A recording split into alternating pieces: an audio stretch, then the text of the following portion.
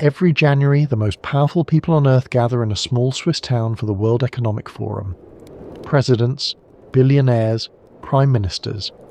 They meet in buildings where, a century ago, patients lay dying on open-air porches wrapped in blankets, gasping for breath in the thin mountain air. Davos, the town that tuberculosis built. Welcome to the Sanatorium. Tonight, we're travelling to the Swiss Alps, to a valley nearly a mile above sea level, where the air is thin and cold and supposedly miraculous. A place where thousands of people came to fight for their lives, breathing the mountain air that doctors believed could heal what no medicine could cure. A place that transformed from a quiet farming village into one of the most famous destinations in the world, all because of a single disease. If you're new here, this channel explores how tuberculosis, the disease that killed 1 in 4 people in the 19th century, shaped everything from architecture to art, from fashion to the American West. It is a disease that changed the way we build buildings, the way we think about health, the way we imagine what it means to be sick. If that sounds like your kind of history, consider subscribing. There are many more stories to tell, stories of patients and doctors, of scientists and artists, of desperate hope and remarkable transformation. Now, settle in, find a comfortable position, let your breathing slow. Perhaps pull a blanket closer, the way the tuberculosis patients once did on those famous cure terraces.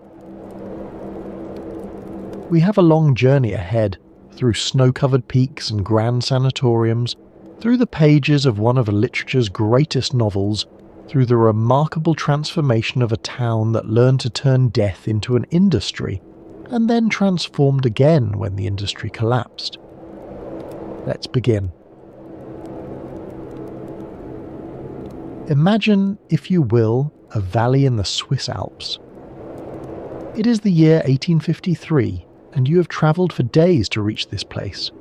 From Zurich, you took what roads existed, climbing through forests and across streams, always upward, always toward the peaks that seemed to float above the world like islands in the sky. The final leg of your journey was on foot, or perhaps by mule, climbing steep paths that wind through forests of pine and spruce. The trees grow smaller as you ascend, stunted by the altitude. The meadows give way to rock and snow, and all the while, the air grows thinner with every step. Your breath comes harder, your heart beats faster, labouring to supply oxygen to your body in this rarefied atmosphere. But something else happens too. Something you notice almost without realising it. Time, twos. The air tastes different here, cleaner somehow, sharper, cold as spring water even in summer. There is a clarity to it, a purity that you have never experienced in the crowded cities of the lowlands. Each breath seems to fill your lungs more completely than any breath you have taken before. The village that greets you is modest. A few hundred souls, perhaps, farmers mostly, and their families. They have lived in this valley for generations, their ancestors having climbed these same paths centuries ago, seeking refuge from wars and plagues and the turmoil of the flatlands. Their lives are hard, alpine winters that last half the year, summers too brief for bountiful harvests. The growing season is short, the cold is relentless. Isolation is complete. In winter the passes are blocked by snow, and the village is cut off from the world below. The wooden chalets cluster together as if for warmth, their roofs steeply pitched to shed the heavy snow that can accumulate to depths measured in meters. Smoke rises from chimneys, wood fires burning to keep the cold at bay. This is Davos, and in 1853, no one outside these mountains has any reason to have heard of it. It is not on any major trade routes. It produces nothing of particular value to the outside world. It is simply a village. one of hundreds scattered through the Alps, where hardy people live hard lives and the modern world seems impossibly far away. But a young doctor has just arrived. His name is Alexander Spengler, and he has come here not by choice but by necessity, a political refugee fleeing the failed revolutions that have swept through Germany in 1848. He had been a student of law in Mannheim, caught up in the revolutionary fervour of that hopeful doomed year. When the revolutions failed, when the old order reasserted itself, many of his fellow revolutionaries were imprisoned or executed. Spengler fled across the border to Switzerland, where he started over. He is trained in medicine at the University of Zurich, a second career for a man whose first career was destroyed by politics. And he has accepted a position as the rural physician for this remote community, a job that no one else wanted, in a place that no one else would choose. What Dr. Spengler will observe in this village will change not only Davos, but the entire world's understanding of how to fight the deadliest disease of the age. He will notice something peculiar, something hiding in plain sight, something that his colleagues in the great medical centres of Europe had never thought to look for because they had never visited a place like this. The villagers of Davos do not get tuberculosis. To understand why this observation was so remarkable, we must first understand what tuberculosis meant in the 19th century. It was, quite simply, the greatest killer of the age.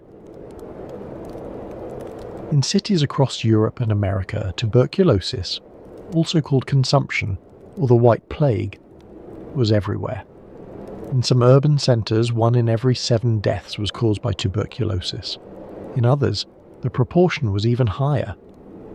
Entire families would be wiped out, one member after another succumbing to the disease. The wealthy died, the poor died, the young and talented seemed to die with particular cruelty, their lives cut short just as they were beginning to flourish. The disease progressed slowly, which made it all the more terrible. A patient might linger for months or years, gradually wasting away. The cough would grow worse, the fevers would come and go, weight would fall away, leaving skeletal figures who had once been robust. And then, eventually, the hemorrhage, the blood coughed up from destroyed lungs, would signal the final act. Tuberculosis had many names. Consumption, because it seemed to consume its victims from within. The White Plague, because of the pallor it brought to the skin. Phthisis, the old Greek term, the captain of all these men of death, as one writer called it. The disease struck indiscriminately. It killed in the slums, where crowded conditions and poor nutrition created perfect breeding grounds for contagion. But it also killed in wealthy drawing rooms, in artists' studios, in the chambers of royalty. John Keats died of tuberculosis at 25, Frédéric Chopin at 39, the Bronte sisters, Franz Kafka. The list of writers and artists and musicians claimed by the disease reads like a who's who of 19th century culture. The cause of tuberculosis was unknown. Some believed it was hereditary, a weakness in the blood that passed from parent to child.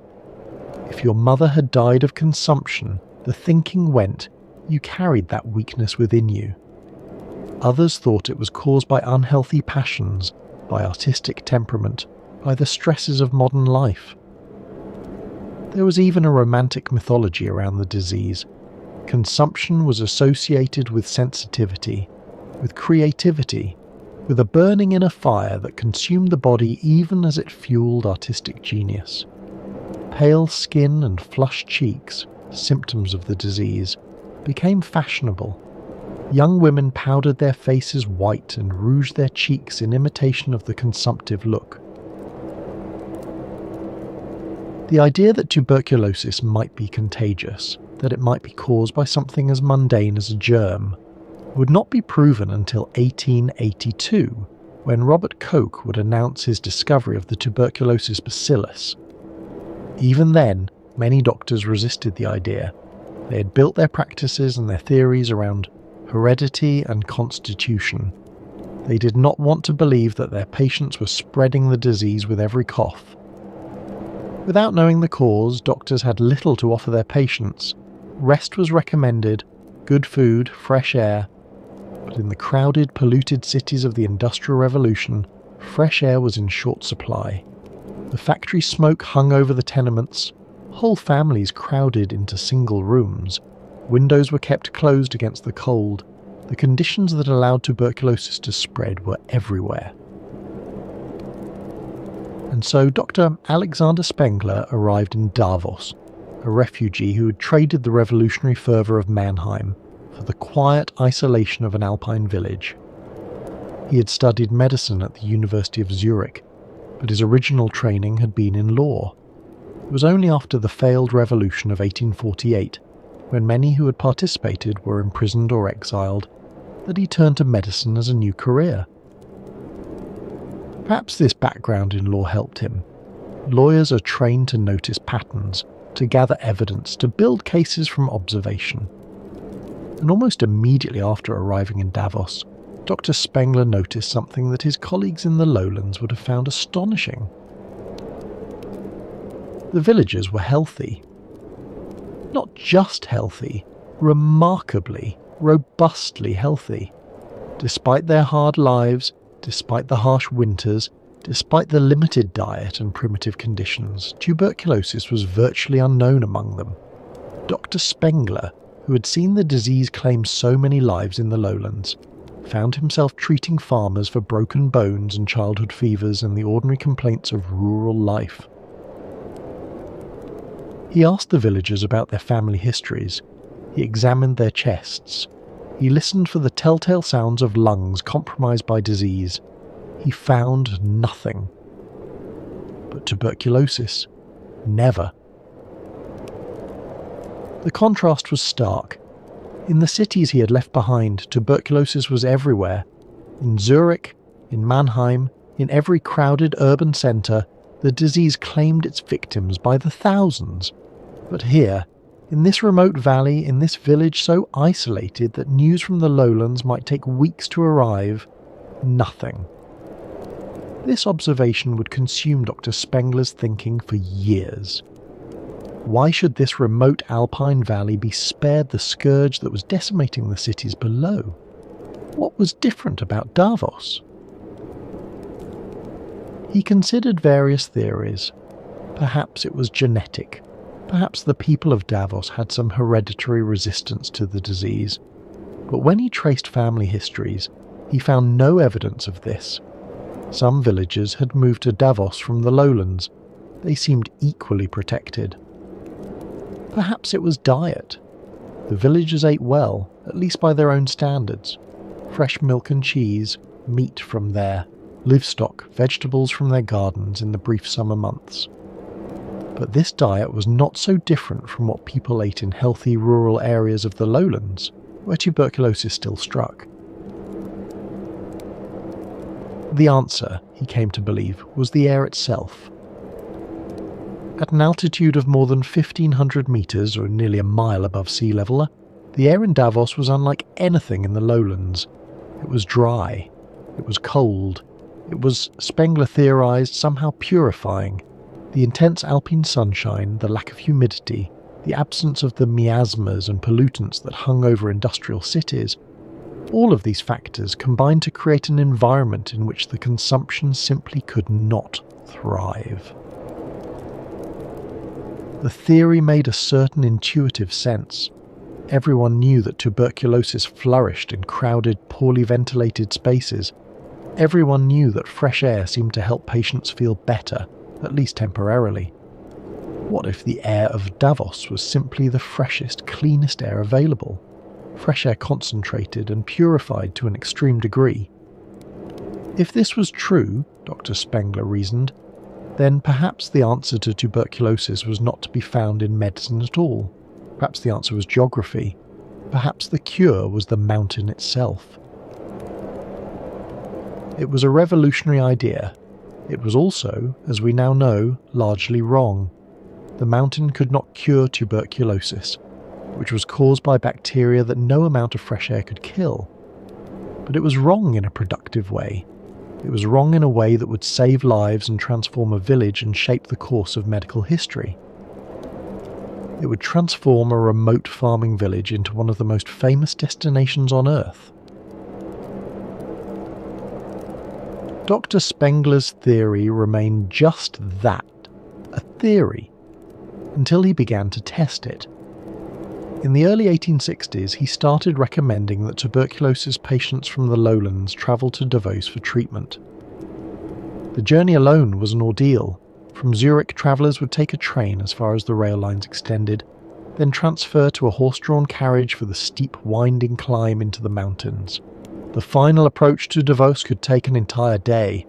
Hours of bumping along rutted mountain roads, the air growing thinner with every switchback, the temperature dropping as the altitude increased. For patients already weakened by tuberculosis, this journey was exhausting. Some arrived barely able to stand. Others had to be carried from the carriage to their rooms. A few died on the way. But those who survived the journey faced something unexpected. They faced hope. The treatment itself was almost absurdly simple. Patients were to rest. They were to spend long hours outdoors, wrapped in blankets, breathing the mountain air. They were to eat well, rich foods, plenty, of milk from the Alpine cows, fresh butter and cheese from the Alpine meadows, and a glass or two of Veltliner wine with their meals. They were to sleep in rooms with windows thrown open to the cold mountain night. The daily routine was precise. Patients would rise early, take a light breakfast, then proceed to the cure terrace for their morning rest period. They would lie perfectly still, breathing deeply, watching the sun climb over the eastern peaks. Conversation was discouraged. The lungs needed rest as much as the body. At midday, there would be a substantial meal, meat, vegetables, rich sauces, all designed to build strength in bodies that had been wasting away. The Victorian belief was that tuberculosis consumed the body from within, and that the cure required rebuilding what had been lost. Patients who had arrived skeletal were encouraged to gain weight, to eat until they could eat no more. The afternoon brought another rest period, and then, as evening approached, a light supper. Patients retired early. Sleep was considered essential to recovery. That was it.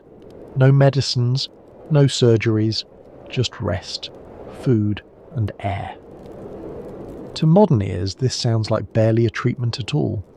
But we must remember that in the 1860s there was no effective treatment for tuberculosis. Patients were dying by the tens of thousands, and doctors had nothing to offer them but platitudes and morphine to ease their final hours.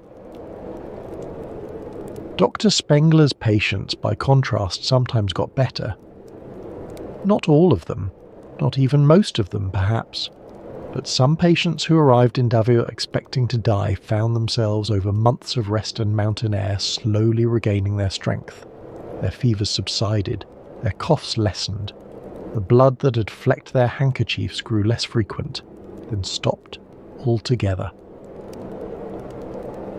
Word began to spread.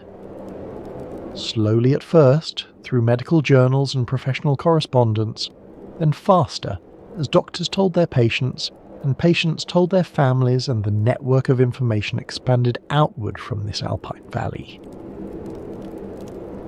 There was a doctor in the Alps, they said, a German refugee. He had discovered something remarkable. His patients were improving, some were even recovering, actually recovering from tuberculosis, the disease that everyone knew was incurable. In 1860, the first guest house specifically for tuberculosis patients opened in Davos. It was a modest establishment, nothing like the grand sanatoriums that would come later, but it represented something new. It was the beginning of what would become a global industry. Patients began to arrive from the lowlands. They came by carriage and on foot, making the long climb into the mountains, hoping that the air that had protected the villagers might also protect them. They came with their families, they came alone, they came expecting to die, and hoping desperately that they might not. In 1865, the first winter guests arrived. Until then, Davos had been a summer destination only. No one imagined that patients could survive, let alone benefit from, the brutal alpine winters. The conventional wisdom held that cold air was dangerous for consumptives, that they should be kept warm, sheltered from drafts, protected from the elements. But Dr. Friedrich Unger and Hugo Richter from Germany came in February of that year, determined to test the opposite theory. They underwent treatment on a bed made from a hay sledge covered with boards, essentially sleeping outdoors on a modified farm implement surrounded by snow. Imagine the scene. 2 men, already weakened by disease, lying motionless on wooden platforms as the temperature dropped below freezing, their breath visible in the air, frost forming on their blankets, the stars wheeling overhead, impossibly bright in the thin atmosphere. It must have seemed like madness.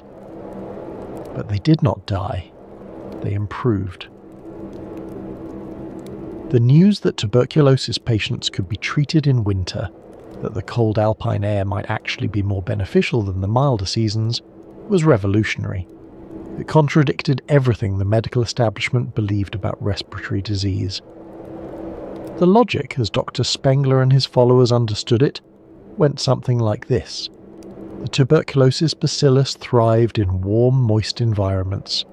The hot, humid air of the lowlands provided ideal conditions for the disease to spread and multiply. But the cold, dry air of the alpine winter was hostile to the bacteria. By exposing patients to this environment, the body's natural defences were given a fighting chance. We know now that this explanation was incomplete.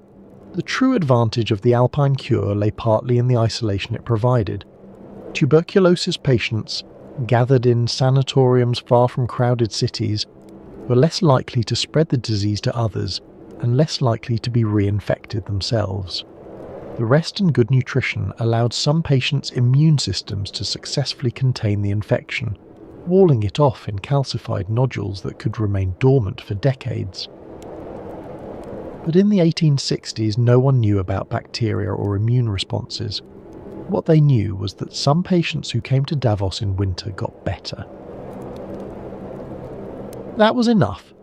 It meant that Davos was not just a summer retreat but a year-round destination, and it meant that the stream of patients seeking the cure would never have to stop. Dr. Spengler was a physician, not a businessman. But he was about to meet someone who was. Willem Jan Holsboer was a Dutchman, born in 1834 in Zutphen in the Netherlands, the son of a cotton manufacturer who also served as mayor. Holsboer had travelled to Davos for the same reason so many others did. His wife was sick. She had tuberculosis, and the mountain cure represented her best hope for survival. Holsboer's wife did not survive. Many patients came to Davos to die. The mountain air offered hope, not certainty. But something unexpected happened to Holsboer himself. Rather than return to the Netherlands after his wife's death, he stayed. He saw something in this small alpine village that others had missed. He saw opportunity. Where others saw only snow and sick people, Holsboer saw the makings of an industry. Tuberculosis was everywhere. The wealthy were desperate for any treatment that offered hope. And Davos had something unique, a reputation, building year by year as a place where the dying sometimes lived. In 1868, Holsboer and Dr. Spengler joined forces. Together they founded the Kranstalt Spengler-Holsboer, the Spengler-Holsboer Sanatorium. It was one of the first purpose-built facilities for tuberculosis treatment in the Alps, and it would become the model for dozens more to come. The sanatorium was not just a medical facility. It was a complete environment for living with illness. There were dining rooms where patients could take their meals together, maintaining the social rituals of civilized life, even as they battled for survival. There were reading rooms and music rooms, spaces for conversation and quiet contemplation. There were gardens where patients could stroll during the warmer months, and heated interior corridors for the depths of winter. And of course, there were the cure terraces, long balconies where rows of reclining chairs faced the mountains, where patients would lie for hours at a time, wrapped in blankets, breathing the air that was supposed to save them. But Holzboe's vision extended far beyond a single sanatorium. He was a businessman, not a physician, and he thought in terms of systems and infrastructure. He understood that for Davos to truly flourish as a health resort, it needed more than good air and dedicated doctors.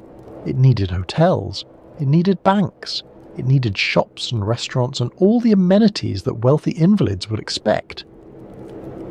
Above all, it needed a way to get there. In 1888, Holzboe proposed something that many considered impossible: a railway line from Landquart in the lowlands up to Davos.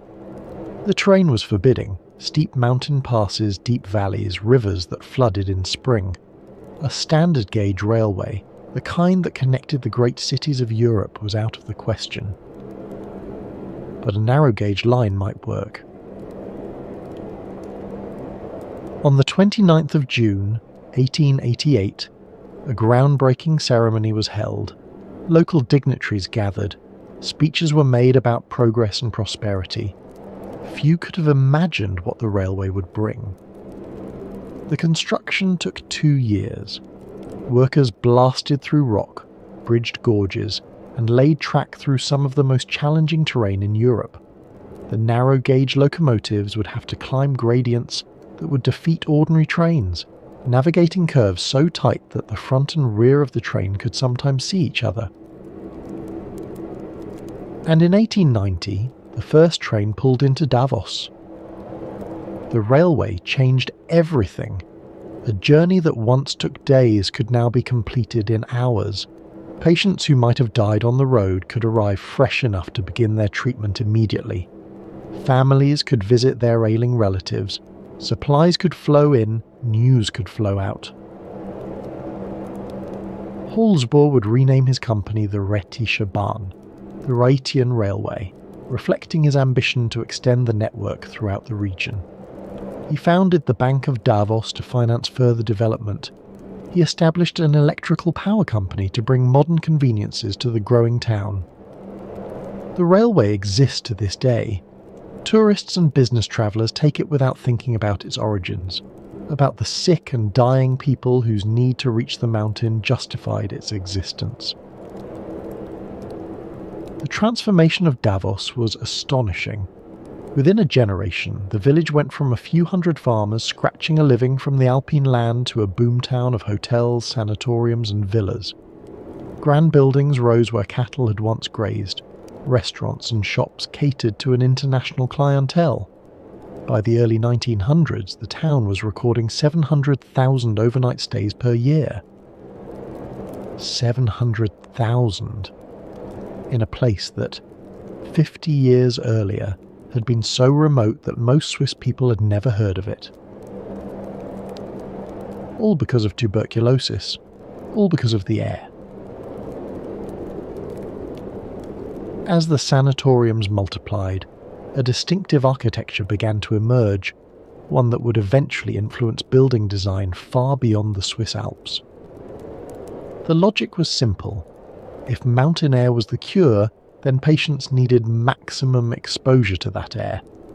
Buildings were designed not as protective barriers against the elements, but as frameworks for delivering the healing atmosphere directly to the sick. This was a radical departure from traditional architectural thinking.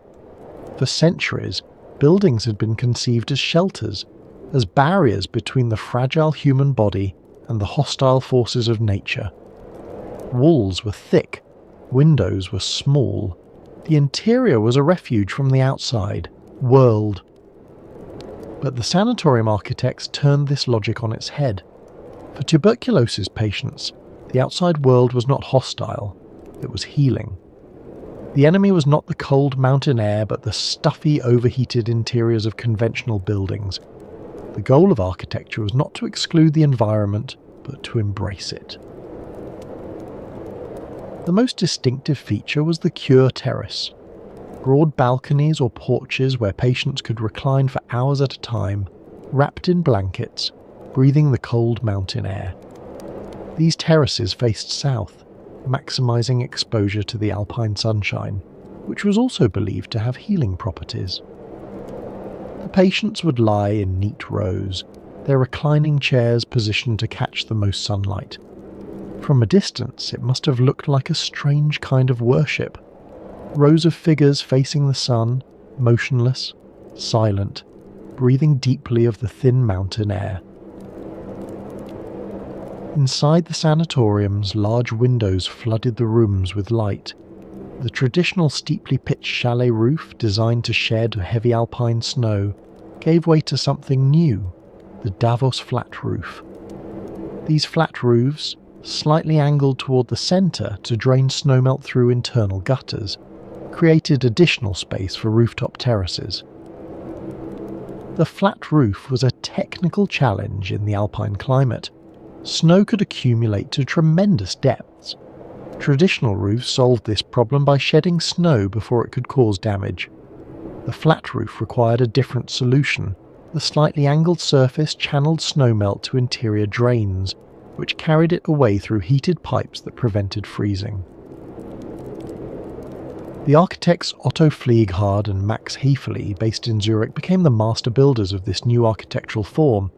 Their Queen Alexandra Sanatorium, designed from 1905 onward, exemplified the philosophy. The building was conceived not as a protective shell, but as a machine for inhabiting the atmosphere. Walls seemed almost secondary. The real architecture was the mountain air itself. The building existed to organise space, to position patients correctly in relation to the sun and the breeze. It was architecture in service of medicine, form following function, with an intensity that would later become the hallmark of modernist design. One innovation was the Lieghalle, the lying hall or rest hut. These were small revolving shelters, designed by Dr. Karl Turban, just large enough to accommodate 1 or 2 beds. Patients could be wheeled inside, and the entire structure could be rotated to follow the sun or to shield against the wind. The rotating mechanism was ingenious. A patient could be positioned to catch the morning sun as it rose over the eastern peaks, then gradually turn to follow the light across the sky when the wind shifted, as alpine winds often do. The shelter could be repositioned for protection. The patient never had to move, the building moved around them. These shelters reduced architecture to its most elementary purpose, creating a space for a human body to exist in specific relationship to the environment. There were no unnecessary ornaments, no social pretensions, just a roof, walls that could be opened or closed, and a mechanism for reorientation. By 1900, many of these shelters had been installed in the grounds of the larger sanatoriums. Patients would spend entire days in them, sometimes sleeping outdoors even in winter, wrapped in wool and fur, their breath visible in the freezing air. It is a striking thought that people who were desperately ill, whose lungs were compromised by disease, would voluntarily expose themselves to sub-zero temperatures in the belief that the cold would heal them. The physicians documented everything. Temperature readings were taken multiple times daily, not just of the patient's bodies but of the air itself. Humidity was measured, wind direction was noted, the angle of the sun was calculated, everything was recorded in meticulous case files, as if by accumulating enough data, the secret of the cure might finally be revealed. Patients learned to speak a specialised vocabulary. They discussed their morning temperatures and afternoon readings. They compared coughs and noted hemorrhages. They knew the names of the different winds and could predict weather changes by the way their symptoms responded. But we must remember that there were no alternatives, no antibiotics, no effective medicines of any kind. The mountain air was all they had. And so they lay on their cure terraces, these desperate people, breathing the cold air, watching the sun move across the sky, measuring their temperatures, recording their symptoms. They built lives in the shadow of death. They formed communities of the sick. They created an entire culture of illness, with its own rituals and its own vocabulary, and its own strange mixture of hope and resignation. Some recovered, many did not, but the sanatorium gave them structure, gave them purpose, gave them something to do while they waited to learn their fate. It gave them, in a word, hope, and hope, even when unfounded, has value. Dr. Alexander Spengler died in 1901, having lived nearly half a century in the village he had helped transform. He arrived as a refugee with nothing. He departed as a pioneer, his name synonymous with the Alpine cure. He had seen the population of Davos multiply many times over. He had seen the first guest houses give way to grand sanatoriums. He had seen the railway arrive, bringing patients by the thousands. He had seen his theory that mountain air could cure tuberculosis, accepted as medical orthodoxy across Europe. Whether he ever doubted that theory, we do not know. Whether he ever wondered if the patients who recovered might have recovered anyway, or if the patients who died might have been saved by some treatment not yet discovered, these questions are lost to history. What remains is the legacy. A town transformed, an industry created, an idea that shaped medicine for nearly a century. But the Spengler name would continue to shape Davos long after his death. His son, Dr. Carl Spengler, inherited both his father's medical practice and his devotion to the Alpine town. Carl Spengler had grown up in the sanatorium world. He had watched the sick arrive by train, had seen them wheeled onto cure terraces, had observed the slow rituals of the mountain cure. He knew better than most what tuberculosis meant, the fear and the hope, the long waiting, the uncertain outcomes. He was also an enthusiastic supporter of the local ice hockey club HC Davos, which was founded in 1921. Ice hockey had come to Davos along with the international community of sanatorium patients. Young men who were well enough to exercise but not well enough to return home had taken up the sport during their long convalescence. And in 1923, Carl Spengler had an idea that would create one of the most enduring sports traditions in the world. The First World War had ended just 5 years earlier, and Europe remained bitterly divided. Nations that had been enemies still viewed each other with suspicion. The wounds of the war, the millions dead, the empires collapsed, the old order destroyed, were still raw. Carl Spengler believed that sport could help bridge these divides. He had seen, in his father's sanatoriums, how illness could unite people who might otherwise have been enemies. German and French, English and Russian, they had all come to Davos seeking the cure, and they had found themselves lying side by side on the cure terraces sharing their hopes and fears. If disease could unite enemies, why not sport? He donated a trophy, a challenge cup, and invited ice hockey teams from across Europe to compete in Davos during the Christmas holiday. His explicit intention, stated in the original charter, was to give the once hostile nations an opportunity to rediscover mutual understanding and trust through fair and friendly competition, and to extend a hand of camaraderie. It was an idealistic vision, perhaps naive, but it worked. Teams came from countries that had been at war with each other just years before. They competed fiercely on the ice, but they met peacefully off it. The tournament became a symbol of reconciliation. The first Spengler Cup was won by the Oxford University Ice Hockey Club, a team composed largely of Canadians studying at Oxford. In the early years, HC Davos and the Czechoslovak team LTC Prague dominated the competition, each winning 7 titles. The tournament was played outdoors on an alpine rink until 1978. Players competed in the freezing air, their breath visible, the mountains looming above them. It must have been a spectacular sight. The bright uniforms against the white snow, the clatter of sticks on ice, the roar of the crowd echoing off the peaks. The tournament continues to this day, now the oldest invitational ice hockey tournament in the world and the second largest sporting event in Switzerland. Team Canada has dominated in recent decades, winning 16 times since 1984. But the original spirit endures, international competition as a path to international understanding. It is a fitting legacy for the Spengler family, a tournament born from the conviction that even enemies could find common ground in the thin mountain air. The same conviction, in a sense, that had driven Alexander Spengler to build his sanatoriums, the belief that something about this place could heal what seemed unhealable.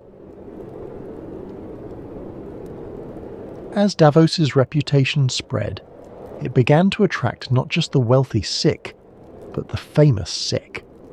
Writers and artists, politicians and nobility all made their pilgrimages to the mountain, seeking the cure that conventional medicine could not provide.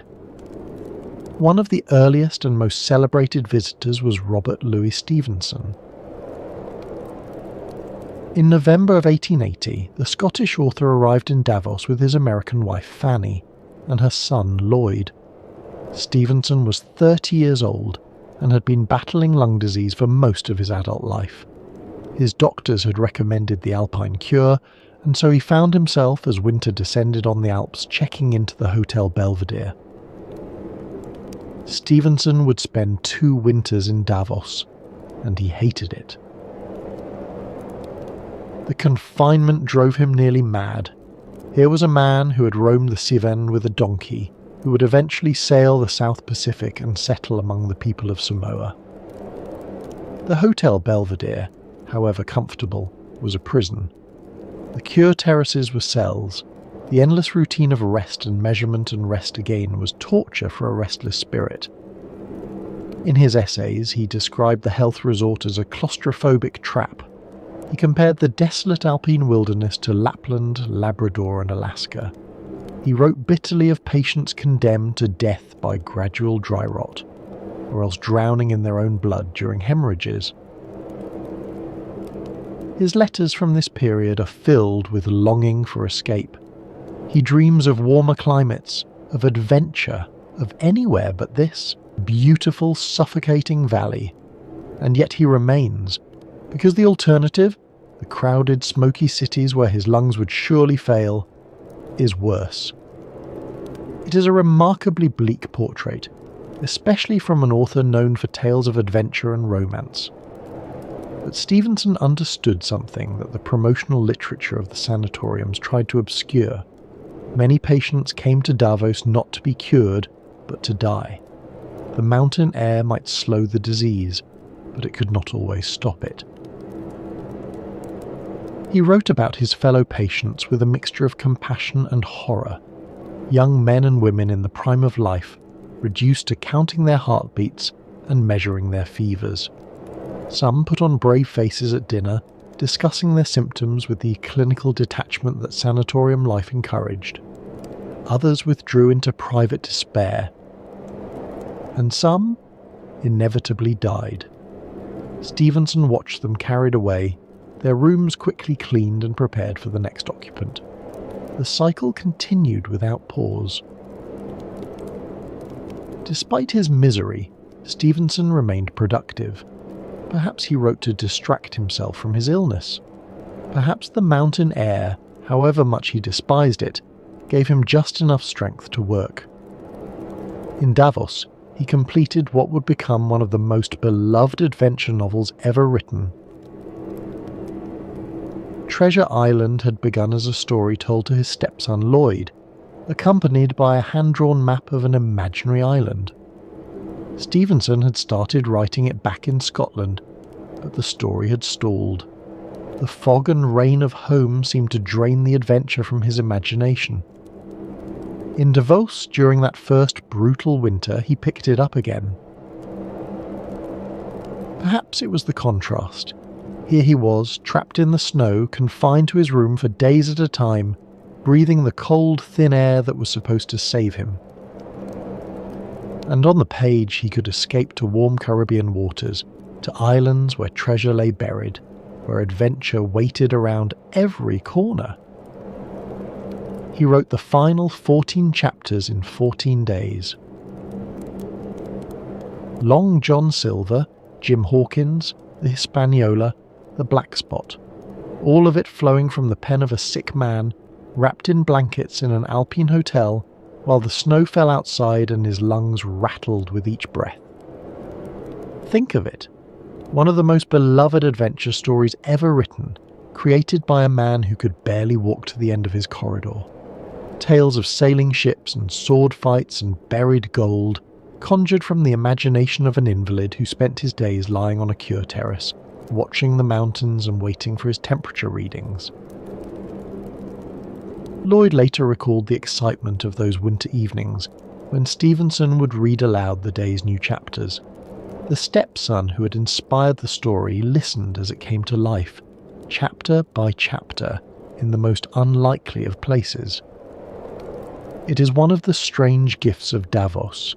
This place of illness and death also became a place of remarkable creativity. Perhaps there was something about the thin air, the isolation, the proximity to mortality, that sharpened the minds of those who came seeking the cure. When death is near, every moment becomes precious.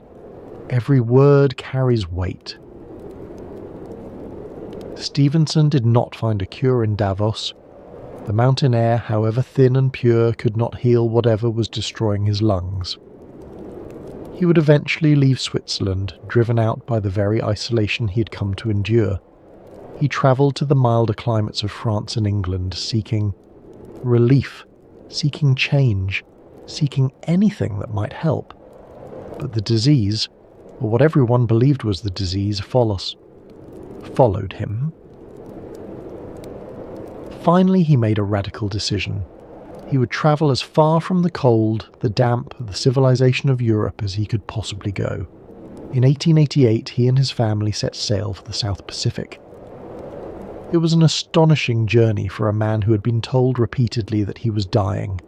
He sailed from island to island, living on boats and in tropical huts, surrounded by peoples whose lives were utterly different from anything he had known in Scotland or Switzerland.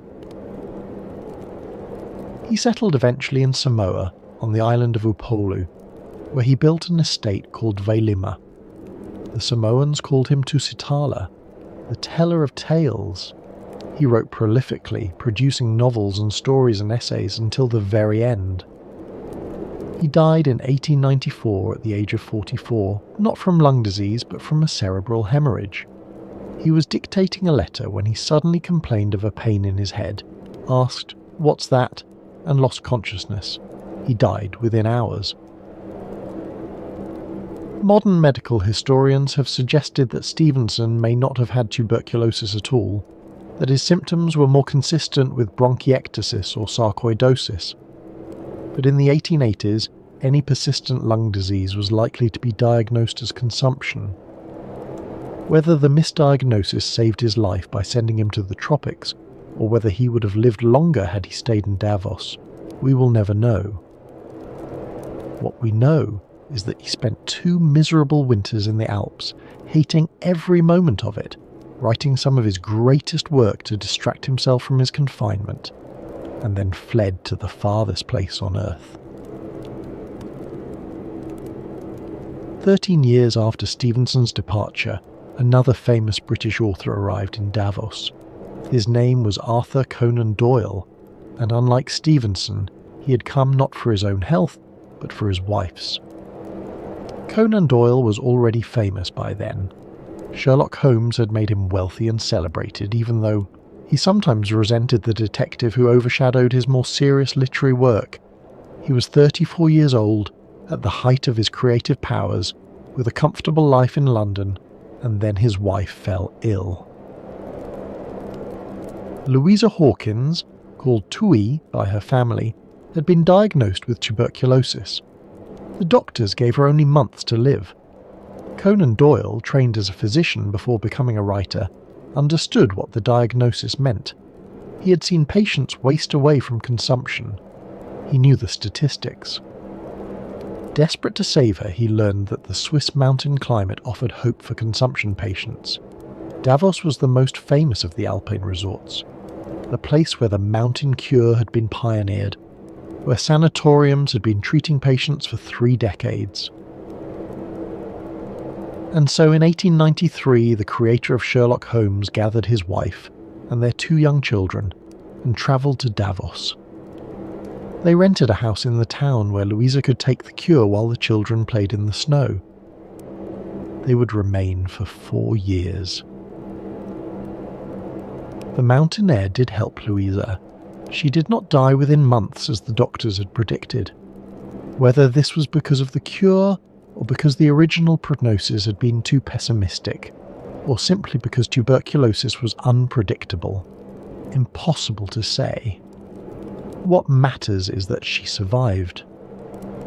She survived with periods of relative health and periods of decline. She survived to see her children grow older, to see her husband become ever more famous, to enjoy years that the doctors had told her she would not have. She lived until 1906, 13 years after her diagnosis, dying at last of the disease that had shadowed her for so long. Those 13 years were a gift. The mountain gave them to her, or seemed to.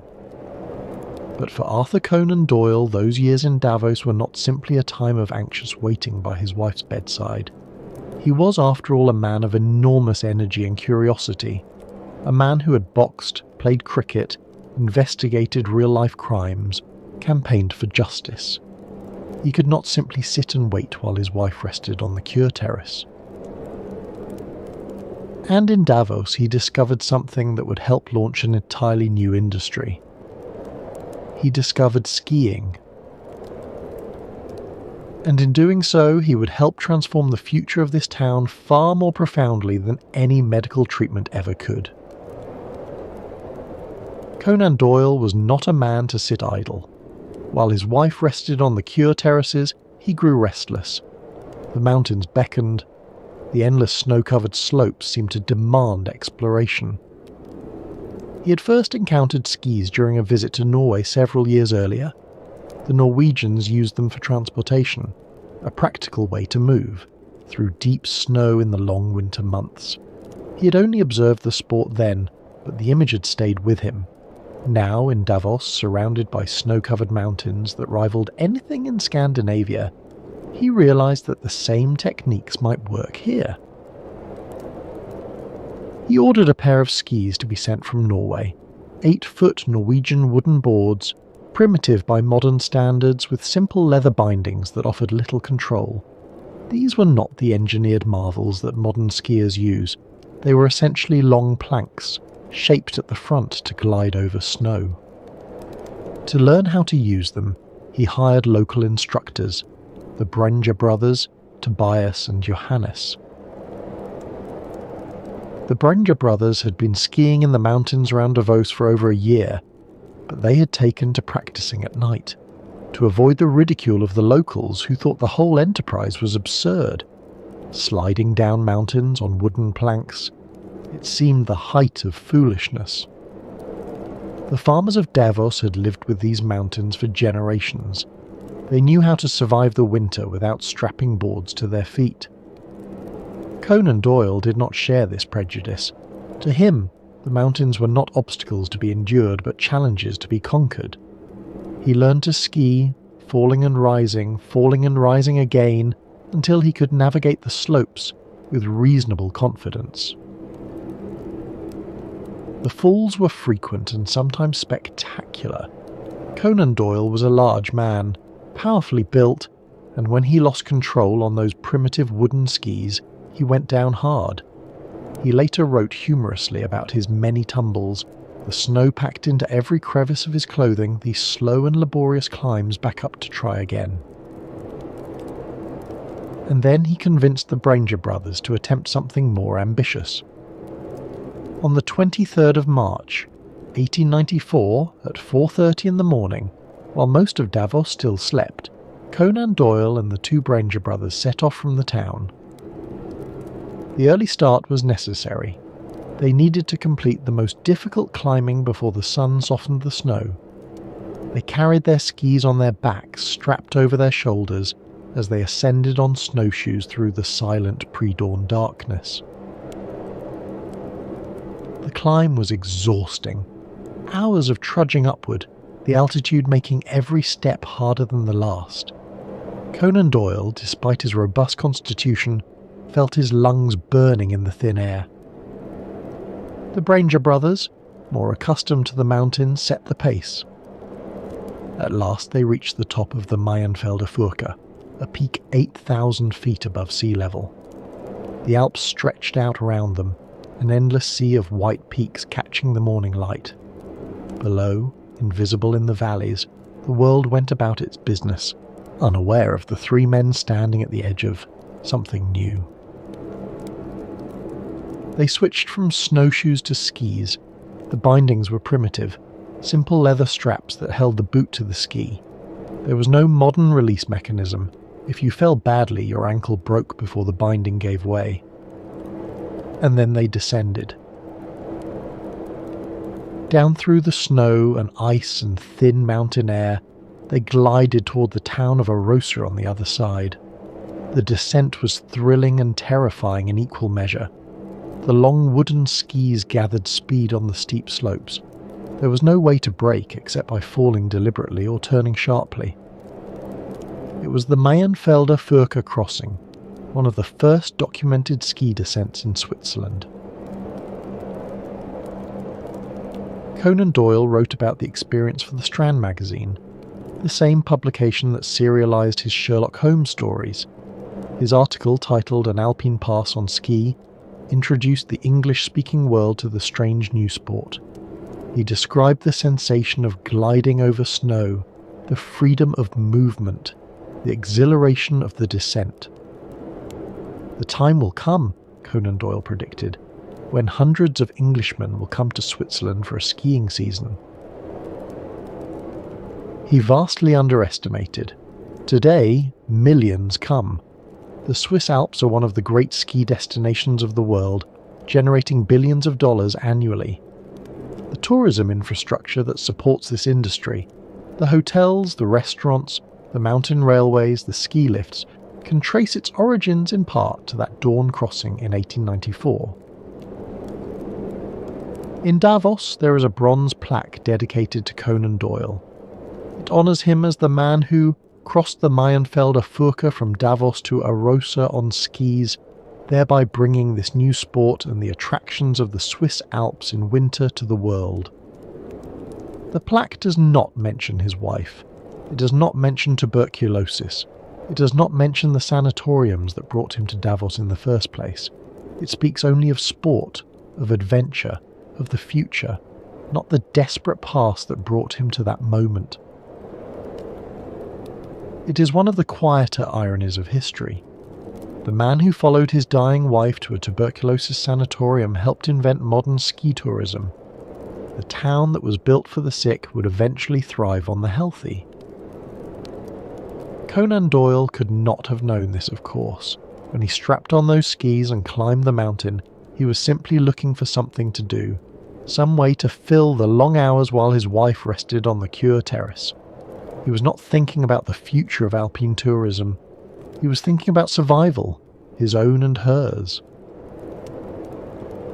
And yet his adventure helped create a future that would outlive the sanatoriums by many decades. The ski resorts that now cover the Alps, the billions of dollars in winter, tourism, the millions of people who come each year to experience the mountains, all of it owes something to that dawn crossing in 1894. The sanatoriums are gone, the patients are forgotten, but the mountains remain, and people still come, not to be cured, but to play. In the spring of 1912, a German novelist named Thomas Mann received troubling news from Davos. His wife Katja had gone to the Alps for treatment of a respiratory condition. The diagnosis was not tuberculosis, or at least not confirmed tuberculosis, but her doctors were concerned enough to recommend the mountain cure.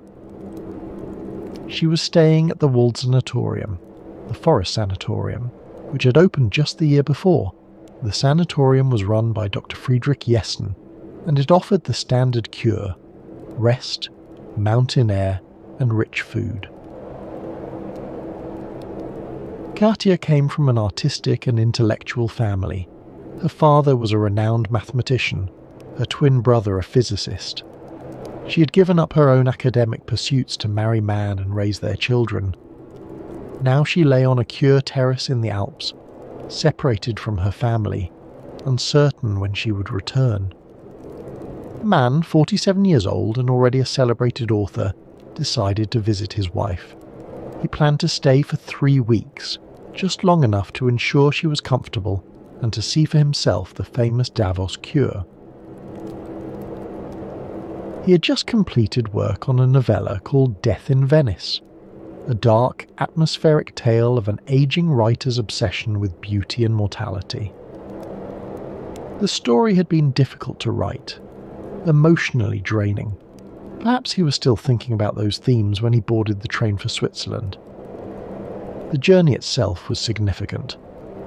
Man travelled from Munich through increasingly dramatic scenery, the train climbing into the Alps, the air growing thinner and clearer. By the time he arrived in Davos, he had already begun to feel the strangeness of the place. What he found in Davos would consume his imagination for the next 12 years. Man spent his 3 weeks sitting on the balcony beside Katja, breathing the alpine air, watching the strange rituals of sanatorium life. He was a keen observer. His earlier novels had demonstrated his gift for capturing social nuance, and the sanatorium offered a wealth of material. He observed the patients wrapped in blankets on their cure terraces, their faces turned to the sun like flowers following the light. He listened to the polite dinner conversation, discussions of temperature readings and sputum tests conducted with an air of almost absurd normality, as if tracking the progress of a fatal disease were no different from discussing the weather. The dining room fascinated him.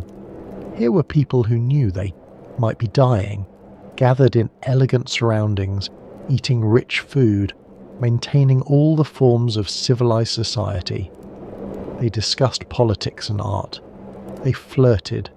They formed alliances and rivalries. Death was the elephant in the room that everyone pretended not to see, or rather, that everyone saw so constantly that they had learned to look through it. Man would later describe this atmosphere as a mixture of death and amusement. It was the perfect phrase. The sanatorium was both a hospital and a hotel, both a place of desperate medical treatment and a social gathering place for the European upper classes. And then something unexpected happened. Man developed a cold. He consulted a local doctor, perhaps out of hypochondria, perhaps out of genuine concern, perhaps simply out of curiosity about the diagnostic rituals he had been observing. The doctor examined him and immediately discovered what he called a moist spot on Man's lung. Would Herr Man care to stay for 3 months, just as a precaution, to take the cure? Man was 47 years old, a successful novelist, with a family and obligations waiting in Munich. The suggestion that he might himself become a sanatorium patient, that he might join the ranks of blanket-wrapped figures on the cure terraces, must have been unsettling. He refused. He returned to Munich, leaving his wife behind in the sanatorium, but he carried with him the germ of something more lasting than any respiratory infection. He carried a novel. Man originally conceived the work as a short, humorous tale, a pendant to Death in Venice, exploring similar themes of time and mortality in a lighter key. Where death in Venice was dark and tragic, the new story would be ironic and observational. He called the sanatorium in his story the Berghof, drawing on his impressions of the real sanatoriums of Davos, particularly the Wald Sanatorium where Katja was being treated, but also the Grand Schatzalp and other establishments he had observed. But the story refused to stay small. As Mann wrote, he found himself drawn deeper and deeper into the world he was creating. The sanatorium became not just a setting, but a symbol, a microcosm of European civilization itself, suspended in the thin air above the ordinary world. Year after year, Mann continued to add to it. What had begun as a novella grew into a sprawling philosophical epic. The First World War interrupted the writing. Mann set aside his sanatorium novel to focus on political essays, grappling with the catastrophe that had engulfed Europe. The world he had known was collapsing, the old certainties were being swept away. When he returned to the Magic Mountain, the novel had taken on new dimensions, time ones. The collapse of the German Empire followed, then the rise of the Weimar Republic, with its fragile democracy and simmering resentments.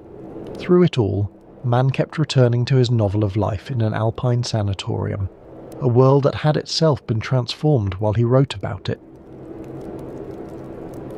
Finally, in November of 1924, 12 years after that 3-week visit to Davos, Der Zauberberg was published, The Magic Mountain.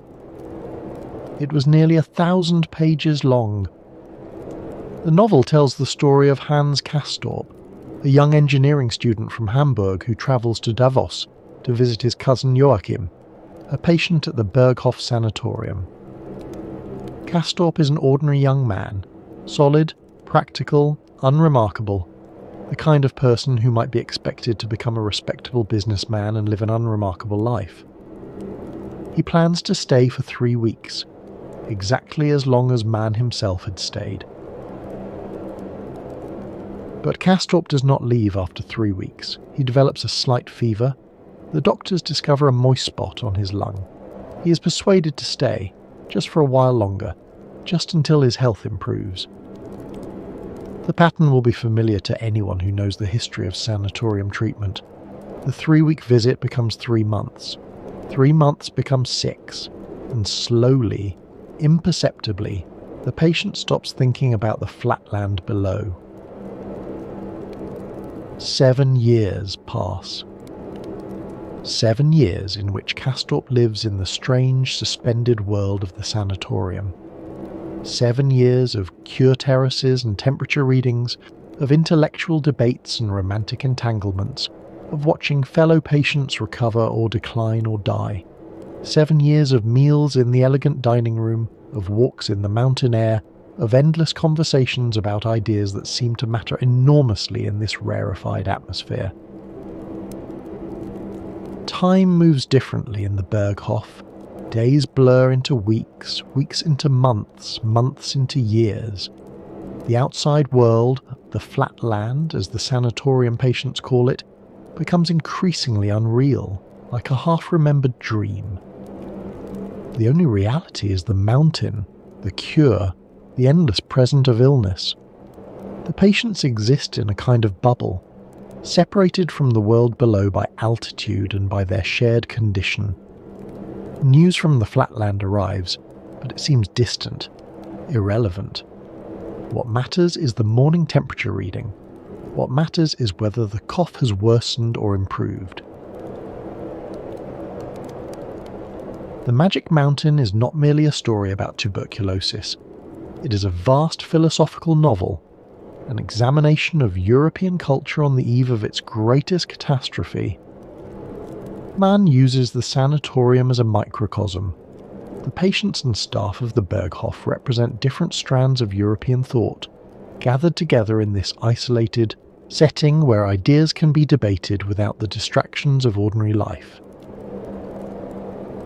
There is the Italian humanist Settembrini, who champions reason and progress, and the Enlightenment values of the French Revolution. He believes in human perfectibility, in the power of education to overcome barbarism, in the inevitable march of civilization toward a brighter future. And there is the Jesuit Nafta, who defends tradition and authority and ultimately violence in service of higher ideals. He believes that the modern world has lost its way, that the liberal faith in progress is an illusion, that only through spiritual renewal, forced if necessary, can humanity be saved. These two men argue endlessly, brilliantly across the pages of the novel. Their debates range over politics and religion, art and science, the nature of time and the meaning of death. Neither can convince the other. Neither can be silenced. Castorp listens to their arguments, never quite committing to either side. He is the new European man, educated, prosperous, uncertain. He finds himself drawn first to one position, then to the other. He cannot choose between the competing visions because he cannot see a way to reconcile them.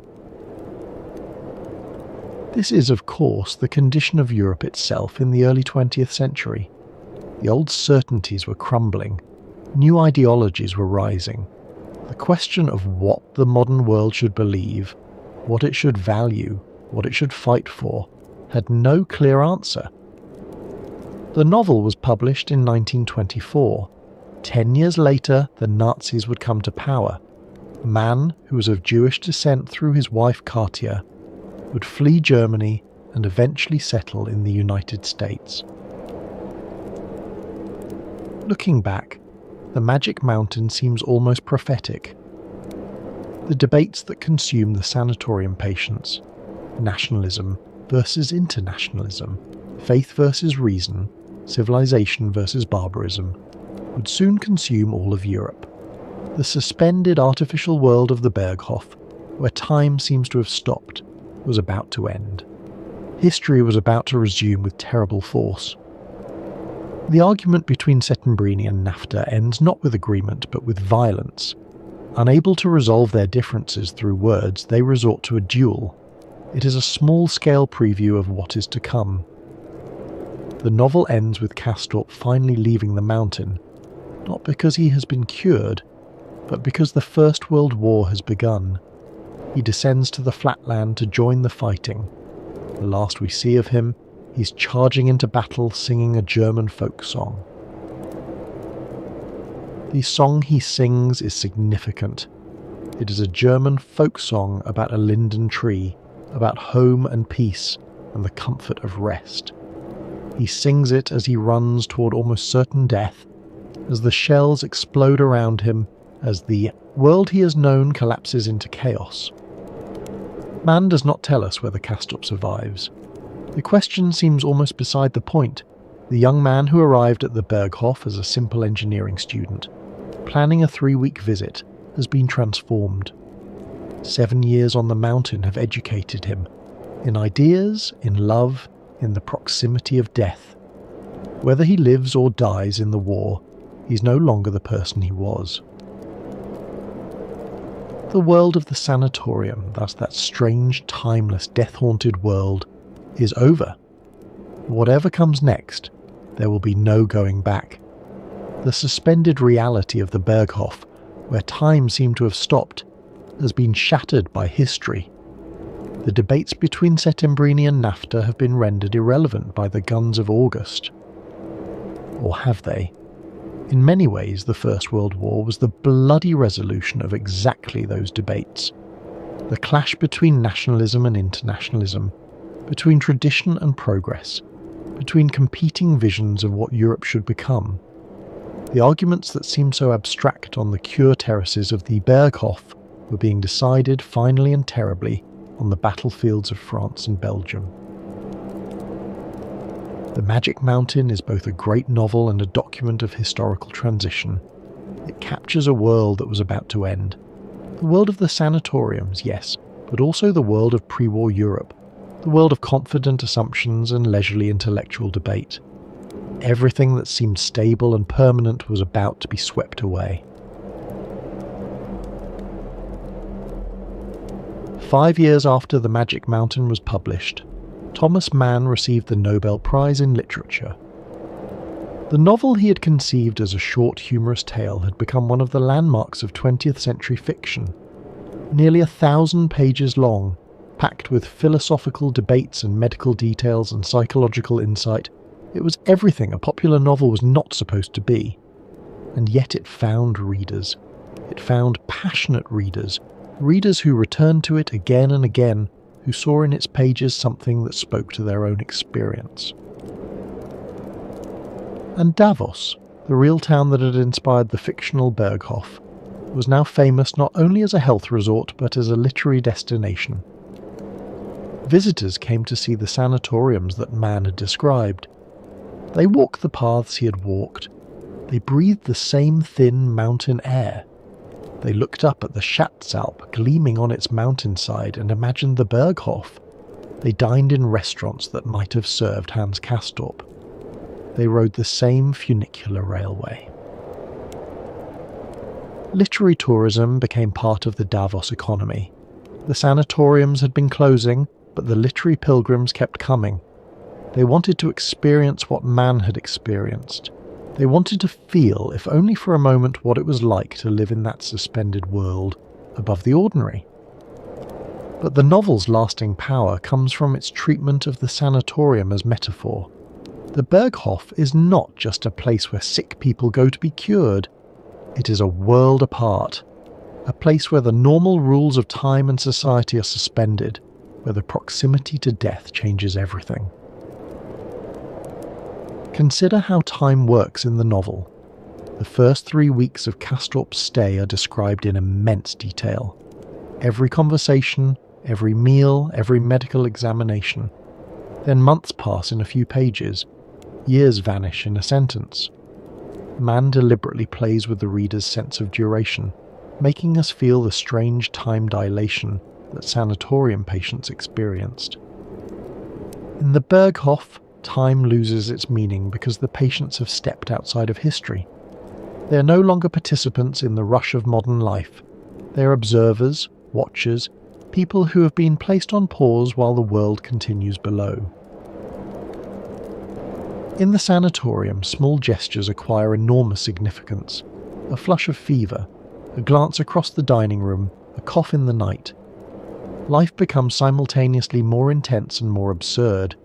The patients know they may be dying, and yet they continue with their petty rivalries and their elaborate social rituals.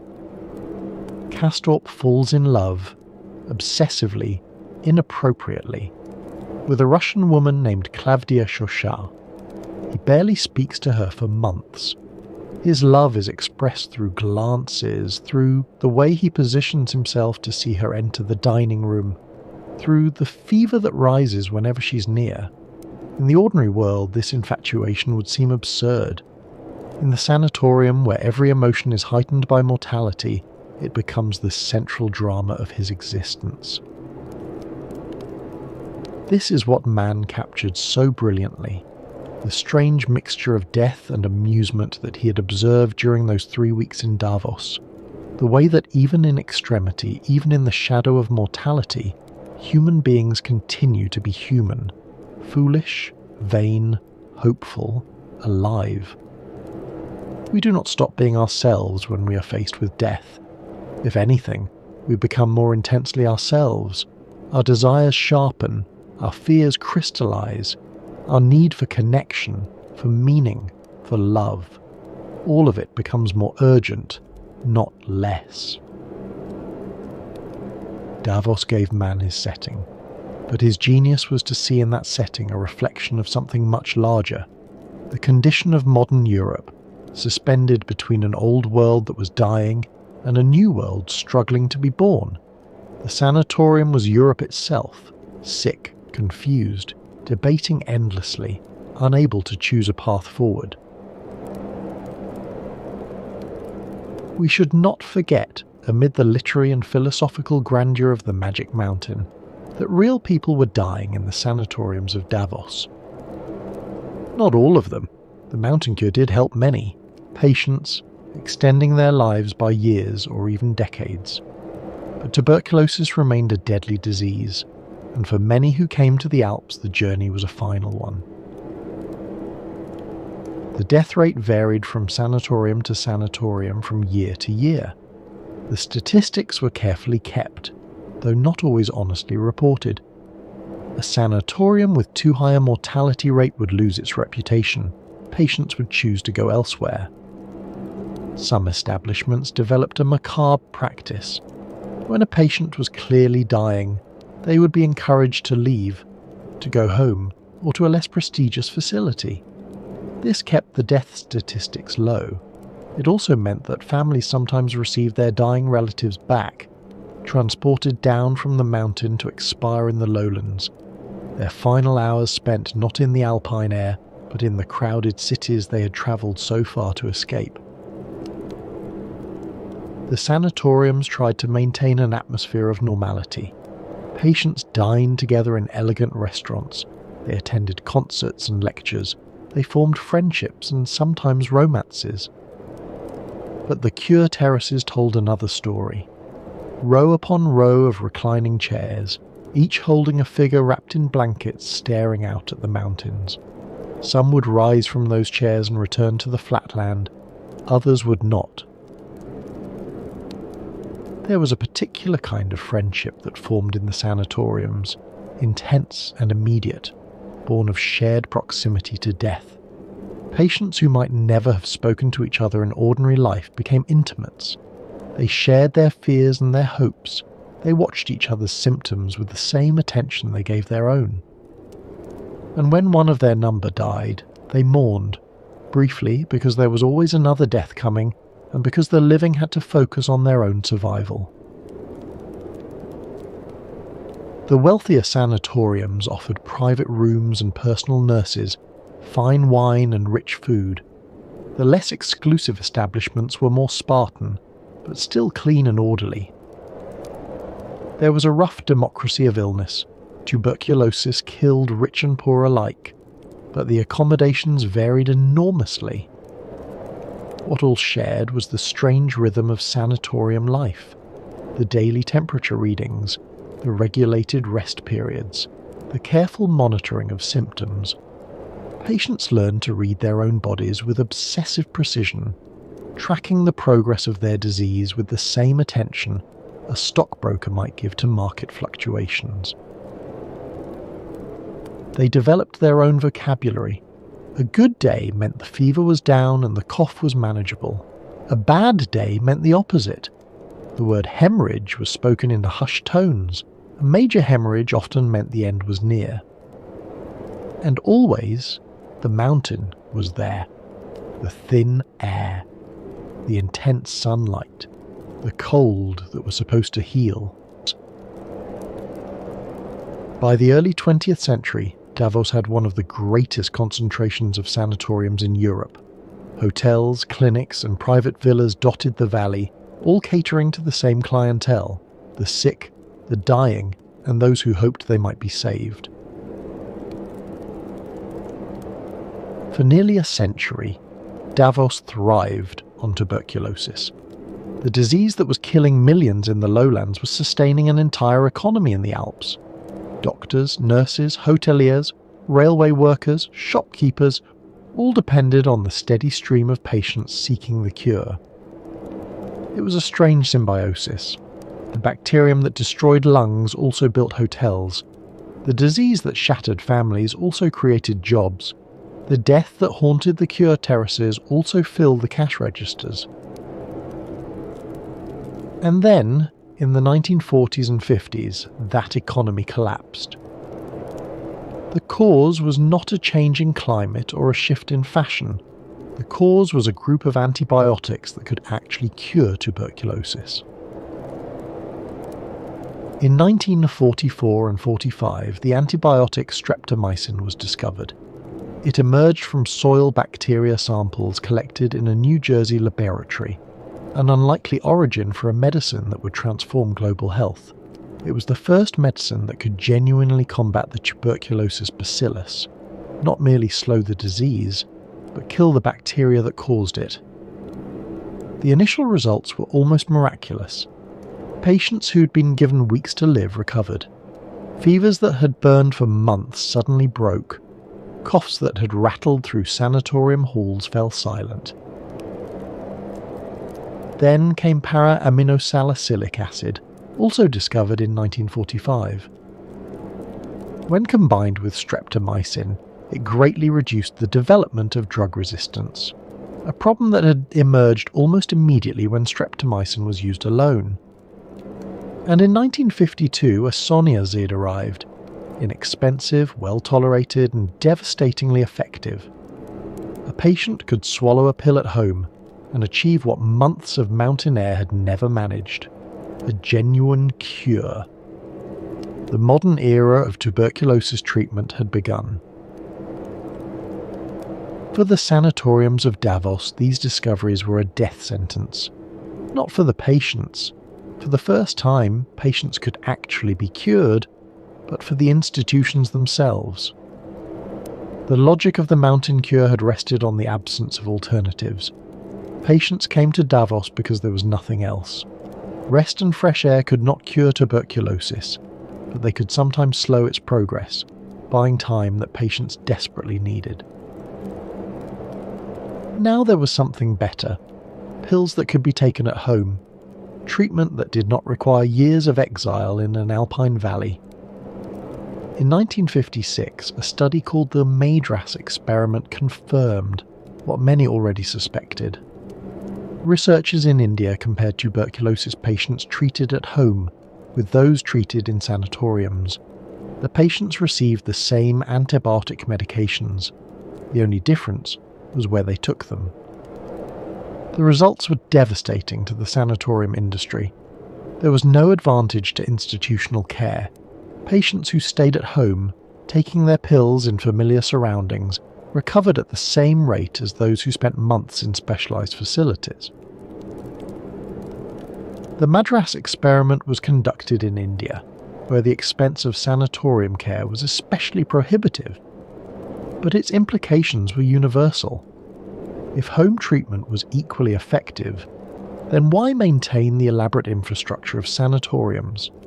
Why send patients away from their families, away from their communities, to lie on cure terraces breathing mountain air that, it now seemed clear, contributed nothing to their recovery? The mountain air had never been the cure. It had only seemed that way because the sanatoriums provided rest and good nutrition and freedom from the crowded, infected environments of the cities. The air was incidental. The isolation was what mattered, and isolation could be achieved anywhere. The sanatoriums had become obsolete. Through the late 1950s and into the 60s, the sanatoriums of Davos began to close. The decline was gradual at first. Fewer new patients arrived. The cure terraces grew less crowded. Some sanatoriums tried to adapt, offering wellness treatments, repositioning themselves as resorts for the stressed rather than hospitals for the sick. But the fundamental logic had changed. Why would anyone travel to the Alps and spend months lying on a cure terrace when they could take a pill at home? The Berghotel Schatzalp, that Art Nouveau masterpiece built by Willem Jan Holzboer, one of the inspirations for Thomas Mann's Berghof, ceased operating as a sanatorium in 1953. It became a resort hotel, catering to healthy tourists instead of dying patients. Other sanatoriums followed. Some were converted to hotels. Some became general hospitals treating conditions that had nothing to do with tuberculosis. Some were simply abandoned, their grand cure terraces empty and silent, their elegant dining rooms echoing with nothing but the mountain wind. The staff dispersed. Doctors who had specialised in tuberculosis had to retrain or retire. Nurses who had spent their careers caring for consumptive patients found themselves without employment. The support industries, the dairies that provided fresh milk, the farms that supplied rich food, the shops that sold warm blankets and books for invalids, lost their customers. By the late 1960s, the sanatorium era was essentially over. By 1972, most specialised tuberculosis treatment facilities across Europe and America had closed. For Davos, the collapse of the sanatorium industry might have been catastrophic. The entire economy had been built around tuberculosis. Hotels, railways, shops, services, all had catered to the needs of the sick and their families. What would happen when the sick no longer came? But Davos had something else. It had the mountains themselves, and it had the infrastructure of us, the railways, the hotels, the international reputation that the sanatorium era had built. The transition from health resort to ski resort was almost seamless. The same trains that had brought tuberculosis patients from the lowlands now brought skiers. The same hotels that had housed the dying now hosted the vigorously healthy. The same mountains that had promised miraculous cures now promised exhilarating recreation. The cure terraces were enclosed and converted to restaurants, serving fondue and glühwein to guests who had no idea that people had once lain dying in those very spaces. The Leerhallen were dismantled. The temperature charts and sputum samples were replaced by ski passes and trail maps. In a single generation, Davos reinvented itself. The town that tuberculosis had built would survive tuberculosis's defeat. But the transformation was not complete. One more reinvention lay ahead. In 1971, a German economist named Klaus Schwab organised a conference. Schwab was born in 1938 in Ravensburg, Germany, too young to have fought in the war, but old enough to have grown up in its shadow. He had become a professor at the University of Geneva, and he had invited 450 business leaders from across Europe to discuss competing in a global marketplace. He needed a venue, somewhere atmospheric, somewhere memorable, somewhere that would encourage the participants to relax and engage with one another outside the formal sessions. The city hotel would be too sterile, too ordinary. He wanted something that would create a sense of special occasion. He chose Davos. The choice was not random. Davos offered more than just mountain scenery. It offered a connection to culture, to Thomas Mann and the Magic Mountain, to a certain idea of European intellectual life. The sanatoriums might have closed, but the literary and historical associations remained. It offered, in Schwab's words, an opportunity to create a magic meeting place. There was a deliberate echo in that phrase. Mann's novel was about a place set apart from the ordinary world, where the normal rules of time and society were suspended, where people could engage with ideas that seemed impossible to address in the rushed and crowded flatland below. Schwab envisioned something similar, a space where business and political leaders could step back from their daily concerns and think about the larger questions.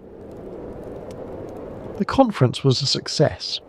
Schwab renamed his organisation the European Management Forum. The annual January meeting in Davos became a fixture of the international business calendar. In 1987, the organisation was renamed again, the World Economic Forum. By then, it had evolved from a business conference into something larger, a gathering of political leaders, business executives, academics, and activists, all convening in the small Swiss town to discuss the great issues of the day. The timing was significant. The Cold War was ending. The Berlin Wall would fall in 1989. A new era of global economic integration was beginning.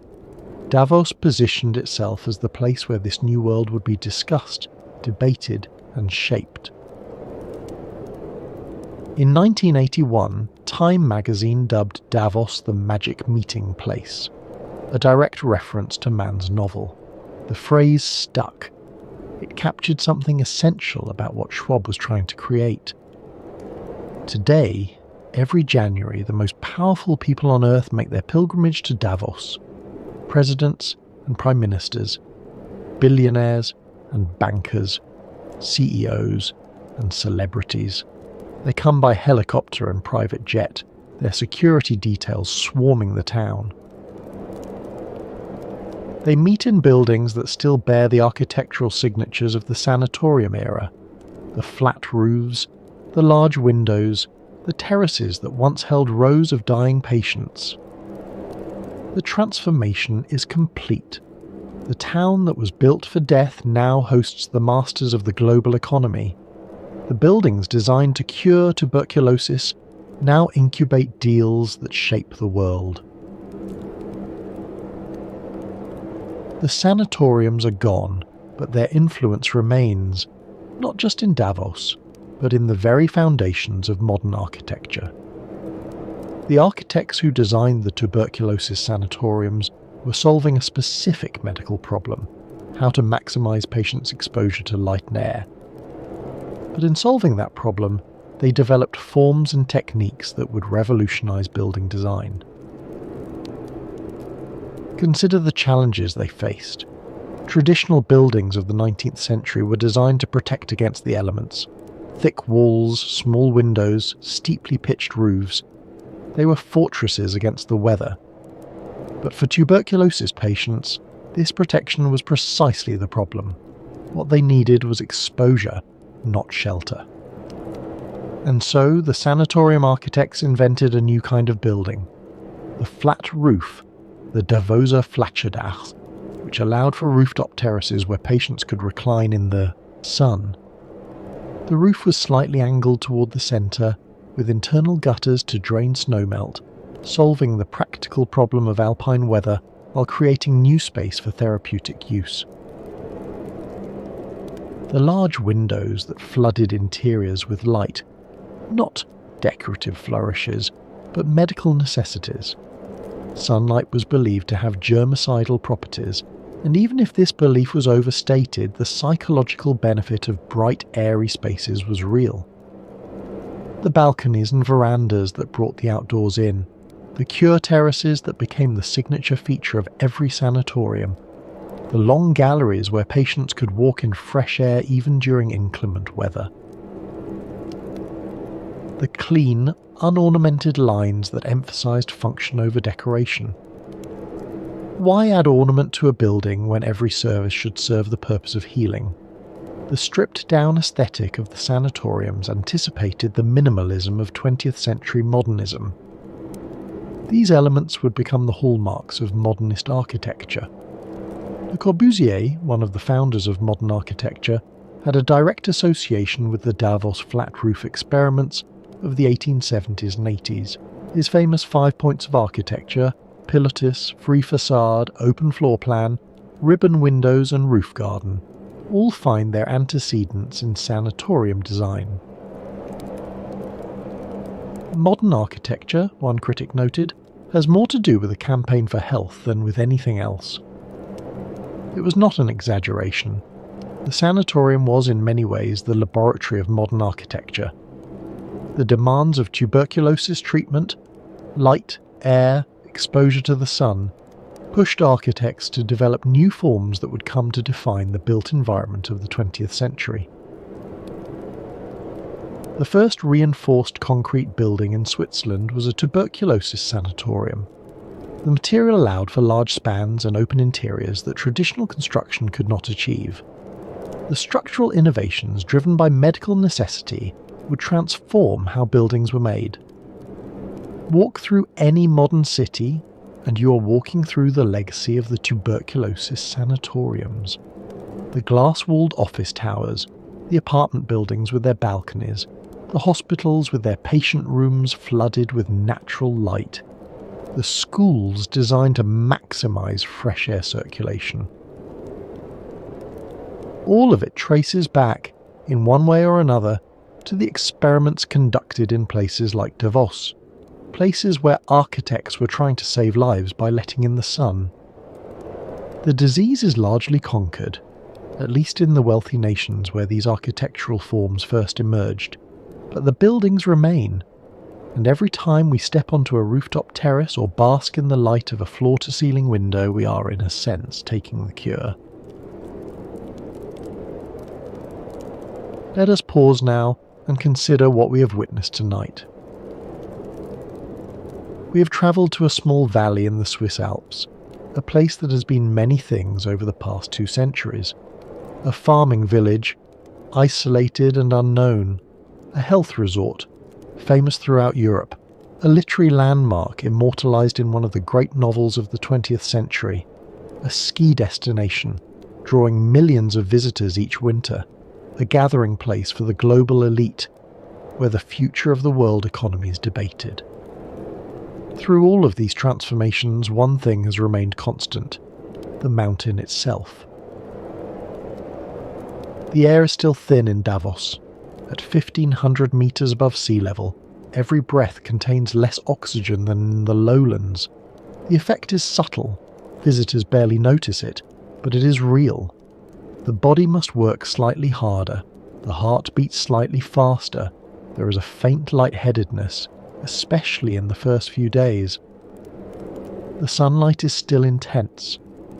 At this altitude, with the clear mountain air filtering less of the ultraviolet radiation, the sun feels stronger than it should for such northern latitudes.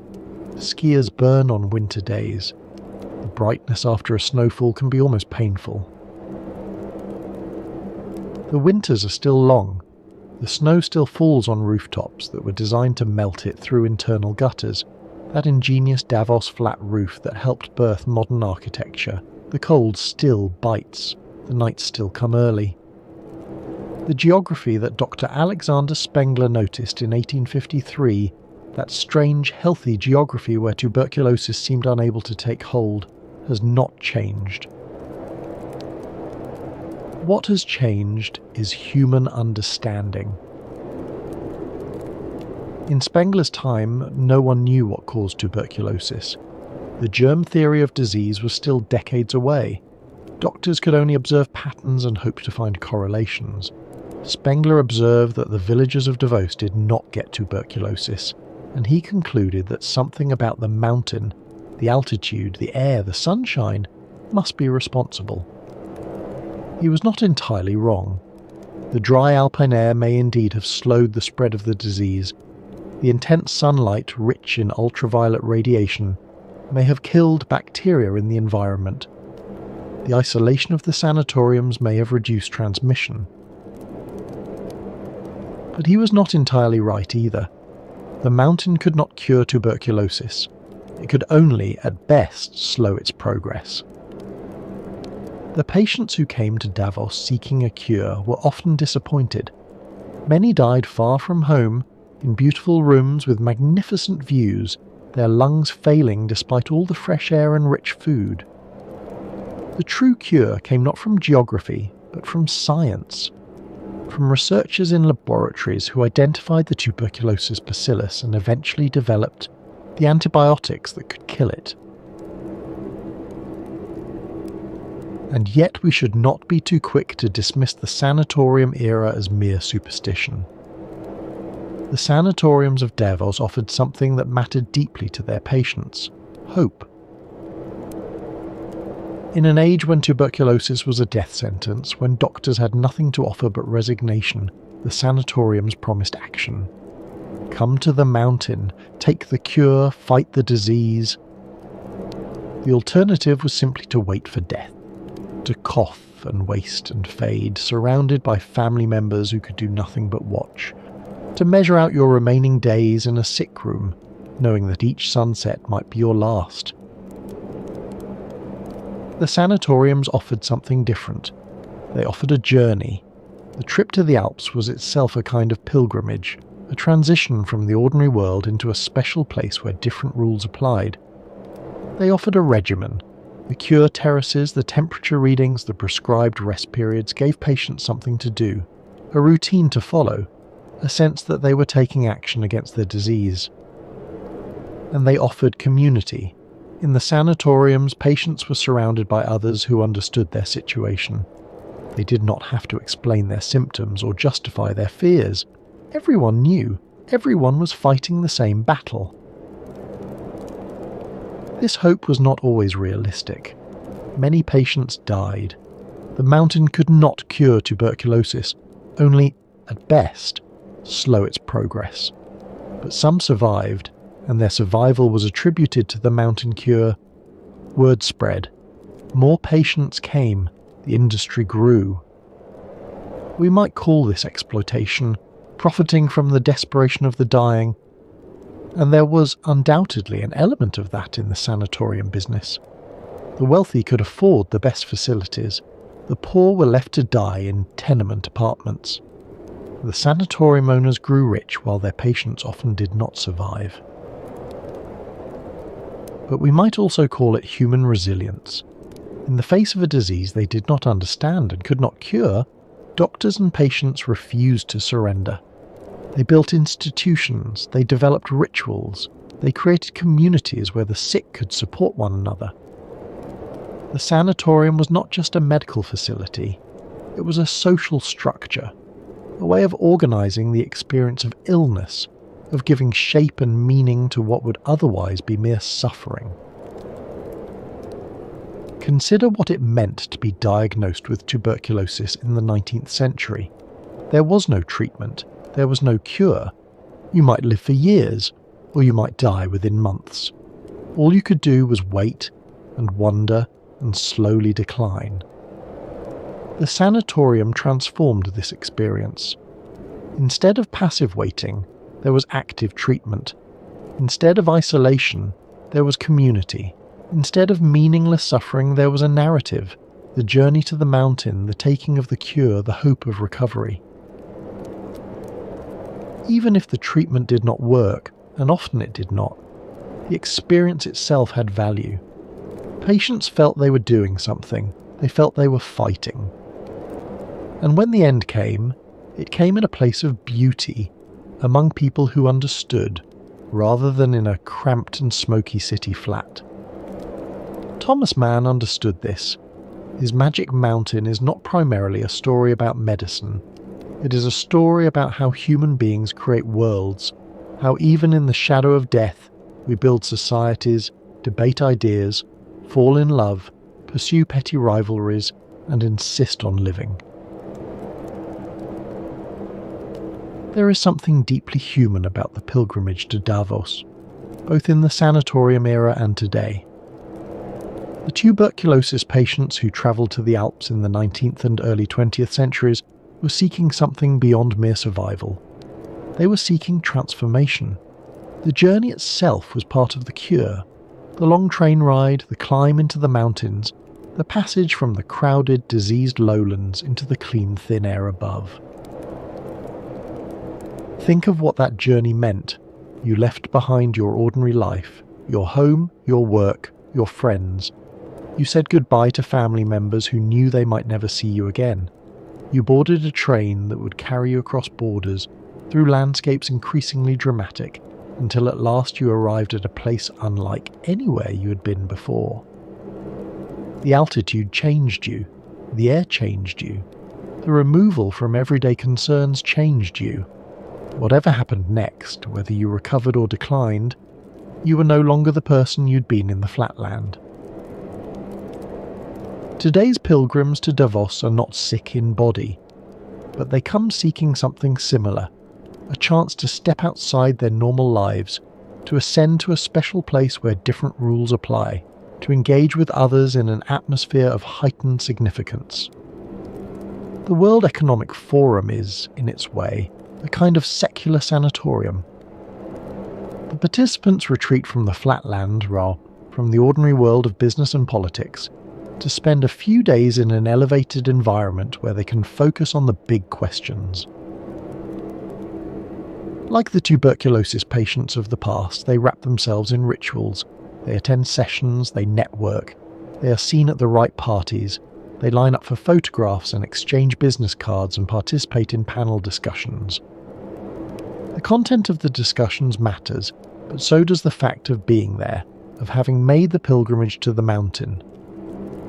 To attend Davos is to signal membership in a certain club, to demonstrate that you matter enough to be invited, to participate in a ritual that validates your importance.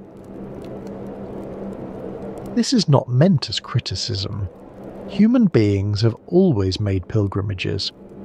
We have always been drawn to places that seem to offer something beyond the ordinary. Healing, insight, transformation. The medieval pilgrims who walked to Santiago de Compostela, the Hindu devotees who bathe in the Ganges, the millions who visit Mecca each year, all are responding to the same deep human need. The form changes, the impulse remains. We climb mountains, literal and metaphorical, because we believe that something awaits us at the top. If we listen carefully, we can still hear the ghosts of Davos. They are everywhere, these ghosts. In the architecture itself, the cure terraces converted to restaurants, the flat roofs now holding solar panels instead of reclining invalids. In the streets that were laid out to accommodate horse-drawn carriages carrying the sick. In the railway that still climbs the same route it travelled in 1890, when the first train brought new hope to a valley of the dying. The coughing patients on the cure terraces, wrapped in blankets, watching the sun set over the mountains. They came from across Europe, from Germany and England, from Russia and France, from Austria and the Netherlands. They spoke different languages, held different beliefs, came from different social classes. But they were united by their illness, by their hope, by their presence on that mountain. The nurses in their starched white uniforms making their rounds, taking temperatures, recording symptoms, offering what comfort they could to those who were slowly slipping away, rejoicing quietly when a patient showed improvement, preparing grimly when the end was near. The doctors with their stethoscopes and their hopeful theories about altitude and air. They were trying their best, these men. They did not know about bacteria or antibiotics or immune systems. They only knew that some patients who came to the mountain improved, and that was more than could be said for any other treatment available. Robert Louis Stevenson, miserable in the Hotel Belvedere, writing Treasure Island to distract himself from his fears, creating adventure because he could not have it, conjuring warm seas and buried gold while the snow fell outside his window and his lungs ached with every breath. Arthur Conan Doyle, strapping on his 8-foot Norwegian skis, determined to find some adventure in this place of illness and death. His wife lay dying, slowly, on a cure terrace, and he could not simply wait. He had to do something. He had to move. He had to climb the mountain and race down the other side, if only to prove that he was still alive. Thomas Mann, sitting on a balcony beside his wife, observing the mixture of death and amusement that would inspire his greatest novel. Taking notes perhaps, watching, storing up impressions that would take 12 years to fully process. The patients of the Berghof, or rather, the real patients of the real sanatoriums, debating philosophy and falling in love and measuring their fevers, all while the disease slowly consumed them. They did not know they were characters in a novel not yet written.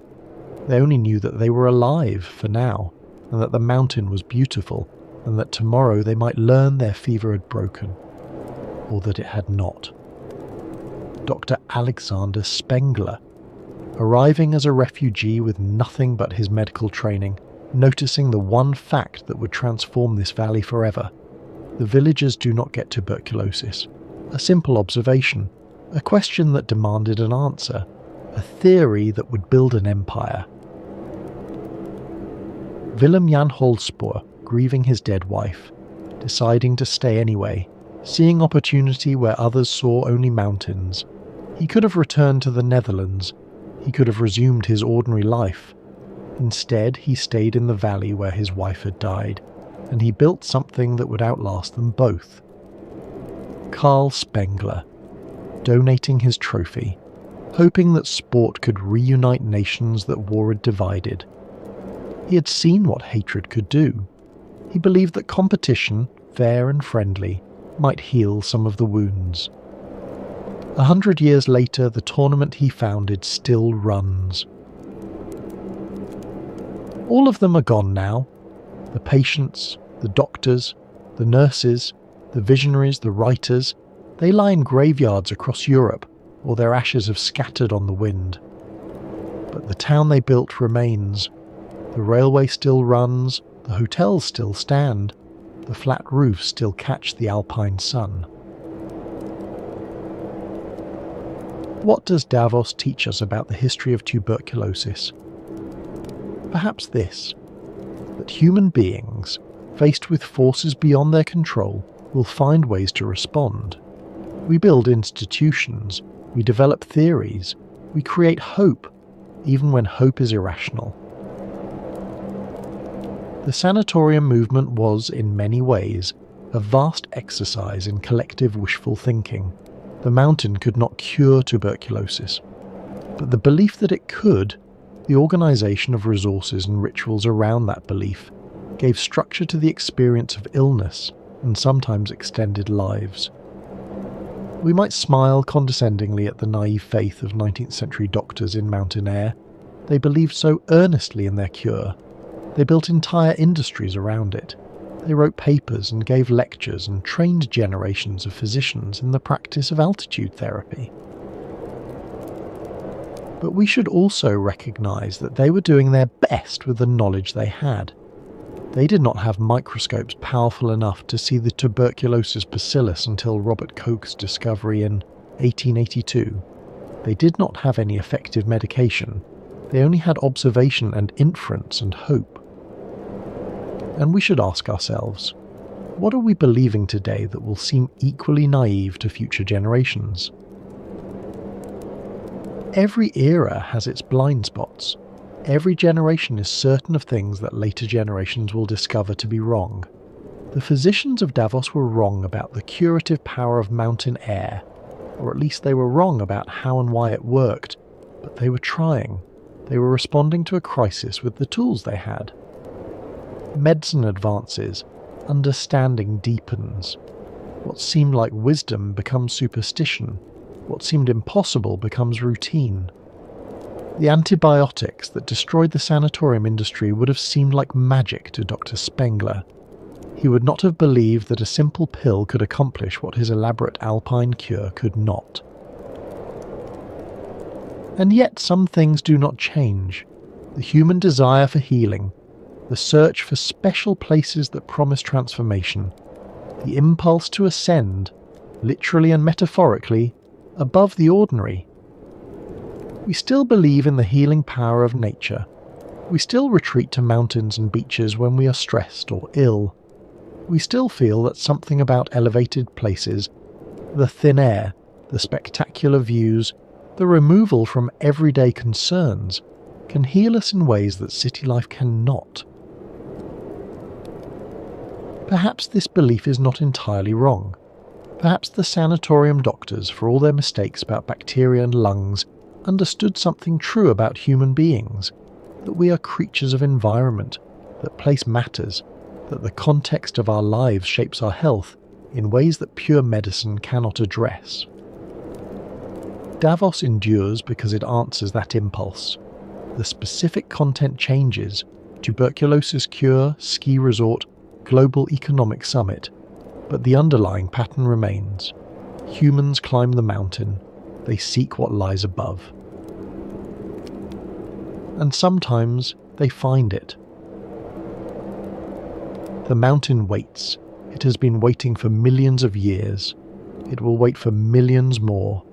The humans who climb its slopes, seeking cures, seeking adventure, seeking power, are brief visitors, passing through on their way to somewhere else. The mountain does not judge them. The mountain does not heal them. The mountain simply endures. But for those brief visitors, the experience of the mountain can be transformative. Whether they come as tuberculosis patients or as skiers or as participants in the World Economic Forum, they all share something. The sense of having stepped outside ordinary life, of having ascended to a place where different rules apply. That is the gift of Davos. That is what Dr. Spengler discovered. Even if he understood it imperfectly, the mountain offers a kind of perspective that the flatland cannot provide.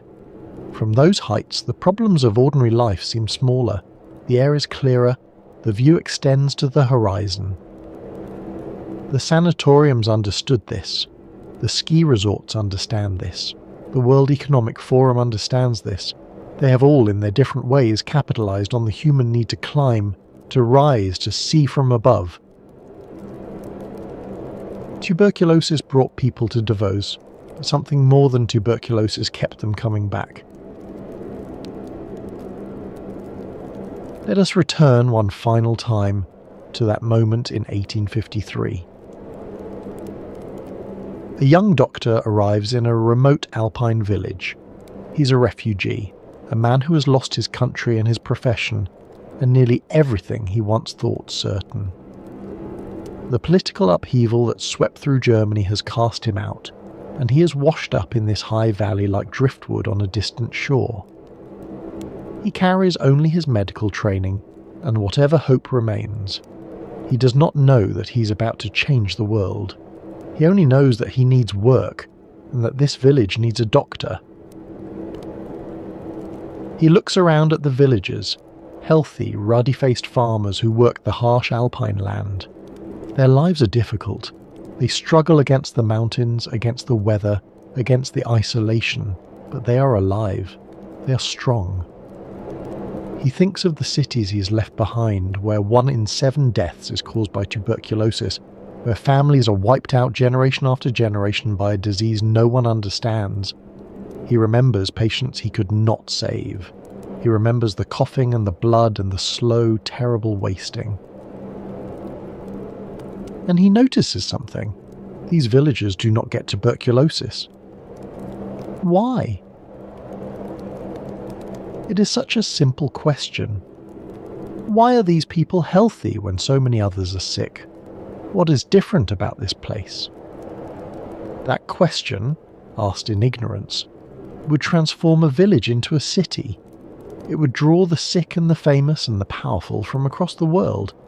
It would inspire one of the great novels of the 20th century. It would leave its mark on the very shape of modern buildings. It would create a railway and a hockey tournament and a global economic summit. All from one question, all from one observation, all from one man's refusal to simply accept that tuberculosis was everywhere, inevitable, unstoppable. The answer Dr. Spengler arrived at was incomplete. The mountain could not truly cure tuberculosis. The air, however thin and pure, could not kill the bacteria that were destroying his patient's lungs. But the question itself, the simple, stubborn human refusal to accept death without a fight, that was the real achievement. That impulse to ask why, to notice patterns, to seek explanations, to try something new, that is what built Davos.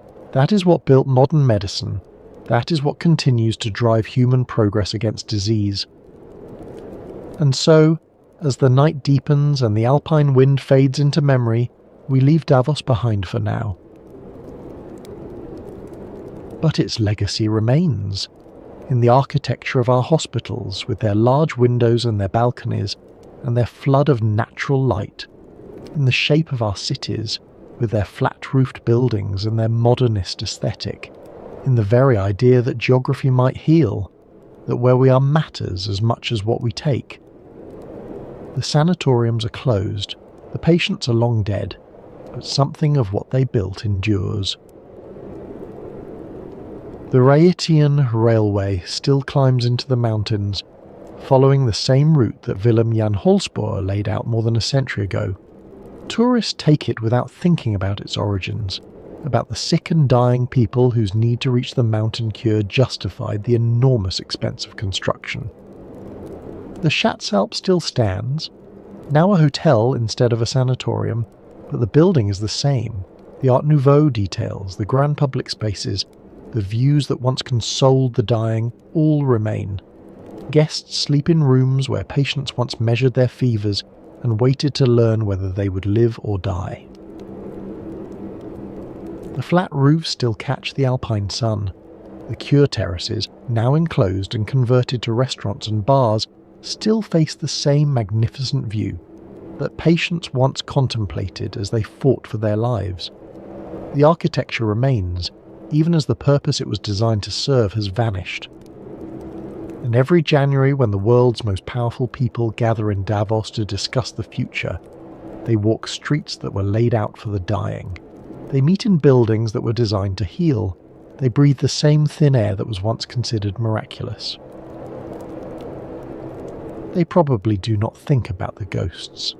They probably do not imagine the cure terraces, the temperature readings, the slow parade of patients who came seeking life and sometimes found death instead. They are focused on the future, not the past. But the past is there, encoded in every building, in every street, in the very shape of the town. Davos was built by tuberculosis. Without the disease, it would still be a farming village, unknown to the world.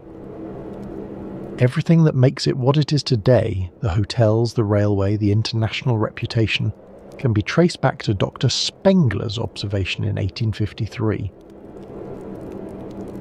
The mountain does not care about human purposes. It simply is. It was there before Dr. Spengler arrived, and it will be there long after the World Economic Forum has ended. The peaks will catch the sun, the snow will fall, the air will remain thin and cold and clear. What changes is human understanding. What changes is human need. What changes is what we seek when we climb.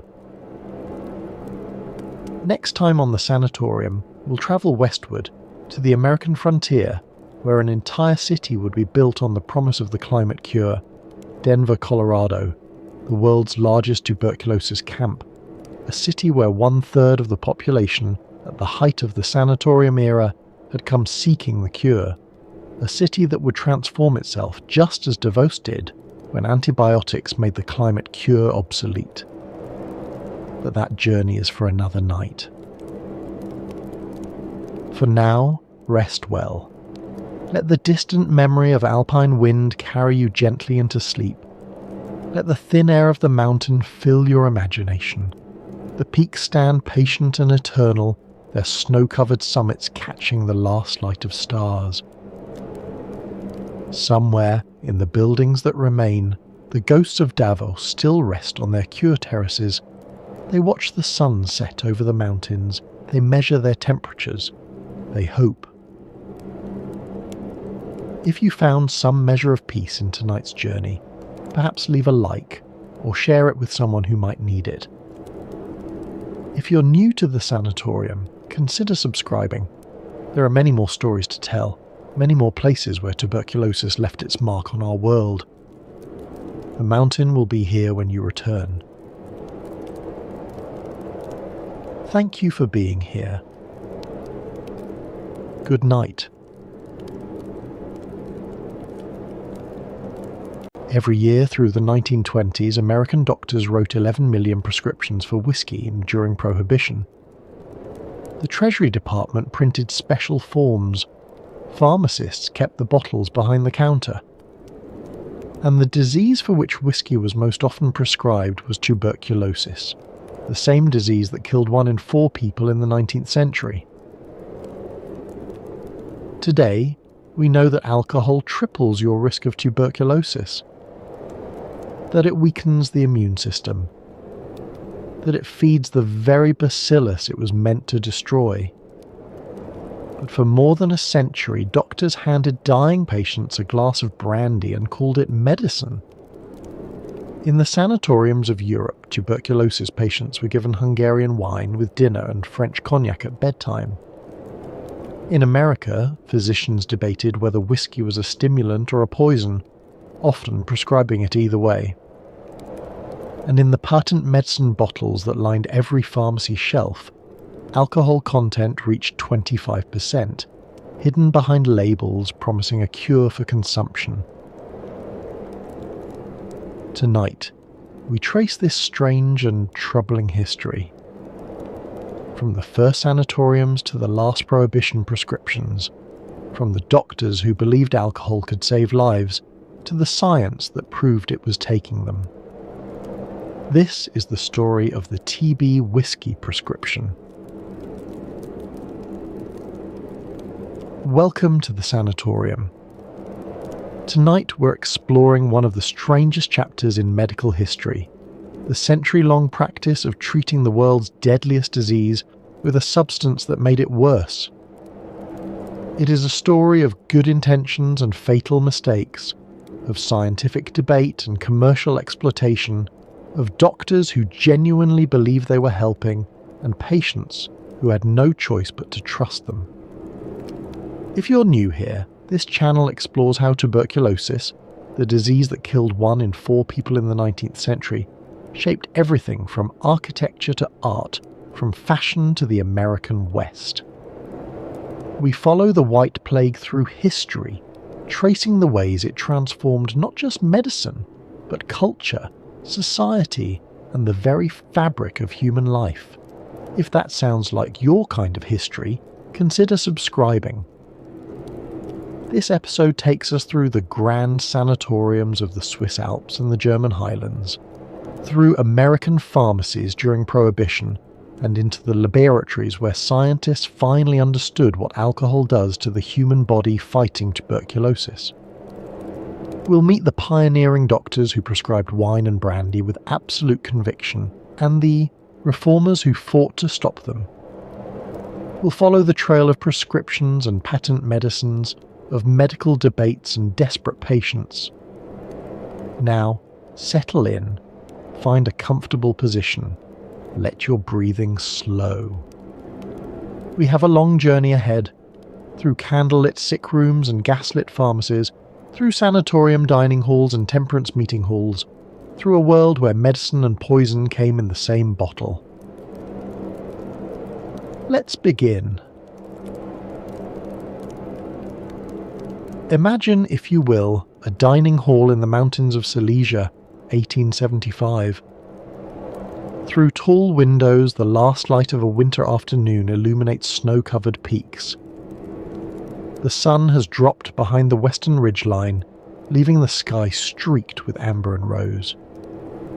Inside, the air is warm, scented with roasted meat and fresh bread. Gas lamps have been lit along the walls, their soft light reflecting off polished wood and white linen. At long tables covered in starched tablecloths, men and women in evening dress lift crystal glasses filled with deep red wine.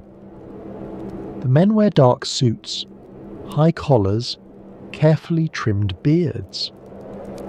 The women wear silk and velvet, their hair pinned up in elaborate arrangements, their faces powdered to conceal their pallor. They are laughing, some of them, making conversation about politics and art and the gossip of distant cities. Others sit quietly, their faces pale, their portions untouched, their eyes fixed on some middle distance that no one else can see. A waiter moves silently between the tables, refilling glasses from bottles of Hungarian Tokay. He is practiced in his work, attentive but unobtrusive, bending close to each glass with the formal precision of a servant in a grand hotel. But this is not a hotel. And these are not ordinary guests. These are patients. Every person in this room has tuberculosis. The cough that they suppress behind silk handkerchiefs, the fever that rises in the night, the weight that slips away no matter how much they eat. These are the common bonds that unite them. And every glass of wine they drink has been prescribed by their physician. This is Gerbersdorf, the world's first tuberculosis sanatorium. Its founder, Dr. Hermann Bremer, has developed a treatment regime unlike anything the medical world has seen. Fresh mountain air, breathed deeply on long walks through pine forests. Gentle exercise on carefully maintained trails. Abundant food at every meal, meat and butter and cream and eggs, all the rich nourishment that the wasting body craves. And alcohol, Hungarian wine with dinner, French cognac at bedtime. Bremer believes in what he calls the dietetic hygienic treatment. The consumptive body is weak, he reasons, and must be strengthened. Wine stimulates the appetite, ensuring that patients can consume the enormous meals his regime requires. Cognac warms the blood and promotes restful sleep.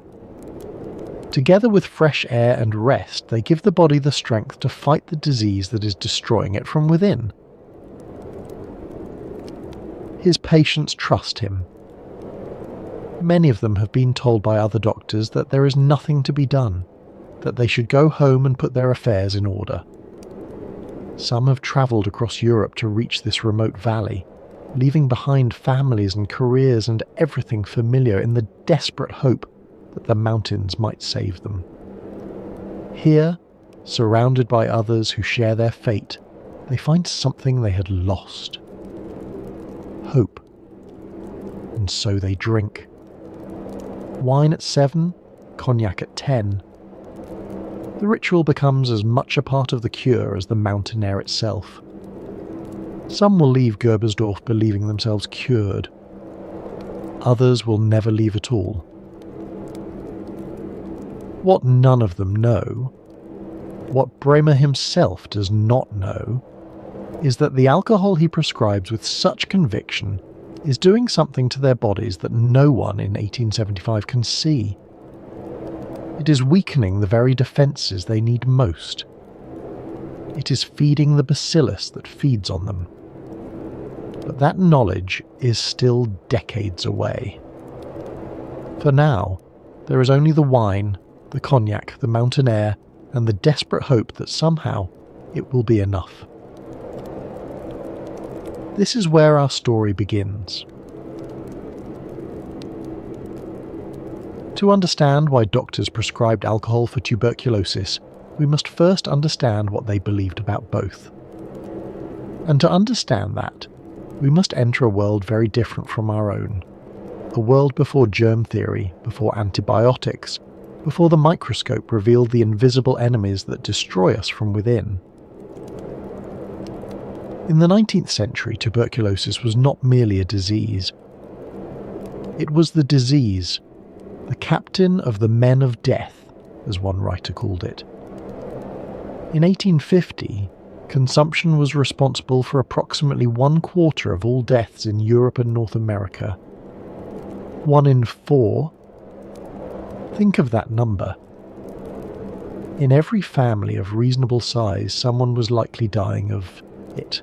In every street, in every village, in every city, the cough and the fever and the slow wasting were familiar presences. It killed slowly, painfully, and with terrible certainty. The early stages might last for years: a persistent cough, a low fever in the evenings, a gradual loss of weight that no amount of eating could reverse. Then came the blood, coughed up in handkerchiefs that were quickly hidden. The night sweats that left patients drenched and exhausted by morning. The cavities forming in the lungs, visible on autopsy as great empty spaces where healthy tissue had once been. And no one knew what caused it. This is the most important thing to understand about 19th century tuberculosis. The disease was everywhere, killing millions, and the finest medical minds of the age had no idea why. The prevailing theory held that consumption was hereditary, a weakness of constitution passed from parent to child. If your mother died of it, you would likely die of it too. This seemed obvious. The disease clearly ran in families. What we now understand as transmission within households looked to 19th century eyes like inherited doom.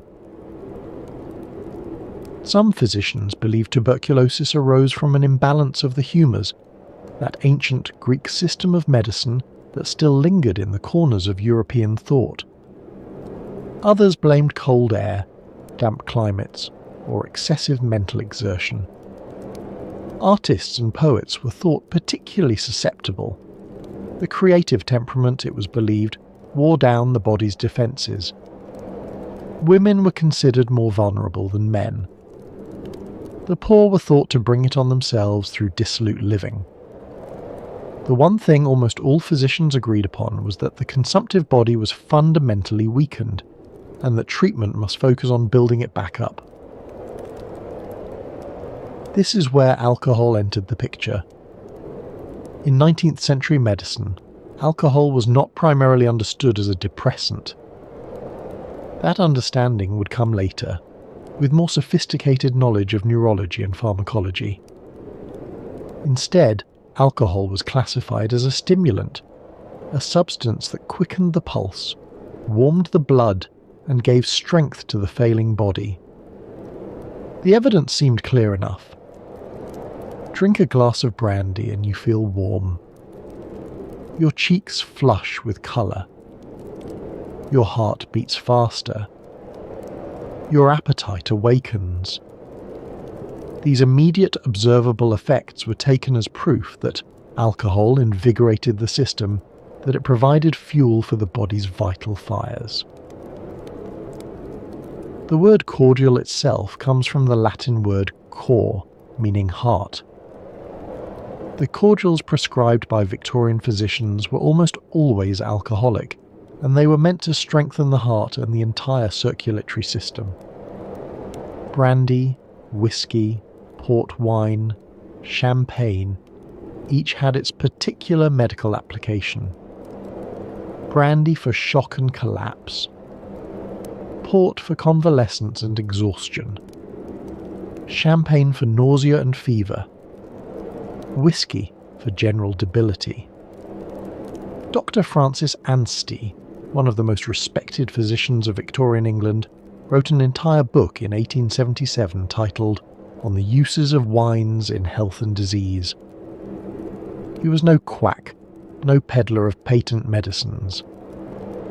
He was the founder and first editor of The Practitioner, one of Britain's leading medical journals. He had studied the effects of alcohol carefully, experimentally, scientifically, at least by the standards of his day. Anstey recommended that healthy adults drink up to a bottle of light wine every day. This was not indulgence, this was medical advice, published in respected venues followed by respectable people. For the sick, he prescribed even more. Port wine for exhaustion, champagne for fevers, brandy for shock. The Duke of Northumberland donated large quantities of fine sherry to the Westminster Hospital, and Anstey and his colleagues dispensed it to patients with the same confidence they might have given to any other medicine. And for tuberculosis, for the wasting disease that left patients pale and thin, with racing hearts and night sweats and that terrible cough, alcohol seemed almost logically necessary. If the body was wasting away, it needed building up. If the appetite was failing, it needed stimulating. If the patient was cold, they needed warming. If the vital forces were flagging, they needed quickening. Alcohol did all of these things. Or at least, it seemed to. In 1882, everything changed, and nothing changed. Robert Koch, the German physician, stood before the Physiological Society of Berlin and announced to the world that he had found the cause of tuberculosis. It was not hereditary weakness, it was not bad air or damp climate, it was not moral failing or artistic temperament. It was a bacillus, a tiny rod-shaped bacterium invisible to the naked eye that invaded the lungs and slowly destroyed them.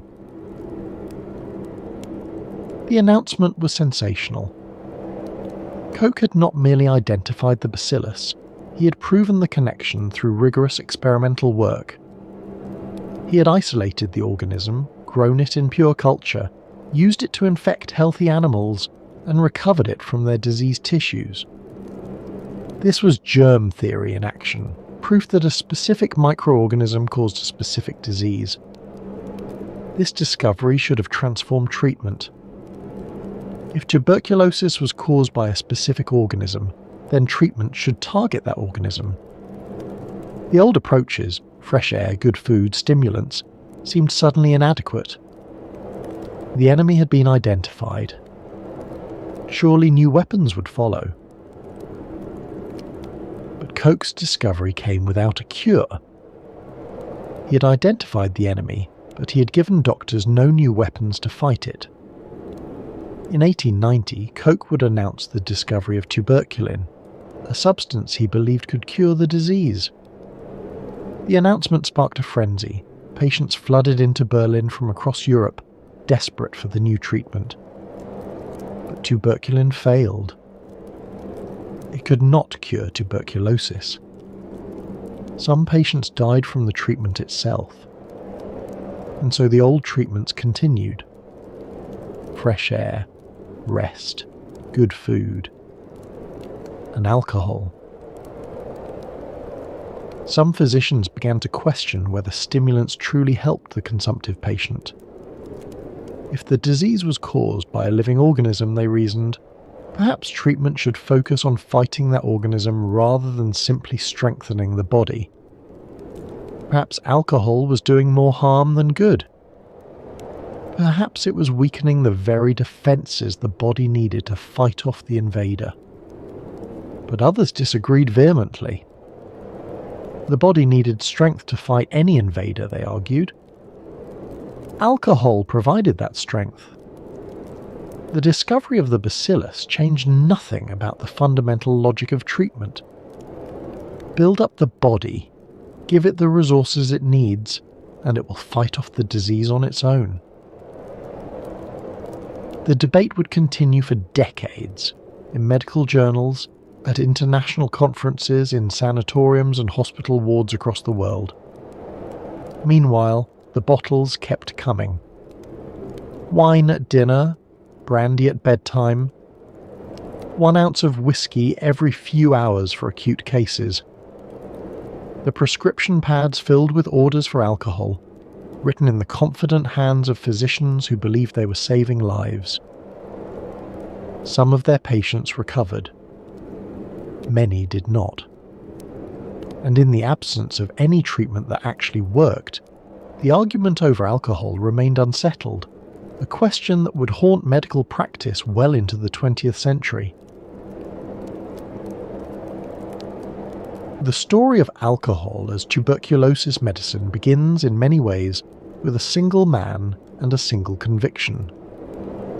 Hermann Bremer was born in Silesia in 1826, into a world where tuberculosis was simply a fact of life. It lurked in every shadow, claimed victims from every family, seemed as inevitable as the changing of seasons. He watched it claim his neighbours, his acquaintances, perhaps his own family members. The records of his early life are incomplete. What we know is that by the time he reached young manhood, Bremer had decided to study botany, and that his studies would take him far from the damp lowlands of Silesia. Before his journey east, Bremer had been diagnosed with consumption. The doctors had given him the usual prognosis, uncertain but not hopeful. He knew the disease. He knew what it did. He knew that most who had it did not survive. Yet as he climbed higher into the Himalayan mountains pursuing his botanical studies, something remarkable happened. His cough began to fade. His strength returned. The thin, cold air that should have strained his damaged lungs seemed instead to heal them. By the time he came down from the mountains, months later, Bremer believed himself cured. This experience would shape everything that followed. Bremer became convinced that altitude was the key, that the low atmospheric pressure of the mountains, the dry, clean air, the absence of the miasmas that were thought to breed disease in lowland cities, all combined to create conditions in which tuberculosis could not survive. He had been dying. The mountains had saved him. Could they save others? He returned to Germany and enrolled in medical school, driven by this single question. His botanical studies were set aside. His life would now be devoted to understanding the disease that had nearly killed him, and to finding a way to defeat it. His doctoral dissertation, submitted in 1854, bore a revolutionary title: Tuberculosis is a curable disease. At a time when most physicians considered consumption a death sentence, Bremer argued that it could be defeated, not through medicines or surgery, but through what he called the dietetic hygienic approach. The elements of his treatment were simple: clean mountain air, regulated exercise, abundant nutrition, and alcohol. Why alcohol? Bremer's reasoning followed the medical logic of his time, but it also drew on his personal experience. In the high mountain villages of the Himalayas, he had observed that the inhabitants drank freely. Fermented beverages were part of their daily diet. He had done the same during his recovery. The alcohol, he believed, had stimulated his appetite, warming him against the mountain cold, helping his body take in the nourishment it needed to fight the disease. Wine and spirits would be central to his treatment, not incidental to it. In 1854, Bremer opened his sanatorium in Gebersdorf, a small town in the mountains of what is now southwestern Poland. It began modestly: a few cottages, a handful of patients, a regime that his medical colleagues viewed with skepticism at best and derision at worst. The established medical profession did not take kindly to an unknown country doctor, claiming he could cure the incurable. The early years were difficult. Bremer had little money and few supporters. When he published his theories, the respected medical journal The Lancet dismissed them as very crude ideas and unsupported assertions. Other physicians were equally harsh. Mountains and fresh air and good food. This was not medicine. This was wishful thinking dressed up in scientific language. But Bremer persisted. By 1859, he had built a proper kurhaus, a spa house or health resort, with 40 rooms, entertainment facilities, and kitchens capable of producing the enormous meals his treatment required. Patients began arriving from across Europe, drawn by word of mouth, by desperation, by the slim hope that this strange mountain cure might work where everything else had failed. The daily routine was strict and comprehensive. Patients rose early and walked on mountain trails, accompanied by staff who monitored their exertion carefully. Too much exercise could be as dangerous as too little. The balance had to be maintained precisely. They submitted to the Waldusche, the forest shower, standing beneath waterfalls of icy mountain water while Bremer himself supervised. The shock of the cold water, he believed, stimulated the body's vital forces. And they ate. My God, how they ate! Breakfast, lunch, dinner. Each meal was enormous, designed to restore the weight that consumption had stolen from them. Meat and butter and cream and eggs. Rich sauces and heavy pastries. The goal was to overwhelm the wasting process with sheer abundance of nourishment. At dinner, they drank.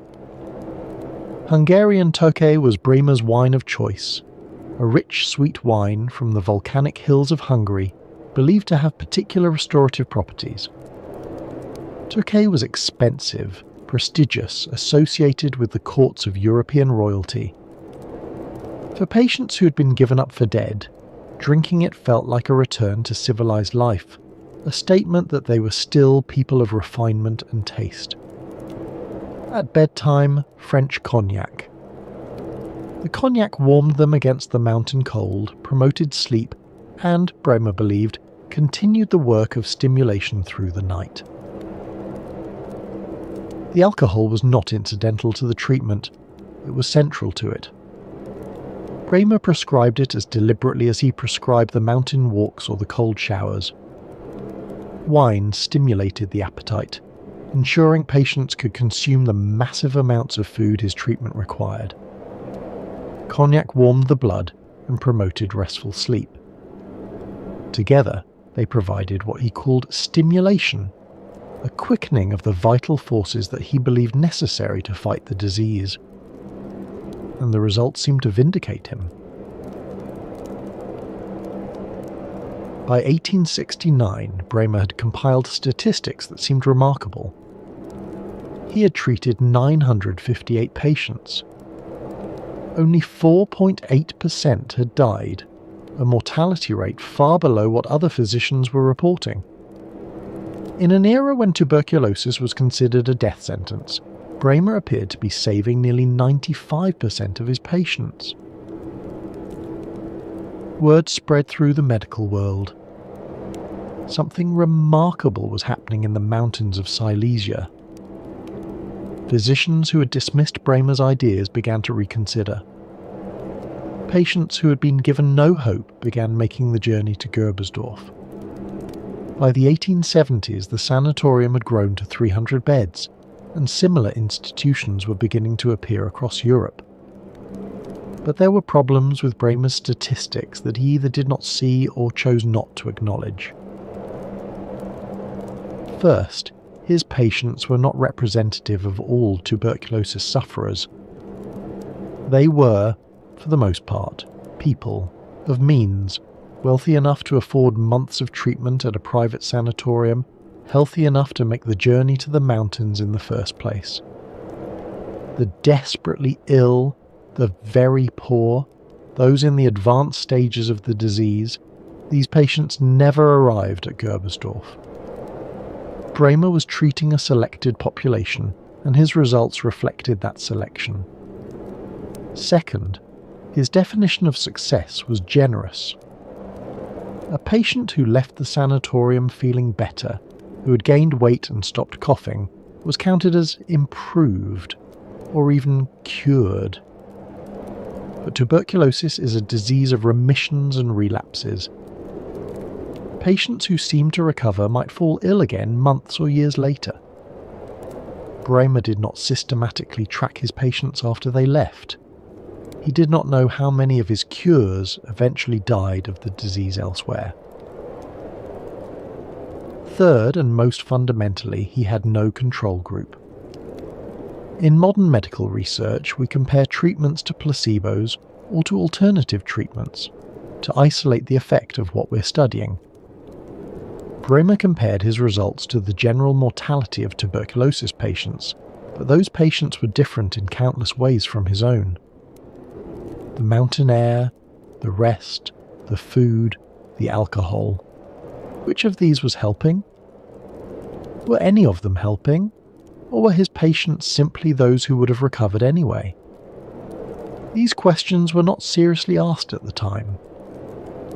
The science of clinical trials, of controlled experiments, of statistical analysis in medicine, these were all in their infancy. Bremer had numbers that looked impressive, and that was enough.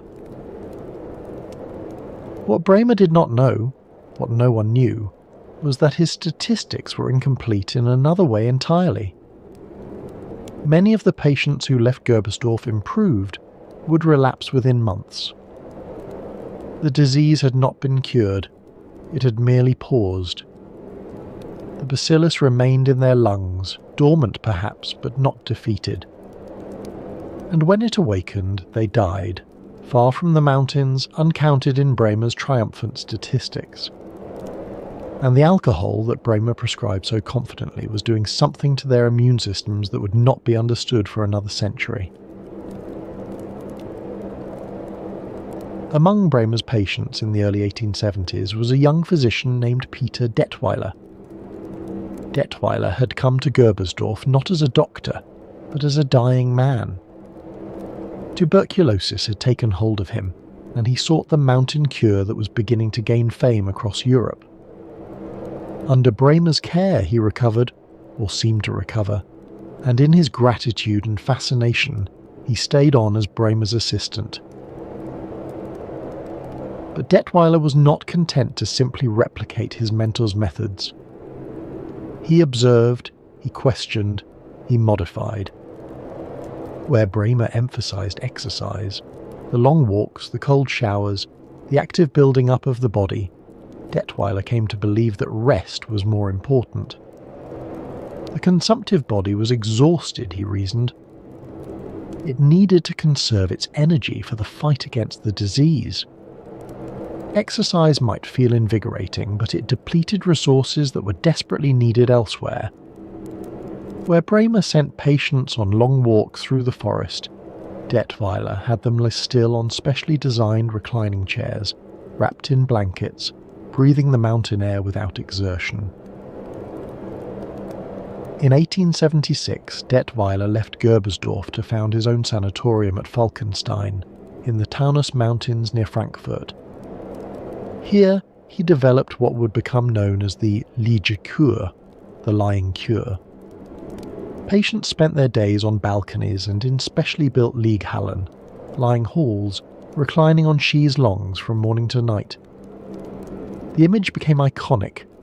Rows of patients wrapped in blankets, arranged on cure porches, their faces turned to the sun or the cold mountain air. This was the sanatorium cure as the world would come to know it. This was the template that Thomas Mann would immortalise in The Magic Mountain. Detweiler's contribution to tuberculosis treatment was significant. He invented the portable sputum bottle, the Blauheinrich or Blue Henry, a glass container that patients could carry with them, preventing the spread of infected sputum. He coined the term Chefarzt, chief physician, to describe the medical director of a sanatorium, a title still used in German medicine today. By 1886, he could report that 132 of his 1,022 patients had been completely cured. But on the question of alcohol, Detweiler remained his mentor's disciple. The sanatorium at Falkenstein, like the one at Gerbersdorf, maintained well-stocked wine cellars. Patients received their prescribed portions of wine and spirits as part of the cure. The tradition had been established, and Detweiler saw no reason to break from it. As the sanatorium movement spread across Europe, alcohol came with it. In Switzerland, where Thomas Mann would later set his great novel, Sanatoriums, rose in the Alps around Davos. Their dining halls were described as resembling grand hotels, with ceremonial dinners supplied from well-stocked cellars. Wine with meals was simply part of the routine, as expected as the mountain air and the afternoon rest. The logic remained the same across all these institutions. Wine aided digestion and stimulated appetite. Brandy promoted sleep and warmed the body against mountain cold. For patients who had been given no hope, who had been sent to the mountains as a last resort, the ritual of the evening glass offered something beyond its supposed medical benefits. It offered normalcy, a sense that life continued, that civilized pleasures remained available, that death had not yet arrived. But not everyone agreed. In 1873, a young American physician named Edward Livingston Trudeau received devastating news. He had tuberculosis, the same disease that had killed his brother Francis 3 years earlier had now taken hold of his own lungs. Trudeau knew what this meant. He had watched Francis die, had sat at his bedside through the final months, had seen the coughing and the blood and the slow wasting that consumption brought. Now it was his turn. He was 25 years old. In 1876, too weak to continue his medical practice in New York, Trudeau travelled to the Adirondack Mountains of upstate New York. He had visited the region before for hunting and fishing, and he loved it. If he was going to die, he wanted to die in a place that meant something to him. He did not expect to recover. He expected to find a peaceful place to end his life. Instead, something unexpected happened. In the cold, clear air of Saranac Lake, Trudeau's health improved. He did not die. He grew stronger. Month by month, the symptoms that had seemed to seal his fate began to recede. The cough faded. The fever subsided. His weight stabilized, then began to increase. Like Bremer before him, Trudeau began to wonder if what had saved him might save others. In 1885, Trudeau opened the Adirondack Cottage Sanatorium, the first tuberculosis sanatorium in America. He had studied the European model carefully, reading the works of Bremer and Detweiler, corresponding with physicians across the Atlantic. His treatment would follow their principles: fresh air, rest, abundant food. But on one point Trudeau departed dramatically from his European predecessors. At Saranac Lake there would be no wine cellars, no brandy at bedtime, no Hungarian Tokay with dinner. Trudeau maintained what one historian described as a strict code of personal behaviour that prohibited drinking, smoking and cursing. His patients ate several large meals a day, drank at least 3 glasses of milk, and followed a rigorous schedule of rest and graduated exercise.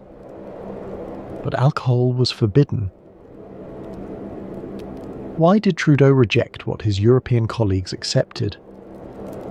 The historical record does not give us a definitive answer. Perhaps he was influenced by the temperance movement that was gaining strength in America during this period.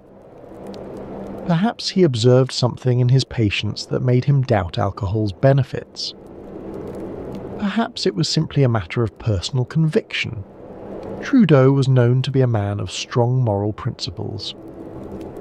What we know is that Trudeau's approach worked, or at least worked as well as any treatment of the era. The Adirondack Cottage Sanatorium became famous, attracting patients from across America and beyond. By the 1890s, the medical profession was at war with itself over alcohol. The battleground was not just tuberculosis. It was the entire question of whether alcohol had any legitimate place in medical treatment at all. But tuberculosis, as the deadliest disease of the age, became one of the most contested territories. On one side stood physicians like James Barr, who in 1905 addressed the British Medical Association with specific recommendations for alcoholic treatments. Champagne for bilious patients who had vomited. Port wine for long convalescence. Brandy for cases of shock. These were not folk remedies. They were the considered opinions of respected medical men, published in the most prestigious journals of the day. The evidence they cited was clinical experience.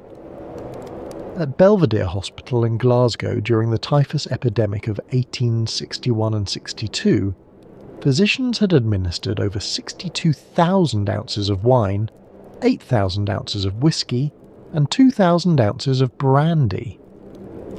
Patients had recovered. The alcohol, they believed, had helped. On the other side stood a growing coalition of skeptics, reformers and temperance advocates. The British Medical Temperance Association, founded in 1876, was composed entirely of physicians who had sworn off alcohol entirely. By 1898, its membership had reached nearly 900 practitioners. These doctors argued that alcohol's apparent benefits were illusory. Yes, it warmed the skin, but only by drawing blood away from the vital organs. Yes, it seemed to stimulate appetite, but it also disrupted digestion. Yes, it promoted sleep, but the sleep it produced was not truly restorative. And increasingly, they argued that alcohol might actually weaken the body's defences against disease. The international congresses against alcoholism, held throughout Europe in the late 19th century, made tuberculosis a central topic. Delegates presented research suggesting that heavy drinkers were more susceptible to consumption than abstainers. They pointed to the high rates of tuberculosis in professions associated with alcohol: brewery workers, bartenders, winemakers. Was this coincidence, or was there a causal relationship? What neither side had was definitive proof. The science of immunology was still in its infancy. No one yet understood how the body fought infection at the cellular level. No one could explain exactly what alcohol did to the alveolar macrophages, the immune cells in the lungs that served as the first line of defense against tuberculosis. That knowledge would not come for another century. And so the debate continued, unresolved. In some sanatoriums, patients drank wine with their meals. In others, alcohol was strictly forbidden. Individual physicians made their own choices based on their own convictions. And patients, desperate, dying, hoping for any cure, took whatever their doctors prescribed. The question would not be settled by the medical profession. It would be settled, in the strangest way imaginable, by the United States Congress. By a constitutional amendment that banned alcohol entirely, and created a loophole that would make medicinal whiskey more common than ever. On January 17, 1920, the 18th Amendment to the United States Constitution took effect. The manufacture, sale, and transportation of alcoholic beverages became illegal across the entire nation. Saloons closed their doors. Breweries shuttered their operations. Distilleries went dark. An entire industry, as billions of dollars, hundreds of thousands of jobs, disappeared overnight. Legally, at least. The temperance movement had won. After decades of campaigning, after marches and protests and sermons and political organising, after the tireless work of the Women's Christian Temperance Union and the Anti-Saloon League and countless other organisations, the reformers had achieved their ultimate goal. America would be a dry nation. The arguments for prohibition had been powerful. Alcohol destroyed families. It impoverished workers. It fueled violence and crime. It corrupted politics and degraded public morals. The saloon was an institution of vice, a place where men squandered their wages while their wives and children went hungry. Eliminating alcohol, the reformers believed, would eliminate these evils. But the Volstead Act, the legislation that enforced the 18th Amendment, contained exceptions. Alcohol could still be produced and consumed for religious sacraments. Wine for communion, brandy for certain Jewish ceremonies. Churches across America applied for permits to acquire sacramental wine, and some congregations grew suspiciously large during Prohibition. And alcohol could still be prescribed by physicians for medical purposes. This loophole had been controversial from the beginning. The American Medical Association, which had voted in 1917 to support Prohibition, declaring that alcohol had no scientific value as a tonic or stimulant, now found itself in an awkward position. Its official stance was that alcohol was medically useless, but the law still permitted doctors to prescribe it. The irony was staggering. In 1916, just 1 year before the AMA vote, whiskey and brandy had been removed from the Pharmacopoeia of the United States of America, the official list of scientifically approved medicines. The medical establishment had declared in essence that alcohol had no legitimate therapeutic use. And yet here it was, written into federal law. Physicians could prescribe alcohol for medical purposes. The question was not whether they would use this authority. The question was how many of them would use it, and for what. Within months of Prohibition's start, a system emerged. The Treasury Department, which was responsible for enforcing the Volstead Act, issued special numbered and watermarked prescription pads to licensed physicians. Each form allowed a patient to obtain up to 1 pint of liquor, usually whiskey, every 10 days. The prescription had to specify the ailment being treated.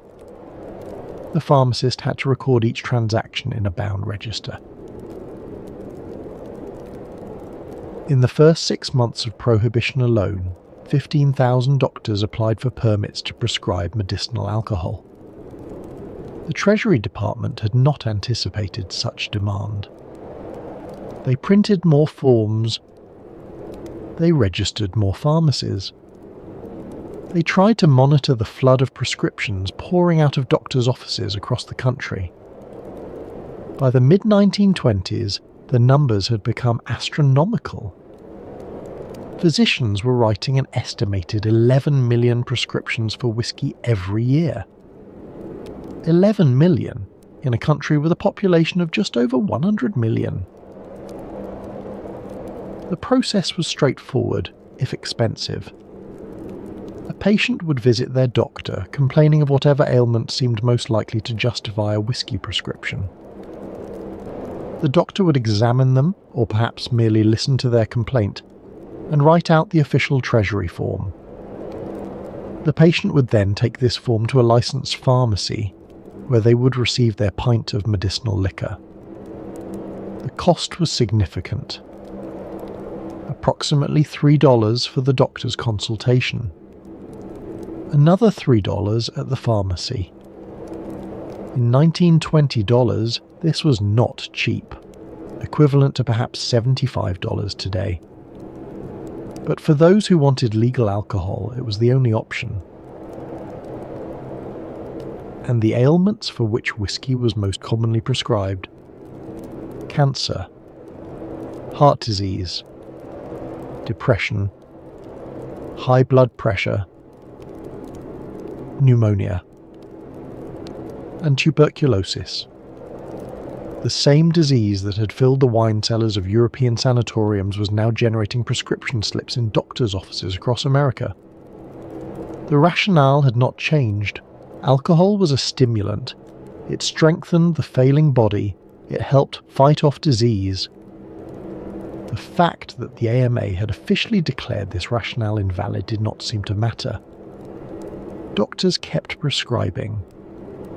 Patients kept drinking. In 1922, the AMA conducted a survey of its members. The results were revealing and embarrassing. Despite having voted just 5 years earlier that alcohol had no scientific value as a stimulant or tonic, 51% of responding physicians now said they believed in the therapeutic efficacy of whiskey. The official position and the actual practice had diverged dramatically. How did this happen?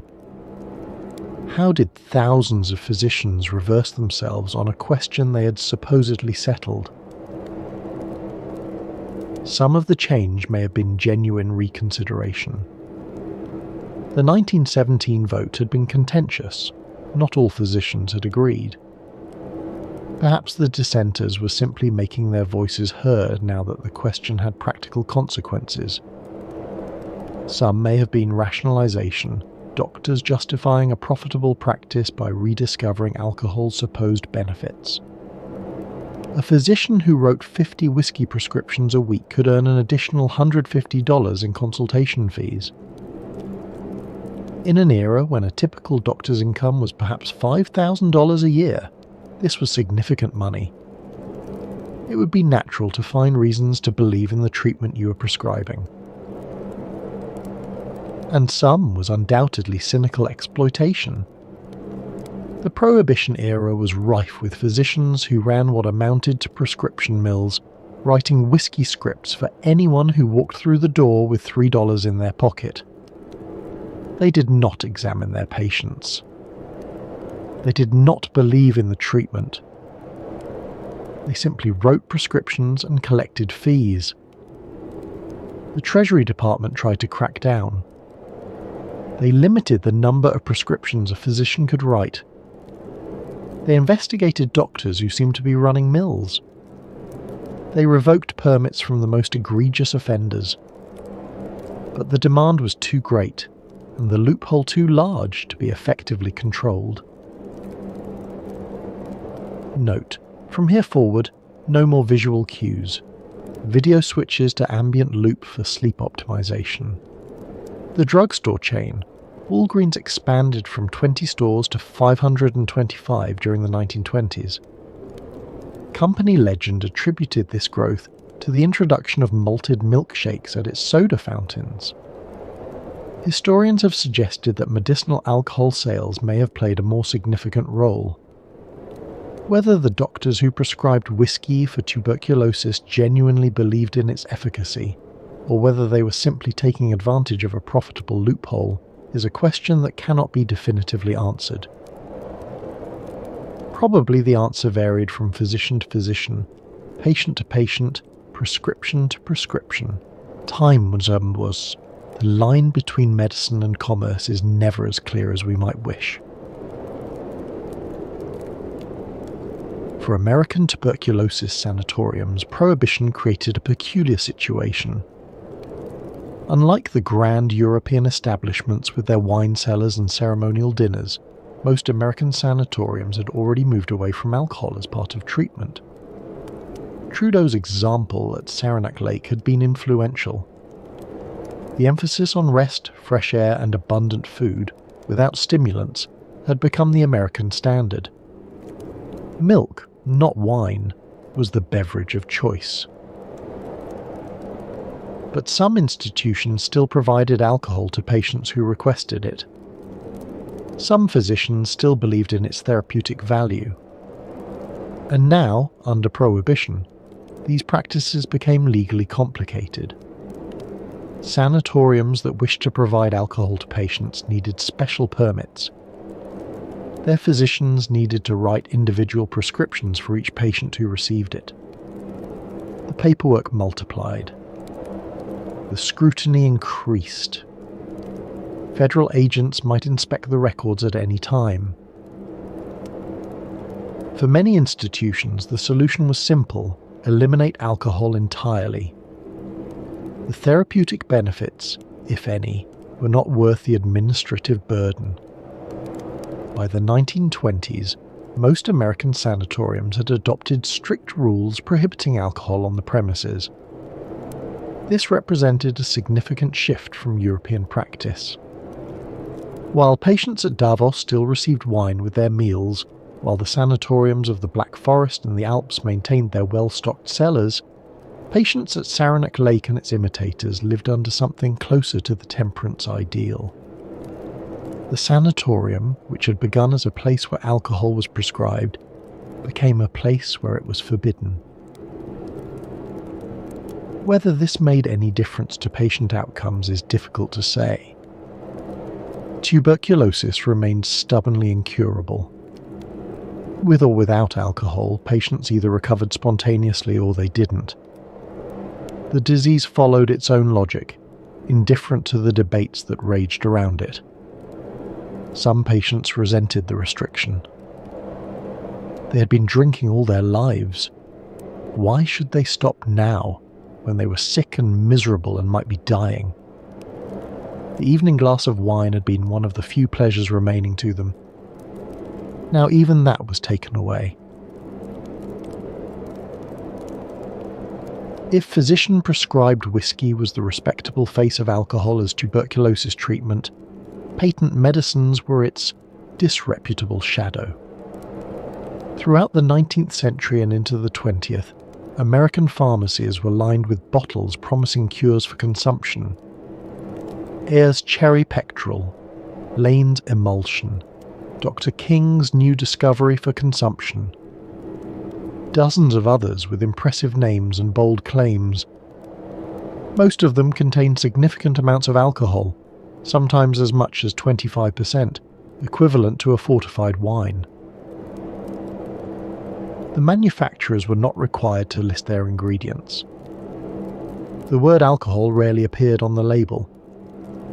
Instead, patients found vague references to natural stimulants or restorative tonics. They drank the medicines faithfully, believing they were taking something medicinal, not realizing they were consuming what amounted to sweetened whiskey. The testimonials were compelling. "I was given up to die of consumption," one advertisement might read. "Then I tried Dr. Smith's miraculous lung tonic. Now I am completely cured." Faces of smiling, healthy-looking people gazed out from newspaper pages and handbills. These people had been saved. You could be saved too. The truth, of course, was different. The cured patients in the testimonials had either recovered spontaneously, as some tuberculosis patients did, or had never had tuberculosis at all. Self-diagnosis was common in an era when medical care was expensive and doctors were scarce. A persistent cough might be consumption, or it might be bronchitis, or a cold that wouldn't go away, or simply the effect of living in a dusty city. The patent medicine worked equally well on all of these because it didn't really work on any of them. What it did do was make people feel better, temporarily. The alcohol warmed them, relaxed them, eased their anxiety about the cough that wouldn't go away. It might even suppress the cough reflex for a while. These effects were real if fleeting. And for people who were desperate, who had no money for doctors, who were looking for any hope at all, they were enough. In 1906, the Pure Food and Drug Act began to change things. Manufacturers were now required to list alcohol and narcotic content on their labels. The most extravagant claims had to be toned down. You could no longer advertise that your product cured tuberculosis if it didn't actually cure tuberculosis. But the medicines themselves remained available, and patients kept buying them. The labels now said contains 18% alcohol, but many patients did not read the labels or did not understand them or did not care. They wanted to believe. And belief, even misplaced belief, was sometimes all they had. As the 1920s gave way to the 1930s, something was changing in how scientists thought about tuberculosis, immunity, and alcohol. The connection between heavy drinking and tuberculosis had been observed for decades. Alcoholics seemed to contract the disease more often than moderate drinkers or abstainers. Brewery workers, bartenders, and others in alcohol-related professions had elevated rates of consumption. The temperance advocates had been pointing this out for years. But observation was not explanation. It was possible that the correlation was coincidental, that alcoholics lived in poorer conditions, ate less nutritious food, or had other risk factors that explained their vulnerability. Without understanding the mechanism by which alcohol might weaken the body's defences, the connection remained circumstantial. In the early 20th century, researchers began to investigate more systematically. Animal studies suggested that alcohol consumption impaired the immune response. Mice given alcohol showed less resistance to infections than mice kept sober. Rabbits exposed to tuberculosis bacilli were more likely to develop active disease if they had been given alcohol. These findings were preliminary, and they did not immediately transform medical practice. The studies were small. The mechanisms were unclear, and the medical profession, having prescribed alcohol for generations, was not quick to abandon the practice. But the seeds of doubt had been planted. The confident certainty with which Bremer had prescribed Hungarian wine and French cognac was no longer quite so certain. The question that had divided doctors for decades, whether alcohol helped or harmed the tuberculosis patient, was beginning to have an answer. It would take the discovery of effective antibiotics to finally end the debate. When streptomycin arrived in the 1940s, followed by isoniazid and other anti-tubercular drugs, the question of whether alcohol was a good or bad treatment became irrelevant. There was now a treatment that actually worked. The era of stimulants and rescuers was over. But the legacy of the whiskey prescription would linger, time one's, in the attitudes of physicians toward alcohol, in the regulations that still govern prescription drugs, and in the ongoing relationship between alcohol and tuberculosis, a relationship that modern science has finally begun to understand. We now know something that Hermann Bremer and his contemporaries could not have known, something that would have horrified them if they had. The alcohol they prescribed so confidently was systematically destroying their patients' first line of defense against the very disease they were trying to cure. To understand this, we need to understand something about the human lung that 19th century medicine did not know. The lung is not merely a passive organ for breathing. It is not simply a set of bellows that draws in air and pushes it out again. It is an immunological fortress, guarded by specialized cells that stand watch against any invaders that make it past the nose and throat. These guardian cells are called alveolar macrophages. They patrol the tiny air sacs, the alveoli, where oxygen enters the bloodstream and carbon dioxide exits. These are microscopic spaces, invisible to the naked eye, where the barrier between the air we breathe and the blood that sustains us is only a single cell thick. It is a vulnerable place, and the macrophages are its defenders. When a bacterium enters the lungs, when a tuberculosis bacillus rides in on a droplet of infected sputum, expelled by a coughing patient and inhaled by someone nearby, it is the alveolar macrophages that mount the first counterattack. They engulf the invader. They try to destroy it. They send out chemical signals to summon reinforcements from elsewhere in the immune system. This first response is critical.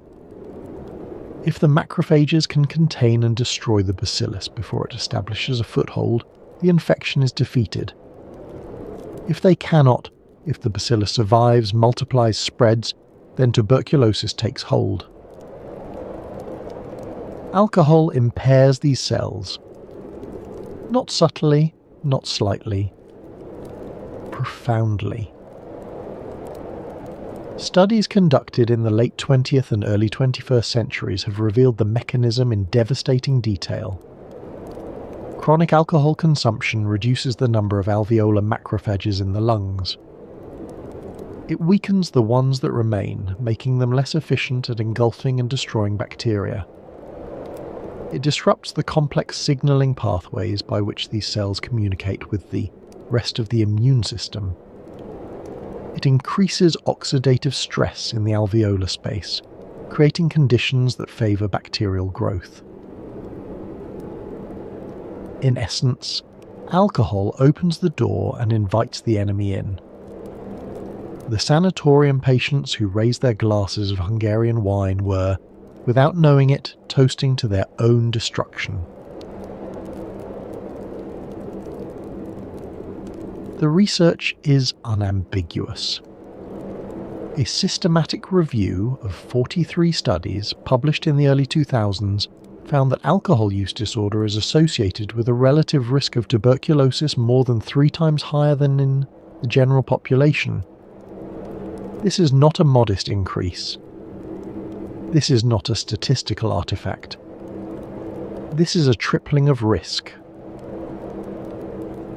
And the relationship appears to be dose-dependent. The more alcohol consumed, the greater the vulnerability. Light drinking may have little effect. Heavy drinking dramatically increases the likelihood of infection and disease. The mechanism works at multiple levels. At the cellular level, as we have seen, alcohol impairs the alveolar macrophages. But there are other effects as well. Alcohol disrupts the integrity of the epithelium, the layer of cells that lines the airways. It impairs the ciliary function that helps clear particles and pathogens from the respiratory tract. It affects the production of surfactant, the substance that keeps the alveoli from collapsing. At the systemic level, chronic alcohol use suppresses the production and function of lymphocytes, the white blood cells that coordinate the adaptive immune response. It impairs the function of neutrophils, another type of immune cell important in fighting bacterial infections. It disrupts the production of cytokines, the chemical messengers that orchestrate the immune response. The tuberculosis bacillus, in other words, faces a weakened and disorganized defense. It is more likely to survive the initial encounter with the immune system. It is more likely to establish a foothold. It is more likely to progress from latent infection to active disease. What makes this especially cruel is that the 19th century physicians were not entirely wrong about alcohol's immediate effects. It did warm the skin. It did stimulate appetite in the short term. It did produce a feeling of well-being, a sense that the body was responding positively. These effects are real. They are observable. Time. Ones, they were what physicians saw when they gave their patients brandy and watched for results. But they are also irrelevant to the disease process. The tuberculosis bacillus is patient. Unlike many bacteria that multiply rapidly, causing acute illness within days, Mycobacterium tuberculosis grows slowly. Its generation time, the time it takes to divide into 2 daughter cells, is approximately 20 hours. Compare this to E. coli, which can divide every 20 minutes. The tuberculosis bacillus multiplies at a fraction of that pace. This means that the battle against tuberculosis is not won or lost in an evening, or even in a week. It is fought over months and years. The bacillus establishes itself slowly, gradually colonizing the lung tissue, gradually destroying it. The immune system responds, containing the infection in some cases, failing to contain it in others. The outcome depends on a long war of attrition. And in that long war, the cumulative effects of alcohol prove devastating. A glass of wine at dinner, a cognac at bedtime, these might seem like small things. The immediate effects fade within hours, but the damage to the immune system accumulates. Day after day, week after week, the macrophages are a little less numerous, a little less effective. The signals between immune cells are a little more garbled. The defense against the bacillus is a little weaker. The sanatorium patients who drank their prescribed alcohol were not doing something that might harm them in a single moment. They were doing something that weakened them gradually over the course of their treatment. Each glass was another small defeat in the invisible war being waged within their lungs. And they had no idea. How could they? The immune system works in silence, beneath the threshold of consciousness. We cannot feel our macrophages working. We cannot sense the battle between our white blood cells and invading bacteria. All we can feel is the warmth of the wine, the relaxation of the cognac, the gentle drowsiness that precedes sleep. The doctors who prescribed alcohol were not villains. They were working within the knowledge of their time, following the best available evidence as they understood it. They watched some of their patients improve, and they attributed that improvement to their treatment. They could not see the invisible damage being done at the cellular level. They could not know what we know now. The individual cellular mechanisms tell only part of the story. The broader picture, the population-level relationship between alcohol and tuberculosis, is equally stark. Modern epidemiologists estimate that more than 8% of global tuberculosis cases are attributable to alcohol use disorder. 8% may not sound dramatic until you consider the scale. Tuberculosis still kills more than 1 million people every year worldwide. 8% of that number represents tens of thousands of deaths. Deaths that might not have occurred if alcohol had not weakened the victim's defences. The relationship works in multiple ways. Heavy drinkers are more likely to be infected with tuberculosis in the first place, perhaps because alcohol-related socialising brings them into contact with infected individuals, perhaps because their weakened immunity makes them more susceptible to initial infection. Once infected, they are more likely to progress from latent infection to active disease. And once sick, they are more likely to have poor outcomes, more complications, more severe symptoms, higher mortality. There is also the question of treatment adherence. Tuberculosis treatment today requires taking multiple medications for several months without interruption. Missing doses allows the bacteria to develop resistance. People with alcohol use disorder are less likely to complete their treatment regimens. They are more likely to develop drug-resistant tuberculosis. They are more likely to spread the disease to others. Looking back at the 19th century through this lens, a troubling picture emerges. The patients at Gerbersdorf and Falkenstein and the sanatoriums of Davos were not randomly selected. They were, for the most part, people of means, wealthy enough to afford months of treatment, educated enough to understand that something might be done. Many of them had probably consumed alcohol regularly before their diagnosis. And at the sanatoriums they consumed more. How many of them would have recovered if the wine and cognac had been replaced with milk and water? We can never know for certain. The controlled studies that would answer this question were never conducted, could not have been conducted in an era before randomized trials became standard medical practice. But the biological evidence suggests that at least some of those who died might have lived. But the story of alcohol and tuberculosis is not simply a story of medical error. It is also a story of the disease itself, of the desperate search for any remedy, any relief, any hope. Consider what it meant to have tuberculosis in the 19th century. There was no cure. There was no treatment that reliably worked. You coughed blood into handkerchiefs that you learned to hide from others. You lost weight no matter how much you ate, your body consuming itself from within. You suffered night sweats that drenched your bedclothes and left you shivering by morning.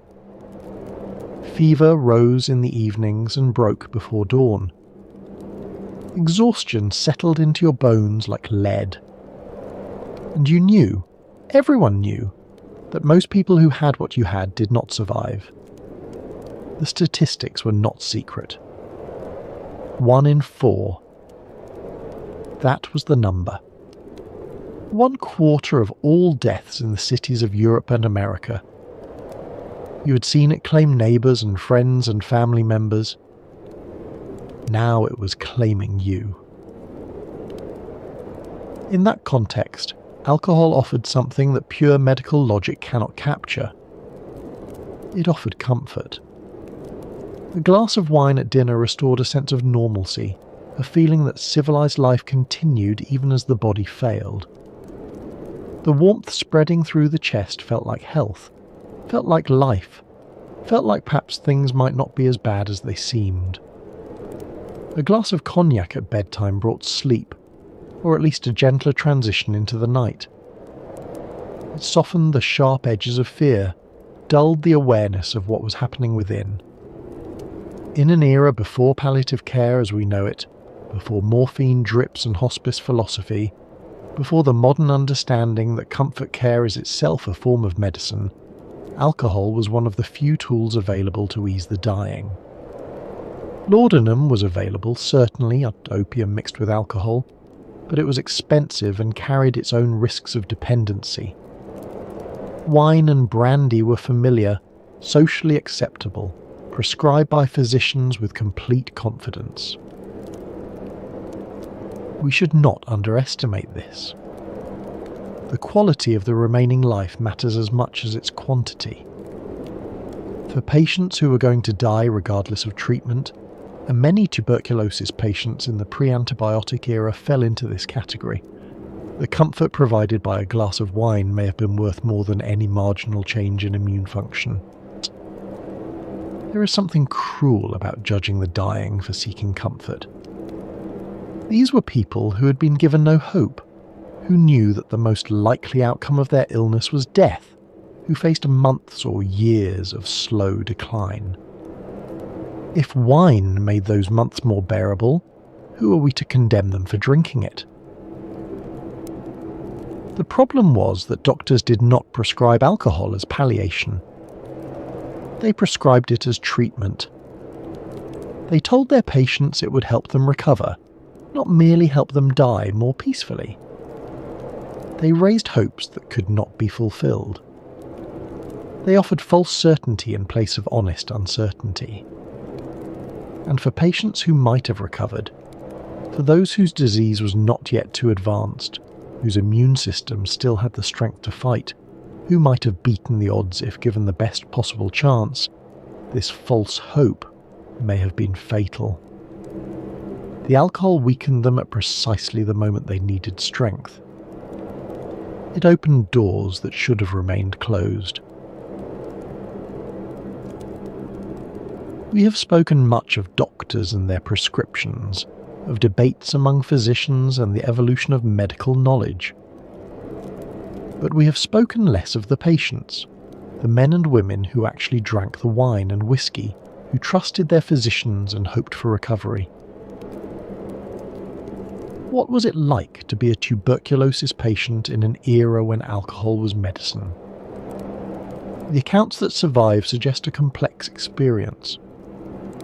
For some patients, the prescribed alcohol was a welcome indulgence, a reminder of life before illness, of dinners with friends and celebrations and ordinary pleasures. The glass of wine at dinner tasted like the world they had left behind, the world of health and possibility. It brought back memories of better times, and in bringing them back it made the present more bearable. For others, particularly those who had never been drinkers, the prescribed alcohol was an uncomfortable obligation, something they forced down because the doctor ordered it, not because they wanted it. The taste was unfamiliar, the effects disorienting. They drank it as they might have drunk any other medicine, grimacing perhaps, but trusting that it would help. At the grand sanatoriums, the evening meal with its accompanying wine took on an almost ritualistic quality. Patients dressed for dinner in their finest clothes, those who could still fit into them. They gathered in elegant dining rooms with crystal chandeliers and white tablecloths. They made conversation about art and politics and the news from distant cities. They maintained the forms of civilized society even as their bodies failed them. The wine was part of this performance, a way of insisting that they were still people, not merely patients, not merely the dying. To drink wine at dinner was to participate in ordinary life, to refuse to be defined entirely by disease. It was an act of dignity, of defiance, of hope. Some found genuine comfort in it. The warmth of the alcohol, the softening of anxiety, the easier sleep that followed, these were real benefits, even if they did nothing to cure the underlying disease. The night was less frightening after a glass of cognac. The darkness seemed less absolute. Sleep came more easily, and when it came, it brought respite from the constant awareness of illness. In an era without effective pain management, without the sophisticated palliative care we know today, alcohol served a function that pure medical logic cannot dismiss. It eased suffering. It provided moments of peace. It made the unbearable a little more bearable. Others became dependent. The line between medical prescription and addiction is not always clear, and 19th century medicine did not police it carefully. Patients who arrived at sanatoriums as moderate drinkers sometimes left, if they left at all, thus as heavy ones. The disease gave them permission.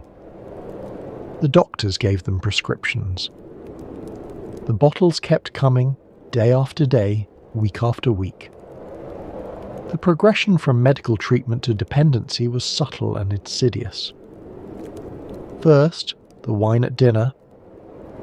Then perhaps a glass in the afternoon when the anxiety became too much.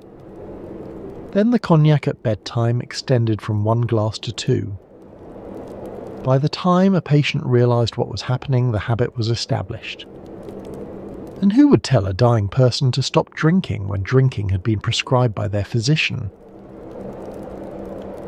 How many tuberculosis patients developed alcohol problems as a result of medical treatment? The records do not permit a precise answer. This was not a question that 19th century physicians thought to ask, and even if they had asked it, they might not have recognised the problem. The concept of alcoholism as a disease was still developing. The line between acceptable medical use and problematic dependency was blurred. But the question itself reveals something about the era, about the unintended consequences that flow from even well-intentioned medical practice. The doctors who prescribed alcohol believed they were helping their patients. In some ways, perhaps they were.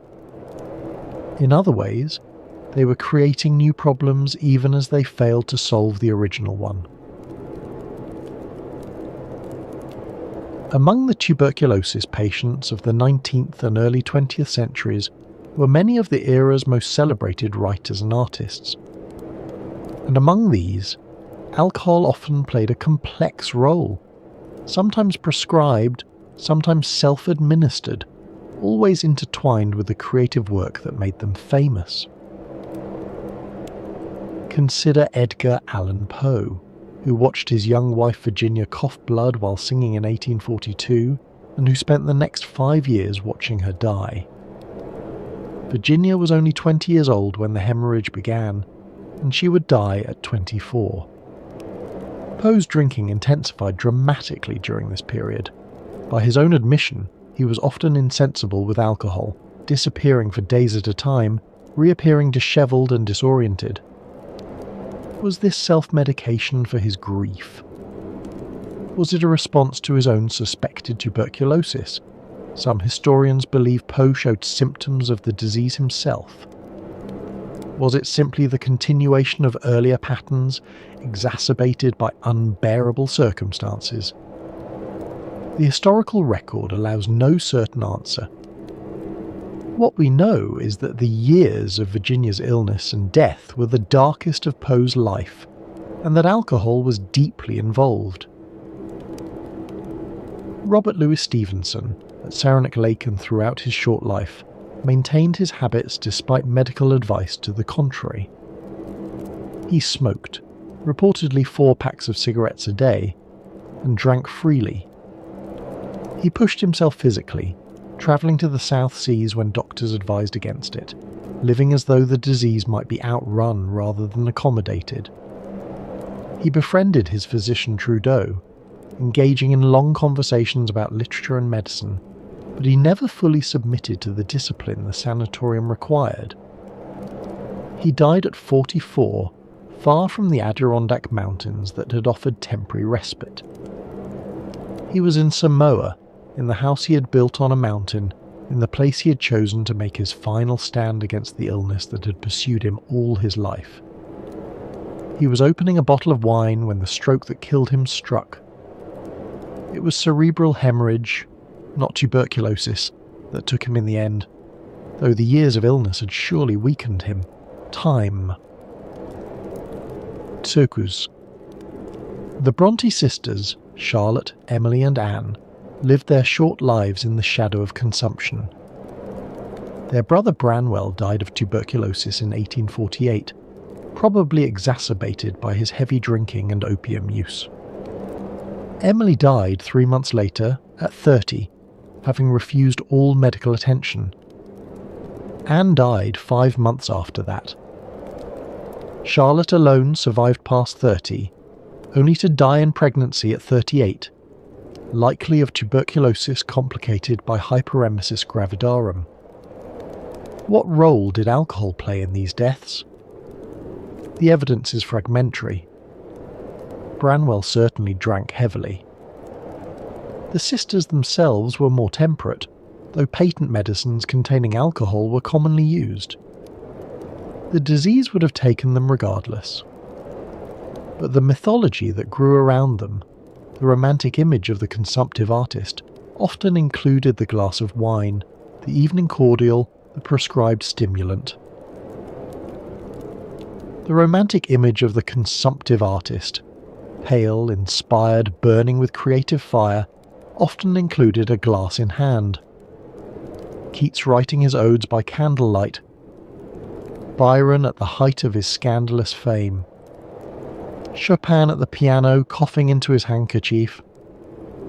The mythology surrounding these figures blurs the line between their art and their illness, between their creativity and their destruction. We should be careful not to romanticize this. The tubercular artist drinking wine by candlelight makes for a compelling image, but the reality was suffering, was fear, was slow suffocation, as the lungs filled with disease. The alcohol did not make them better writers. It did not make their deaths more beautiful. It may have hastened those deaths, or it may simply have made them more bearable. The line between medicine and escape was never clear.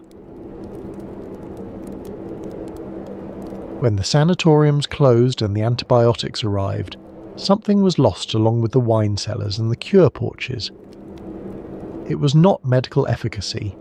The antibiotics were unquestionably better at treating tuberculosis than anything that came before. Streptomycin, discovered in 1943, could actually kill the tuberculosis bacillus. Isoniazid, introduced in 1952, was even more effective. For the first time in human history, tuberculosis was curable, not through rest and diet and wishful thinking, but through chemical compounds that attack the disease at its source. The sanatoriums emptied. Time thus speeds. Patients who had expected to spend months or years in the mountains went home after weeks. The grand buildings that had been filled with the dying became hotels, or were converted into schools, or simply stood empty, their cure porches vacant, their wine cellars silent. It was something harder to name that was lost. A sense of ritual, perhaps. A philosophy of care that attended to the whole person, not merely the disease. The sanatorium had been a place where patients lived for months or years, where their daily routines were structured around healing, where the doctors knew them by name and monitored their progress week by week. The dining room, with its wine and formal dinners, had been part of that comprehensive care. The new treatment was different. Take these pills. Take them for 6 months. Do not miss a dose. Come back for follow-up appointments. The cure was faster, more effective, more scientific. It was also less personal. The patient was not a resident of a healing community. They were a case number, a prescription, a follow-up file.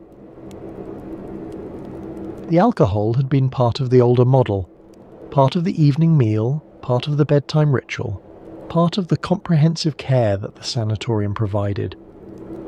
Removing it was medically correct. We know now that the alcohol was doing harm, not good. But something about the experience of being cared for changed when the glass of wine disappeared from the table. Something about feeling attended to, about being part of a healing ritual, about the ceremony of recovery. Perhaps this is sentimentality. The sanatorium regime with its wine and cognac was killing people, or at least failing to save them while giving the impression of treatment. The antibiotics actually worked. No amount of ritual and atmosphere can substitute for effective medicine. A cure porch and a glass of Tokay cannot compete with streptomycin. And yet, the modern study of medicine has begun to rediscover some of what the sanatoriums knew.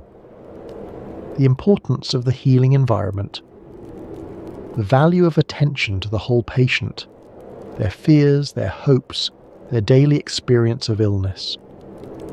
The recognition that care involves more than medication, that human beings need more than pills to heal. These insights, stripped of the alcohol and the pseudoscience, remain valid. Modern hospice care, modern palliative medicine, modern attention to quality of life alongside quantity. These owe something to the sanatorium tradition, even as they reject its specific methods. The wine is gone.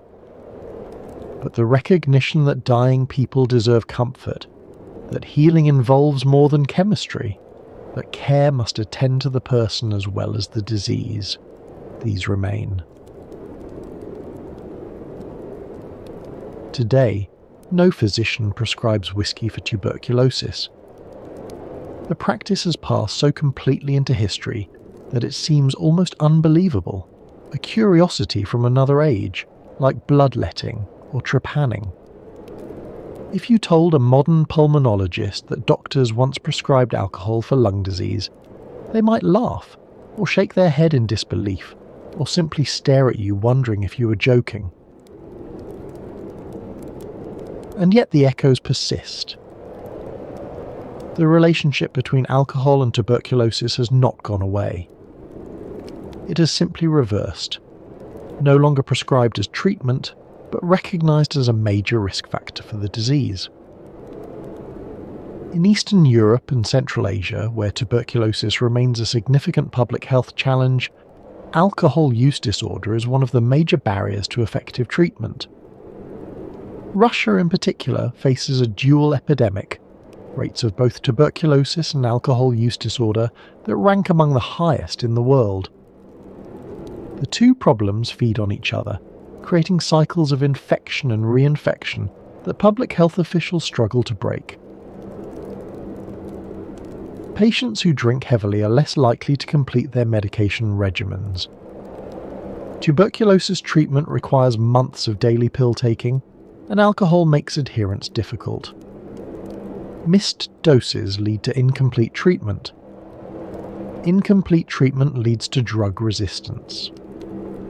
Drug-resistant tuberculosis spreads to others, creating new cases that are harder to cure than the original. They are more likely to develop drug-resistant strains. Multi-drug-resistant tuberculosis, MDR-TB, is one of the most frightening public health challenges of our time. It requires longer, more toxic treatment regimens, and it kills more often than ordinary tuberculosis. Alcohol use disorder is one of the factors that helps create it.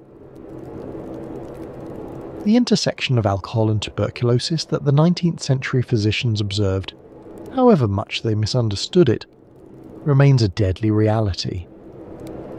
They saw the connection. They drew the wrong conclusions. But the connection itself was real. There is also the broader question of medicine uncertainty. The doctors who prescribed alcohol for tuberculosis were not charlatans. They were trained professionals, working within respected institutions, following the best available evidence as they understood it. They attended medical schools, read medical journals, discussed cases with colleagues. They were wrong. but their wrongness was not obvious at the time. It took decades of research and the arrival of truly effective treatments to reveal the error. What errors are we making now? What treatments that seem sensible today will future generations regard with the same mixture of pity and bewilderment that we feel toward the whiskey prescription?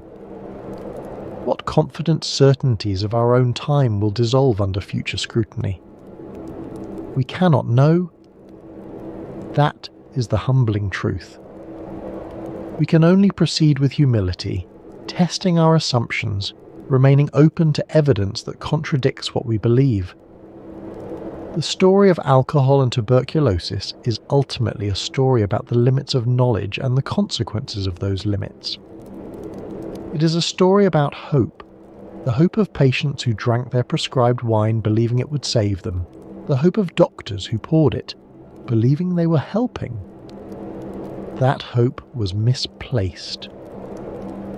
But it was human, and it was real. And it reminds us that our own hopes, our own certainties, our own confident treatments may one day look equally misguided. Let us pause now and consider what we have witnessed tonight. Let the weight of this history settle as the snow settles on the mountains where so many came seeking cures.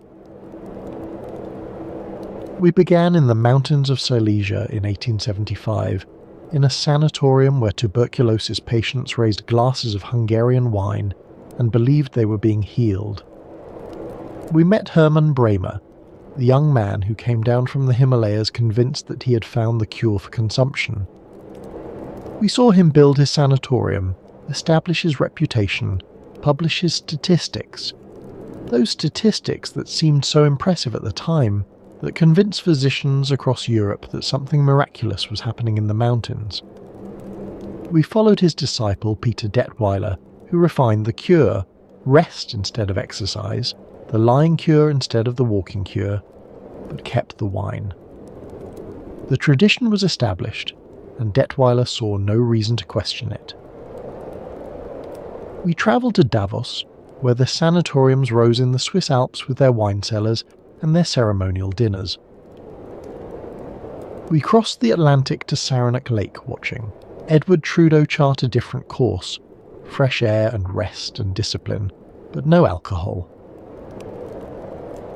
We passed through the strange interlude of Prohibition, when 11 million prescriptions for whiskey were written each year in a nation that had banned alcohol entirely. We saw the doctors who wrote those prescriptions, some believing in what they prescribed, others simply profiting from a profitable loophole. We saw the pharmacists who filled them, the patients who drank them believing they were medicine, the system that evolved around a practice that the medical establishment had officially declared useless. We traced the slow accumulation of evidence, the animal studies, the epidemiological data, the cellular research, that finally answered the question the 19th century could not resolve. We learned what alcohol does to the alveolar macrophages, those silent guardians of the lung, and how that damage translates into a tripling of tuberculosis risk. We understood at last what the patients at Gerbesdorf could never have understood, what each glass of prescribed wine was doing to their chances of survival.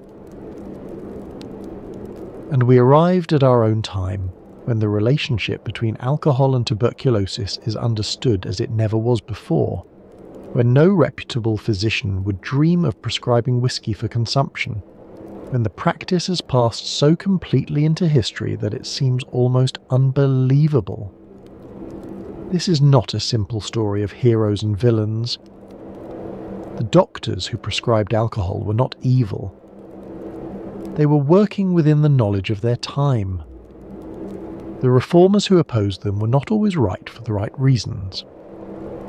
Science advanced not through moments of revelation, but through the slow, painful accumulation of evidence over decades.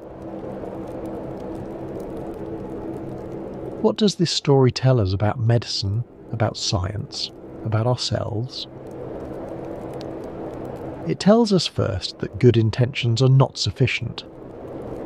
The physicians who prescribed alcohol genuinely wanted to help their patients. They observed, they reasoned, they drew what seemed like logical conclusions. And they were wrong. Wanting to help is not the same as helping.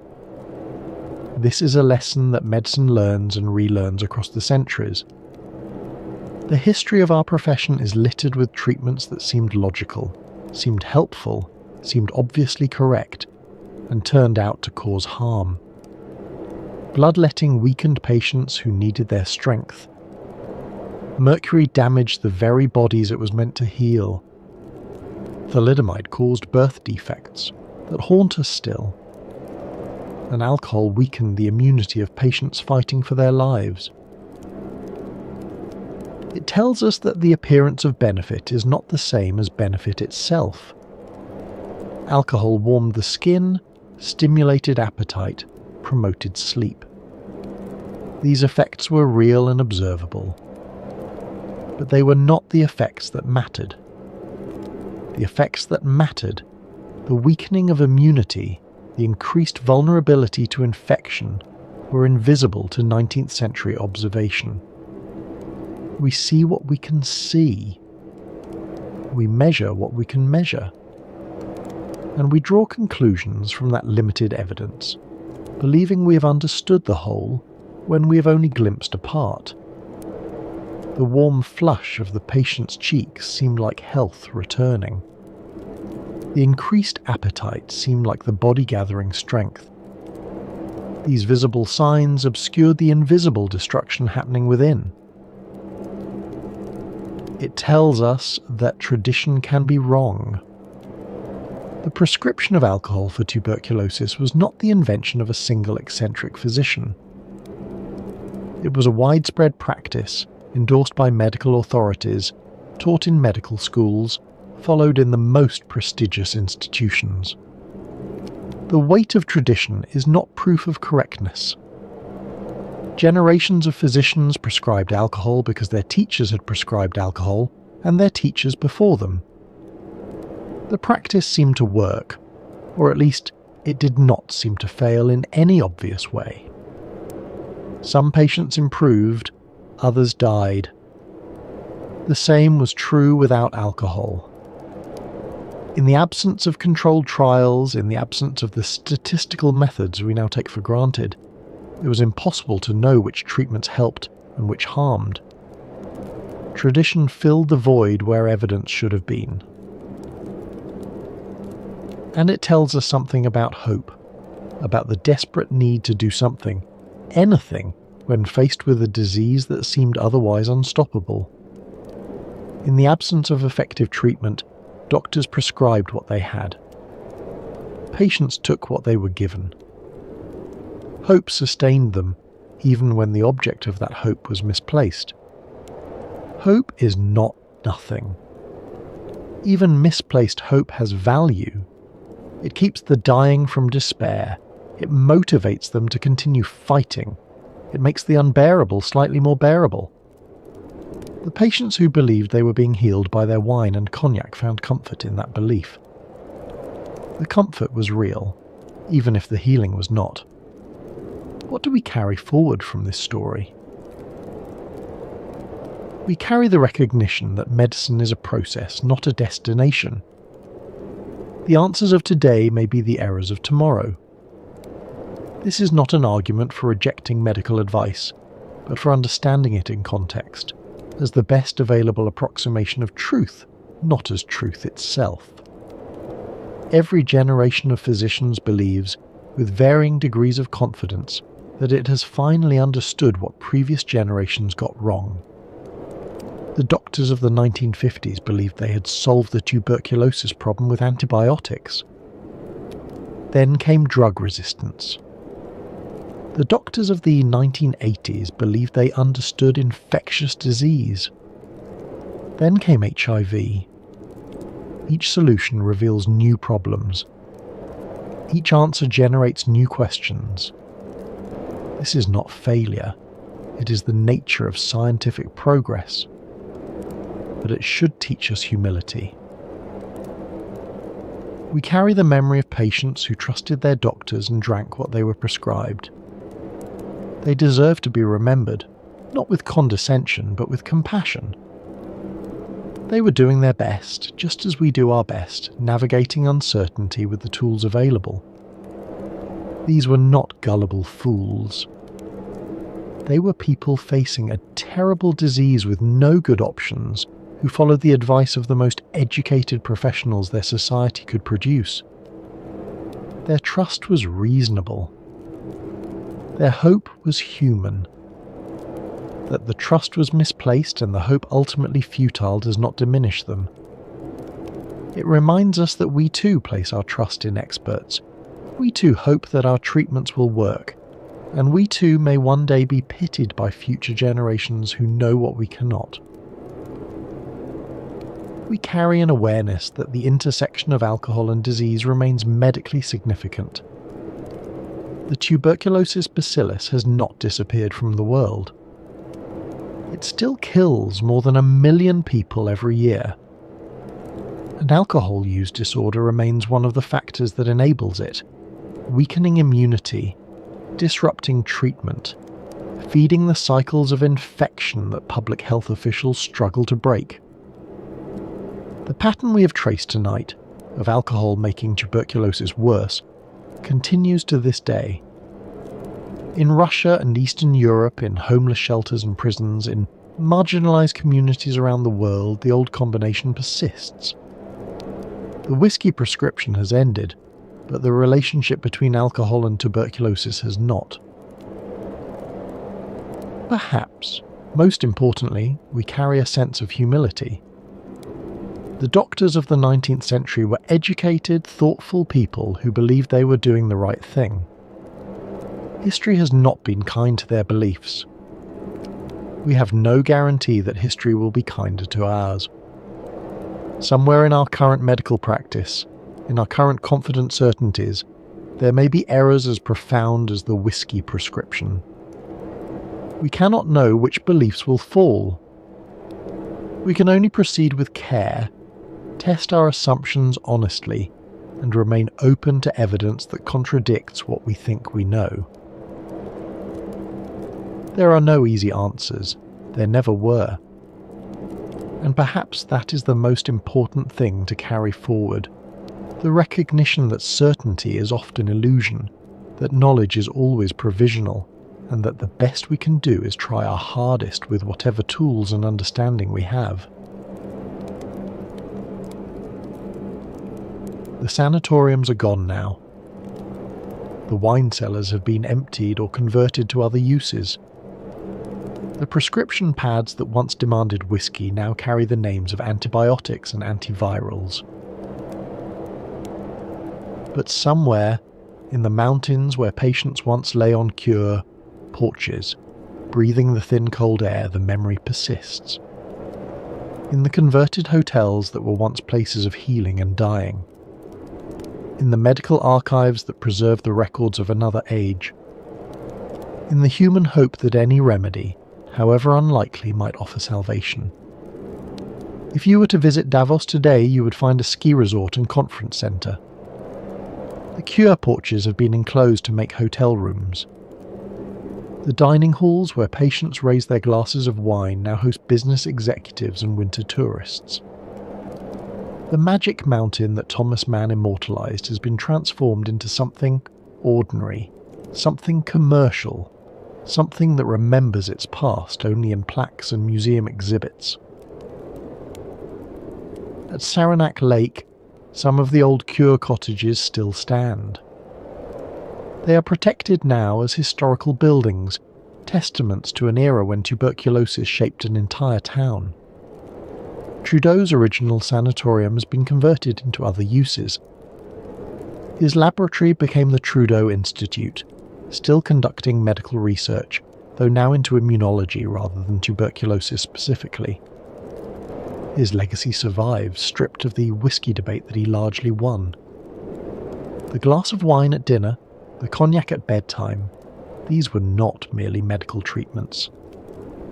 They were rituals of hope, performed by the dying and those who cared for them in an age when hope was often all that medicine could offer. Think of what it meant to drink that prescribed wine. To lift the glass knowing that your physician believed it would help you. To feel the warmth spreading through your chest and believe, truly believe, that it was the warmth of healing. To maintain the forms of civilized dining even as disease ravaged your body. To participate in a communal ritual with others who shared your fate. There was meaning in that glass, beyond whatever physical effects the alcohol produced. That hope was misplaced, but it was real. And perhaps that is the most human part of this story. Not the science that eventually corrected the error, but the hope that sustained it for so long. We are creatures who need to believe in something, who cannot endure hopelessness, who will grasp at any treatment that promises relief from suffering. The whiskey prescription endured not because doctors were foolish, but because patients needed hope and alcohol provided the illusion of it. The glass remains. Not the physical glass. That has long since been broken or recycled or lost. But the memory of what it represented. The desperate search for healing. The trust between patient and physician. The hope that any remedy, however improbable, might be the one that saves us. That hope is with us still. It lives in every patient who asks their doctor for something, anything that might help. In every physician who wishes they had better treatments to offer. In the ongoing human struggle against disease and death, and the terrible uncertainty that surrounds both. Let us return, one final time, to that dining hall in the mountains of Silesia. It is evening. The snow has begun to fall again, visible through the tall windows as white flakes against the darkening sky. The patients have gathered for dinner, dressed in their finest clothes, maintaining the forms of civilization even as disease works within them. A waiter moves between the tables, pouring wine from bottles of Hungarian Tokay. The crystal catches the gaslight, and for a moment the wine glows like amber, like honey, like something precious. The patients lift their glasses. Some of them are laughing, sharing stories of distant homes and distant lives. Others are quiet, their thoughts turned inward. A young woman near the window gazes at the falling snow. An elderly gentleman studies his wine, as if reading something in its depths. They drink. They believe, most of them, that what they are drinking will help them. That the warmth spreading through their chests is the warmth of healing. That the doctors who prescribe this wine know what they are doing. We know now that they were wrong. We know what the wine was doing to their immune systems, to their chances of survival, to the invisible battle being waged within their lungs. We know what they could not know. But we cannot save them. They are beyond our reach, separated by more than a century of time and knowledge. All we can do is remember them. Remember their hope, remember their trust, remember that they were people doing their best in an impossible situation. The wine was not the cure they sought, but perhaps in its way it offered them something else. A moment of normalcy, a sense of civilization persisting, a ritual that connected them to the world they were losing. Outside, the mountains stand as they have always stood, indifferent to human suffering, indifferent to human hope, indifferent to the debates of physicians and the fears of patients. The same peaks that Hermann Bremer saw when he built his sanatorium. The same forests that patients walked through, breathing deeply, believing the air would save them. The mountains have outlasted the sanatoriums, outlasted the patients, outlasted the entire era when tuberculosis ruled and alcohol was prescribed as its cure. And so, as the night deepens and the sanatorium dining hall fades into memory, we leave behind the doctors and their prescriptions, the debates and the doubts, the science that came too late to save those who needed it most. But their legacy remains in our understanding of immunity and infection, in our humility about medical certainty, in the ongoing relationship between alcohol and disease that still claims lives today. The story we have traced tonight is not merely history. It is a reminder of how medicine works, of how knowledge grows, of how well-meaning people can do harm while trying to help. It is a reminder to question certainties, to test assumptions, to remain humble in the face of what we do not yet understand. Next time on the Sanatorium, we'll explore another corner of tuberculosis history, but that journey is for another night. For now, rest well. Let the memory of mountain air carry you gently into sleep. Let the distant sound of crystal glasses raised in hope echo into quietness. The wine has been poured and drunk. The patients have retired to their rooms. The snow continues to fall on the mountains where so many came seeking cures they would not find. If you found some measure of peace in tonight's journey, perhaps leave a like or share it with someone who might need it. Thank you for being here. Thank you for remembering with us those who drank in hope and died in ignorance of what they were drinking. Good night. She dies in his arms. Every single night in opera houses around the world, from Milan to Melbourne, from Paris to São Paulo, from the grandest theatres in Vienna to provincial houses in small Italian cities, she dies. Coughing, feverish, her cold hands reaching for the man who loves her, whispering his name with her final breath. And every night the audience weeps. They have been weeping for over 125 years.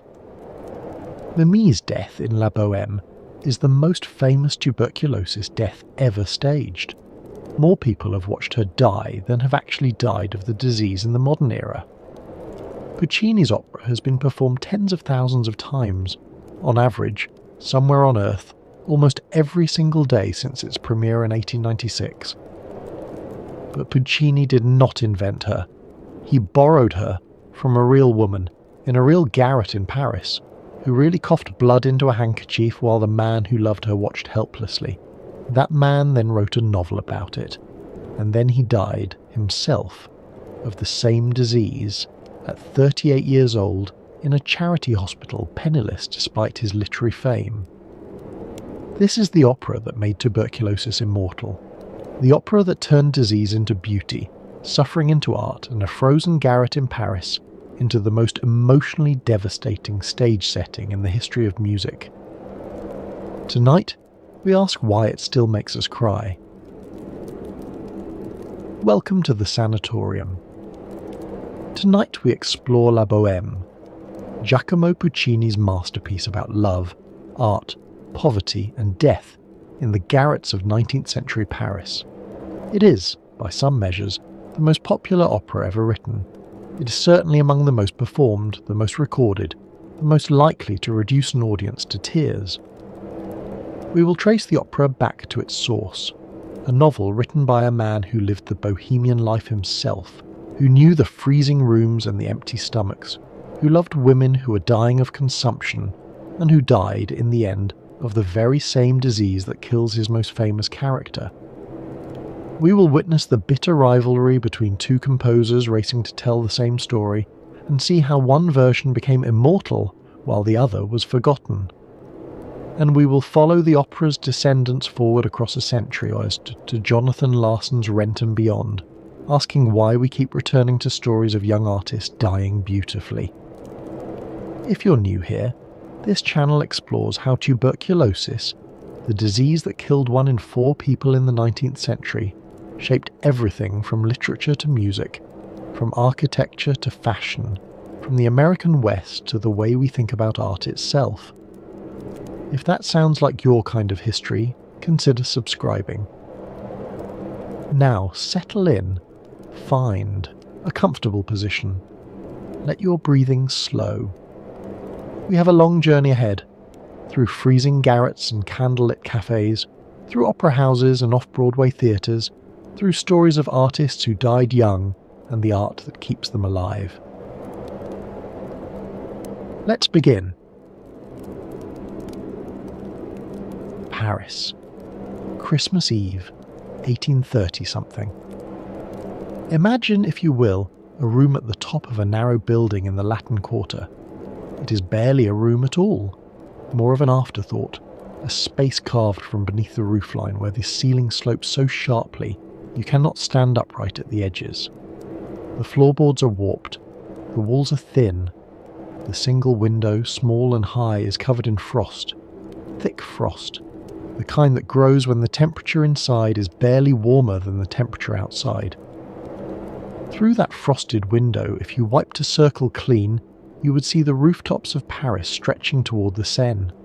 Chimney pots, spires, the grey winter sky pressing down like a lid. 4 young men share this space. Rodolfo is a poet who has just burned the 3rd act of his play in the stove, watching the pages curl and blacken, giving up 3 months of work for 20 minutes of warmth. Marcello is a painter.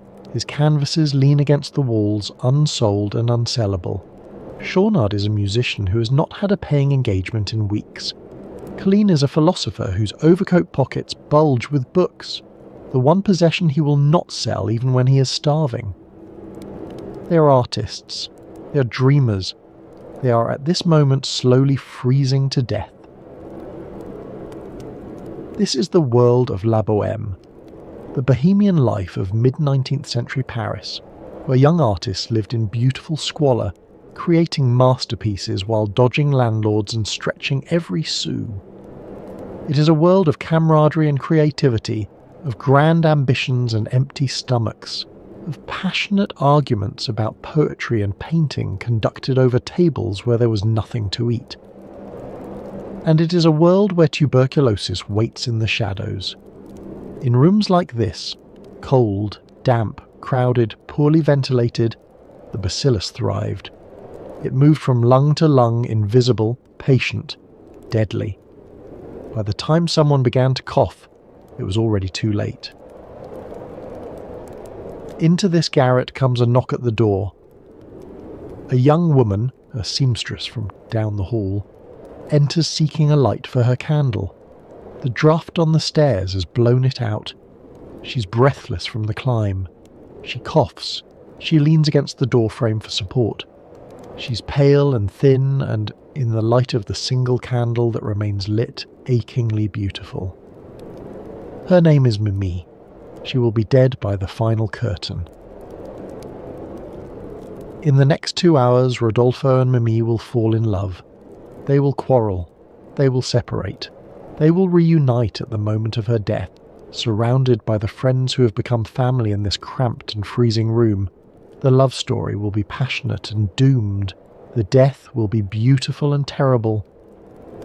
It is one of the most performed operas in the world, produced somewhere on Earth, on average, almost every single day.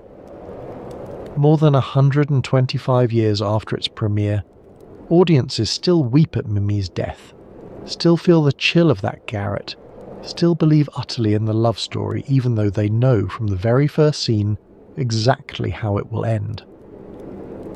Tonight, we explore why.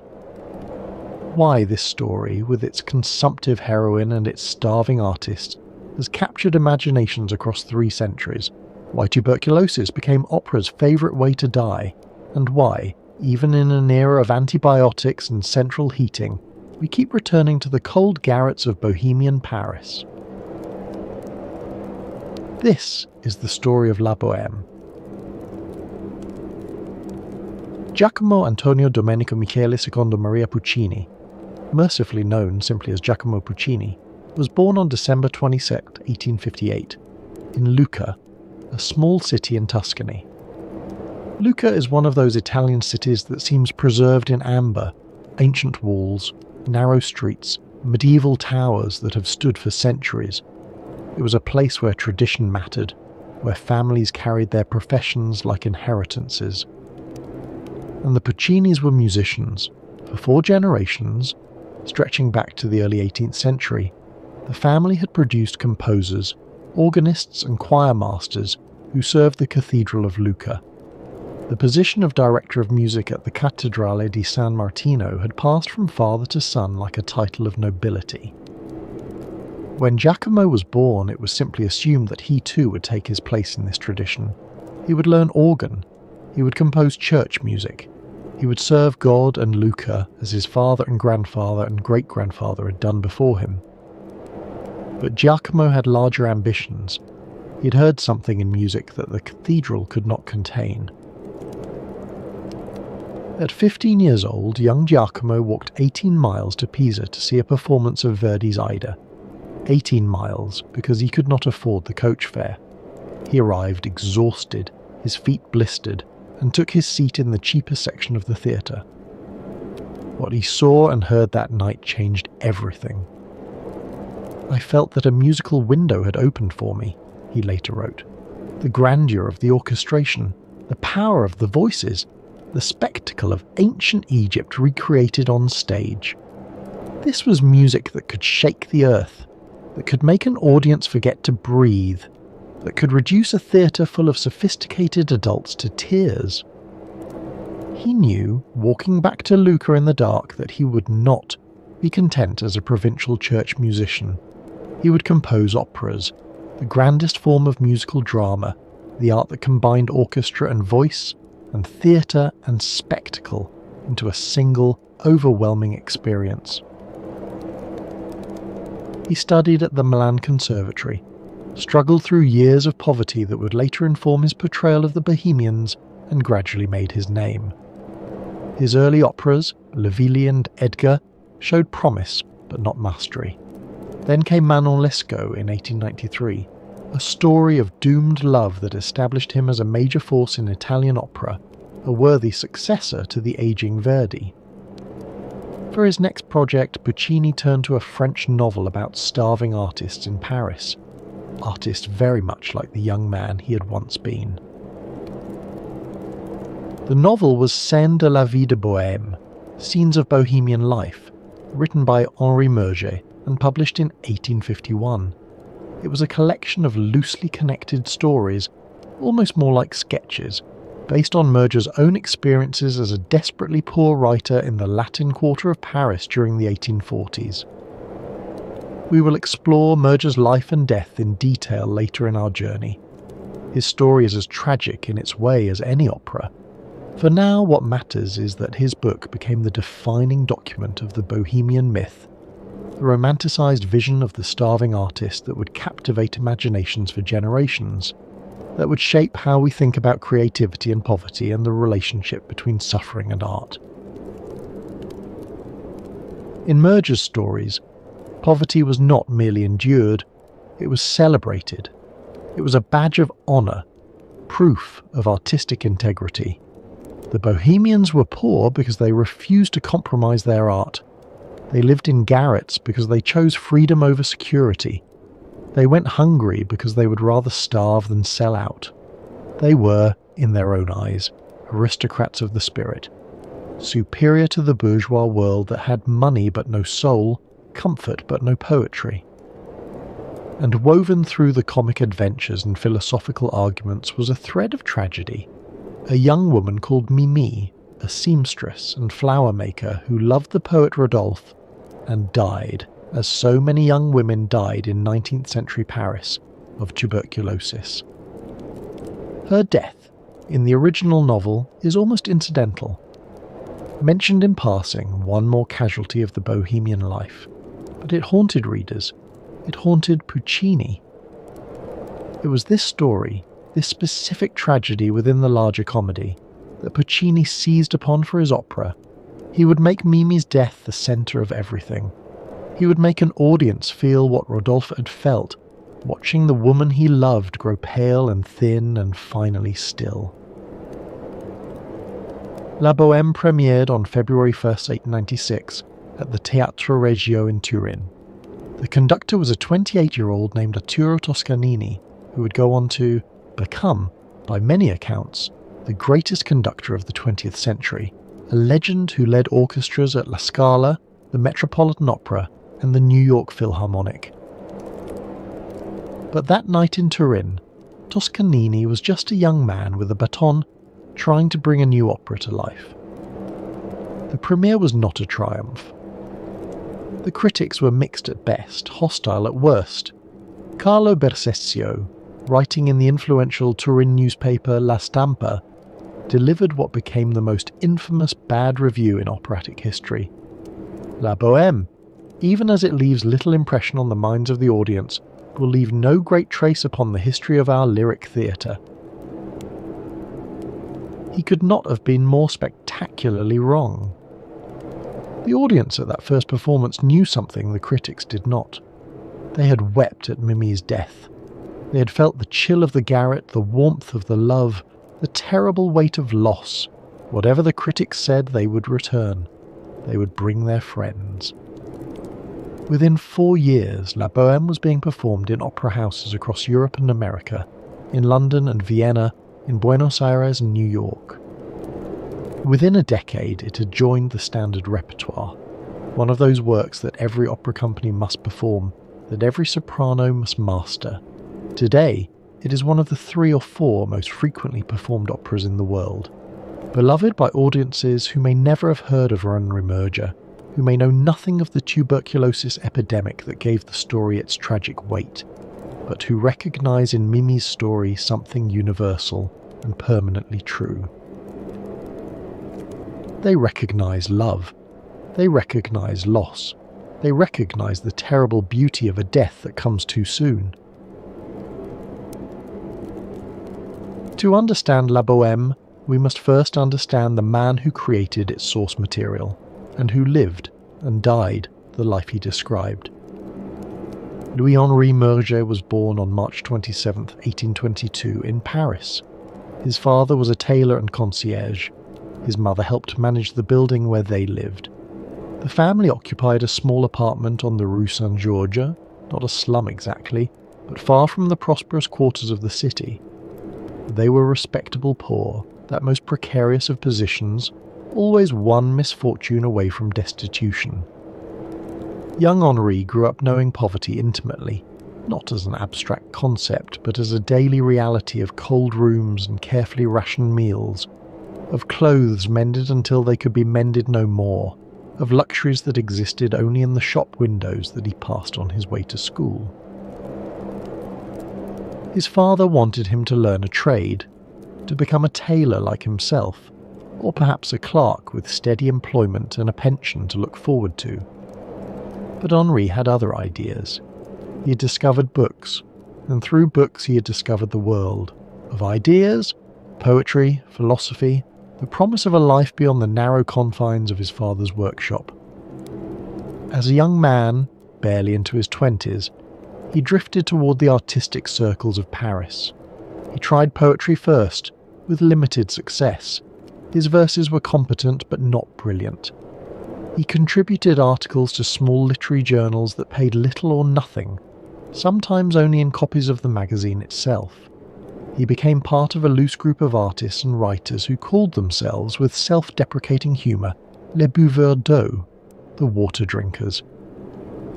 They were too poor to afford wine. The water drinkers lived the life that Murger would later romanticize in his fiction. They shared cramped rooms in the Latin Quarter. They pawned their belongings to pay rent. First the non-essentials, then the essentials, then everything they owned except the tools of their art. They went hungry for days at a time. They created poems and paintings and essays that almost no one wanted to buy. And they died. One by one, they died. of tuberculosis, of starvation, of fevers brought on by cold and malnutrition, of the accumulated damage that poverty inflicts on young bodies not yet strong enough to resist it. The water drinkers left no monuments except in Murger's memory. The Latin Quarter takes its name from the language spoken there for centuries, Latin, the tongue of scholars and theologians who attended the Sorbonne, the ancient university that had stood at the heart of this neighbourhood since the 13th century. For hundreds of years, students had lived in these narrow streets, debating philosophy and law, medicine and theology in the language of the church and the academy. By the 1840s, Latin had faded, but the scholarly character of the neighbourhood remained. The area had become the heart of artistic and intellectual Paris, a place where ideas mattered more than money, where a clever argument could earn you a meal and a brilliant poem could earn you a reputation, even if it couldn't pay your rent. It was a neighbourhood of students and artists, of cheap cafes where debates raged late into the night, of bookshops where volumes were sold by weight when their owners could no longer afford to keep them. The most affordable rooms were the garrets, attic spaces at the top of narrow buildings, reached by climbing 4 or 5 or even 6 flights of rickety wooden stairs. These garret rooms were scarcely fit for human habitation. The ceilings sloped so sharply that you could stand upright only in the centre. The single window, small and draughty, let in a thin grey light and far too much cold air. There was no running water. You carried it up from the courtyard in buckets. There was no heat except what you could coax from a tiny stove fed by whatever scraps of fuel you could scrounge. In winter, ice formed on the inside of the windows. In summer, the roof baked in the sun, turning the garret into an oven. But these rooms were all that a struggling artist could afford. 3 or 4 francs a month, payable, theoretically, to a landlord who would bang on your door demanding rent at the most inconvenient moments. Murger and his friends inhabited this world completely. They spent their days in cafes, not drinking expensive coffee, which was beyond their means, but occupying tables for hours, nursing a single glass of water or perhaps a small beer, bought with coins scraped together from jacket pockets. They talked about art and philosophy and revolution. They argued about poetry and politics. They planned the masterpieces they would create when they had the time, the materials, the stability to create them. And then they climbed back to their freezing garrets and worked through the night by candlelight, writing poems that would never be published, painting canvases that would never be sold, composing symphonies that would never be performed. They lived for their art because there was nothing else to live for. The centre of their social world was the Café Momus, a modest establishment on the Rue des Prêtres Saint-Germain-l'Auxerrois that features prominently in La Bohème. It was not elegant. The furniture was worn, the walls were stained with tobacco smoke, and the proprietor had long since given up hope of collecting what he was owed. But here the Bohemians gathered to share what little they had, to argue about ideas, and to forget for a few hours the poverty and cold that defined their existence. Between 1847 and 1849, Murger published a series of stories in a small literary magazine called Le Corsaire. It was not a prestigious publication, far from it.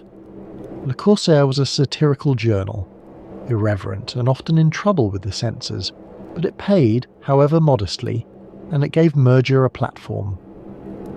The stories he wrote, loosely connected, episodic, semi-autobiographical, depicted the lives of 4 bohemian friends and the women who loved them.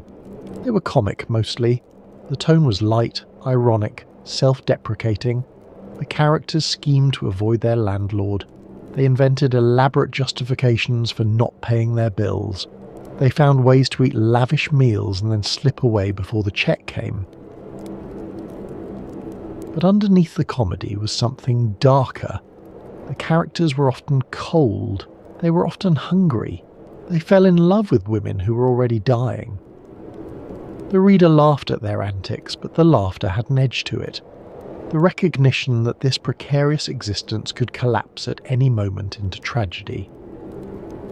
The characters were drawn from life, from the water drinkers Merger knew. Rodolphe, the poet, was Merger himself, his ambitions, his struggles, his romances thinly disguised. Marcel, the painter, was a composite of several artist friends. Chaunard, the musician, was based on Alexandre Chan, a real composer who had shared quarters with Merger. Colline, the philosopher, was drawn from a friend named Jean Wallon, whose overcoat pockets really did bulge with books. And the women, Mimi, Musette and others, were composites of real women Merger had known in the Bohemian underworld. Grisettes they were called, working-class girls who sewed or made artificial flowers by day and drifted into the demi-monde by night. In 1849, Merger adapted his stories into a play, La Vie de Bohème, which was produced at the Théâtre des Variétés. It was a surprising success. Parisian audiences, many of them comfortable bourgeois, who had never set foot in a garret, found themselves enchanted by this vision of artistic life. They wept at the sad parts. They laughed at the comic parts. They came back the next night and brought their friends. What they saw was not poverty as it actually was, but poverty as they imagined it might be. Romantic, full of adventure and passion, redeemed by art and love. Merger had discovered something that audiences desperately wanted, a myth. In 1851, Merger gathered his stories together and published them as a novel, Scènes de la vie de Bohème. The book became a classic, reprinted in edition after edition, translated into languages that Merger would never learn to read. It defined for generations what it meant to be a bohemian, and in doing so, it obscured the reality of what it had cost. Merger's genius was to transform the misery he knew into something audiences wanted to experience vicariously. In his stories, the Bohemians are not simply poor. They are nobly poor. Their poverty is a badge of artistic integrity, proof that they have not sold out. They could have comfortable bourgeois lives if they wanted them. Their education, their talents, their connections would have enabled them to find steady employment in some office or shop, but they have chosen differently. They have chosen to starve for their art. They are heroes of the spirit, too pure for commerce, too honest for compromise, too devoted to beauty to care about money. When they burn their manuscripts for heat, it is presented not as desperation but as a kind of joke, a commentary on the relative values of literature and warmth. When they dodge their landlord, it is a comic caper, not a shameful necessity. The reality, of course, was grimmer. Merger knew, because he had lived it, that bohemian life was not a choice for most who lived it. They were poor because they had no money, not because they had rejected money on principle. They went hungry because they could not afford food, not because fasting was spiritually ennobling. They died young of tuberculosis, of typhus, of all the diseases that poverty breeds, not because early death was beautiful, but because poverty kills. The water drinkers did not toast their empty glasses with ironic cheer. They stared at them in despair, wondering when they would eat again. But Merger also knew, with the instinct of a born storyteller, that this reality would not sell books. No one wants to read about genuine misery. No comfortable Parisian wanted to feel guilty about the artists starving in the garrets above their heads.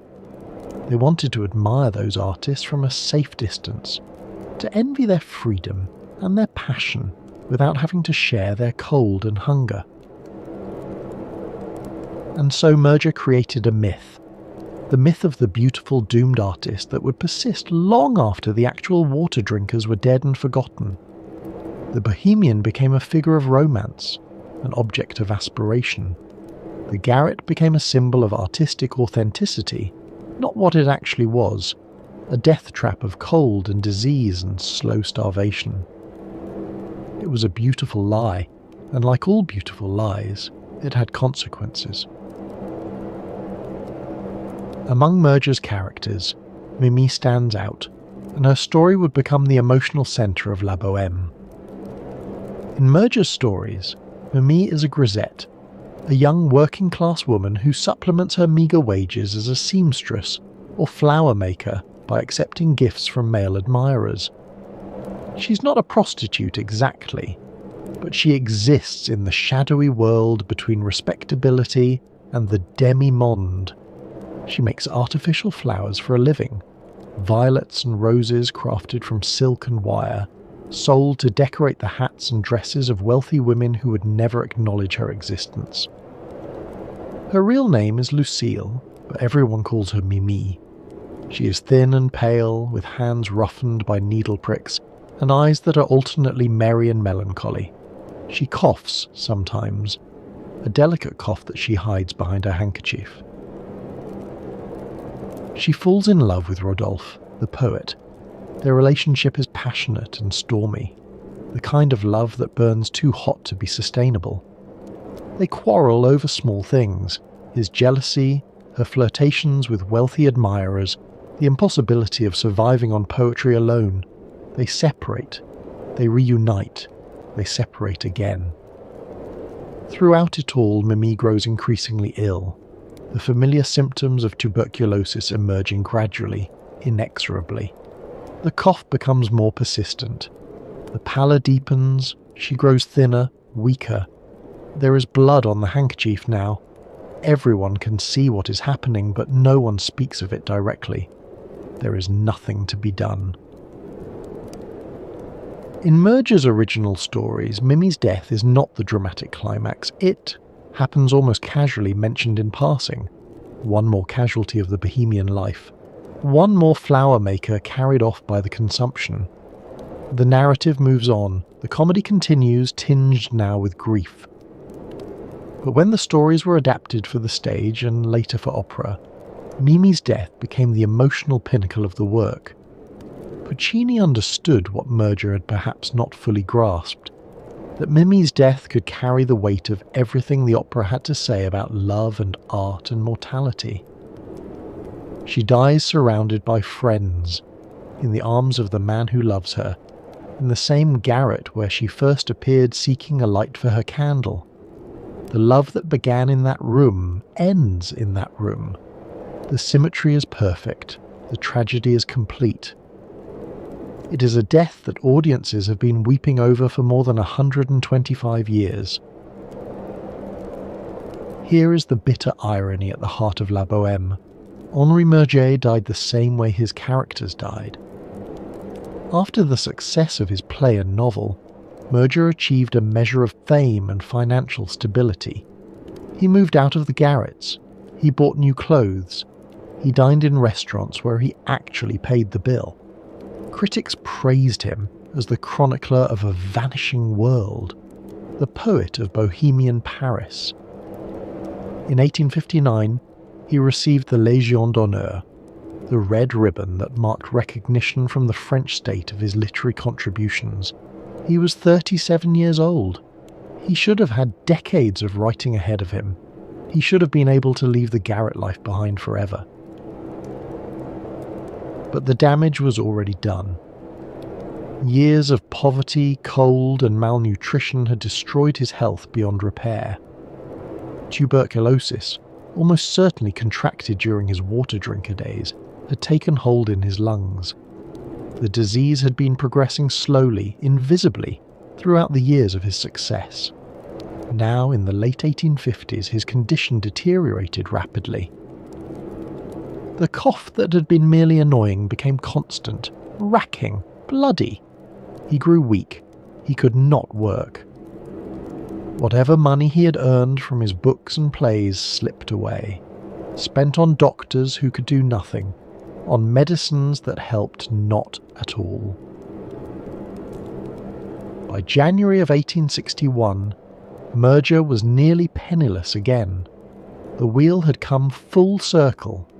The man who had made the garret romantic found himself once more without resources. He was admitted to a Paris hospital, the Maison du Bois, a charitable institution for the poor. He was too weak to care for himself. Napoleon III's minister, the Count Walowski, heard of his condition and sent 500 francs to help with medical expenses. It was a generous gesture. It was also meaningless. No amount of money could cure tuberculosis in 1861. It was too late. Henry Murger died on January 28, 1861. He was 38 years old, the same age at which Chopin had died, the same age at which so many consumptives died, cut down in what should have been the prime of life. The man who had romanticized the bohemian life, who had made poverty beautiful in his fiction, died in the same poverty that had killed his characters. The garret that he had transformed into a symbol of artistic freedom had, in reality, been a death sentence. The cold that he had turned into comedy had been tuberculosis, waiting patiently in his lungs. The myth he created outlived him, and continues to outlive him still, more than 160 years later. Bohemia, Murger wrote in the preface to his novel, is bordered on the north by cold, on the west by hunger, on the south by love, and on the east by hope. He had lived in all four quarters. He had died there.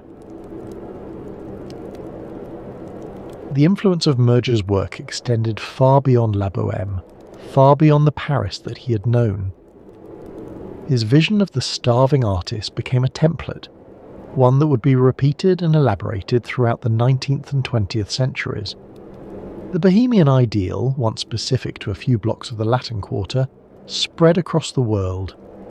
Wherever young artists gathered to pursue their dreams, they found themselves reenacting a story that Murger had written.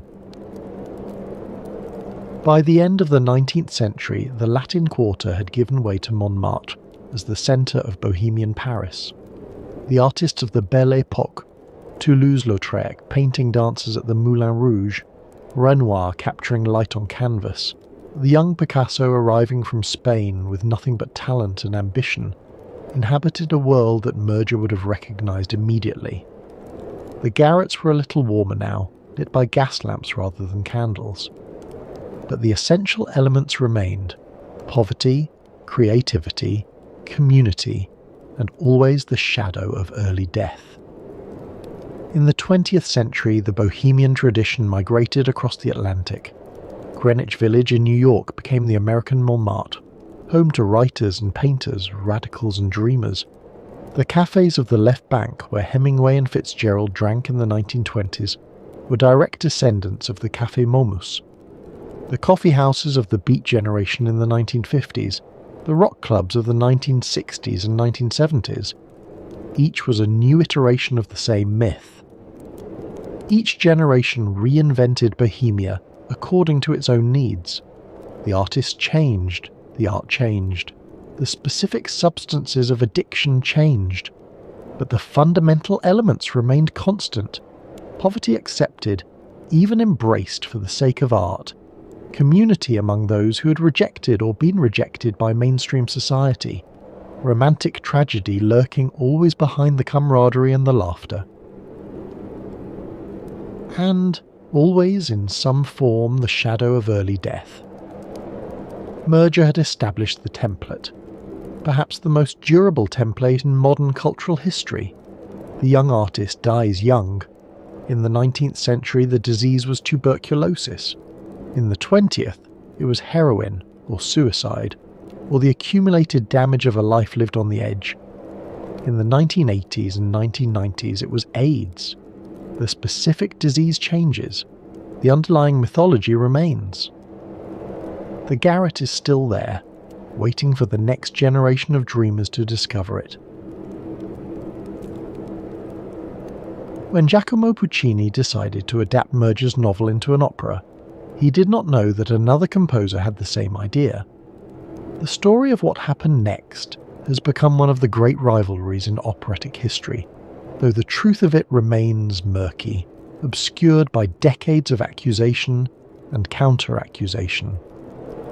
Ruggero Leoncavallo was a successful Italian composer Best known for his opera Pagliacci, a brutal one-act tragedy about jealousy and murder in a travelling theatre troupe, he was, by all accounts, an ambitious man, keenly aware of his place in the operatic world and protective of what he considered his territory.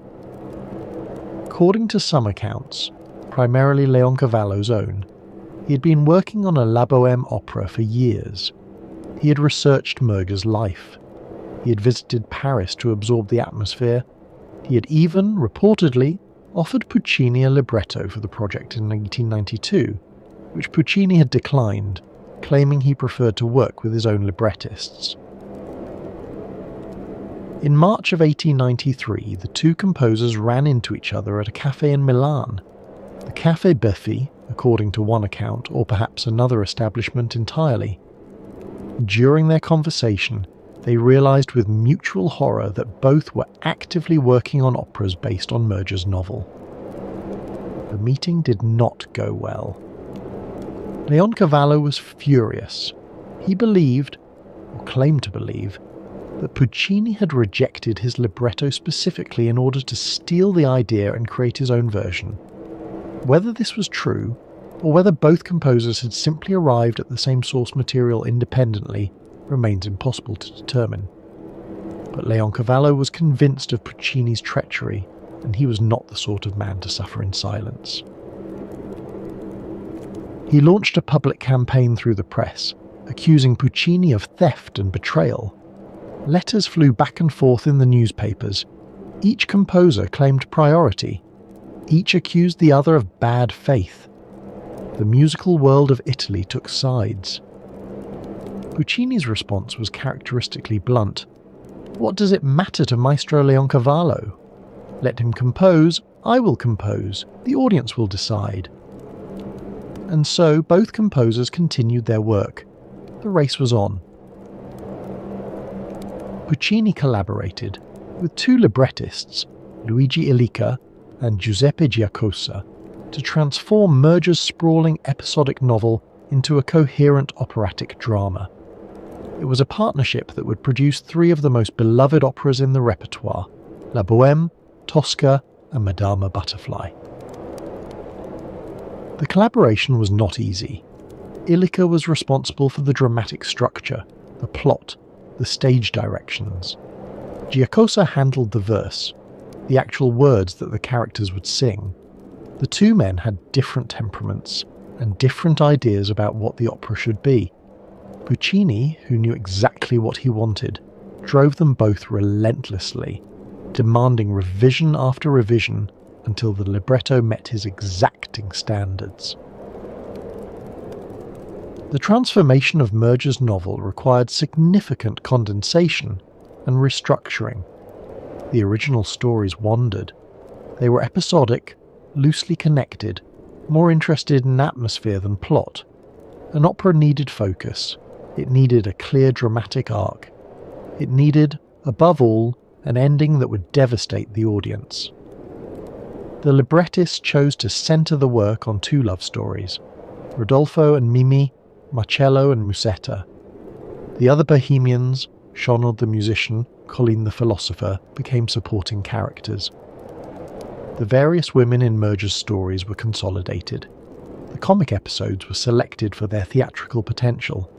Everything else was simplified or eliminated. Most importantly, the libretto made Mimi's death the climax of the entire work. In Murger's original, Mimi's death is mentioned almost in passing. One tragic event among many in the chaotic Bohemian life. It happens, and then the story continues. In Puccini's opera, it becomes the moment toward which everything builds. The joys of Act 1, the comedy of Act 2, the heartbreak of Act 3, all of it leads inexorably to the final scene in Act 4, when Mimi returns to the garret to die. This structural choice transformed La Bohème from a series of charming scenes into a unified tragedy. It gave audiences something to feel at the end.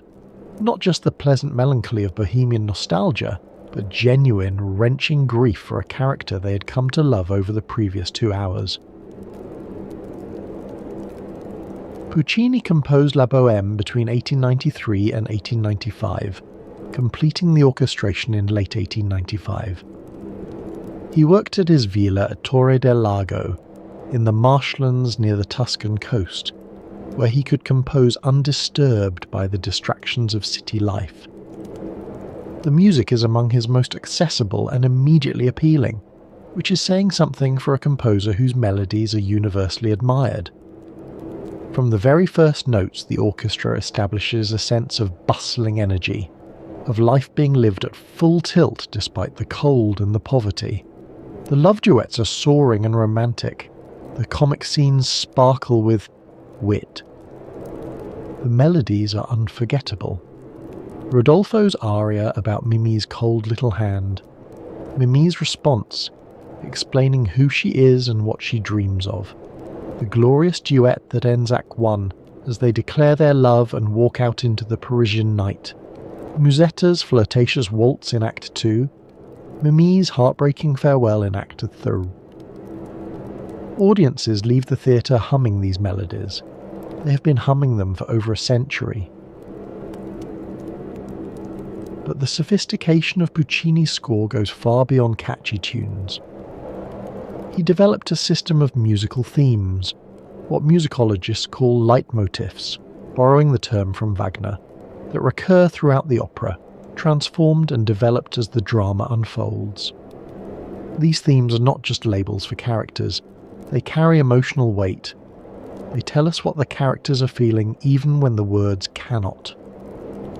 The theme of Mimi's bonnet, first heard when she describes her simple life in Act 1, returns in Act B as she lies dying, but now it is coloured by loss, by the memory of what was and will never be again. The theme of the Bohemians' camaraderie, boisterous and playful in Act 1, becomes tender and mournful in Act 4, when the friends sacrifice their few possessions to help the dying girl. This technique creates a sense of memory within the music itself.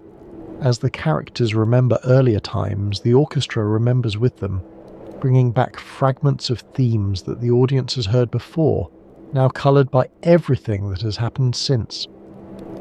The effect is cumulative. By the end of the opera, every musical phrase carries the weight of the entire story. The effect in Act 4 is devastating. As Mimi lies dying, as she and Rodolfo recall their first meeting, the orchestra plays music from Act 1, from the moment when they first declared their love, when everything was possible, when the future stretched ahead of them like an endless promise. What was joyful then becomes unbearably sad now. The melody is the same, the meaning is transformed. The music carries the weight of everything that has been lost. Let me walk through the opera's story. 4 acts that span roughly a year in the lives of our bohemians, from one Christmas Eve to the following autumn. Act 1. Christmas Eve, in the garret. The room is freezing. Rodolfo the poet and Marcello the painter are trying to work, but the cold makes concentration impossible. Marcello's painting, a depiction of the crossing of the Red Sea that he has been reworking for years, sits on its easel, abandoned. Rodolfo's latest poem lies unfinished on the table. To warm the room, Rodolfo makes a dramatic sacrifice. He burns the manuscript of his play, feeding it page by page into the stove. The fire blazes briefly, then dies. The warmth is fleeting. The art is gone. Their friends Colin the philosopher and Shaunard the musician arrive with an unexpected windfall. Food, wine, fuel and money, the product of a comic misadventure involving an eccentric English milord and a parrot. For once the Bohemians will eat well on Christmas Eve. But their celebration is interrupted by the arrival of Benoit, the landlord, demanding the rent that is months overdue, through a clever trick, getting Benoit drunk and then pretending moral outrage at his confessed infidelities. The Bohemians manage to throw him out without paying. It is a small victory, comic and slightly mean-spirited, but it is theirs. The friends prepare to leave for Christmas Eve celebrations at the Café Momus, but Rodolfo stays behind. He has an article to finish, he claims. The others depart. The garret falls silent. And then there is a knock at the door. Mimi enters, seeking a light for her candle. The draught on the stairs has blown it out. She is breathless from the climb. 5 flights of stairs are hard when your lungs are not strong. In the candlelight, Rodolfo sees that she is beautiful. Her pallor, her thinness, her evident fragility, all of it strikes him as lovely rather than alarming. Both candles go out. In the darkness, Mimi drops her key. They search for it together, hands reaching across the floor, their fingers touch. Rodolfo, moved beyond reason by this simple contact, takes her hand and tells her it is cold. "Che gelida manina," the aria begins. He tells her who he is, a poet, poor in worldly goods but rich in dreams. She tells him who she is. Lucia is her name, but everyone calls her Mimi. She makes flowers and embroidery. She lives alone. She waits for spring. They fall in love instantly, passionately, with the intensity that only the young and the doomed can muster. The act ends with them declaring their love and walking out into the Parisian night toward the cafe where their friends are waiting. Act 2. The Latin Quarter, outside the Café Momus. It is still Christmas Eve, and the streets are alive with vendors and revellers. Rodolfo buys Mimi a pink bonnet, a modest luxury, but one that fills her with joy. The bohemians gather at the cafe, ordering more food than they can afford. Their meal is interrupted by the spectacular arrival of Musetta, Marcello's former lover, now on the arm of Alcindoro, a wealthy older man who is clearly besotted with her. Musetta is everything Mimi is not. Bold, flamboyant, calculating. She knows exactly what she wants, and what she wants right now is Marcello's attention. She sings her famous waltz, ostensibly describing how men stare at her when she walks through the streets, but really aim directly at Marcello. It is a performance within a performance. Musetta using the cafe as her stage, the other diners as her audience, and the increasingly uncomfortable Alcindoro as her prop. Her strategy works. Marcello cannot resist her. Feigning a pinched foot, Musetta sends Alcindoro to buy her new shoes. The moment he leaves, she and Marcello reunite passionately. A military parade fills the streets. In the confusion, the bohemians slip away, leaving poor Alcindoro to pay their bill as well as his own when he returns with the shoes. It is a comic ending, but with an edge. We have seen the bohemians at their most charming and their most ruthless. We have seen love bloom, both the tender love of Rodolfo and Mimi, and the passionate, volatile love of Marcello and Musetta. And underneath it all, we have seen Mimi coughing delicately into her handkerchief. Act 3. A snowy February morning at a tavern near the Barrière d'Enfer, one of Paris's toll gates, where travellers entering the city must stop and pay their customs dues. It is dawn, snow is falling, workers are stamping their feet against the cold. Mimi appears, seeking Marcello. She has learned that he is living at the tavern with Musetta, who is entertaining the customers with her singing. She needs his advice. Her relationship with Rodolfo is falling apart. She tells Marcello what has happened. Rodolfo is jealous, possessive, impossible. They quarrel constantly. She doesn't know what to do. She loves him, but she cannot live this way. Rodolfo appears, also seeking Marcello's advice. Mimi hides behind a tree and overhears their conversation. At first, Rodolfo complains of Mimi's flirtatiousness. She smiles at other men. She accepts their compliments. She's not faithful to him. But Marcello presses him. That is not the real reason, and they both know it. Slowly, reluctantly, the truth emerges. Rodolfo's afraid. He knows Mimi is dying. He can see it in her pallor, hear it in her cough, feel it in the thinness of her body when he holds her, and he knows that his poverty cannot provide her with the care she needs. His garret is killing her. The cold, the damp, the lack of food and medicine, all of it is hastening her death. He believes that being with him is a death sentence. If she were with a wealthier man, in a warmer room with doctors and medicines and proper food, perhaps she might survive. Mimi, hearing all of this, cannot contain herself. Her coughing, that terrible racking cough, reveals her presence. Rodolfo rushes to her. The pretense of quarrelling falls away. They know now what they are facing. They decide to stay together through the winter. They cannot bear to part while the world is cold. But in the spring, when the roses bloom, they will separate. It is compromise born of desperation, and both of them know it will not hold. Meanwhile, Musetta and Marcello are having their own violent quarrel. Their love is a storm, always, and now the storm has turned destructive. The act ends with both couples, Rodolfo and Mimi tenderly reconciled, walking slowly away, Marcello and Musetta screaming insults at each other as the snow falls around them. Act 4. The garret again. Some months have passed. It is autumn now, and the trees that Mimi loved are bare. Rodolfo and Marcello are back in their old room, both pretending to work but actually pining for the women they have lost. Mimi and Rodolfo have separated. Marcello and Musetta have broken up again. The men try to comfort each other. They try to make light of their losses, but neither of them is fooling anyone. Schaunard and Colleen arrive with a modest meal: bread, a herring, much less than they pretended to bring in Act 1, when the bohemian life still seemed like an adventure.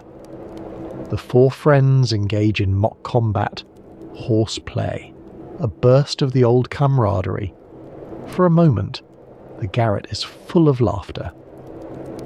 And then Musetta arrives with devastating news. Mimi is outside, too weak to climb the stairs.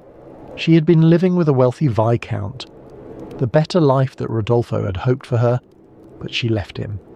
She wanted to die in the garret. She wanted to die with Rodolfo. Rodolfo rushes down to help her. Mimi is brought in and placed on the bed. She's dying. Anyone can see it. Her face is grey. Her breathing is laboured.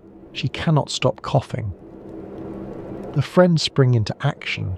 Musetta gives her earrings to Marcello to sell for medicine. Colleen, in one of the opera's most touching moments, sacrifices his beloved overcoat, the one possession he treasures, the coat whose pockets have carried his books through all these years of poverty. He sings a farewell to it, Vecchia Zimara, old coat. It is a small aria, brief and quiet, but it carries enormous weight. In this world of poverty, a coat is not just a coat. It is warmth. It is identity. It is everything. The friends go out on their errands, leaving Mimi and Rodolfo alone. They talk. They remember. They recall their first meeting, the candle, the key, the cold hand. They recall the bonnet he bought her. They recall the love that seemed for a moment like it could conquer everything. Mimi falls asleep, or seems to. Rodolfo, trying to make her comfortable, goes to adjust the shade on the window. The light is hurting her eyes. The friends return. Schaunard notices that Mimi has stopped breathing. He whispers to Marcello. Marcello tries to tell Rodolfo without speaking the words, but Rodolfo sees their faces. He sees Musetta praying. He knows. He rushes to the bed. He takes Mimi's hand, the hand he took in the dark so many months ago. He calls her name. There is no answer. The opera ends with Rodolfo's anguished cry, "Mimi! Mimi!" and a devastating orchestral crash. The curtain falls. The audience weeps. Mimi's death in La Bohème is, medically speaking, remarkably accurate. A study published in The Lancet, one of the world's most prestigious medical journals, analysed her symptoms as depicted in the opera and concluded that Puccini's portrayal was consistent with advanced pulmonary tuberculosis complicated by cor pulmonale.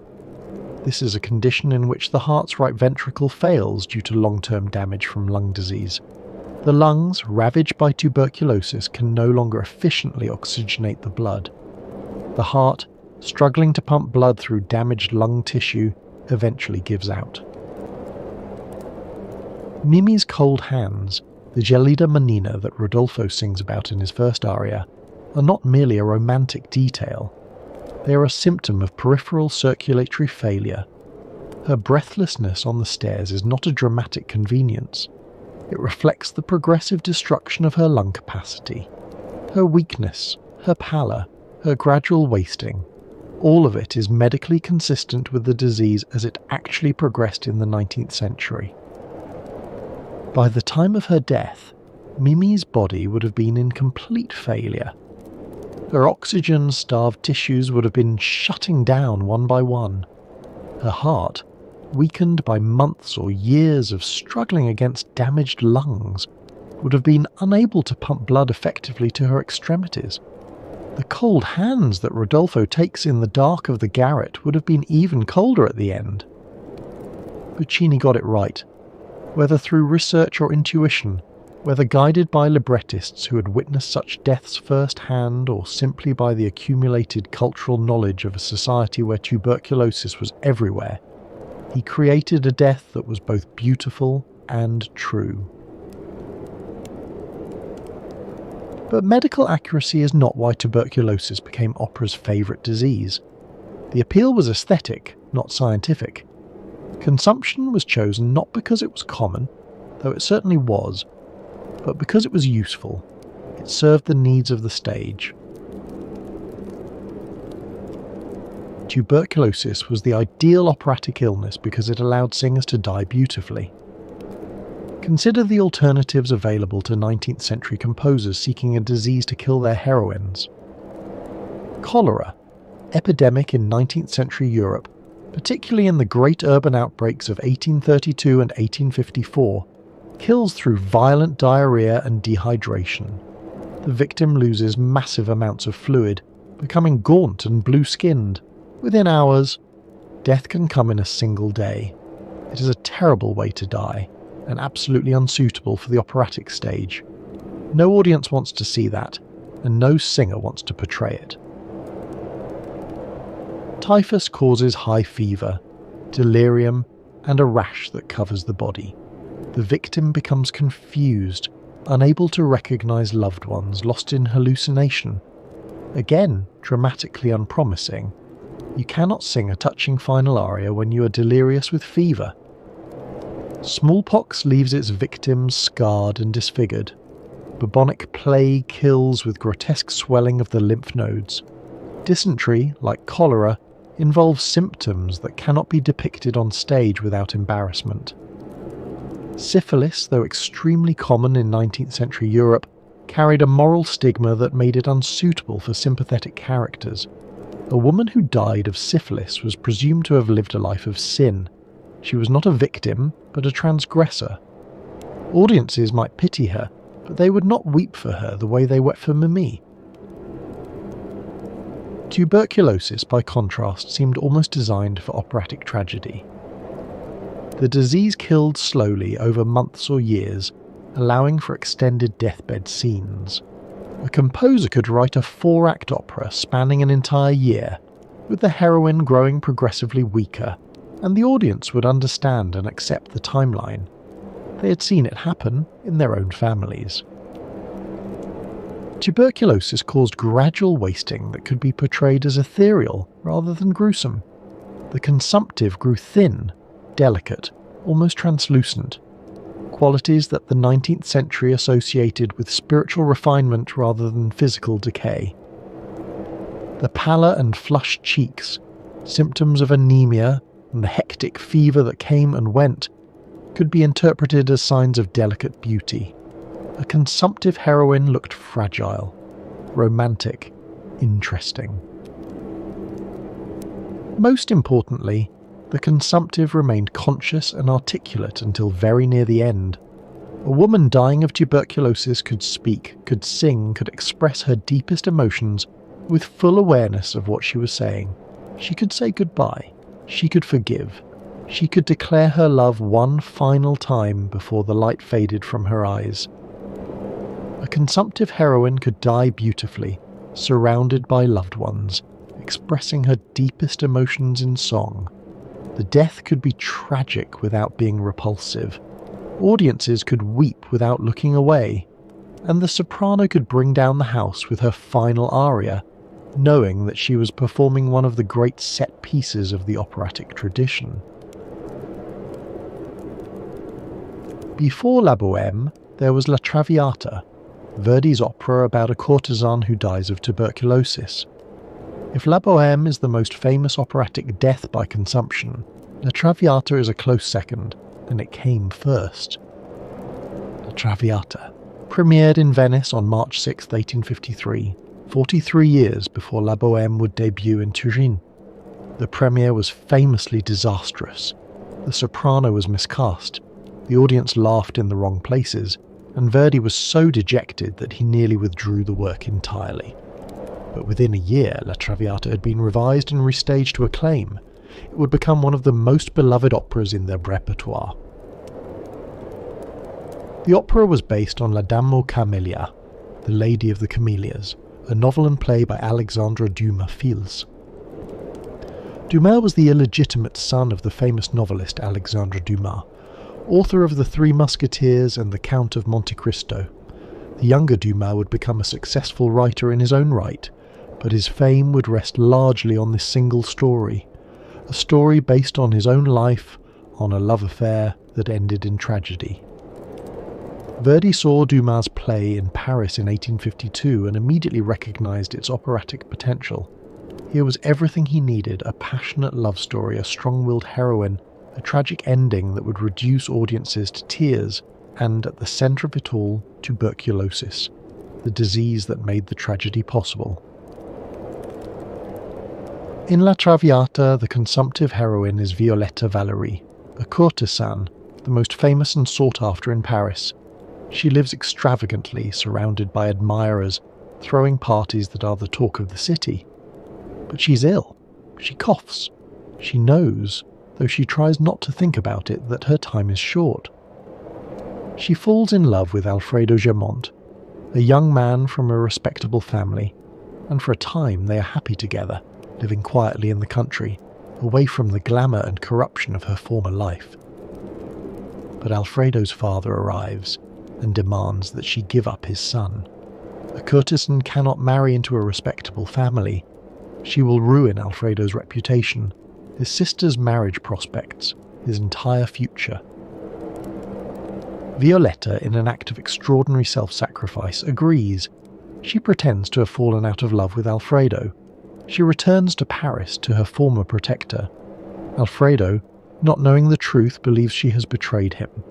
He publicly humiliates her. By the time Alfredo's father confesses what he did, by the time he gives Alfredo permission to be with Violetta, it is too late. She is dying. The consumption that has been advancing throughout the opera has finally won. The opera ends with one of the most famous death scenes in the repertoire. Violetta, briefly feeling better, that terrible rally that sometimes precedes the final decline, what doctors call the last improvement, rises from her bed, declares, "I feel life returning," and then collapses, dead. Alfredo screams her name, the orchestra crashes, the curtain falls. Scholar Arthur Gruss has noted that La Traviata may contain the first operatic death by tuberculosis. Whether or not this is precisely accurate, other scholars have identified earlier examples. It certainly established the template that La Bohème would later perfect: the beautiful young woman, the doomed love affair, the lingering death in the arms of the beloved. Behind Violetta Valery, behind all the operatic consumptives of the 19th century stands a real woman. Marie du Plessis was born Rose Alphonsine Plessis on January 15, 1824, in a small village in rural Normandy. Her childhood was one of poverty and abuse. Her mother died when she was 8. Her father, an alcoholic peddler, actually sold her, to a man who used her as a child labourer and worse. By her mid-teens, she had escaped her family and made her way to Paris, where her extraordinary beauty caught the attention of wealthy men willing to pay for her company. She reinvented herself, changing her name from Alphonsine to Marie, adding the aristocratic du to her surname. She learned to dress, to speak, to move through high society as if she belonged there. She became one of the most famous courtesans of her era, a demi-mondaine, they called such women, inhabitants of the half-world that existed alongside but separate from respectable society. She was courted by aristocrats and artists, by dukes and diplomats. Franz Liszt himself was among her admirers. She owned a magnificent apartment, attended the opera in diamonds, drove through the Bois de Boulogne in her own carriage. She lived extravagantly, running up enormous debts, because she knew her career would be short. Beauty fades, youth fades, and she was already coughing. Alexandre Dumas Fils met her in 1844, when he was 20 years old and she was barely past 20. He was immediately infatuated. Their relationship was stormy and short-lived. He was jealous of her other admirers. She could not afford to give up their financial support, but it marked him for life. When Marie died of tuberculosis on February 3, 1847, at the age of 23, Dumas was devastated. He was in Marseille when he received the news. He could not even attend her funeral. By the time he returned to Paris, her possessions had been auctioned off to pay her debts, and the apartment where they had been together had been stripped bare. Within months, Dumas had begun writing the novel that would immortalise her. In his hands, Marie du Plessis became Marguerite Gautier, the Lady of the Camellias, named for the flowers she always wore. The real Marie had favoured camellias too, perhaps because they have no scent and would not aggravate her cough. The novel cleaned up some of the more sordid details of her life, while preserving her fundamental tragedy. A woman of great beauty and sensitivity, trapped by circumstances into a life of moral compromise, redeemed by love but killed by disease. In Dumas's telling, Marguerite is not simply a prostitute, but a romantic heroine, a woman who sacrifices everything for love and is destroyed by a society that cannot accept her redemption. The novel became a play. The play became Verdi's opera, and Marie du Plessis, the poor Norman girl who was sold by her father and died alone in a rented apartment at 23, surrounded by doctors she could not pay, became an archetype, the fallen woman whose death purifies her, the consumptive beauty whose suffering ennobles. She would have been astonished, perhaps, to know that people would still be weeping for her over 175 years later. It is worth noting that in both La Traviata and La Bohème, the consumptive victim is female. This is not medically accurate. Tuberculosis killed men and women in roughly equal numbers throughout the 19th century, and in some periods and places it actually killed more men than women. Men worked in dusty factories and crowded workshops. Men lived in boarding houses and military barracks. Men, in many ways, were more exposed to the conditions that spread the disease. But operatic tuberculosis was overwhelmingly a women's disease. The dying consumptive on the 19th century stage was almost always female. The reasons were cultural, not medical. In 19th century opera, and in 19th century culture more broadly, the dying woman was a figure of intense emotional and aesthetic interest. Her death was beautiful in ways that a man's death could not be. Her suffering was redemptive in ways that a man's suffering was not. A dying man might be heroic, might be tragic, might be mourned, but he was not beautiful in the same way. His death did not carry the same emotional charge. The consumptive heroine embodied a constellation of Victorian ideals about femininity, passivity, fragility, submission, selflessness. She accepted her fate without complaint. She forgave those who had wronged her. She thought of others even as she lay dying, worrying about the grief she would cause them. In death, she became almost angelic, a model of the feminine virtue that the living were supposed to emulate. This mythology served patriarchal interests, whether or not the artists who created it were consciously aware of what they were doing. The dying woman was the ultimate object of male desire, beautiful, vulnerable, utterly dependent. She could not threaten the man who loved her. She could not challenge him, criticize him, leave him for someone else. She could only suffer beautifully and die, leaving him to mourn her and to remember her as perfect. Mimi and Violetta are both in their different ways products of this mythology. They are presented sympathetically, even heroically. Their deaths are meant to move us, not to teach us a lesson about morality or social reform. But they are also presented as victims of disease, of poverty, of the men who love them but cannot save them. Their agency is limited to the choice of how gracefully to accept their fate. Neither woman rages against her death. Neither demands better treatment, better housing, better medicine. Neither calls out the social system that has condemned her to freeze and starve. They accept, they forgive, they die. It is a troubling pattern, even as it is a beautiful one. The consumptive heroine did not die with the 19th century. Throughout the 20th century and into the 21st, artists have returned again and again to the template established by La Traviata and La Bohème. The specific disease may change. AIDS replaced tuberculosis as the era's emblematic plague, but the underlying structure remains. Young love cut short by fatal illness, the beautiful death that cannot be prevented, the grief of the survivors who must carry on. In 1996, exactly 100 years after La Bohème premiered in Turin, a new version of the story opened off-Broadway in New York. It was called Rent, and we will explore it in detail shortly. But first, let me mention some other descendants of the operatic consumptive. The 2001 film Moulin Rouge, directed by Baz Luhrmann, is explicitly modelled on La Bohème and La Traviata. Its heroine, Satine, a courtesan and star performer at the famous Parisian nightclub, dies of tuberculosis at the film's climax, in the arms of the young poet who loves her. The film quotes Puccini's music directly and unmistakably, using La Bohème itself as a plot element.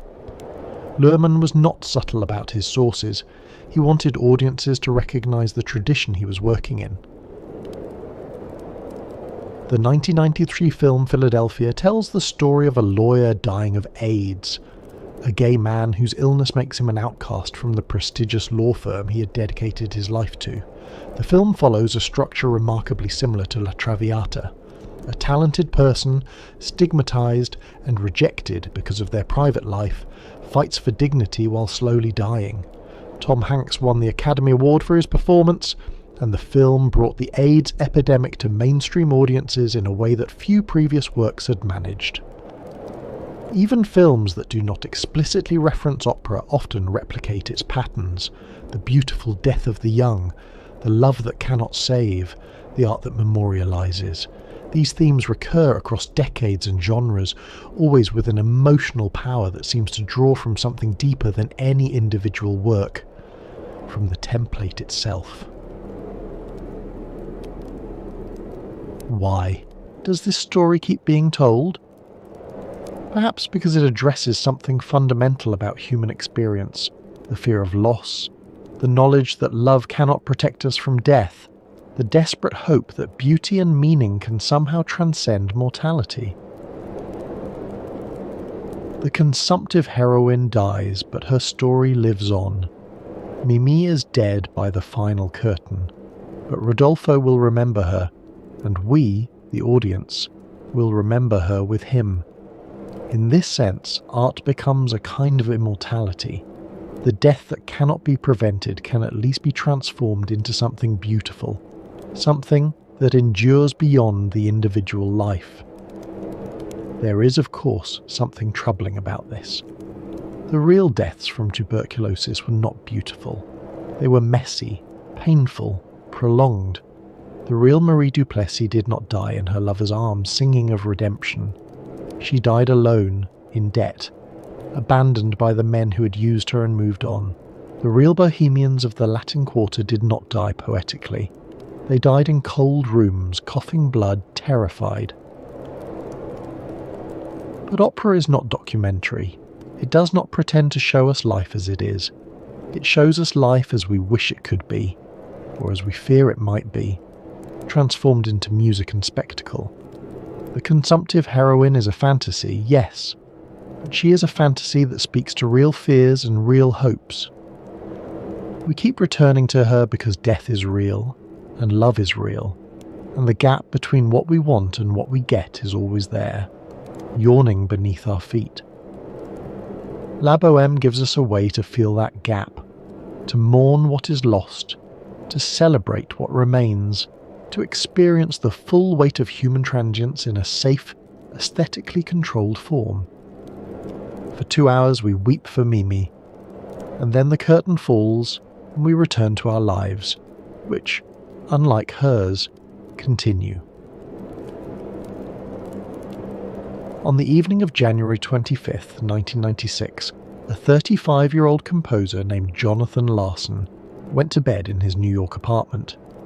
It was the eve of something he had been working toward for 7 years, since before the fall of the Berlin Wall, since before the Gulf War, since before the internet became part of everyday life.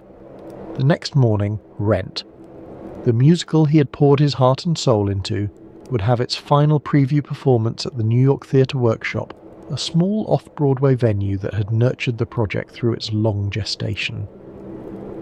Larson never woke up. He died in his sleep of an aortic dissection, a sudden tear in the main blood vessel leading from the heart.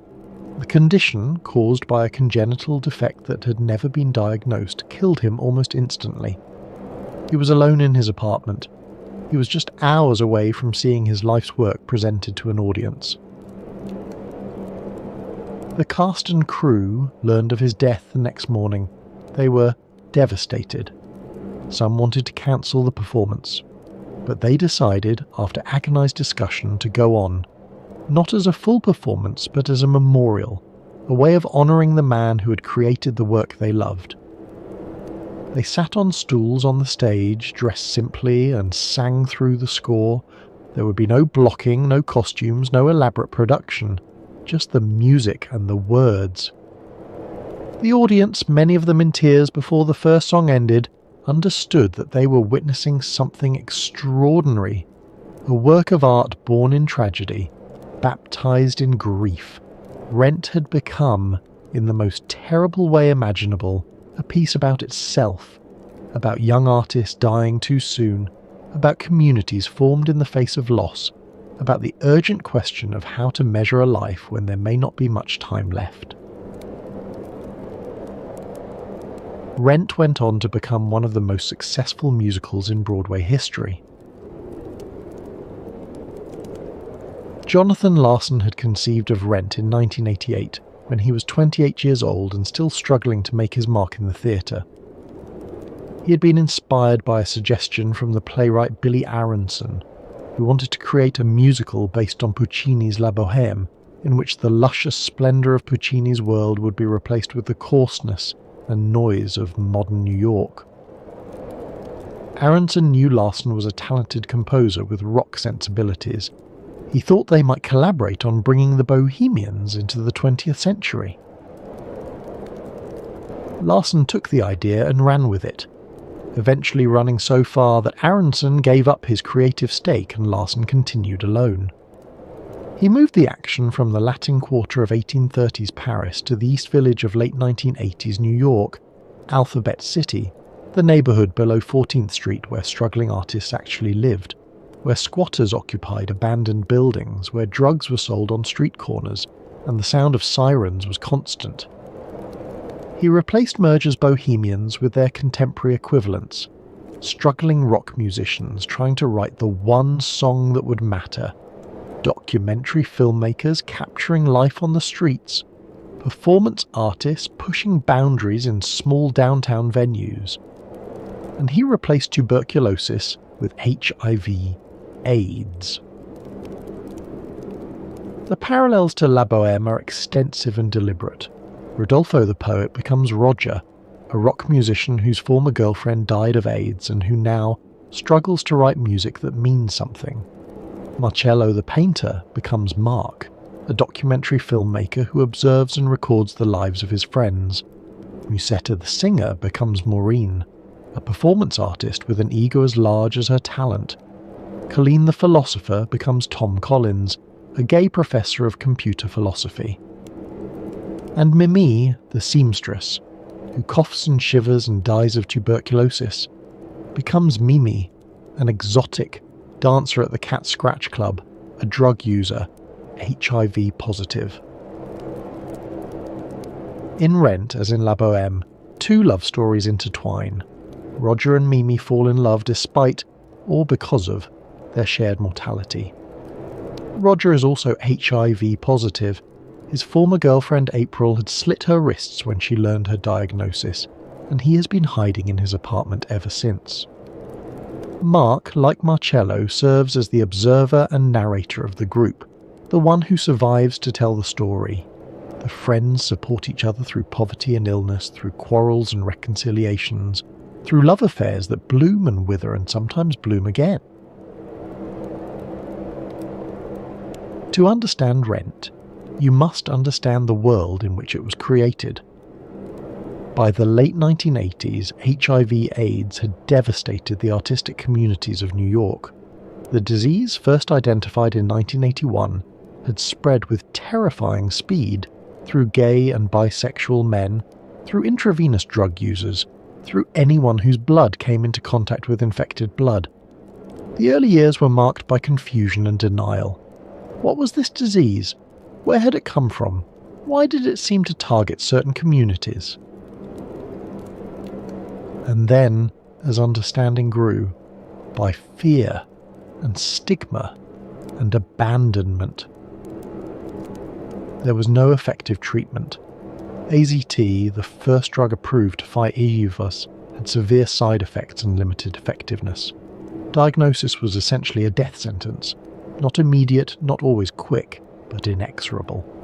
Young men in their 20s and 30s, artists and dancers and writers and musicians, developed the lesions of Kaposi's sarcoma, the wasting of AIDS-related illness, the pneumonia that would fill their lungs and drown them. The government's response was slow and inadequate. Criminally so, many believed. President Reagan did not mention AIDS publicly until 1985, 4 years after the epidemic had been identified, by which point thousands had already died. Funding for research was pathetic. Prevention efforts were hampered by moralism and fear of talking about sex. The East Village, where Rent is set, was the epicenter of a cultural movement that combined artistic experimentation with political activism.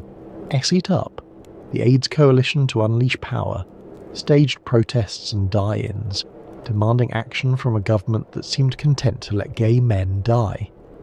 Grand Fury created posters and art that forced the epidemic into public consciousness. Artists created work that addressed AIDS directly, refusing the silence that mainstream society wanted to impose. Jonathan Larson was part of this world. He was not gay himself, but he had friends who were. He had friends who were HIV positive. He attended funerals, too many funerals, for people his own age who should have had decades of life ahead of them.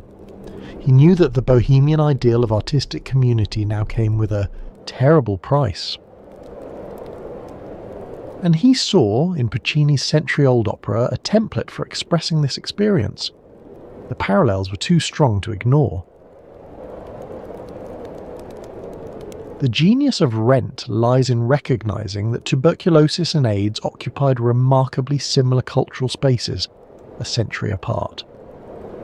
Both diseases were associated with marginalized communities. Tuberculosis struck the urban poor, the immigrants, the artists who lived in cheap, crowded, poorly ventilated housing. AIDS struck gay men, drug users, sex workers, people already stigmatized by mainstream society, already pushed to the margins, already vulnerable. Both diseases inspired fear and discrimination. Tuberculosis patients were isolated in sanatoriums, shunned by neighbours who feared contagion, denied employment and housing. AIDS patients faced similar isolation, fired from jobs when their diagnosis became known, evicted from apartments, rejected by families who could not accept their illness or the behaviour that had led to it. Both diseases became linked, in the cultural imagination, with questions of morality. Were the victims somehow responsible for their illness? Had they brought it on themselves through their behaviour, their choices, their way of life? The consumptive was suspected of having burned too bright, having exhausted herself through passion and excess. The AIDS patient was blamed for sexual promiscuity, for drug use, for being gay in a society that insisted homosexuality was a sin. And both diseases tragically killed young people, people in the prime of creative life, people who should have had decades of work ahead of them. Keats died of tuberculosis at 25. Keith Haring died of AIDS at 31.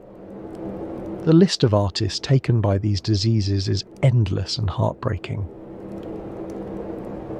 Larson understood these parallels intuitively.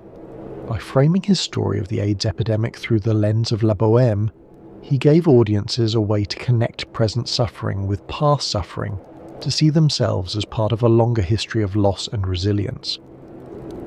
The Bohemians of 1990s New York were descendants of the Bohemians of 1840s Paris. The community that formed around HIV was a descendant of the community that formed around tuberculosis. The disease changed. The human response, to gather together, to support each other, to make art in the face of death, remained the same. Rent differs from La Bohème in one crucial respect. It is a musical, not an opera. This distinction matters more than you might think. Opera is sung throughout. Every word, every emotion is conveyed in song. Musicals alternate between spoken dialogue and musical numbers, allowing for a different kind of pacing and a different relationship between ordinary speech and heightened emotion. Opera tends toward grandeur, and formality toward orchestral richness and vocal technique. Musicals can be more casual, more contemporary in their sound and their style. Larson's score for Rent draws on rock, pop, gospel and Latin music, genres that would have been completely foreign to Puccini. The electric guitars, the drum machines, the funk bass lines, all of it places the work firmly in its moment, in the sound of 1990s New York. When the characters sing, they sound like they belong to their era. The result is a work that speaks the musical language of its audience. The most famous number, the one that escaped the show and became a cultural phenomenon in its own right, opens the second act. It poses a simple question. How do you measure a year? In days? In hours? In cups of coffee? The answer, sung in soaring gospel harmony by the full cast, is love. Measure your life in love. It is a direct response to the epidemic.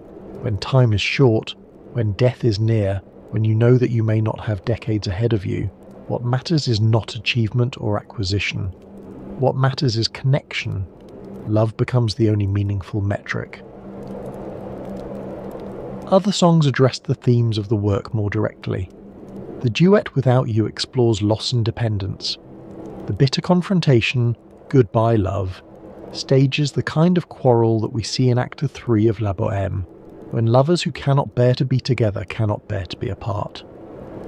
What You Own questions the values of mainstream society: materialism, career ambition, the pressure to sell out and abandon the bohemian life for something safer and more respectable.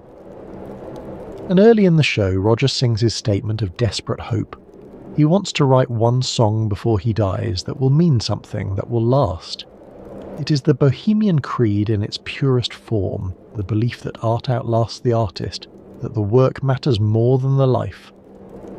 Murger would have recognised that hope. Puccini would have recognised it. It is the same hope that has driven artists into garrets for 200 years. Rent opened on Broadway on April 29, 1976, just 3 months after Jonathan Larson's death. It was an immediate sensation. Critics praised its energy, its emotional honesty, its willingness to address subjects that mainstream theatre had largely ignored. The New York Times called it an exhilarating landmark rock opera. The Washington Post said it pulses with life and passion. Even critics who had reservations about the music or the book acknowledged that something important was happening, that Rent was speaking to its audience in a way that few musicals had done in years.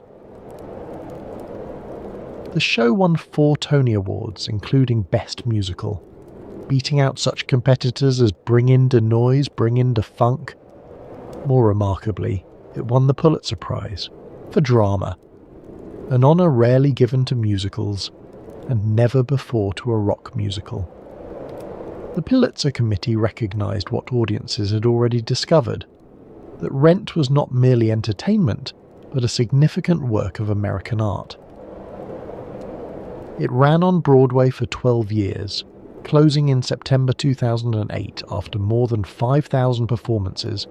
It grossed over $280 million.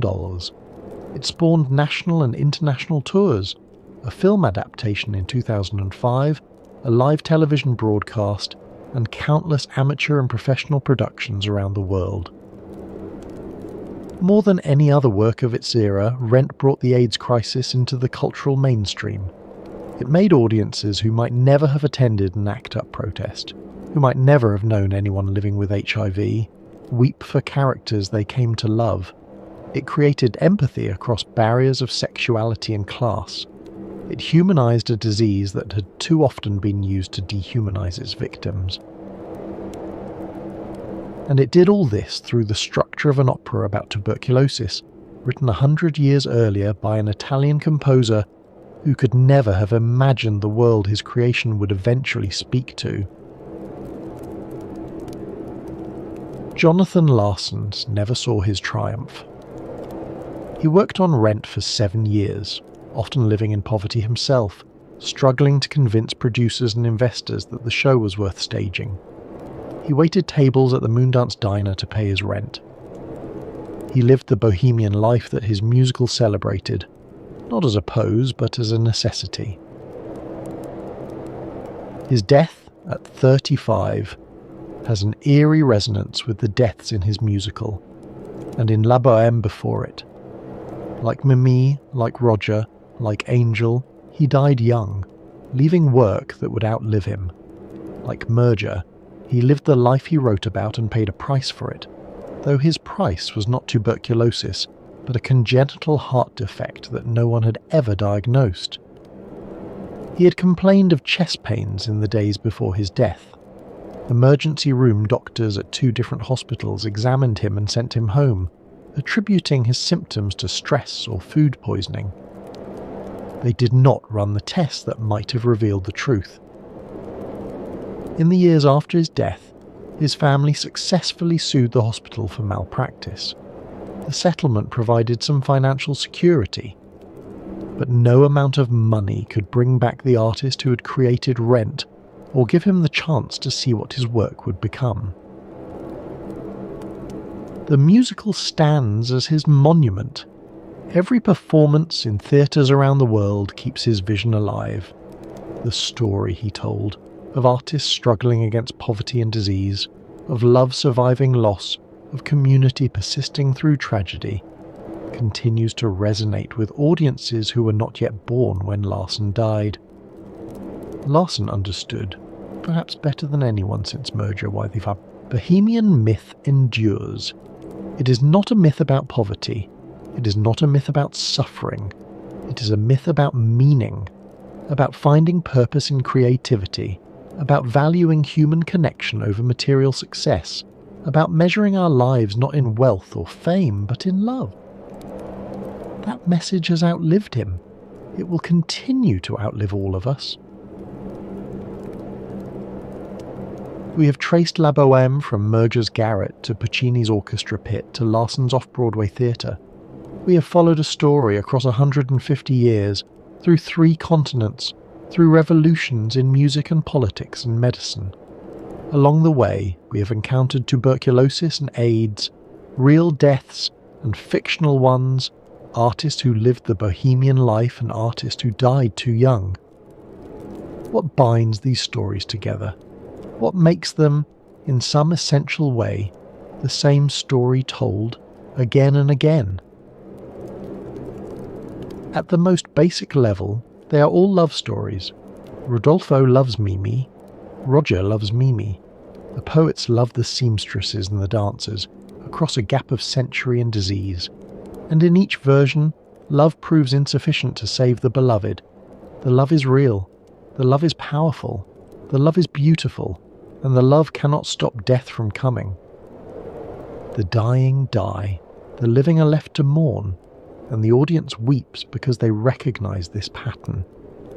They have seen it before, or they will see it, in their own lives. This is a universal experience. Perhaps the universal experience. To love is to risk loss. To form attachments is to guarantee eventual grief. Everyone who loves will someday lose. The consumptive heroine, dying in her lover's arms while the orchestra swells around her, dramatizes what everyone who has ever loved already knows, that this too will end, that everything ends, that the price of love is the certainty of eventual loss. We weep for Mimi because we are all in some way either Mimi or Rodolfo. We are either the one who will die too soon, or the one who will be left behind. There is no third option. But La Bohème and its descendants offer something beyond the mere acknowledgement of mortality. They offer community. Mimi does not die alone. She dies surrounded by friends, the bohemian community that has sustained her and Rodolfo through poverty and illness, through quarrels and reconciliations, through all the ups and downs of their brief time together. Musetta is there, praying. Colleen is there, having sold his coat to buy medicine. Schaunard and Marcello are there, doing what they can, which is almost nothing, but which is everything. Rent's characters face their diagnoses together, supporting each other through treatment and loss, through the endless cycle of doctor's appointments and drug protocols, and the slow decline that AIDS brought in the years before. Effective treatment. Angel dies surrounded by friends. Mimi survives, at least for now, because her community refuses to give up on her. Even in death, the individual is held by the group. This is the bohemian promise. The thing that makes the garret bearable, the thing that makes the poverty endurable, the thing that makes the whole desperate enterprise worthwhile. Artistic community can provide what family and society often fail to provide: unconditional acceptance, support without judgment, love that does not ask you to be anything other than what you are. The water drinkers may be poor, but they have each other. They share what little they have. The bread that Schaunard brings, the wine that appears from somewhere, the warmth of bodies pressed together against the cold. They celebrate together and grieve together. When one of them falls, the others catch them. When one of them dies, the others remember. It is an idealized vision, of course. Real artistic communities are full of jealousy, competition and betrayal. The history of Bohemia is not all solidarity. It includes plenty of broken friendships and stolen ideas, plenty of lovers who became enemies, plenty of collaborators who ended up in court. Artists are people, and people are complicated. But the ideal matters. It offers a model of what human relationships could be. Connection based on shared values rather than blood ties, support given freely rather than transactionally, love that exists because people choose it rather than because they are obligated by biology or law. The garret may be cold, but it is not lonely, and that, in the end, may be the most important thing. There is another theme woven through all these stories: the power of art to transcend mortality. Rodolfo is a poet, Roger is a songwriter, Merger was a writer, Larsen was a composer. These are people who make things that can outlast them. In La Bohème, Rodolfo's manuscripts are a joke. He burns them for heat. But in the larger frame, art is no joke at all. Puccini's opera has outlived its creator by 100 years. Larsen's musical continues to be performed decades after his death. The art survives. This is the deepest hope of the Bohemian myth, that creativity offers a kind of immortality. The artist dies, but the work remains. The consumptive heroine breathes her last, but the audience will remember her, will sing her arias, will tell her story, will keep her alive in the only way that matters. It is a hope, not a guarantee. Most art is forgotten. Most artists leave no lasting trace. The cemeteries are full of poets whose work has vanished, painters whose canvases have crumbled, musicians whose songs are silent. But some art does survive. Lear, Bohème has survived, Rent has survived, and each performance is a small act of resurrection, the dead brought back to life through the living bodies and voices of performers. When a soprano sings Mimi's final aria, she's not merely performing a role. She's keeping Mimi alive. She's refusing to let death have the last word. We have moved from tuberculosis to AIDS to what comes next. COVID-19 killed millions of people, including many artists. The lockdowns devastated the performing arts. Broadway went dark, opera houses closed. The very possibility of live performance was called into question. Will there be a COVID Bohème? A musical or opera that does for our era what Rent did for the AIDS years? Perhaps. The template is there, waiting to be filled. Young artists struggling to survive. A community bound together by shared vulnerability. A disease that kills indiscriminately, that strikes without regard to talent or ambition or love. But perhaps the specific disease matters less than the underlying experience. Merger wrote about tuberculosis because that was what killed young artists in his era. Larsen wrote about AIDS because that was what killed young artists in his. The disease is the occasion, not the essence.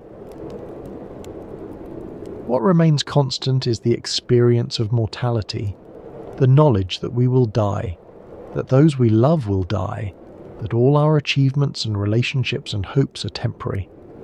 This is the darkness against which the Bohemian light shines. Every generation rediscovers this truth. Every generation finds its own way to express it. And every generation apparently returns to the garret, to the template that Merger created and Puccini perfected and Larsen updated, because that template captures something essential about the human condition.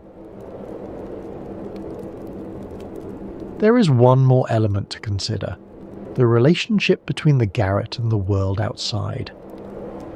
The Bohemians of La Bohème are not political revolutionaries. They do not seek to change society. They seek only to live their lives, make their art, and love those who love them. The outside world, represented by the landlord, by the wealthy Alcindoro, is an annoyance to be evaded, not an enemy to be fought. Rent is more politically engaged. Its characters are explicitly living on the margins, queer, HIV positive, homeless, addicted. The musical includes a subplot about a community protest against a landlord who wants to evict squatters. The politics of gentrification, of AIDS activism, of LGBTQ+ rights are woven into the fabric of the work. This difference reflects the different eras in which the works were created. Murger's Bohemia was pre-political. The idea of artists as a class with collective interests had not yet developed. By the 1990s, the personal was understood to be political, and artistic communities were expected to engage with broader struggles.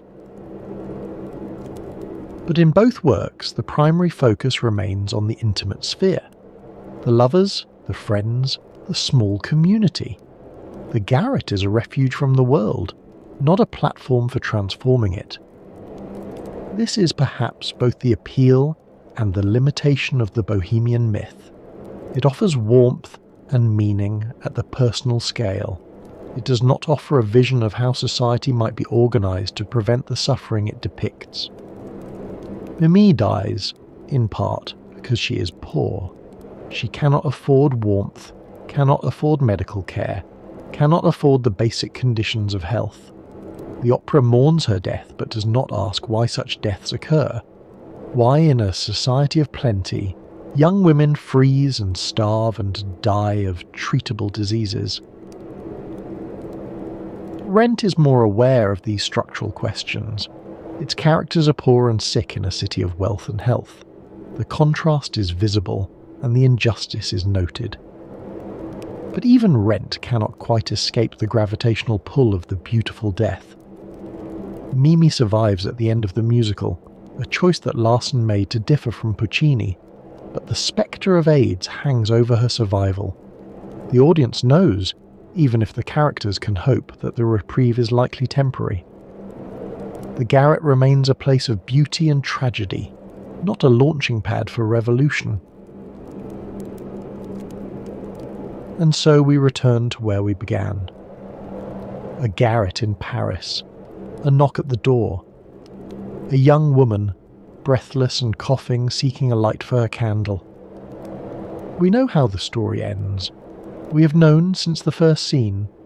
Mimi will die, Rodolfo will mourn, the friends will gather, their laughter turned to tears, their camaraderie tested and proven by loss, and then the curtain will fall, and the audience will applaud through their tears, and the singers will bow, exhausted and exhilarated, and the whole beautiful tragedy will begin again tomorrow night. And the night after that, and the night after that. La Bohème has been running, in one form or another, for over 125 years. Thousands of sopranos have sung Mimi's death, each one bringing her own voice, her own understanding, her own life experience to the role. Thousands of tenors have cried Rodolfo's anguished final words, their voices breaking on that desperate repetition. Mimi! Mimi! Millions of audience members have wept in the darkness, mourning a character they never met, in a garret they never visited, in a Paris that no longer exists. Why? Why do we keep returning? Because the garret still exists, not the same garret. That building was probably torn down a century ago, but garrets, like it, all over the world. Young artists still live in cramped apartments, still struggle to pay rent, still choose creativity over security. The poverty still exists, even if it wears different clothes now. And the love still exists. The loss still exists. The terrible gap between what we hope for and what we get, that gap is always there, always has been, always will be. We are all, always reaching for something just beyond our grasp. We may have antibiotics now. Tuberculosis may be curable, though it still kills over 1 million people every year, mostly in the parts of the world we prefer not to think about. But death is not curable. it will never be curable. And the story of young love cut short, of creative community threatened by forces beyond its control, of beauty and meaning snatched away by indifferent fate, that story will never grow old. Merger died of it. At 38, in a charity hospital penniless despite his fame, Larsen died of it. At 35, alone in his apartment hours before his triumph. In some sense, we are all dying of it, of the human condition, of the limitations of mortal life, of the eventual end that awaits even the most brilliant and beloved among us. But the music plays on, the stories are told. The garret in memory and imagination is still lit by candles, still warm with friendship, still alive with the voices of those who refuse to let cold and hunger and disease silence them. That is the Bohemian legacy, the true legacy, beneath all the romance and all the tragedy. Not the romantic poverty that killed so many, not the beautiful death that we weep over from our comfortable seats, but the insistence, stubborn, defiant, unshakable, that art and love and community matter, that they matter even in the face of everything that would destroy them, that they matter precisely because they are fragile, because they must be renewed in every generation, because nothing is permanent except the human need to create meaning in a universe that offers none. And so, as the night deepens and the final notes fade, we leave behind the garrets of Paris and the lofts of New York. We leave behind the opera houses of Turin and Milan, the off-Broadway theatres of the East Village, the stages large and small where this story has been told and retold.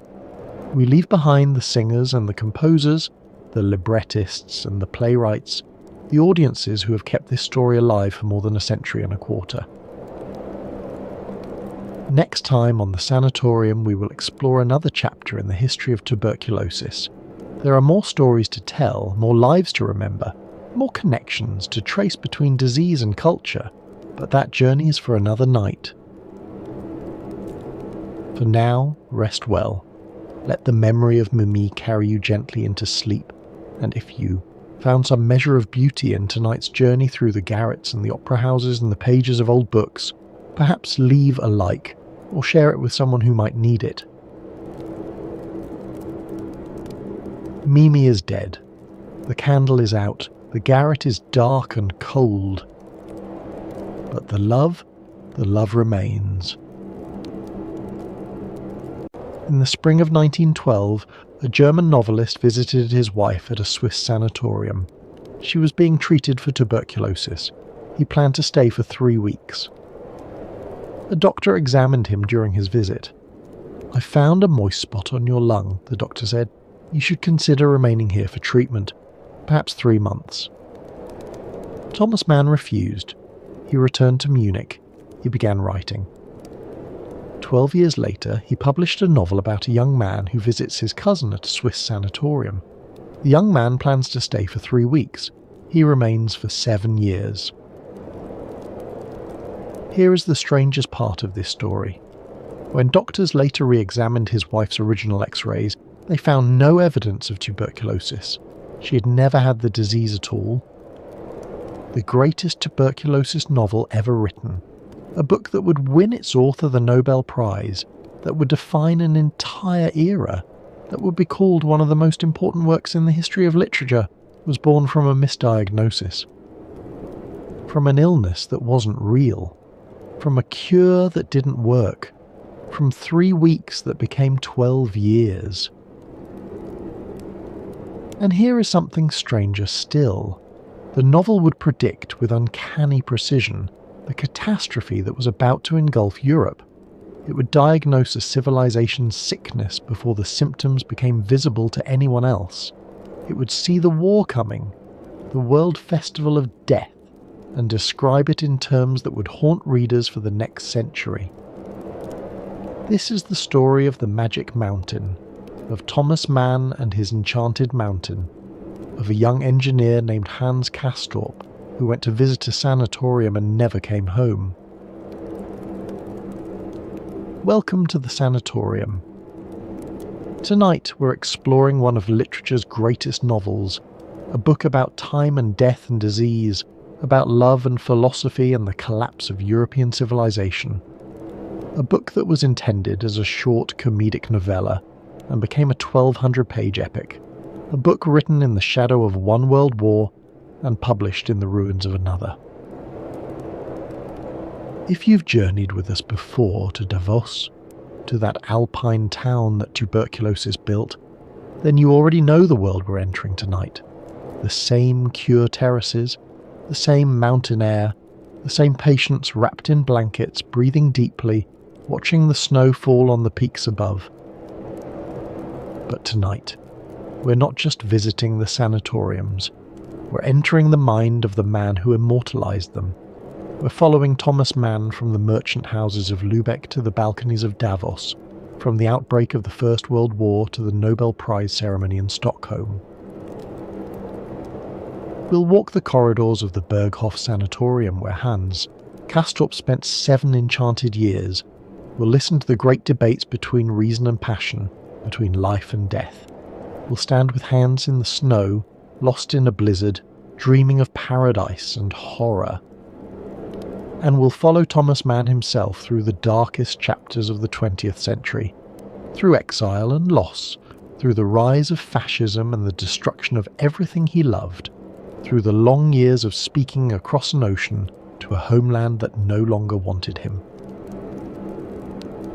It is a long journey, but the night is long, and the fire is warm, and there is nowhere else we need to be. So settle in, find a comfortable position, let your breathing slow, let the mountain air fill your lungs, that thin, cold, impossibly clear air that was supposed to cure tuberculosis, but instead created something far more lasting. Let's begin. Imagine, if you will, a train climbing through the Swiss Alps. It is May of 1912. The narrow gauge railway winds upward through tunnels and across viaducts, the locomotive labouring against the grade. Outside the windows, the world transforms. The green valleys of the lowlands give way to pine forests, then to rocky meadows where the last patches of winter snow still cling to sheltered hollows. The air grows thinner with each passing mile. Passengers who board at Lanquos at the base of the mountains find themselves yawning, their ears popping as the train climbs higher. The ordinary pressure of sea level gives way to something else, something lighter, stranger, more intoxicating. In one of the passenger carriages sits a man of 36. He is impeccably dressed, his moustache carefully groomed, his bearing that of a successful bourgeois gentleman. He carries with him the quiet confidence of someone who has already achieved what he set out to achieve, who has, against considerable odds, made himself into one of the most celebrated authors in the German language.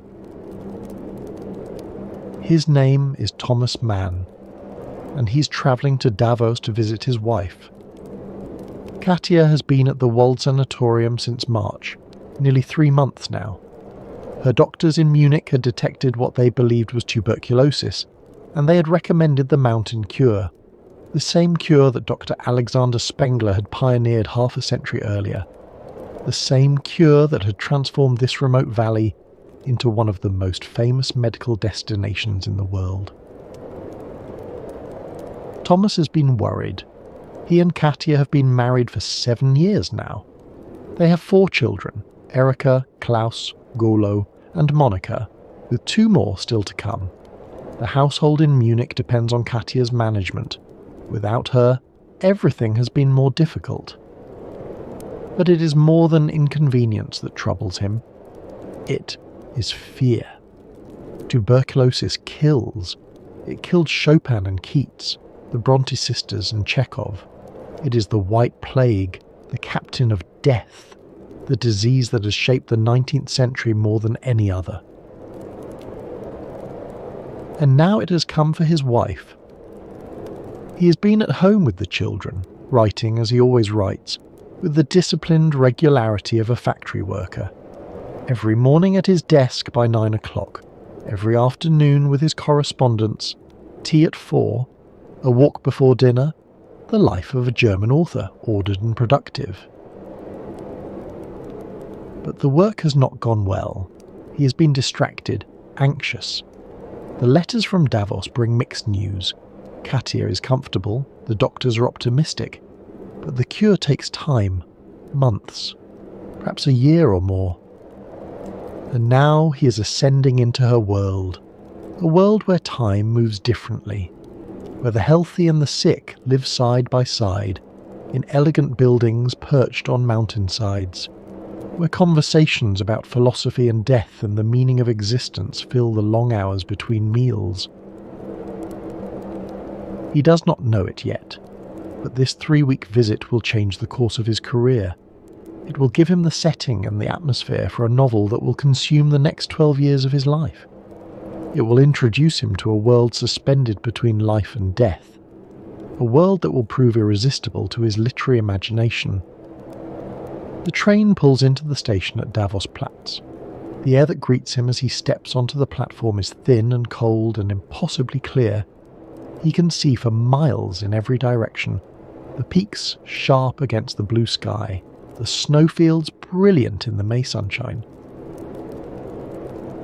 The altitude hits him immediately.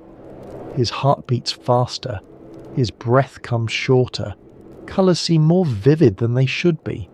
There is something intoxicating about this air, something that makes the ordinary world below seem impossibly distant. Somewhere above him, on one of those elegant terraces, his wife lies wrapped in blankets, breathing this same air, waiting for him to arrive. Thomas Mann has just completed a novella about death and desire in Venice, a story about a celebrated author who travels to a foreign city and falls under a spell from which he cannot escape. A story that ends with a cholera epidemic and a death on the beach. He has come to Davos thinking he might write something similar, a companion piece, a light satirical treatment of the same themes, death and enchantment, but set in a tuberculosis sanatorium rather than a plague-ridden city. Something short, something he can finish in a few months. He has no idea that the short story he's imagining will become a novel of over 1,000 pages. He has no idea that the First World War will erupt before he can finish it. He has no idea that by the time he writes the final sentence, Europe will have torn itself apart. This is his story, and theirs. To understand Thomas Mann, we must first understand where he came from. He was born on the 6th of June 1875 in the ancient Hanseatic city of Lübeck, a city of brick churches and merchant houses of trading families whose roots stretched back centuries, a city where respectability and commerce and Protestant virtue formed the bedrock of existence. The Hanseatic League had made Lübeck rich. For centuries it had been one of the great trading centres of northern Europe, a city of ships and warehouses, of merchants who grew wealthy on grain and salt and timber. The city's coat of arms proclaimed it the Queen of the Hanse, and even in the late 19th century, long after the League had faded into history, Lübeck's leading families still carried themselves with the dignity of merchant princes. The Mann family was one of these merchant dynasties. His father, Johann Heinrich Mann, was a grain trader and senator of the city, a pillar of the community, respected and prosperous. His grandfather and great-grandfather had been Lübeck citizens before him. The family business, Johann Siegmund Mann, had celebrated its centenary during Thomas's boyhood. The family home stood on the Bäckergrube, one of the finest streets in Lübeck.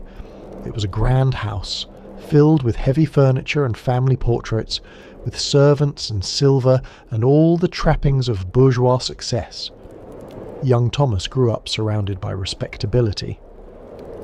But his mother was different. Julia da Silva Bruns had been born in Brazil, the daughter of a German plantation owner and a Portuguese Creole mother. She had been brought to Germany at the age of 7, raised by relatives, educated in the European manner. But she carried within her something that her husband's Lübeck relatives never quite understood: a love of music, of art, of the life of feeling rather than commerce. She was beautiful and dark-eyed, with an artist's temperament hidden beneath the proper exterior of a senator's wife. Musicians frequented their house. The piano was never silent for long.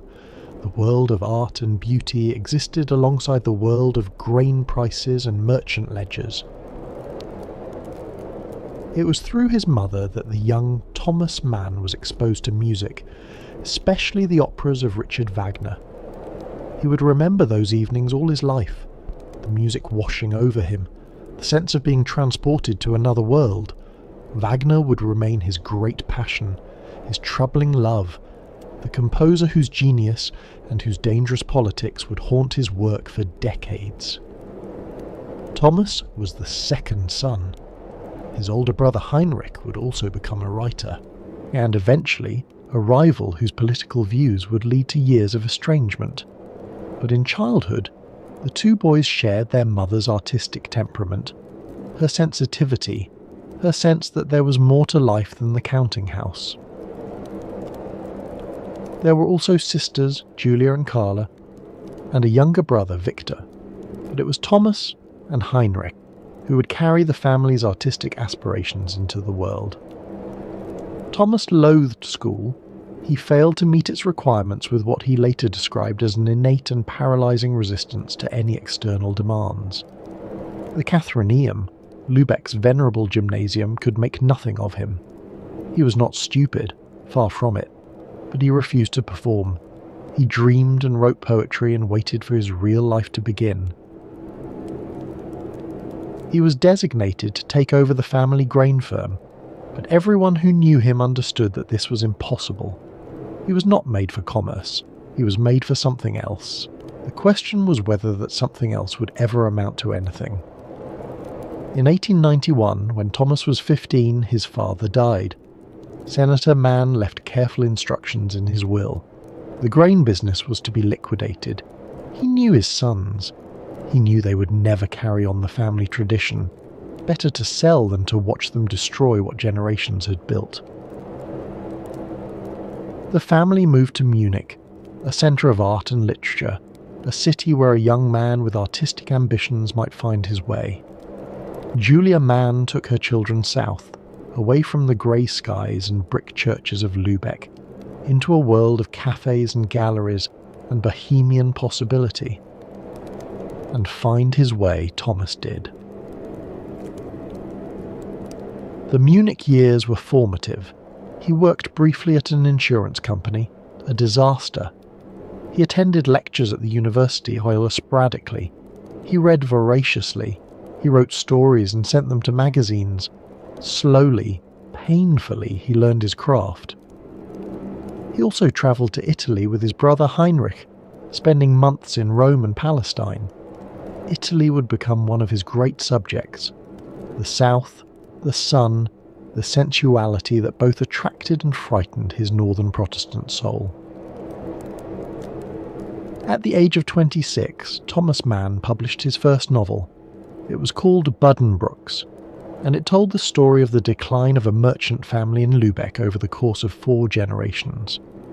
It was, quite openly, the story of his own family, the slow decay of commercial energy, the rise of artistic sensitivity, the transformation from prosperity to decadence.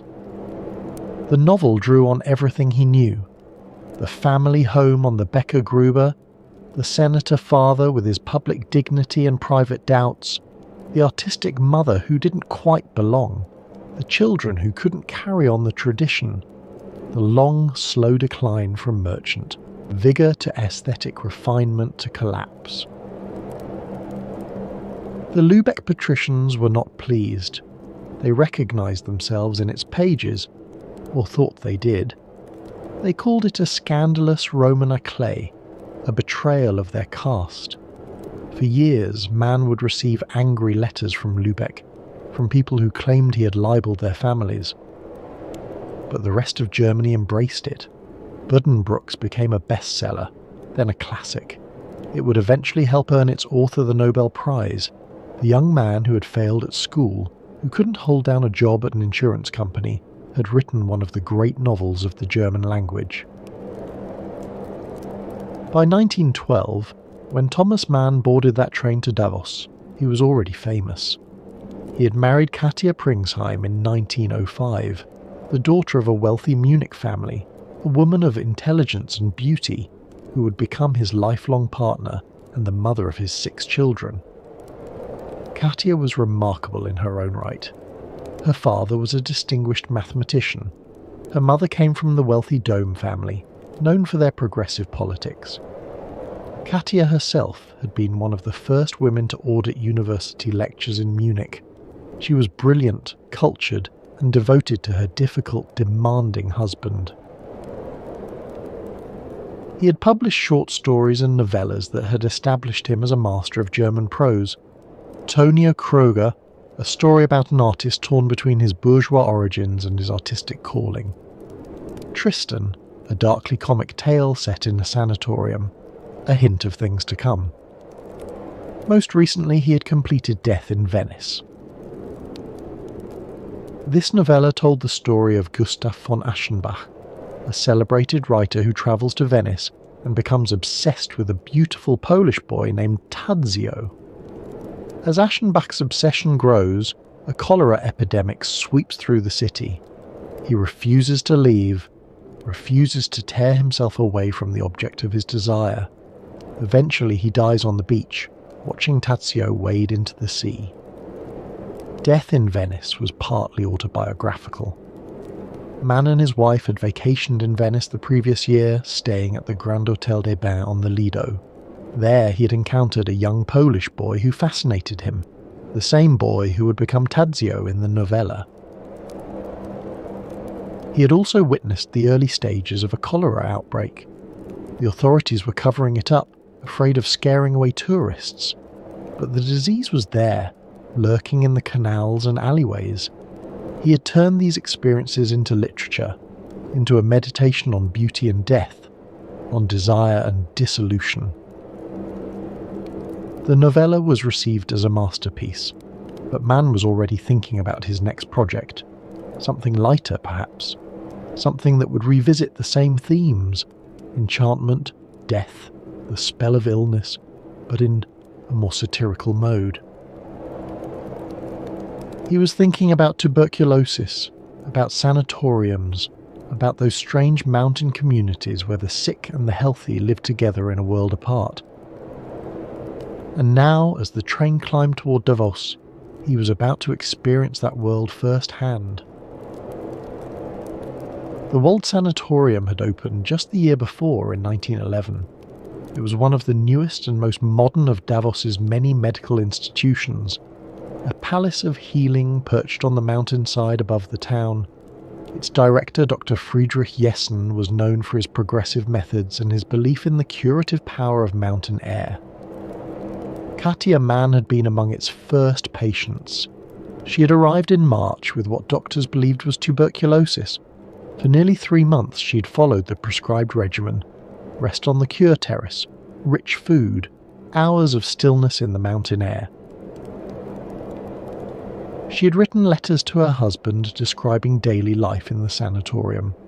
The meals, 5 enormous meals per day, designed to build up the wasted bodies of the consumptives, the fellow patients, a strange mix of nationalities and temperaments, united only by their illness.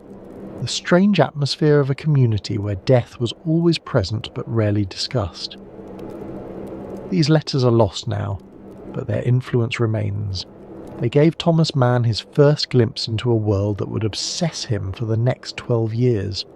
A world where time seemed to stand still, where conversations about death were as common as conversations about the weather, where the healthy became infected not just with disease, but with a certain way of thinking, a certain enchantment. When he arrived at the sanatorium in May, Thomas Mann did not simply visit his wife. He immersed himself in the sanatorium life. He sat on the balcony beside her, wrapped in the same kind of camel hair blanket that all the patients used.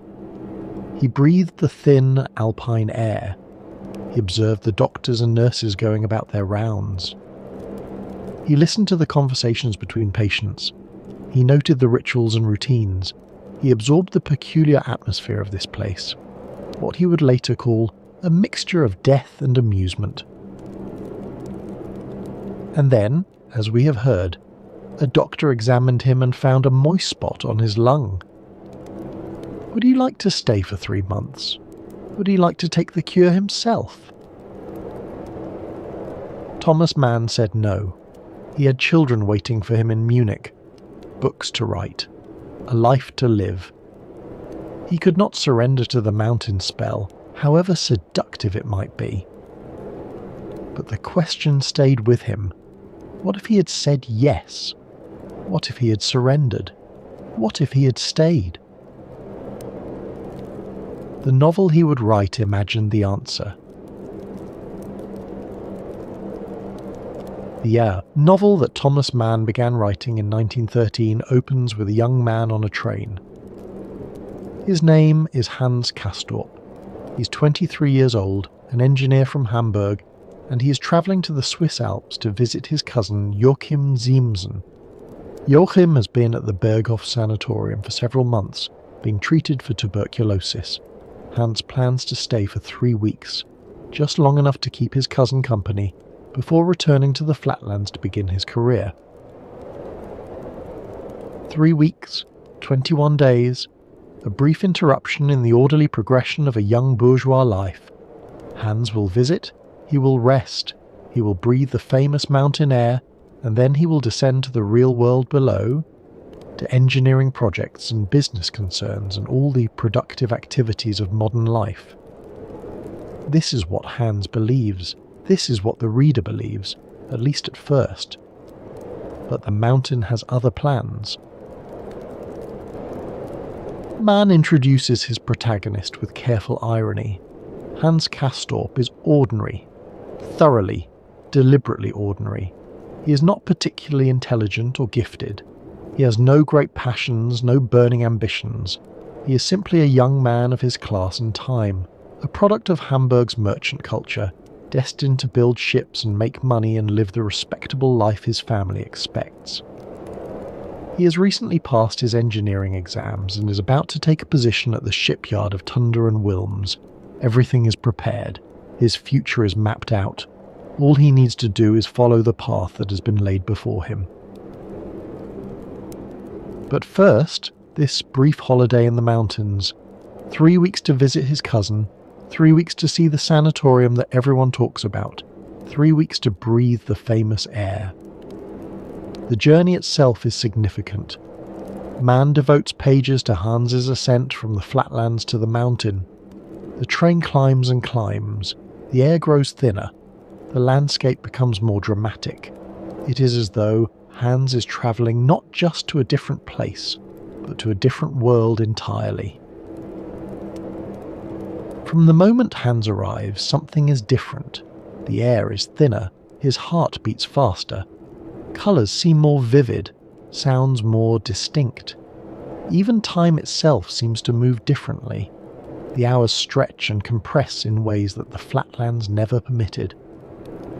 His cousin Joachim meets him at the station. Joachim is a soldier, or would be, if only he could get well. His greatest desire is to leave the sanatorium, to descend to the flatlands, to begin his military career. But the doctors keep finding reasons for him to stay. His fever persists. His lungs are not yet healed. Just a few more months, they tell him. Just a little longer. Hans is struck by how natural this all seems to Joachim. The routine of the sanatorium has become his cousin's entire world. The morning rest cure, the 5 enormous meals per day, the temperature taking, the x-rays, the consultations with doctors. Joachim speaks of these things as if they were the normal substance of existence. And indeed, at the Berghof they are. The sanatorium itself is like a grand hotel perched on the mountainside with views in every direction. It has elegant public rooms and private balconies, A library and a dining room, gardens and walking paths. The patients live in comfort, even luxury. But beneath the elegance lies the ever-present reality of illness and death. Hans is shown to his room, a pleasant chamber with a balcony overlooking the valley. The furniture is solid and comfortable. The walls are thick enough to muffle the sounds of the neighbouring patients. It could be a room in any good hotel. Except that the room's previous occupant died here just 2 days ago. The sheets have been changed and the room has been aired, but the death still lingers somehow. It is the first of many deaths that Hans will encounter at the Berghof. The sanatorium has its own customs, its own hierarchies, its own way of measuring time. New patients are called horizontal. They must spend their days lying on the cure terraces, forbidden from walking or exerting themselves. More advanced patients are granted increasing freedoms, allowed to walk in the gardens, to take excursions into the surrounding mountains. But no one, it seems, ever truly leaves, or if they do, they often return. The mountain has a way of claiming its own. Hans meets the chief physician, Hofrat Behrens, a tall, melancholic, wryly humorous man who has lived at the sanatorium for years. Behrens' own wife died here of tuberculosis, and he stayed on when he discovered that he too was infected. Now he presides over this community of the sick with a mixture of professional competence and dark humour. Behrens paints in his spare time, portraits of the patients mostly. He has painted Klavdia Shosha, the Russian woman who will become Hans's obsession. His medical eye and his artist eye see the same things: the signs of illness, the pallor of the skin, the particular beauty that consumption sometimes gives its victims. There is also Dr. Krakowski, who handles the psychological aspects of treatment. He is a bearded man with a penetrating gaze, given to wearing sandals and speaking in suggestive terms about the unconscious. He believes that illness has its roots in repressed desires, that physical disease is often the manifestation of psychological conflict. His lectures are well attended by the patients, who have little else to occupy their time. The lectures are about love, mostly, about the hidden workings of desire and repression. The patients listen, fascinated and uncomfortable, wondering what their own illnesses might reveal about their secret selves. Hans intends to observe all of this as an outsider. He is healthy after all. He is just visiting. In 3 weeks, he will return to Hamburg, to his uncle's shipping firm, to the life that awaits him in the flatlands. But on the very first evening, something happens. During dinner, he notices a woman across the dining room.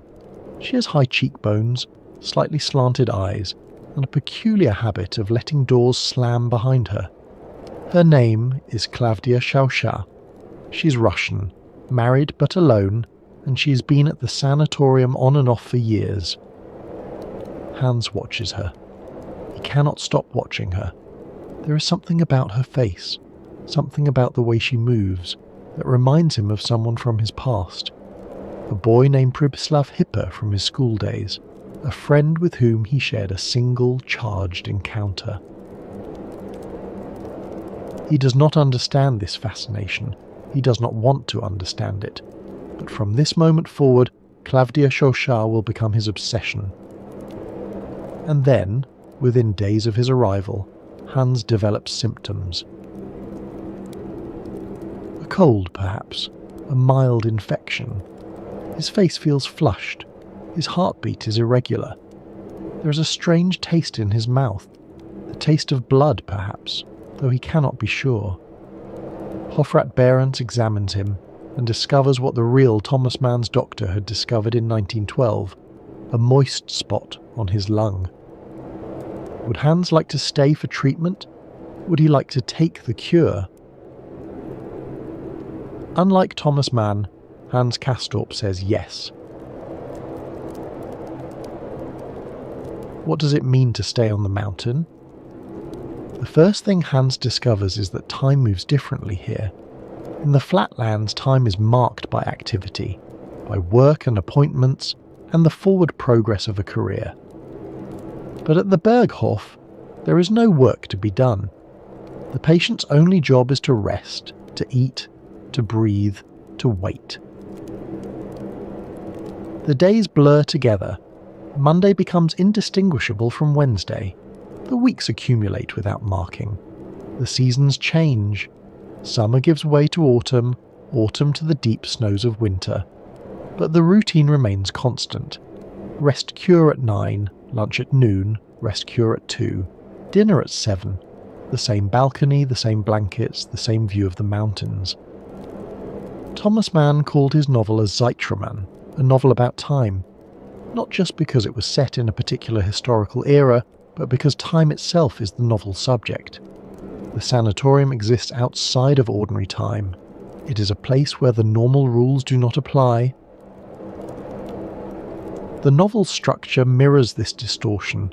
The first day at the Berghof takes over 100 pages to describe. The second day takes almost as long, but later, entire years pass in a single chapter. Time expands and contracts according to the logic of experience rather than the clock. Hans begins to lose track of how long he has been at the Berghof. Was it 3 weeks, 3 months, longer? His letters home grow less frequent. His thoughts of Hamburg, of his engineering career, of the life that awaits him in the flatlands, grow dimmer and more distant.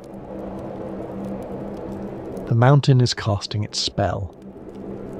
Part of this spell is the routine itself. The 5 meals per day are enormous, intended to build up the wasted bodies of the consumptives, to provide the calories needed to fight the disease. Breakfast, second breakfast, lunch, tea, dinner, rich foods, heavy foods, milk and eggs and butter and meat. The patients eat and rest, their bodies growing softer even as their lungs struggle to heal. There is something almost obscene about this abundance of food in the midst of wasting disease. But the logic is medical. The body needs fuel to fight the bacillus. Part of the spell is the enforced stillness. During the rest cure, patients are forbidden to read, to talk, to do anything that might agitate the mind or body. They must simply lie there, wrapped in blankets against the mountain cold, breathing the thin air, staring at the sky. And part of the spell is the obsession with symptoms. Every patient takes their temperature multiple times daily, keeping the thermometer in their mouth for exactly 7 minutes. One of many 7s that recur throughout the novel. Every fluctuation is noted, analysed, discussed. A rise of a few tenths of a degree becomes a matter of intense concern. A decline is cause for celebration. The body becomes the sole focus of attention. Normal life, with its distractions and diversions, falls away. There is only the body, the temperature, the hope of healing. Hans finds himself drawn into this obsession. He purchases his own thermometer, an expensive precision instrument, and monitors his temperature with growing fascination. He learns to read the subtle signs of his body, to interpret every flush and chill. His moist spot becomes the centre of his existence. But is he really sick? This is the question that hovers over the novel, just as it hovered over Katja Mann's actual diagnosis. The doctors at the Berghof find evidence of illness. They prescribe treatment. They find reasons for Hans to stay. But the reader begins to wonder whether the illness is real, or whether it is an excuse, a reason to stay on the mountain, to escape the demands of life below. Perhaps Hans wants to be sick. Perhaps illness is a form of freedom. For there is something seductive about illness, something liberating about being excused from the normal obligations of existence. At the Berghof, Hans has no responsibilities, no work to complete, no career to build. He can spend his days in contemplation, in conversation, in the slow accumulation of experience. The German word for this state is Krankheit, sickness. but there is another word that applies: Versuchung, temptation. The sanatorium offers the temptation of withdrawal, of escape from life's demands. It is a temptation that many of the patients have succumbed to. The flatlands come to seem impossibly distant. When letters arrive from Hamburg, they feel like messages from another world, a world of commerce and industry and practical concerns, a world where time marches forward, where things get done, where life has purpose and direction. His uncle writes, asking about his plans. His friends write, wondering when he will return. The engineering firm writes, reminding him that his position cannot be held indefinitely. But these communications seem increasingly irrelevant. They belong to a life that Hans is no longer sure he wants. But on the mountain, there is no forward movement. There is only the eternal present of the cure. There is only the routine, the meals, the rest cure, the conversations, the temperature taking. There is only the waiting. 3 weeks becomes 3 months. 3 months becomes a year. Hans stops mentioning his departure date. He stops thinking about Hamburg. The mountain has claimed him. This is the enchantment that Thomas Mann experienced during his 3-week visit in 1912. He could have stayed. The doctor had invited him to stay. He had felt the mountain's pull, the seductive promise of illness, the strange peace of a world where normal life was suspended. He chose to leave. His character does not. And in not leaving, Hans Castorp opens himself to experiences that would never have been possible in the flatlands. He opens himself to philosophy, to ideas, to the great debates that will consume the rest of the novel. He opens himself to questions about life and death, about the meaning of existence, about the nature of time itself. He opens himself to love and to death. If time is the novel's structure, ideas are its substance. Hans Castorp arrives at the Berghof as an ordinary young man, well-meaning but intellectually unremarkable. He has received the standard education of his class, but he has never thought deeply about philosophy or politics or the meaning of existence. He has accepted the world as he found it. The mountain will change this. His first educator is Lodovico Settembrini, an Italian man of letters who has been at the sanatorium for years. Settembrini is a humanist, an apostle of the Enlightenment, a believer in reason and progress and the dignity of man. He speaks in elaborate, beautifully constructed sentences. He quotes the classics. He sees himself as a representative of civilization itself. Settembrini comes from a distinguished Italian family. His grandfather fought with Mazzini for Italian unification. His father was a classical scholar and freethinker. Settembrini himself works on a great encyclopedia of suffering, a catalogue of all the ways that human beings have been oppressed and tortured throughout history, compiled in order to prevent such suffering from ever happening again. He is, in his way, an idealist. He believes that education can improve humanity. He believes that reason can triumph over superstition. He believes that the future will be better than the past. Settembrini takes Hans under his wing. He warns him about the dangers of the mountain, not just the physical dangers of tuberculosis, but the spiritual dangers of enchantment. The sanatorium, Settembrini believes, encourages a kind of moral lassitude. It makes people fall in love with death rather than life. It seduces them away from the active, productive existence that gives human life its meaning. Flee this place, Settembrini urges. Return to the flatlands. Take up your work, your career, your responsibilities. Do not let the mountain claim you. His favourite word is placet, the Latin for it is pleasing. It pleases him when Hans shows signs of intellectual awakening. It displeases him when Hans falls under the mountain's spell. Hans listens, fascinated. He has never met anyone like Settembrini. No one who speaks with such passion about ideas, who sees the world as a battleground of competing philosophies. The Italian opens doors in Hans's mind that have never been opened before. But he does not flee. He stays. And in staying, he encounters Settembrini's opposite. Leo Nafta is a Jew who has converted to Catholicism and been educated by the Jesuits. His story is extraordinary. Born into poverty in a Galician village, he witnessed his father's murder by a pogrom when he was a child. The Jesuits took him in, educated him, converted him. Now he lives in Davos, too ill to continue his work as a teacher, but still formidably intelligent. Where Settembrini represents the Enlightenment, Nafta represents its opposite: authority, tradition, the rejection of humanist optimism.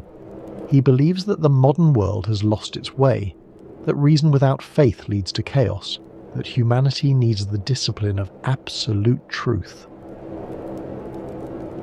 He is small, sharp-featured, and dressed always in elegant black.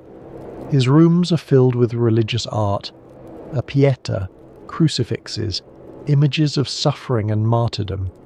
He takes a dark pleasure in argument, in reducing his opponents to confusion and despair. The two men despise each other. Settembrini calls Nafta a terrorist and a nihilist. Nafta calls Settembrini a windbag and a fool. They cannot be in the same room without arguing. And yet they are drawn together, locked in endless debates that Hans witnesses with growing fascination. These debates form the intellectual heart of the novel. Settembrini argues for democracy, for tolerance, for human rights. Nafta argues for hierarchy, for discipline, for the submission of the individual to higher powers. They debate war and peace, art and commerce, life and death. What is progress? Settembrini believes in it absolutely. The forward march of reason, the gradual improvement of humanity. Nafta calls this a delusion. History is not a line but a circle. Civilizations rise and fall. The idea that modern humanity is superior to its ancestors is merely arrogance. What is freedom? For Settembrini, it is the highest value, the right of individuals to determine their own destinies. For Nafta, it is a curse. Freedom without guidance leads only to chaos and despair. Human beings need discipline, hierarchy, truth imposed from above.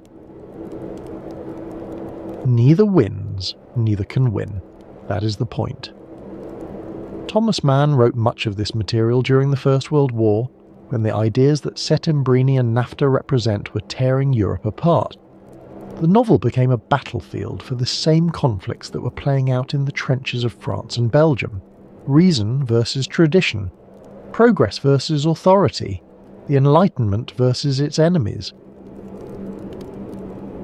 Mann's own sympathies were complicated. At the start of the war, he had sided against the Enlightenment. He had written essays defending German culture against what he saw as the shallow rationalism of the West. He had quarrelled bitterly with his brother Heinrich, who supported the democracies. But as the war dragged on, as the carnage mounted, his views began to shift. The novel reflects this internal struggle. Neither Settembrini nor Nafta is simply right or wrong. Both articulate genuine insights. Both are also deeply flawed. Settembrini's humanism can seem naive and self-satisfied. His faith in progress seems increasingly hollow in a world preparing for industrial slaughter. Nafta's authoritarianism leads ultimately to nihilism, a worship of death that negates everything he claims to believe. Hans listens to them both. He absorbs their arguments. He is educated by their conflict. But he is never simply a student. The novel's great achievement is that Hans Castorp, this ordinary young man, this unremarkable engineer from Hamburg, becomes wiser than his teachers. He finds a position between their extremes, a synthesis that neither of them can achieve. This synthesis will be articulated most clearly in the novel's central chapter, a chapter called Snow. But before we reach that moment, we must speak of love. For Hans's education is not only intellectual, it is also emotional, and at its centre is Klavdia Chochal. For months, Hans watches Klavdia from across the dining room. He does not speak to her. He does not introduce himself. The social conventions of the sanatorium do not permit such forwardness. Patients are introduced formally or not at all. A young German engineer cannot simply approach a married Russian woman and declare his interest. So, he watches. He learns her schedule. He positions himself where he will see her. In the dining room, in the corridors, in the gardens. He becomes, in his quiet way, obsessed. What is it about her? She is not conventionally beautiful. Her face is too broad, her cheekbones too pronounced. She has what the Germans call Kyrgyz eyes, slightly slanted, suggesting something Asiatic, something foreign, something other. And yet Hans cannot look away. There is something about her face, something about the way she moves that holds him captive. It is as though he has known her before, in some previous life or some forgotten dream. He realizes gradually what this feeling means. Klavdia reminds him of someone, a boy named Pribislav Hipper whom he knew in school, a boy with the same Kyrgyz eyes, the same high cheekbones, a boy with whom he shared a single, charged encounter. This is one of the novel's most daring elements. Hans's love for Klavdia is bound up with a memory of boyhood desire, of feelings that were never acknowledged or expressed. He once borrowed a pencil from Pribislav Hipper, and the exchange was invested with an intensity that he never understood and never forgot. The mountain, which suspends normal rules of time, also suspends normal rules of propriety. It allows Hans to feel things that Hamburg would never have permitted. It allows him to acknowledge desires that the flatlands would have kept hidden. Settembrini warns him. Stay away from the Asiatic, he says, using a word that reveals his own prejudices.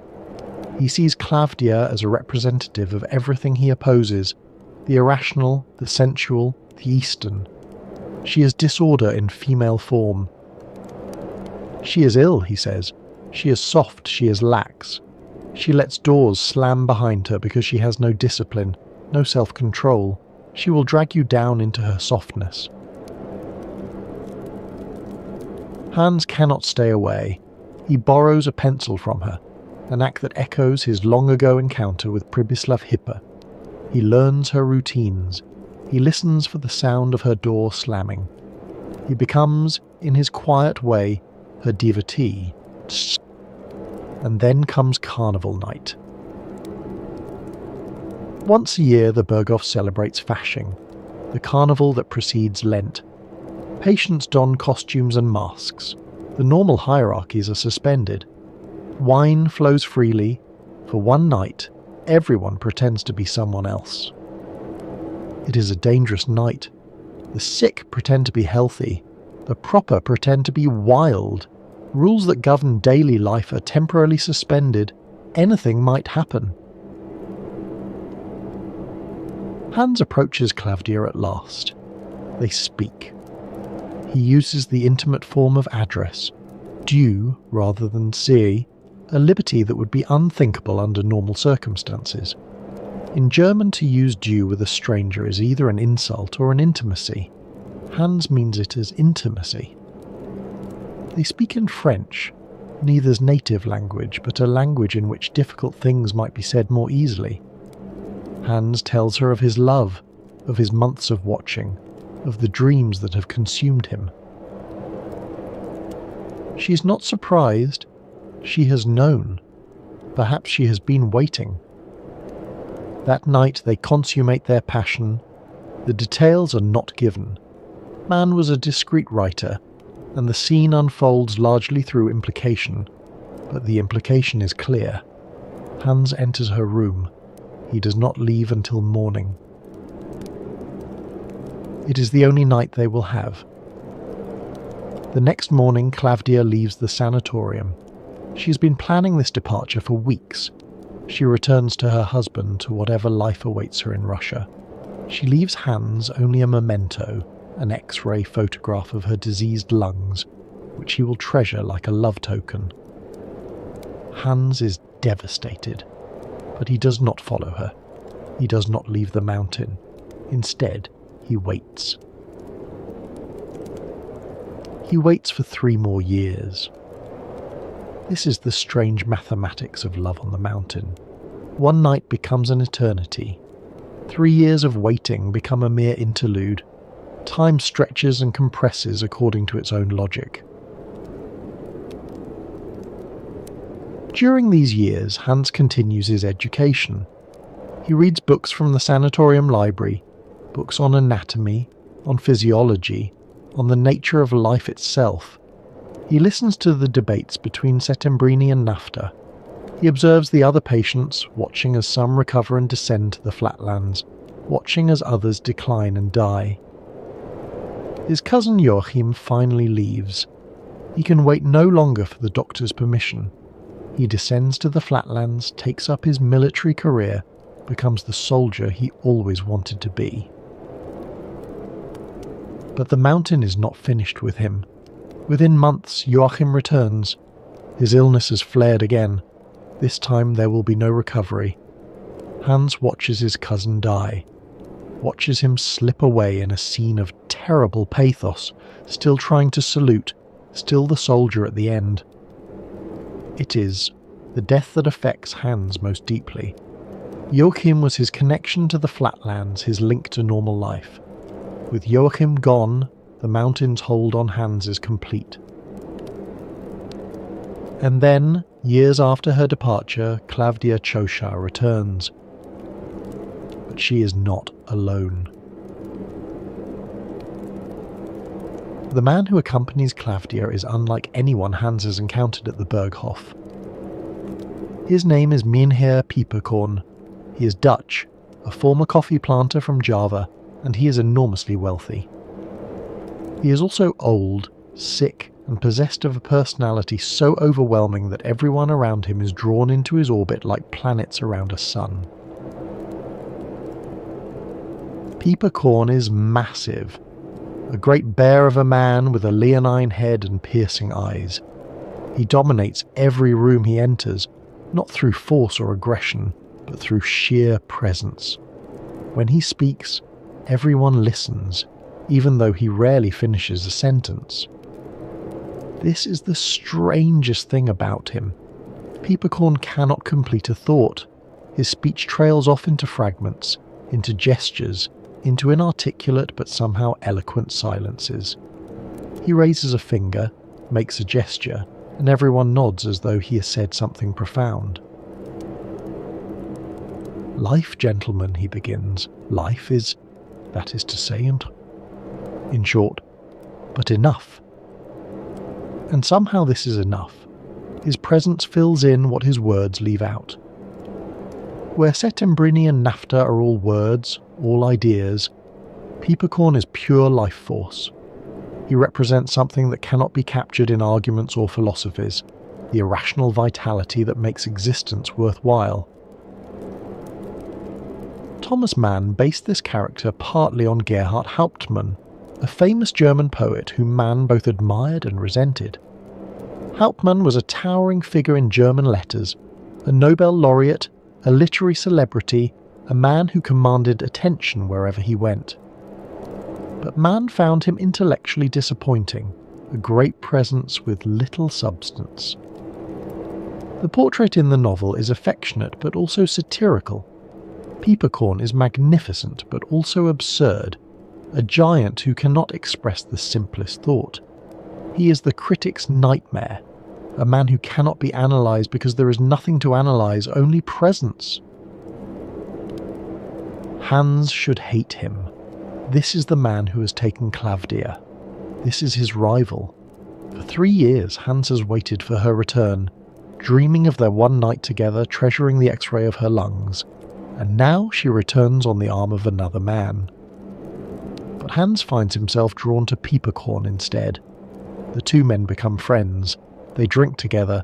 Pieperkorn drinks enormously, a connoisseur of wines and liquors.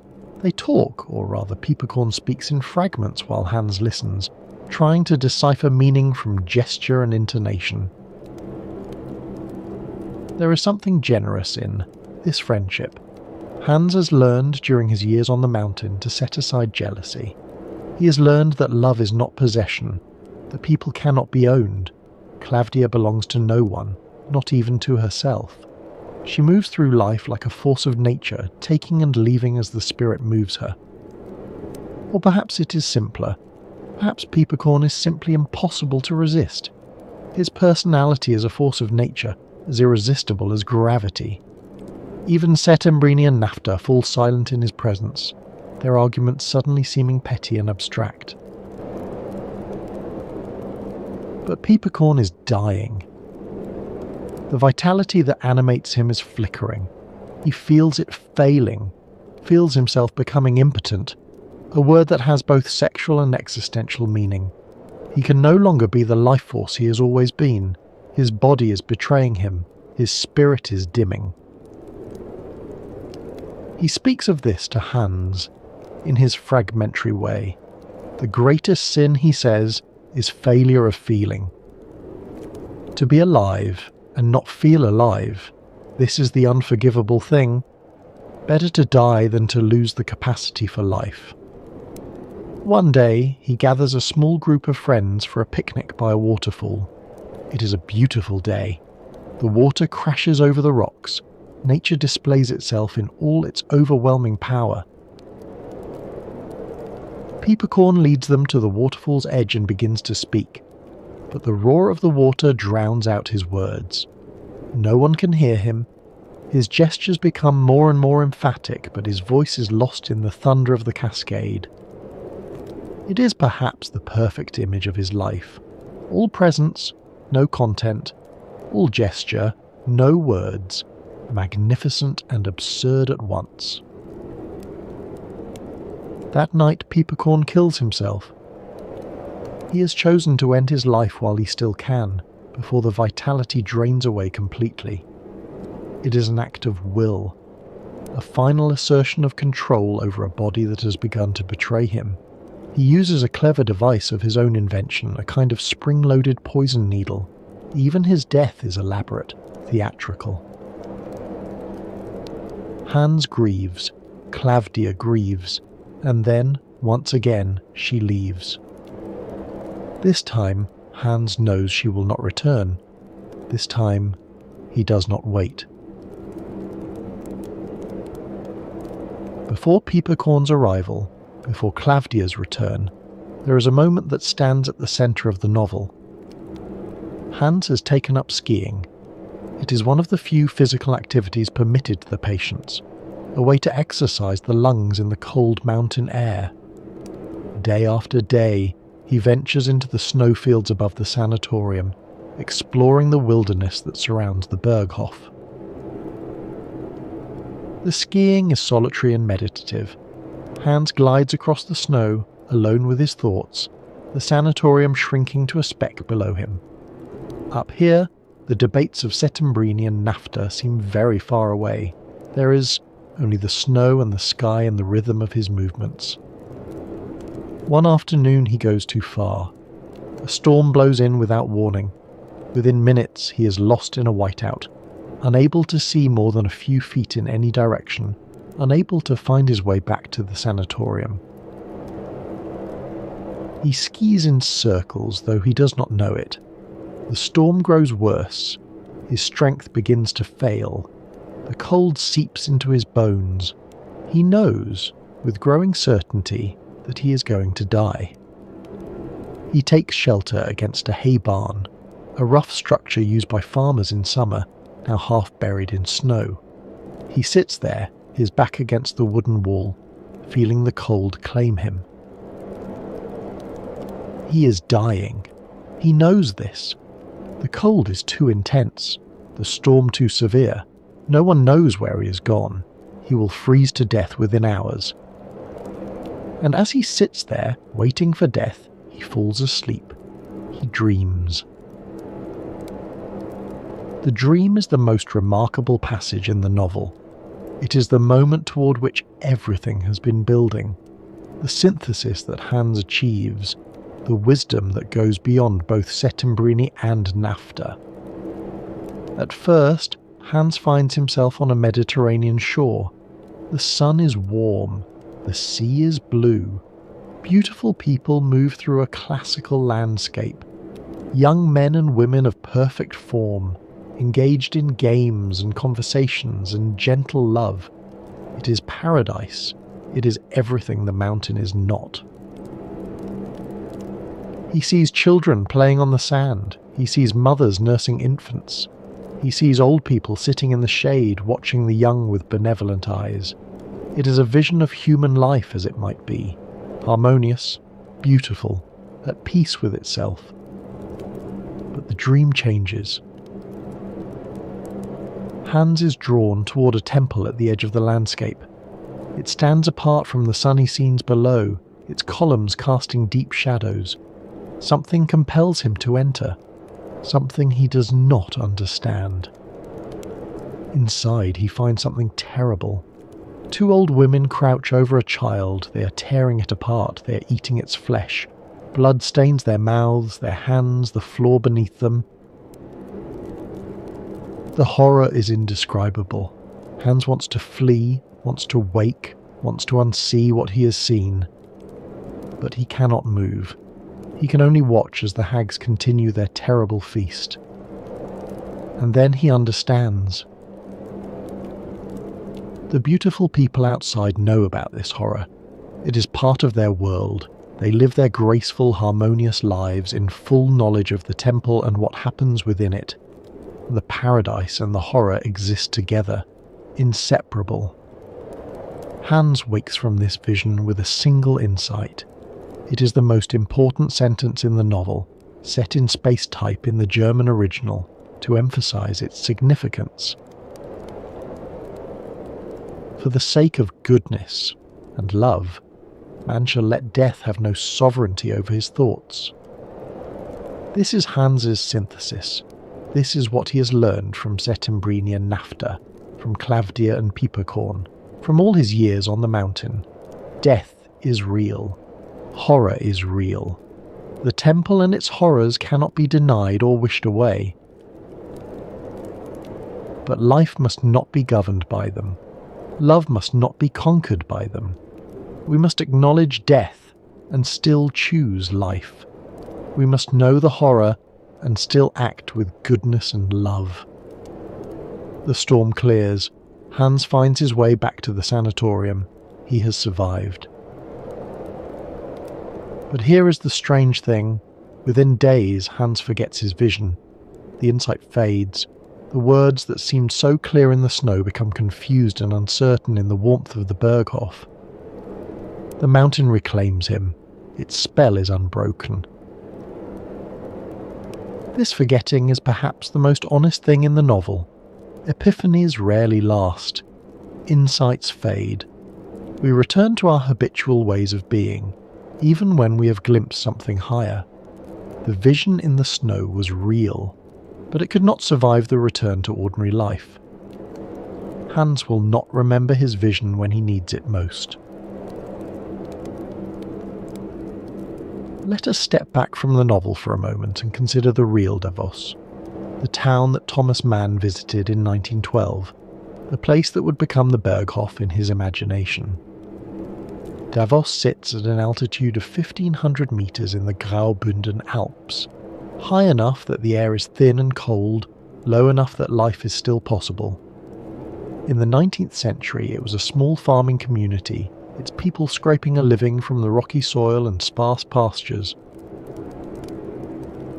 Everything changed when Dr. Alexander Spengler arrived. If you have travelled with us before to Davos, to the episode about that alpine town that tuberculosis built, you know Spengler's story. He was a German doctor who came to Davos in 1853, suffering from tuberculosis himself. The mountain air seemed to help him. He began to wonder if it might help others. Spengler became convinced that the particular combination of altitude, dry air and sunshine in Davos could benefit tubercular patients. He began recommending it to his patients. Others followed. By the 1860s, the first sanatoriums were being built. The Davos that Thomas Mann visited in 1912 was the product of this medical gold rush. The town had been transformed. Where once there were scattered farmhouses, now there were grand sanatoriums, buildings like ocean liners run aground on the mountainside, their balconies facing south to catch the sun. The Schatzalp, opened in 1900, was one of the grandest. Built in the Art Nouveau style, it, perched on a ridge above the town, accessible only by funicular railway. Its patients were wealthy, its facilities luxurious. It is the model for Mann's fictional Berghof. The Wald-Sanatorium, where Katja actually stayed, was newer, opened just in 1911. It was a forest sanatorium, set among pine trees on the mountainside above the town. Its director, Dr. Friedrich Jessen, was known for his modern methods.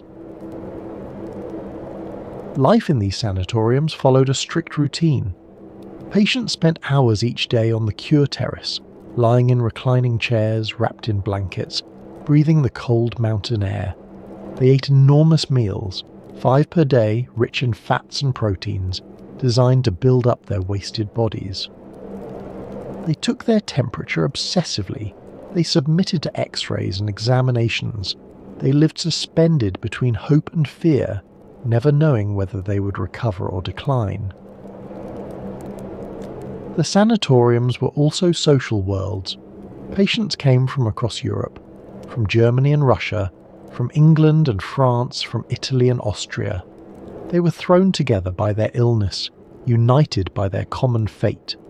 Romances flourished, friendships formed. The boundary between patient and visitor, between sick and healthy, was permeable and uncertain. Mann captured all of this in his novel. The 5 meals per day, the cure terraces, the obsessive temperature taking, the strange society of the sick. But he transformed it too, making the sanatorium into a symbol of something larger, a microcosm of European civilization before the catastrophe. By 1912, that catastrophe was only 2 years away. The world that Mann observed at the Wald-Sanatorium, the elegant society of the sick, the debates between humanists and authoritarians, the enchantment with death, was about to be swept away by war. The sanatoriums themselves would survive for another 4 decades, until antibiotics made the mountain cure obsolete. But the world they represented, the world of pre-war Europe, with its certainties and its illusions, would end in August of 1914. Mann did not know this when he visited. He could not have known. But by the time he finished his novel 12 years later, the catastrophe had happened. The novel that began as satire had become prophecy. We must now consider the man behind the novel. Consider the circumstances in which it was written. Thomas Mann began writing The Magic Mountain in 1913, just over a year after his visit to Davos. He intended it to be a short satirical piece, a companion to death in Venice, exploring similar themes in a more humorous mode. Perhaps 100 pages. Perhaps he could finish it in a year. Then, in the summer of 1914, the world exploded. The assassination of Archduke Franz Ferdinand in Sarajevo set in motion a chain of events that would destroy the Europe Thomas Mann had known. Austria declared war on Serbia. Russia mobilized. Germany declared war on Russia and France. Britain entered the conflict. Within weeks, millions of men were marching toward trenches where they would die in numbers that defied comprehension. Mann, like many German intellectuals, initially supported the war. He saw it as a defence of German culture against what he perceived as the shallow materialism of the West. Germany represented depth, inwardness, the life of the spirit. France and England represented surface, commerce, the life of mere reason. This is a position that seems incomprehensible now, but it was common among German intellectuals in 1914. They believed that German culture was superior to Western civilization, that Germany represented something deeper and more authentic than the democracies of the West. Mann threw himself into this argument.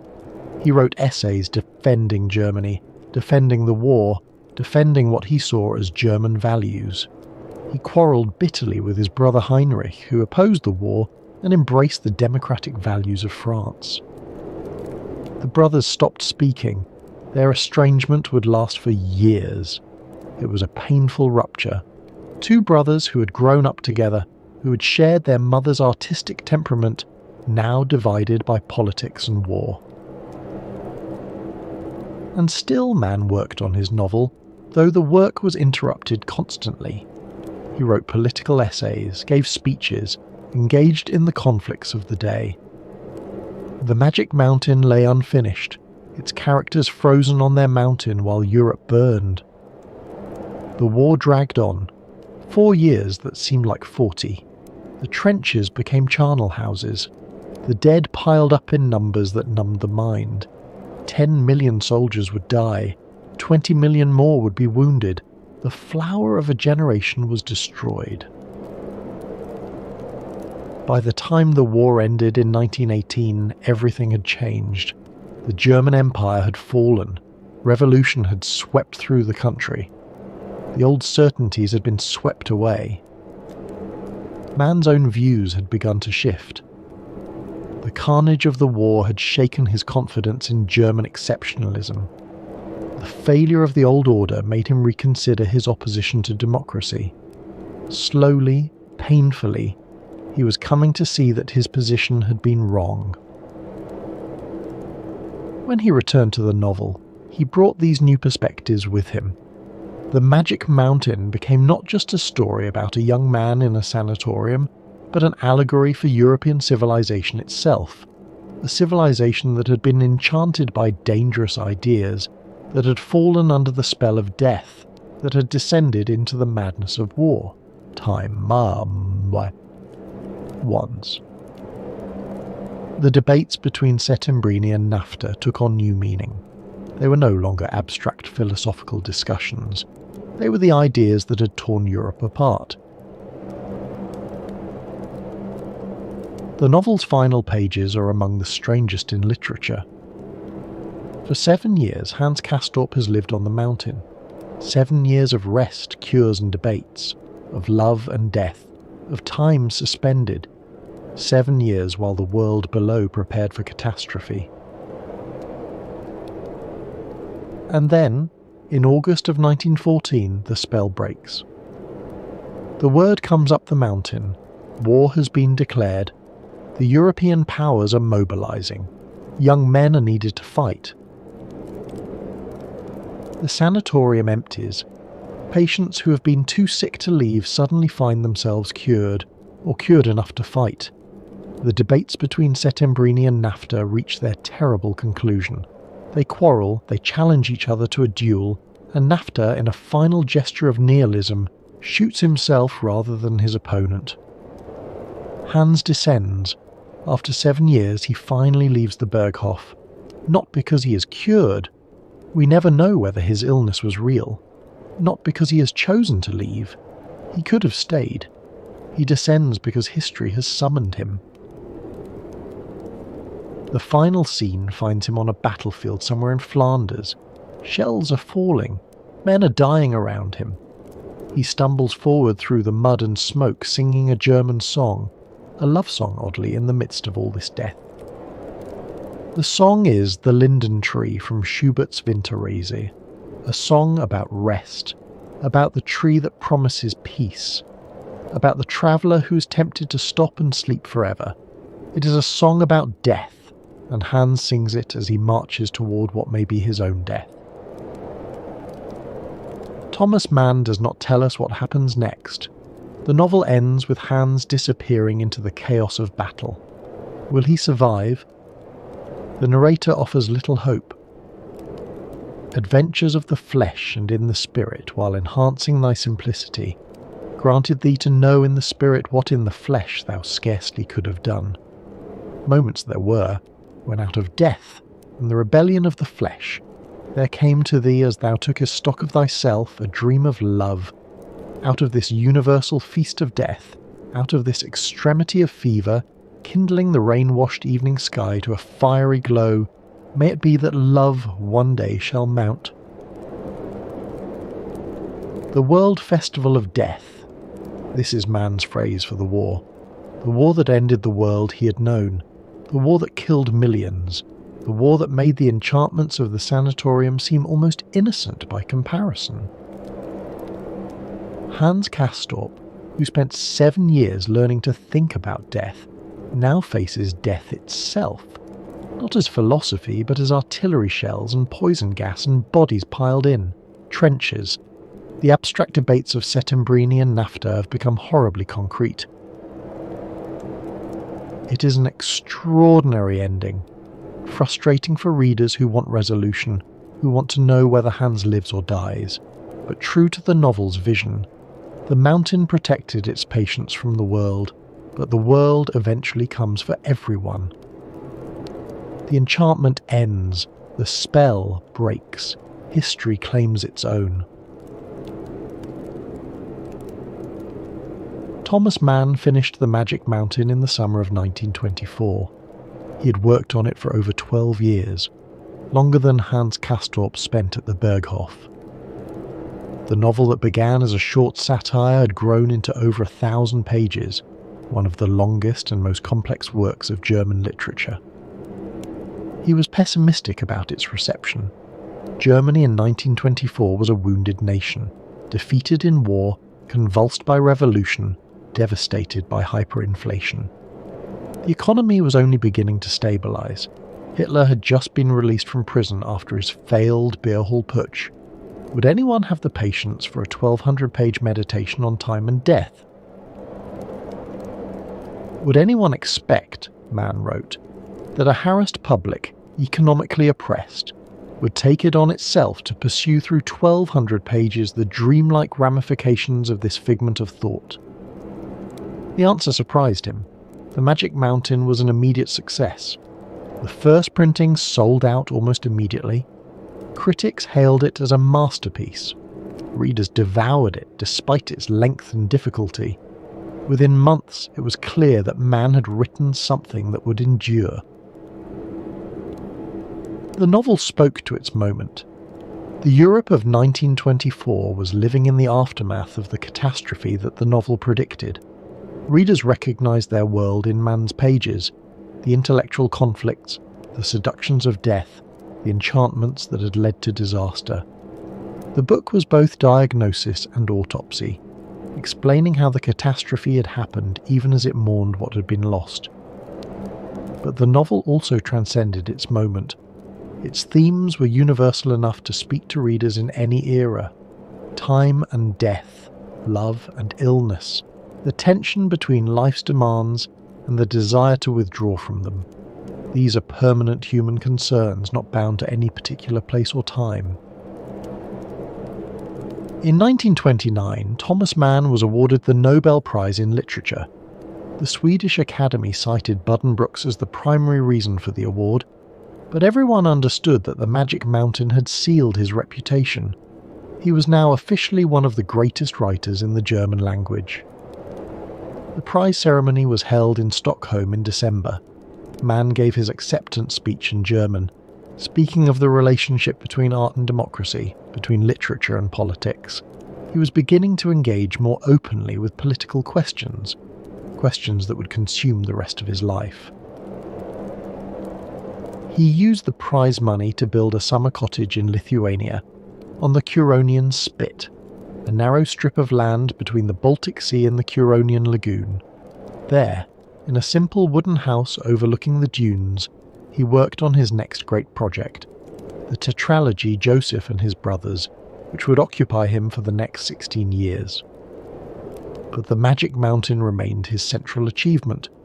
When readers thought of Thomas Mann, they thought of the Sanatorium, the Cure terraces, the debates between Settembrini and NAFTA, Hans Castorp, lost in the snow, glimpsing a truth he could not hold. The mountain had claimed not only Hans but his creator, and through his creation it had claimed millions of readers as well. The 1920s were good years for Thomas Mann. He was wealthy, famous, honoured. He lived in a grand house in Munich with his wife and 6 children. He travelled, lectured, received prizes and honorary degrees. He was by any measure a successful man. But storm clouds were gathering. The Weimar Republic, the democratic government that had replaced the Kaiser after the war, was struggling. Economic instability, political extremism, the humiliation of the Versailles Treaty. All of these undermined confidence in the democratic order. The Republic had enemies on all sides. And a new political movement was rising. The National Socialists, led by Adolf Hitler, offered a vision of national renewal that appealed to many Germans. They promised to restore Germany's greatness, to avenge the defeat of the war, to build a new Reich that would last 1,000 years. Thomas Mann watched this rise with growing alarm. His political views had evolved since the war. He had come to see democracy not as a foreign imposition, but as the best hope for German civilization. He had reconciled with his brother Heinrich. He had begun to speak out against the forces that threatened to destroy everything he valued. In 1930 he gave a speech in Berlin. He called it an appeal to reason. It was a plea for the educated middle class and the working class to unite against the Nazis, against what he called the inhuman fanaticism of the National Socialists. The speech was courageous. It was also dangerous. The audience was hostile, filled with Nazi sympathizers who heckled and interrupted. The newspapers attacked him. The Nazis marked him as an enemy. 3 years later, in 1933, Hitler became Chancellor of Germany. The democratic experiment was over. The 1,000-year Reich had begun. Thomas Mann was not in Germany when it happened. He and Katja were on vacation in Switzerland, enjoying the Alps that had inspired the Magic Mountain. They had planned to stay a few weeks and then return home. They received word from their children. Do not come back. Your writings have been blacklisted. Your home has been searched. You are not safe. Their eldest children, Erika and Klaus, who had already fled to France, confirmed the warning. The Nazis were arresting their enemies. Mann's name was on the list. They never returned to Germany, not for decades. Not until after the war, after Hitler was dead, after the Reich lay in ruins. The house in Munich, with its library and manuscripts, its memories and possessions, was lost to them. At first, Mann tried to remain apolitical. He published cautiously. He did not denounce the regime openly. He feared for his property, for his books, for the German audience he had cultivated his entire life. Perhaps he thought he could wait out the madness. Perhaps Germany would come to its senses. But silence was impossible. In 1936 he published an open letter to the University of Bonn, which had stripped him of his honorary doctorate. The letter was a declaration of opposition. He would no longer be silent. The Nazi regime responded by revoking his German citizenship. Thomas Mann, author of Buddenbrooks and the Magic Mountain, was now officially stateless. When asked whether he found exile difficult, whether he felt lonely without his homeland, Mann gave an answer that has become famous. Where I am, there is Germany. I carry my German culture in me. In 1938, Thomas Mann emigrated to the United States. He settled first in Princeton, New Jersey, where the university offered him a position as a visiting lecturer. Later, he moved to Pacific Palisades, California, a community of German exiles near Los Angeles that included other refugees from fascism: Bertolt Brecht, Arnold Schoenberg, Theodor Adorno. These were strange years for the great German writer. He was in exile from the culture that had produced him, living in a country whose language he spoke imperfectly, watching from across an ocean as his homeland committed crimes that defied comprehension. America was good to him. He was honoured, celebrated, welcomed. Universities invited him to lecture. Publishers published his books. The American public, in its generous way, embraced this distinguished refugee.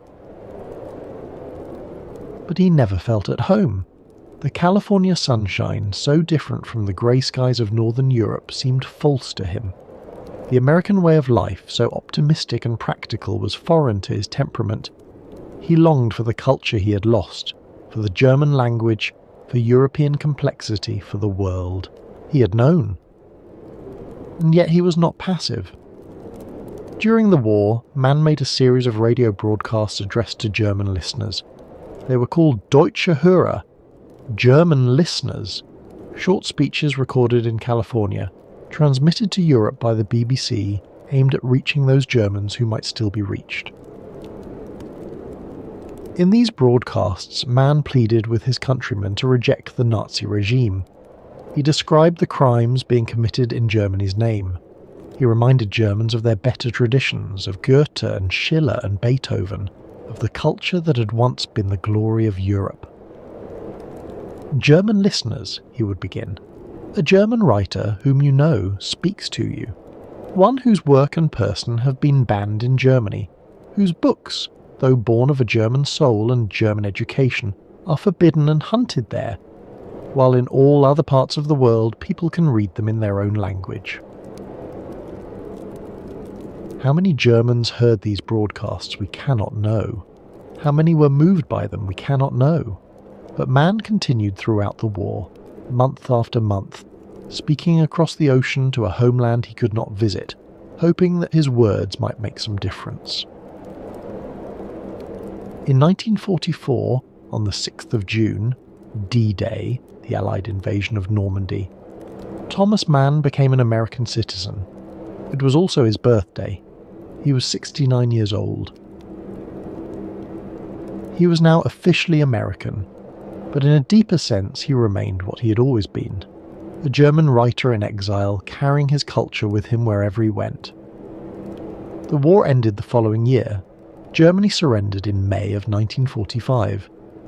The Reich that was supposed to last 1,000 years had lasted 12, the same span of time it had taken Thomas Mann to write The Magic Mountain. There was terrible irony in this. The novel had predicted catastrophe. It had diagnosed the sickness of European civilization, the seduction of death, the enchantments that led to destruction. And then, with uncanny precision, that catastrophe had occurred. Hans Castorp had descended from the mountain into the First World War. Thomas Mann had descended from the fame of the 1920s into the exile of the 1930s and 40s. The mountain could not protect anyone forever. After the war, Thomas Mann faced a question. Should he return to Germany? The country was in ruins. Cities had been bombed to rubble. Millions were dead.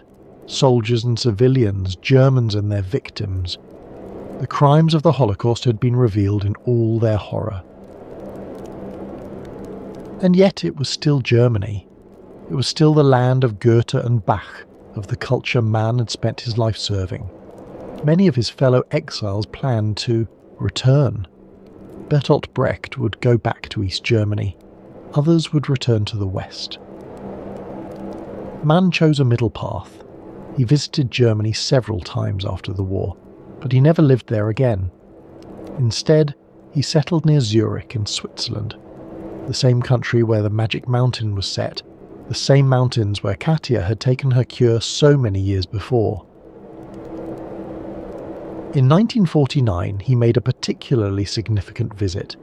He travelled to both Germanys, the Federal Republic in the west and the German Democratic Republic in the east, to receive Goethe prizes from both Frankfurt and Weimar. It was the 200th anniversary of Goethe's birth, and Mann was chosen to give the commemorative address. This decision was controversial. The Cold War had begun. Americans viewed the Communist East with deep suspicion. Some accused Mann of being too sympathetic to the Soviet bloc, of lending legitimacy to the communist regime. But Mann refused to choose sides in this new conflict. He had seen what happened when nations divided against each other, when ideologies demanded absolute loyalty. He had watched one catastrophe. He did not wish to participate in another. "I know only one Germany," he said. "Goethe belongs to all of Germany. I cannot recognize a division of German culture." The Goethe address was remarkable, a meditation on the German genius and the German catastrophe, on the culture that had produced both the greatest art and the greatest crimes. Mann spoke of Goethe's complexity, his darkness as well as his light. He spoke of Germany's need to reckon with its past, to understand how the catastrophe had happened. The final years were peaceful, though not without sadness. His son Klaus, who had struggled with depression and addiction, took his own life in 1949. It was a blow from which Mann never fully recovered. He continued to write Dr. Faustus, a novel about a German composer who sells his soul to the devil, Felix Krull, a comic novel left unfinished at his death, essays and letters and speeches. He watched his remaining children grow and scatter. He corresponded with admirers around the world. His health was good for a man of his age. The moist spot that the doctor had found in 1912 had never developed into anything serious. Whatever it was, it had not killed him. On the 12th of August, 1955, Thomas Mann died in Zurich. He was 80 years old. He had lived through 2 world wars, through the rise and fall of empires, through revolutions in art and politics and technology. He had written some of the most important novels of the 20th century. He had won the Nobel Prize. He had become what he set out to become, a writer of permanent significance. And it had all begun, in some sense, with a train ride to Davos, with a 3-week visit that became a 12-year project, with a novel about a young man who could not leave the mountain. What does the Magic Mountain mean? What is it about? These are questions that have occupied scholars for a century. The novel is so rich, so complex, so layered with meaning that no single interpretation can exhaust it. At its simplest level, it is a story about education. Hans Castorp arrives at the Berghof as an ordinary young man. He leaves, if he leaves at all, as someone transformed. He has been exposed to ideas, to experiences, to ways of thinking that the flatlands would never have offered. This makes the novel a Bildungsroman, a German term for a novel of formation, a story about the development of a young person into maturity. The genre has a long history in German literature, going back to Goethe's Wilhelm Meister and before. But the Magic Mountain is also a satire of the Bildungsroman. Hans's education leads him not to productive citizenship, but to a battlefield. The wisdom he gains does not save him. It may not even survive him. At another level, the novel is an allegory. The Sanatorium represents European civilization before the First World War, a community enchanted by death, seduced by dangerous ideas, suspended in a false peace that cannot last. The debates between Settembrini and NAFTA are the debates that were tearing Europe apart. Reason versus tradition, progress versus authority, the Enlightenment versus its enemies. These ideas did not stay on the mountain. They descended into the trenches and the gas attacks and the mass graves. At yet another level, the novel is a meditation on illness and mortality. What does it mean to be sick? What does it mean to live in the shadow of death? These are questions that every human being must confront. Hans Castorp confronts them with unusual intensity. His 7 years at the Berghof are 7 years of thinking about death, observing it, discussing it, preparing for it. The novel asks whether this is wise or foolish, whether we should engage with death or flee from it. The answer Hans glimpses in the snow, that love must not be conquered by death, is one answer, but it is not the only answer, and Hans himself cannot hold on to it. Perhaps this is the deepest meaning of the novel. Wisdom is fragile, insights fade, we glimpse truths and then forget them. The mountain casts its spell, and we forget what we learned in the storm. Thomas Mann knew this. He had seen it in his own life. He had supported a war and then repented. He had opposed democracy and then embraced it. He had believed things that turned out to be wrong. The Magic Mountain does not offer easy answers. It offers instead a journey through time and ideas and experience, a journey that each reader must make for themselves. If you visit Davos today, you will find a different world from the one Thomas Mann described. The sanatoriums are mostly gone. When antibiotics appeared in the late 1940s, they made the mountain cure obsolete. Streptomycin could kill the tuberculosis bacillus in a matter of months. The fresh air cure, which required years of rest, could not compete. Within a decade, the sanatoriums that had dominated Davos for nearly a century began to close. Some were converted into hotels. Others became conference centres or apartment buildings. A few were demolished entirely. The patients went home, those who survived, and the elaborate culture of the cure disappeared. But some traces remain. The Schatzalp, the grand sanatorium that was one of the models for Mann's Berghof, still stands. It is now the Berghotel Schatzalp, a historic hotel built in the Art Nouveau style. Guests can stay in the same rooms where tuberculosis patients once lay. They can look out at the same views that Hans Castorp contemplated.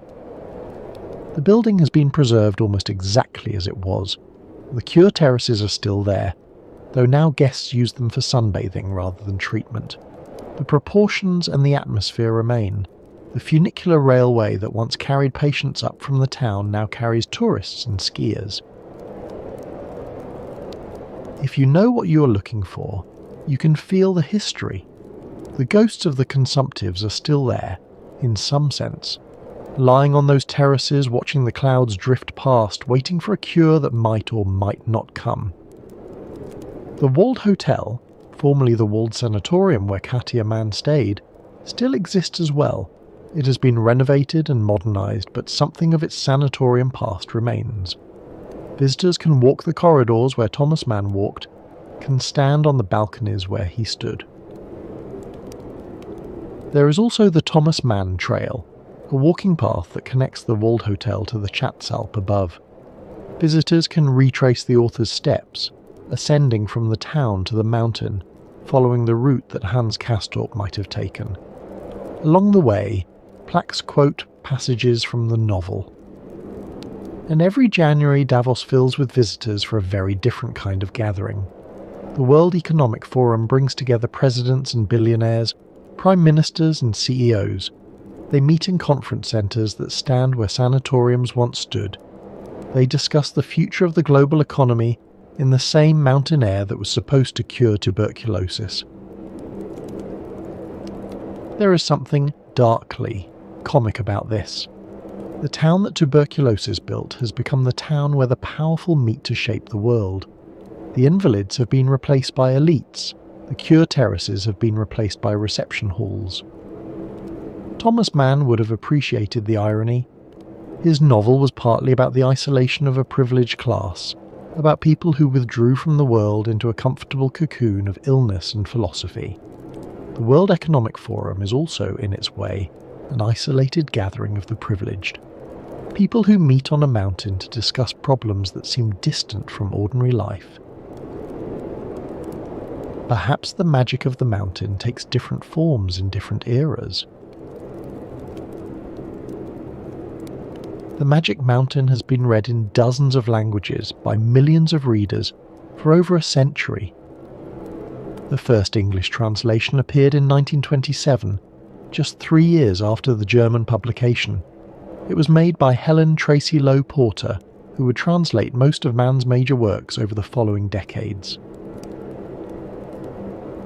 Mann admired Lowe Porter's dedication. He called her Di Lowe, the Lioness.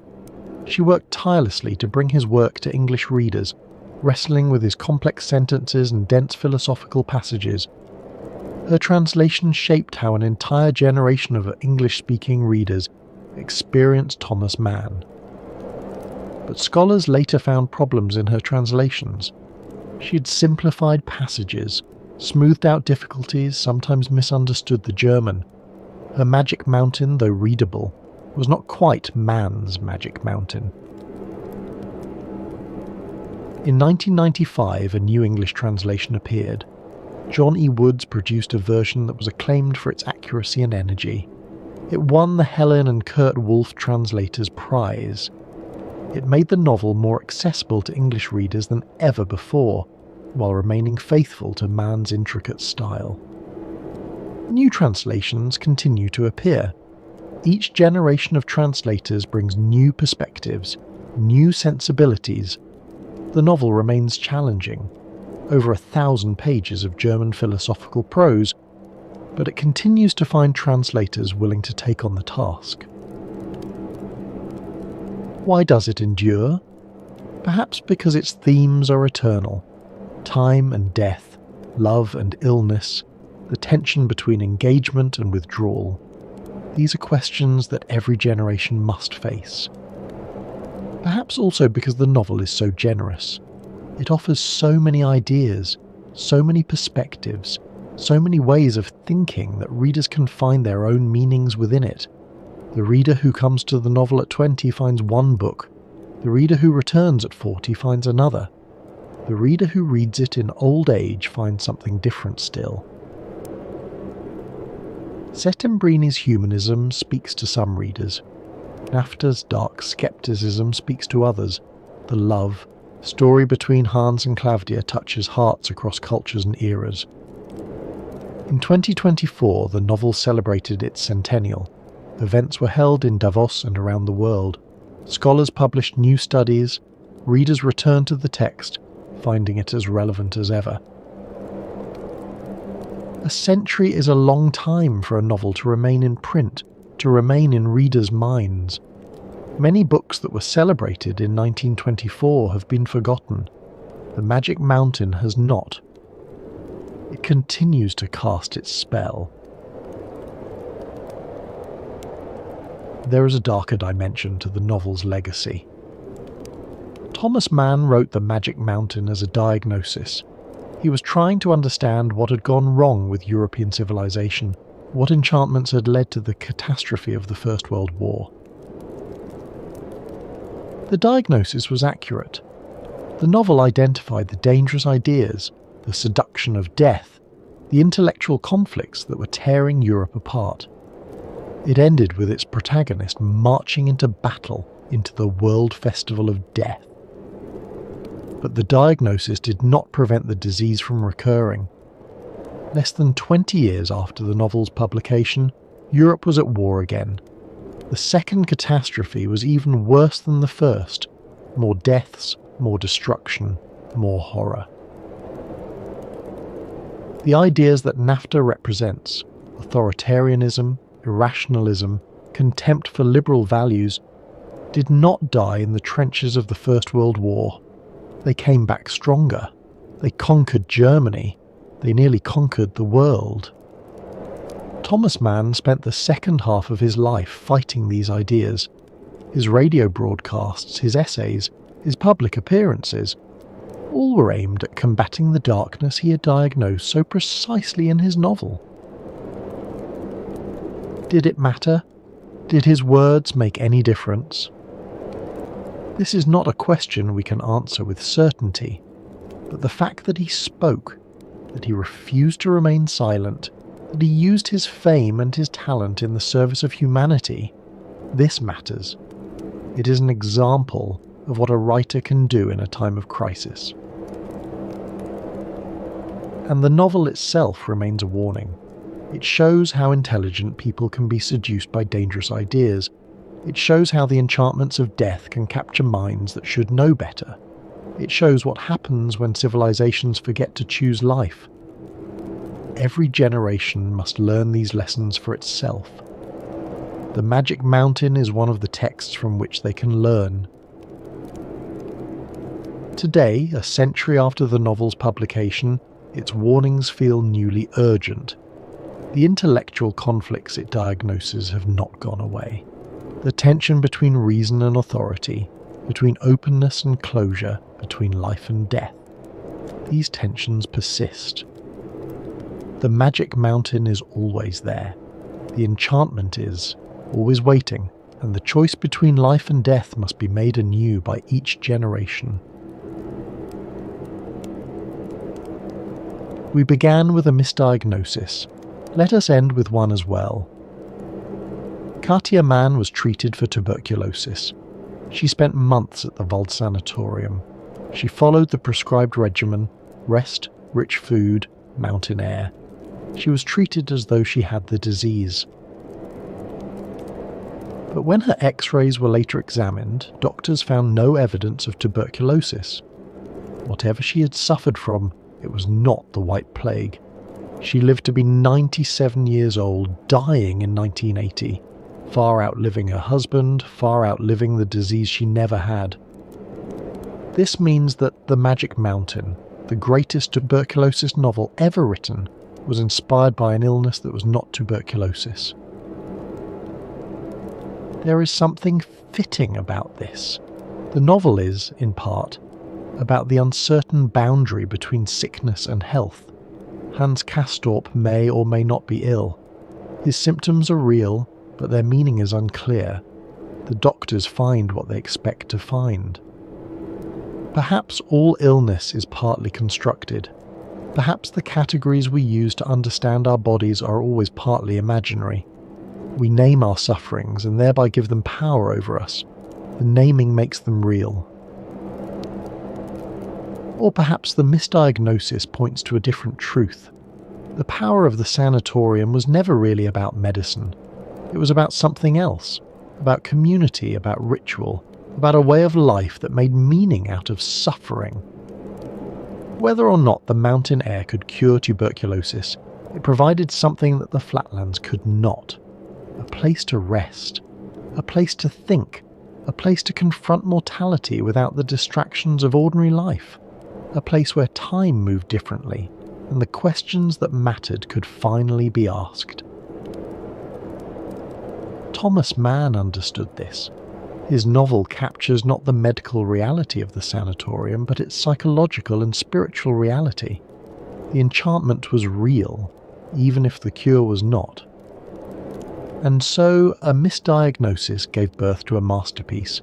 An illness that wasn't became a novel that will never fade. A 3-week visit became 12 years of writing.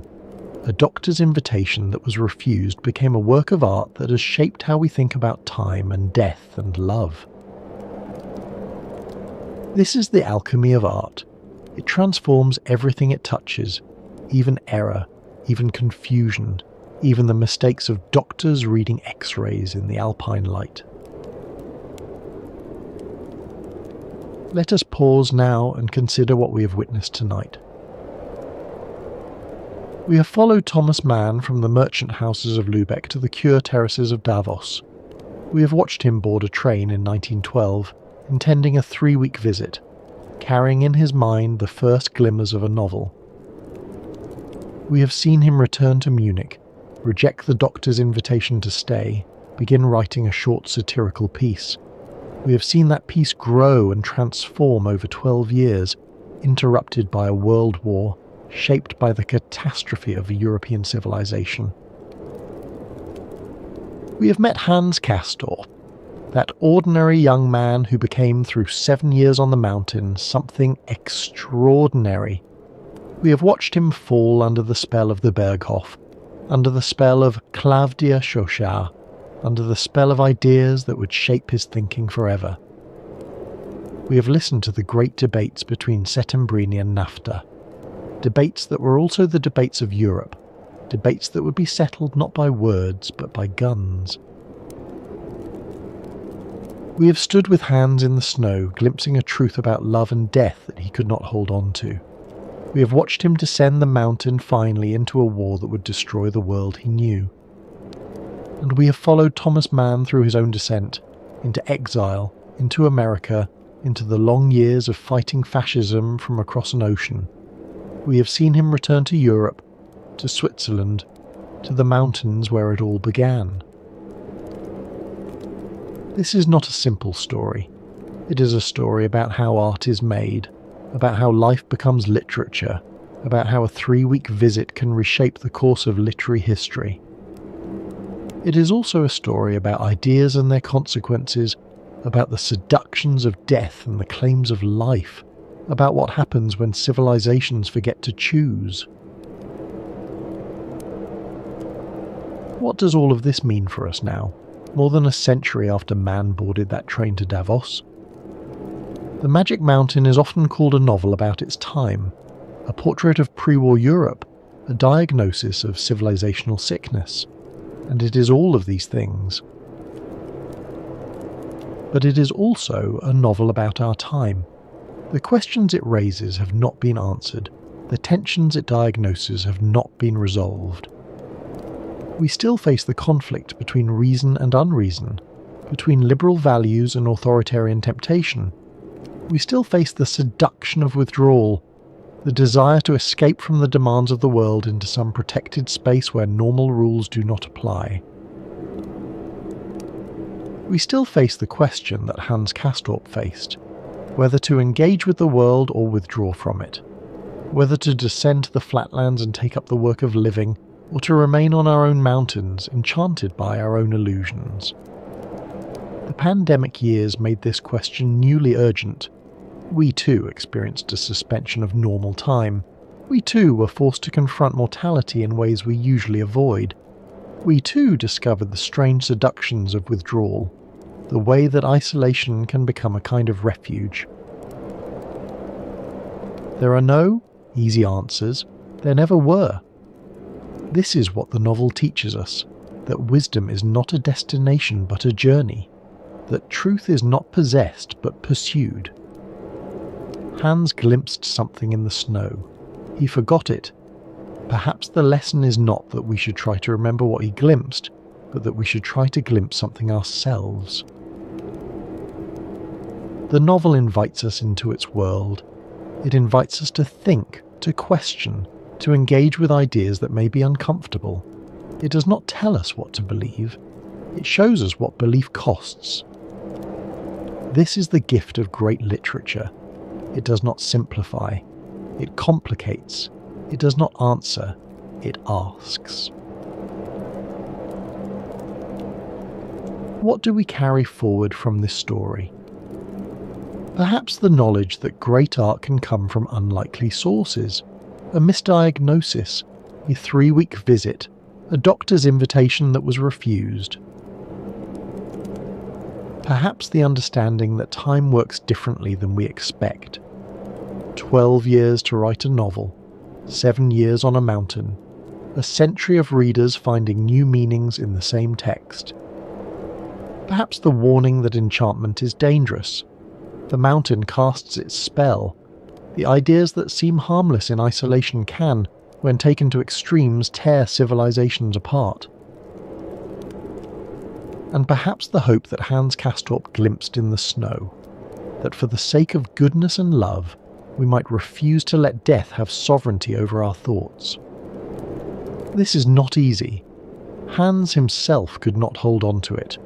Thomas Mann, for all his insight, could not prevent the catastrophes of the 20th century. But the attempt matters. The effort to understand, to engage, to choose life over death. This is what literature calls us to. The magic mountain does not offer solutions. It offers company. It offers the companionship of a great mind struggling with the questions that haunt all of us. And that companionship, across a century, across languages and cultures and catastrophes, that is something worth having. We read and we are less alone. We read and we are connected to others who have read before us, and who will read after. We read and we join a conversation that has been going on for a century and will continue for centuries more. This is the magic of the mountain.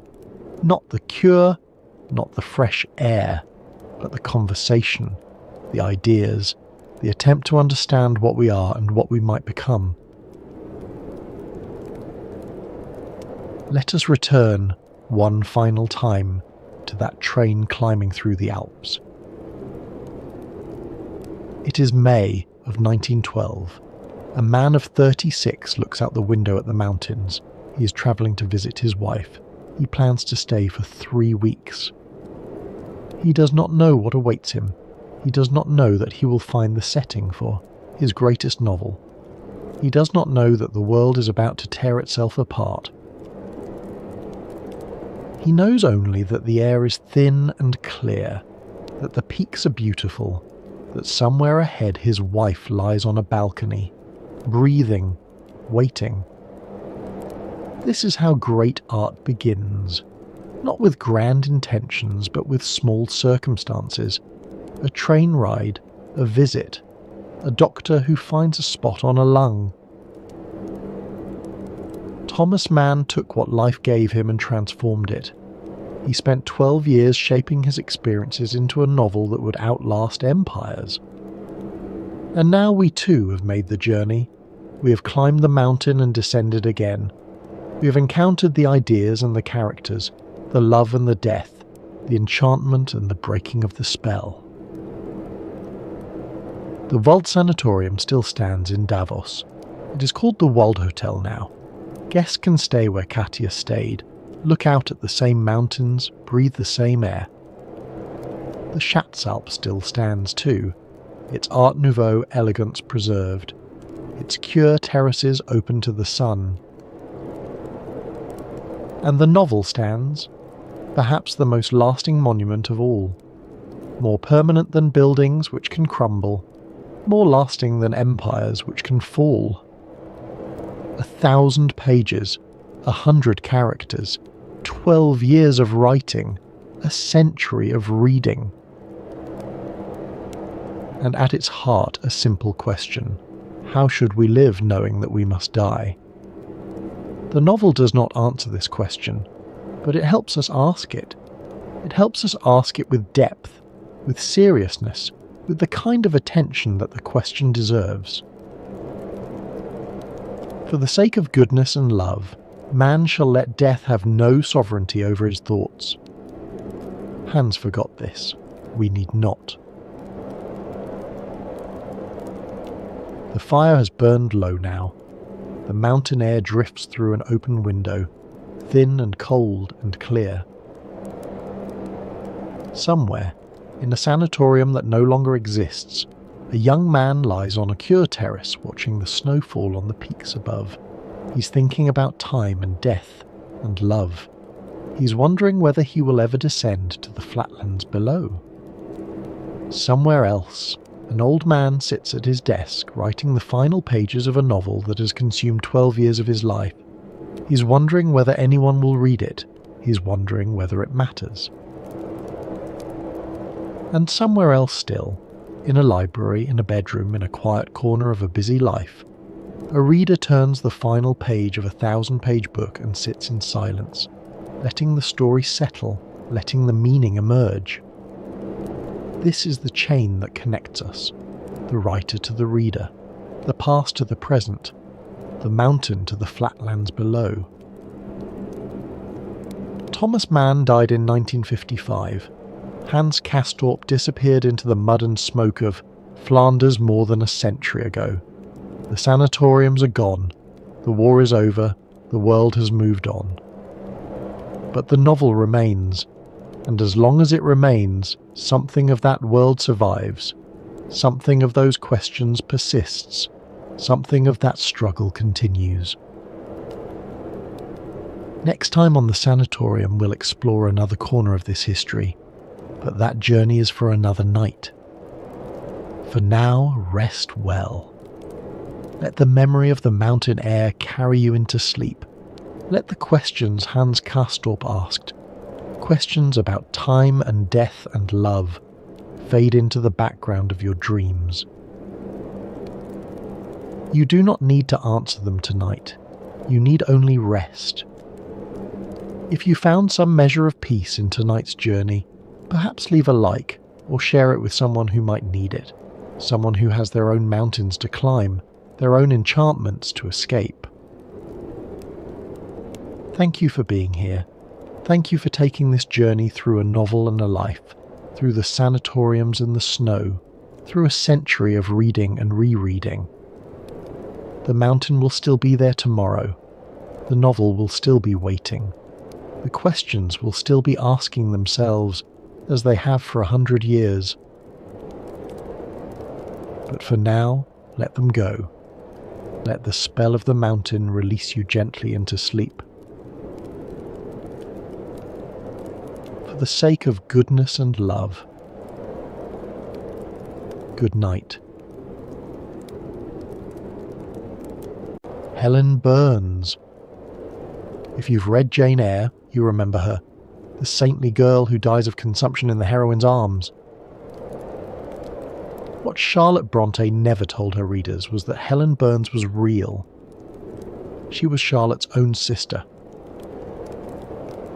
And she was only the first. By the time tuberculosis finished with the Brontë family, it would take 5 of the 6 children, while their father watched helpless for 40 years. Welcome to the Sanatorium.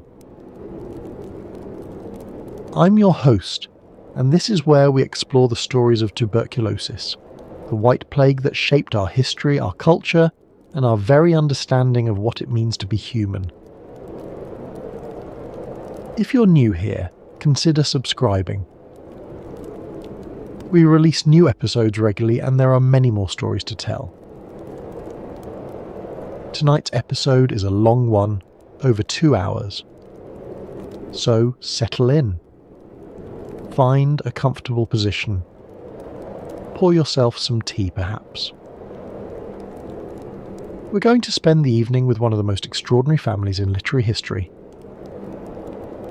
And with the disease that consumed them, one by one, until only silence remained. The house stands at the top of the village. A Georgian parsonage, grey stone, modest but solid. Behind it the moors stretch endlessly, purple with heather in summer, brown and wind-scoured in winter. In the rooms downstairs the air is cold, even with the fire going. It's always cold. The year is 1848. September turning to October. In the dining room 3 women sit with their father. They are not old, these women. The eldest is 32, the youngest 28. But they have the watchful, weary eyes of people who have seen too much death. Upstairs, a man is dying. Their brother, 31 years old, and dying in the room where he was born. The cough. They all know the sound by now.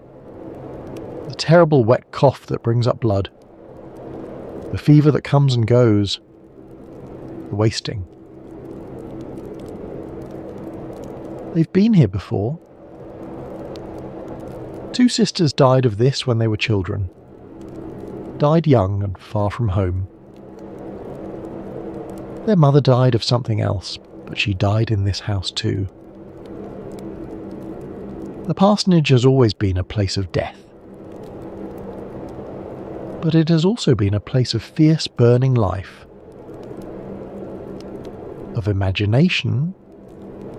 Of genius.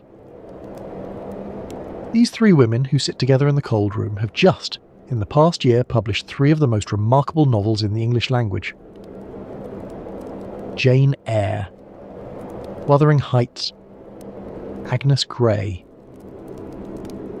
The literary world is still reeling from them.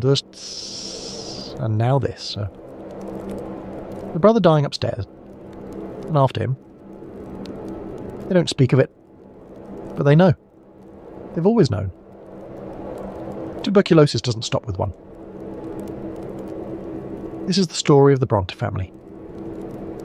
Of 6 children, 5 deaths. Of extraordinary talent that bloomed in the shadow of disease. And of a father who would bury every single one of his children before he died himself, at the age of 84. To understand the Brontes, you have to understand Haworth. This small village in the West Riding of Yorkshire perched on the edge of the moors. In the early 19th century it was an industrial town. Textile mills, poverty, overcrowding. The churchyard was so full of bodies that the ground level had risen above the church floor. Water from the graveyard seeped into the drinking supply. The average life expectancy was 25 years. This statistic deserves emphasis. 25 years. In Victorian Haworth, if you reached adulthood, you were already beating the odds. The main killer was not tuberculosis, though tuberculosis took its share. It was the water. The contaminated, corpse-tainted water that seeped down from the graveyard into the wells. Typhoid fever, cholera, dysentery. The dead poisoned the living. Patrick Bronte would later campaign for better sanitation in Haworth. He understood, long before the germ theory of disease was established, that something in the water was killing his parishioners. But his efforts would come too late to save his own family. Into this place in 1820 came Patrick Bronte, an Irish clergyman, ambitious, educated, a published poet. He brought with him his wife Maria and their 6 children, all under the age of 7. Maria, the eldest, baptised in April 1814. Elizabeth, born 8th February 1815. Charlotte, born 24th April 1816. Branwell, born 26th June 1817. Emily, born 30th July 1818. And Anne, the baby, born 17th January 1820. Patrick Bronte was a complex man. Stern, often distant, deeply concerned with propriety. He had pulled himself up from rural Irish poverty through education and the church. He believed in learning, in discipline, in the power of literature. He also believed in fresh air and long walks on the moors, which he considered healthful. In this, at least, he was ahead of his time. His wife, Maria Branwell Bronte, was Cornish. Genteel, educated, fond of reading. She had married Patrick in 1812 and followed him north to this cold, unfamiliar country. By all accounts, she never quite adjusted to Yorkshire, to the damp, to the grey skies, to the wind that never stopped. Maria wrote letters home to Cornwall describing her new life. They were cheerful letters mostly. She loved her husband. She loved her growing brood of children. But there was a wistfulness beneath the words. A longing for the warmer country she had left behind. She would never see Cornwall again. The parsonage they moved into was substantial by village standards. 2 stories, several rooms, a garden. But it was cold and damp, built on a hillside where water gathered. The church and graveyard were just beyond the wall. The children's bedroom windows looked out over the tombstones. They grew up counting graves the way other children count sheep. For 1 year, the family was intact. 6 children, 2 parents, all together in the house at the top of the village. And then tuberculosis came. Or perhaps it didn't come. Perhaps it was already there. One of the cruelties of tuberculosis is its long latency. You can carry the bacteria for years without knowing, without symptoms. And then, triggered by stress, malnutrition, another illness, it activates. It blooms in your lungs like a terrible flower. By the standards of the time, what happened to the Brontes was not unusual.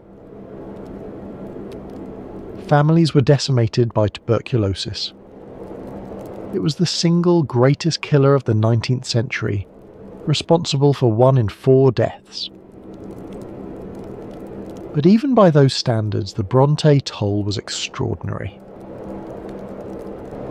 5 of 6 children, all before the age of 40. All, almost certainly, from the same disease. Time just threes. This is not just a story about death, though. It's a story about what people create in the face of death. How genius and disease can exist in the same body, the same family, feeding on each other in ways we still don't fully understand. The Brontes wrote with an intensity that seemed to consume them. And perhaps it did. But what they left behind has outlasted the disease by nearly 2 centuries. There is a temptation when telling this story to make it romantic. To suggest that somehow tuberculosis was connected to genius. That the disease sharpened their minds, purified their art. The Victorians believed something like this. They called tuberculosis the romantic disease. They saw something beautiful in the pale skin, the bright eyes, the ethereal thinness of the consumptive. This is nonsense, of course. And dangerous nonsense at that. Tuberculosis was not romantic. It was slow suffocation, drowning in your own blood, fever and sweating and wasting away until there was nothing left. The Brontes did not write great novels because of tuberculosis. They wrote great novels despite it. The disease was not their muse. It was their executioner. Let's begin. Maria Bronte, the mother, began to feel unwell in January 1821. She was 38 years old. She had borne 6 children in 8 years. She was tired, she said. So tired. The tiredness deepened. She took to her bed. The doctor was called, an expense the family could barely afford, but Patrick was frightened. His wife was slipping away from him and he didn't understand why. The diagnosis, when it came, was internal cancer. There was nothing to be done. No surgery, no cure, no hope. Maria lingered through the spring and summer, in increasing pain, taking laudanum when it became unbearable. The children were kept away. They heard their mother crying at night. She died in September 1821. Maria was 7. Elizabeth was 6. Charlotte was 5. Branwell 4. Emily 3. Anne was just 20 months old. Patrick Bronte was devastated. By all accounts, he had loved his wife deeply. He shut himself in his room for days after the funeral. He wept. He prayed. And when he emerged, he was changed. More rigid. More distant. He ate his meals alone in his study. He saw his children in the mornings and evenings, but otherwise left their care to servants. His sister-in-law, Elizabeth Branwell, came from Cornwall to help with the children. She was a spinster, 50 years old, set in her ways. She took charge of the household with efficiency but little warmth. The children called her Aunt Branwell. They did not love her. So the 6 Bronte children grew up essentially alone. They had each other, and they had the moors, and they had books. Patrick, for all his distance, believed passionately in education. His children would read. They would learn. They would better themselves. He brought them newspapers, magazines, books from his own library. He discussed politics and current events with them over breakfast. He treated them, in this way, almost as adults. The 2 eldest girls, Maria and Elizabeth, were particularly precocious. Maria at 7 could read the newspapers and debate their contents. She was thoughtful, serious, deeply religious. Elizabeth was quieter but equally intelligent. Charlotte later remembered them both with a kind of awe. They seemed so much older than their years. So wise. Maria especially seemed marked for something great. She had a quality that Charlotte could only describe as saintliness. A patience beyond her years. A kindness that extended to everyone, even the servants who sometimes treated her roughly. Charlotte watched her eldest sister and wondered what she would become. A teacher, perhaps. A writer. Something remarkable. But Maria would not grow up to be anything. Maria would die at 11, and all that potential would be snuffed out like a candle. Charlotte would spend the rest of her life imagining what Maria might have been. What she might have done. How different everything might have been if Maria had lived. In 1824, Patrick Bronte made a decision that would haunt him for the rest of his life. He enrolled Maria and Elizabeth in the clergy daughters' school at Cowan Bridge, about 40 miles from Hulworth. It was a charity school designed to educate the daughters of poor clergymen. The fees were low. The curriculum was serious. It seemed like an opportunity. In July 1824, Maria and Elizabeth were sent away. Maria was 10. Elizabeth was 9. In August, Charlotte joined them. She was 8 years old. In November, Emily arrived as well. She had just turned 6. 4 little girls, the eldest barely 10, sent away from home to a school run by strangers.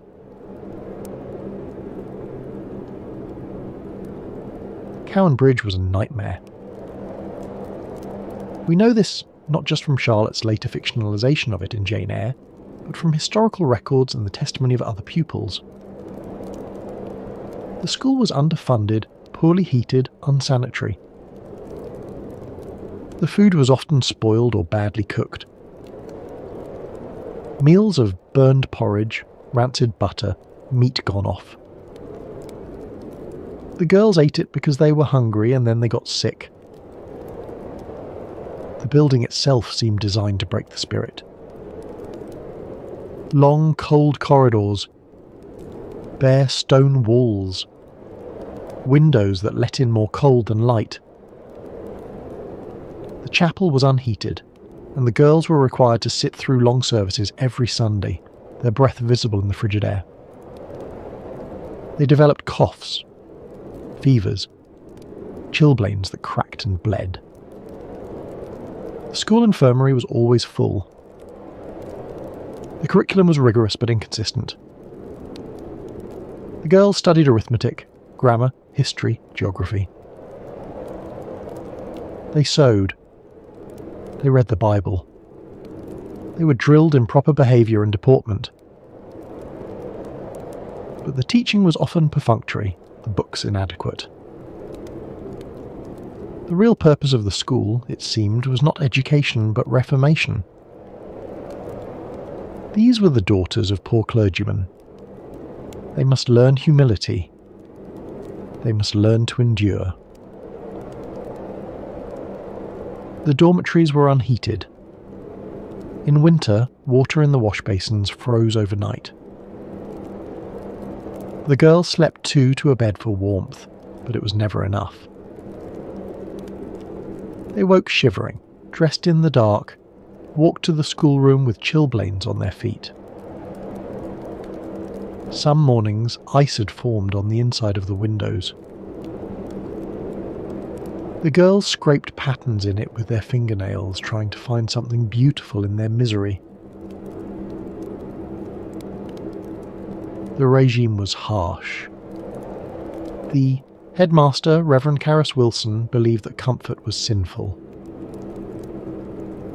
That suffering purified the soul. That these charity girls should be grateful for any education at all and not complain about cold or hunger. Punishments were frequent and public. Girls were made to stand on stools for hours, to wear signs around their necks proclaiming their faults, to go without food as penance. Maria Bronte, the eldest sister, bore the brunt of it. She was untidy, the teacher said. Her sewing was poor. She daydreamed. She was punished again and again for small infractions. Charlotte, 8 years old, watched her sister being humiliated and could do nothing. She never forgot it. And then, in the spring of 1825, Maria became ill. She had a cough, a fever. She was weak, so weak she could barely stand. But the school had a policy. If a girl was well enough to be out of bed, she was well enough for lessons. Maria was sent to class. She fainted at her desk. Finally, in February 1825, the school sent her home. She was in the advanced stages of tuberculosis. Her lungs were destroyed. There was nothing anyone could do. Maria died at home on 6 May 1825. He was 11 years old. Patrick brought Elizabeth home 2 weeks later, hoping the fresh air of Haworth might revive her. But she had the same cough, the same fever. The disease was already too advanced. Elizabeth died on 15th June 1825. She was 10 years old. Charlotte and Emily were pulled from the school immediately. They came home to a house of mourning. 4 children left of the original 6. Charlotte, 9 years old. Branwell, 7. Emily, 6. Anne, 5. 2 more small coffins went into the family vault beneath the church floor. Patrick stood over the graves of his wife and 2 eldest daughters. He was 48 years old. He had been in Haworth for 5 years. Half his family was already dead. The children who survived would carry those deaths with them always. Charlotte, especially. She had watched Maria suffer the cruelty of Cowan Bridge. Watched her waste away. Watched her die. 22 years later, when she wrote Jane Eyre, she put Maria in the book. Helen Burns, the saintly, patient girl who endures every punishment without complaint, who dies of consumption in the heroine's arms. Helen Burns is one of the most famous characters in Victorian literature. Millions of readers have wept over her death. But she was real. She was Charlotte's sister, and Charlotte couldn't save her. In the novel, Helen speaks of heaven with perfect faith. She tells Jane that death is not an end but a beginning, that they will meet again in a better world. Charlotte put these words in Helen's mouth, but they were Maria's words. Maria, at 11 years old, dying of tuberculosis, had comforted her younger sister with promises of paradise. She had faced death with a calm that Charlotte never forgot, that she could never quite believe. Charlotte was 9 when Maria died, old enough to understand, old enough to remember. For the rest of her life, she carried the memory of her eldest sister, the one who should have led them, the one who was taken first. When Charlotte became famous, when Jane Eyre was celebrated around the world, she must have thought of Maria, of what Maria might have become if she had lived, of the books Maria might have written. After Maria and Elizabeth died, Patrick Bronte made another decision. No more boarding schools. His children would stay home. He would educate them himself with help from Aunt Branwell and occasional tutors. The 4 remaining children would not be separated again. And so began one of the most extraordinary childhoods in literary history. The 4 Bronte children, Charlotte, Branwell, Emily and Anne, spent their days in almost complete isolation. They had no real friends outside the family. No school, no social calls, no parties. The village children were rough, Patrick said. Not suitable companions for his educated offspring. Aunt Branwell was strict about propriety. Young ladies did not wander the streets. They stayed home. So the children had each other, and they had the moors. Every afternoon they went walking, miles and miles across the open moorland. In sun and rain, and wind so strong it nearly knocked them over. They knew every hill, every stream, every outcropping of rock. The moor was their playground, their sanctuary, their whole world. And they had their imaginations. In June 1826, Patrick brought home a box of wooden soldiers for Branwell. The 4 children seized on them immediately. Each child claimed a soldier and gave it a name. Charlotte's was the Duke of Wellington. Emily's was a character called Gravy. And then they began to tell stories. This was the moment, scholars believe, when the Bronte creative universe was born.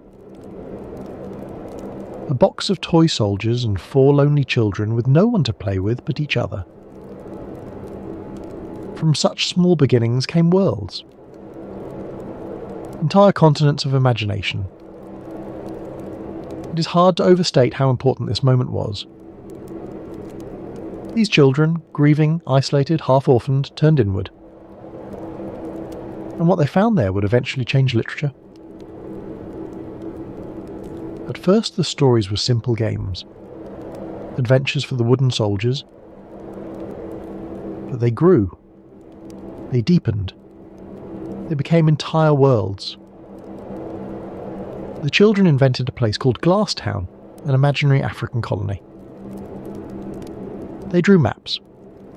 They wrote constitutions, newspapers, histories. They created characters with complex lives and relationships. And they wrote it all down. The manuscripts they produced are extraordinary. Tiny books, some no bigger than a matchbox, written in microscopic handwriting. The children stitched them together from scraps of paper and sugar sacks. The writing is so small you need a magnifying glass to read it. They made them small, scholars think, to mimic real printed books, or perhaps to hide them from adults. These were private worlds, secret worlds. Today, these miniature manuscripts are among the most precious items in the Bronte Parsonage Museum. Scholars have spent years deciphering them. They contain entire novellas, poems, plays, maps of imaginary countries, family trees of fictional dynasties. The children created not just stories but entire civilizations, languages, religions, wars and treaties and romances spanning generations. The miniature scale was part of the magic, time twos. By making the books tiny, the children made them secret. They could slip them into pockets, hide them in drawers, carry their imaginary worlds with them wherever they went. These were not stories to be shared with adults. They were private conversations between siblings, a language only they could speak. Glasstown evolved over the years.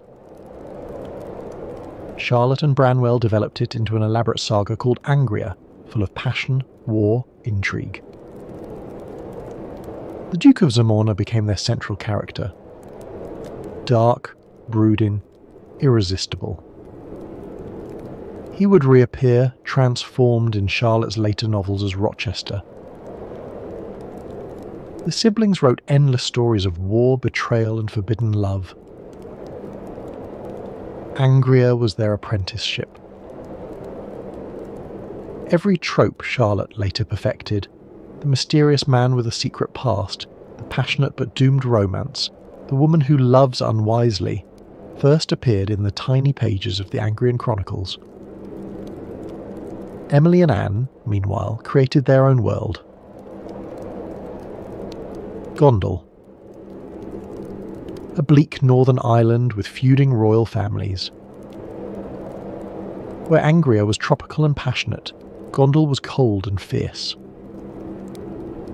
Its landscape was the landscape of Yorkshire, moors and mountains, wild weather, harsh beauty. Its characters were proud and violent, driven by honour and vengeance. Emily would write Gondal poetry for the rest of her short life. The intensity of Wuthering Heights, its wild passion, its cosmic scale, was born in the frozen wastes of Gondal. The split between the pairs is telling. Charlotte and Branwell, the two eldest survivors, wrote together. Emily and Anne, the two youngest, wrote together. The partnerships would last their whole lives. Even as adults, Emily and Anne continued the Gondal stories. They would be walking the moors and suddenly start talking about what Augusta Almeida was doing, or whether Julius Brenzida would survive the war. The imaginary world was as real to them as Holworth. This was their education in writing. Not formal instruction, but obsessive-compulsive practice. By the time Charlotte was 15, she had written more words than most people write in a lifetime.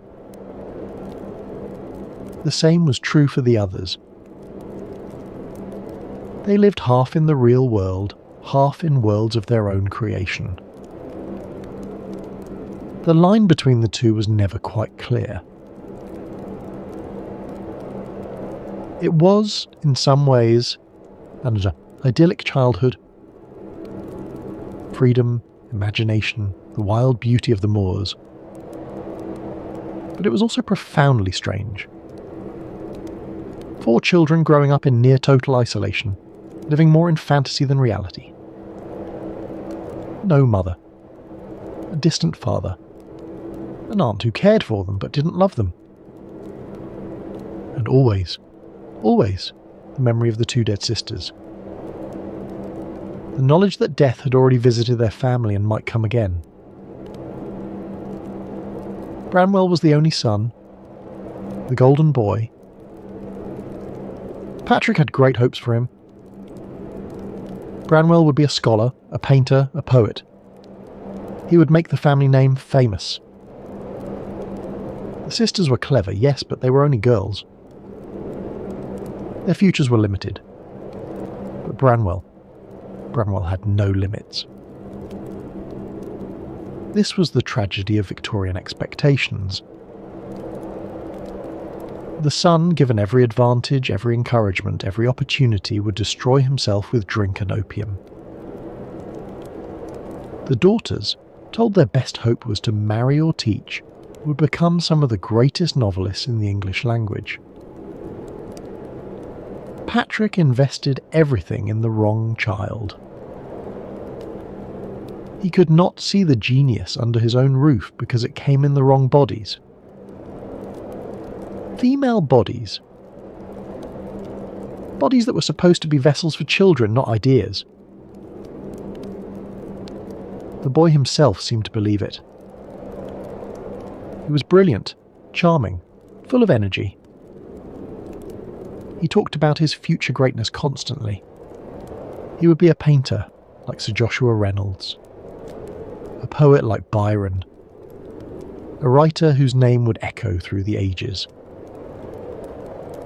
His sisters adored him, especially Charlotte, who was closest to him in age. They collaborated on the Angrian stories. They wrote poetry together. They walked the moors and talked about art and ambition. Charlotte believed in her brother. They all did. Emily was different from the others. Even as a child, she was solitary, fierce, independent. She loved the moors more than anyone. She would walk for hours alone, coming home windblown and silent. She was tall for a girl of her time, strong, athletic, uninterested in feminine accomplishments. She hated sewing, hated socializing, hated anything that confined her. There was something untouchable about Emily. A wildness that none of the others possessed. She seemed to belong not to the human world, but to the moors themselves. When she was away from Haworth, at school, at work, she literally could not survive. She would sicken, stop eating, pine away. Only on the moors was she fully alive. Only there was she herself. We have so few of Emily's own words outside her novel and poems. No letters survive. The diary fragments are brief and enigmatic. She remains a mystery. A presence felt, but never fully understood. Perhaps she preferred it that way. Perhaps her privacy was the one thing she would never surrender. Anne was the baby. Sweet-natured, gentle, often overlooked. She was Emily's special companion.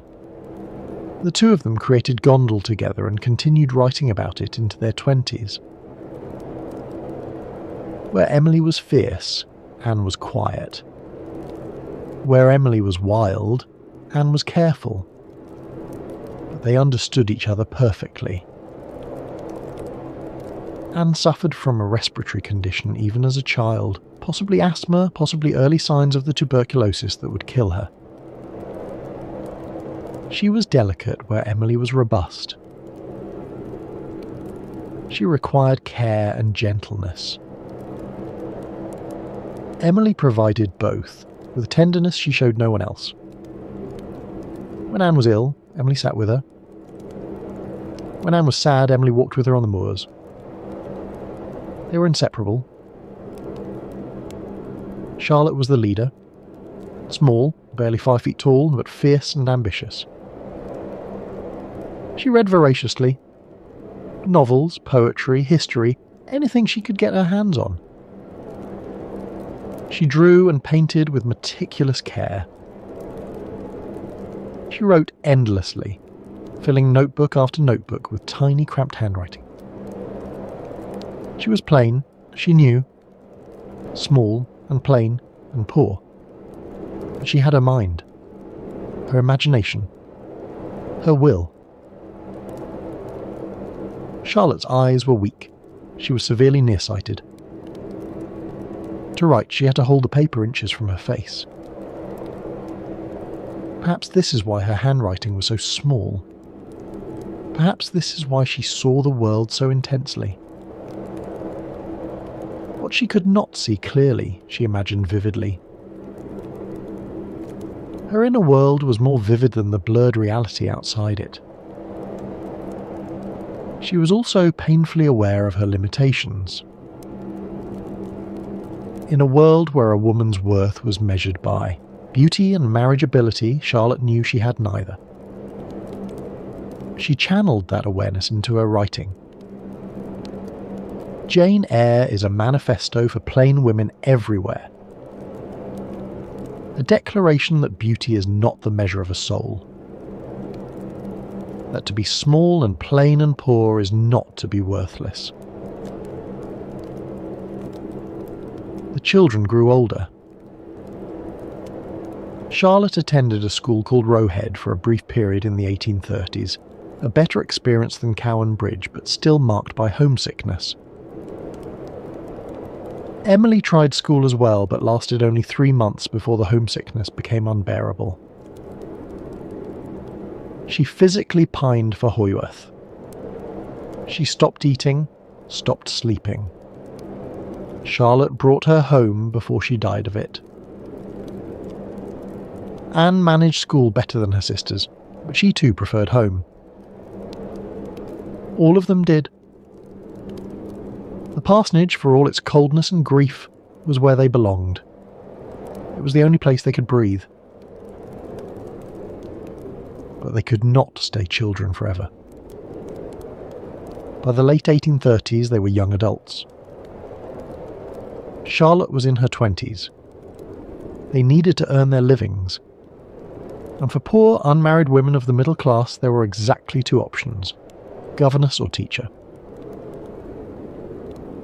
All 3 sisters tried both. And all 3 hated it. Being a governess meant living in someone else's house, caring for someone else's children. You were neither servant nor family member. You ate alone. You had no privacy, no freedom, no respect. The children were often spoiled and resentful. The parents treated you as a necessary inconvenience. The pay was terrible. Charlotte took a position with a family called the Sidgwicks in 1839. She lasted less than 3 months. The children were undisciplined, the mother critical, the work exhausting. Charlotte was miserable. She wrote desperate letters home. She felt like a slave, she said. Worse than a slave. Anne fared somewhat better. She spent 5 years as a governess with 2 different families. She was conscientious, patient, determined to do well. But she was lonely and often ill. And she saw, up close, the casual cruelty of the wealthy toward those in their power. She would write about it later in The Tenant of Wildfell Hall, one of the first novels to deal honestly with alcoholism and domestic abuse. Emily tried being a teacher at a school near Halifax. She lasted 6 months.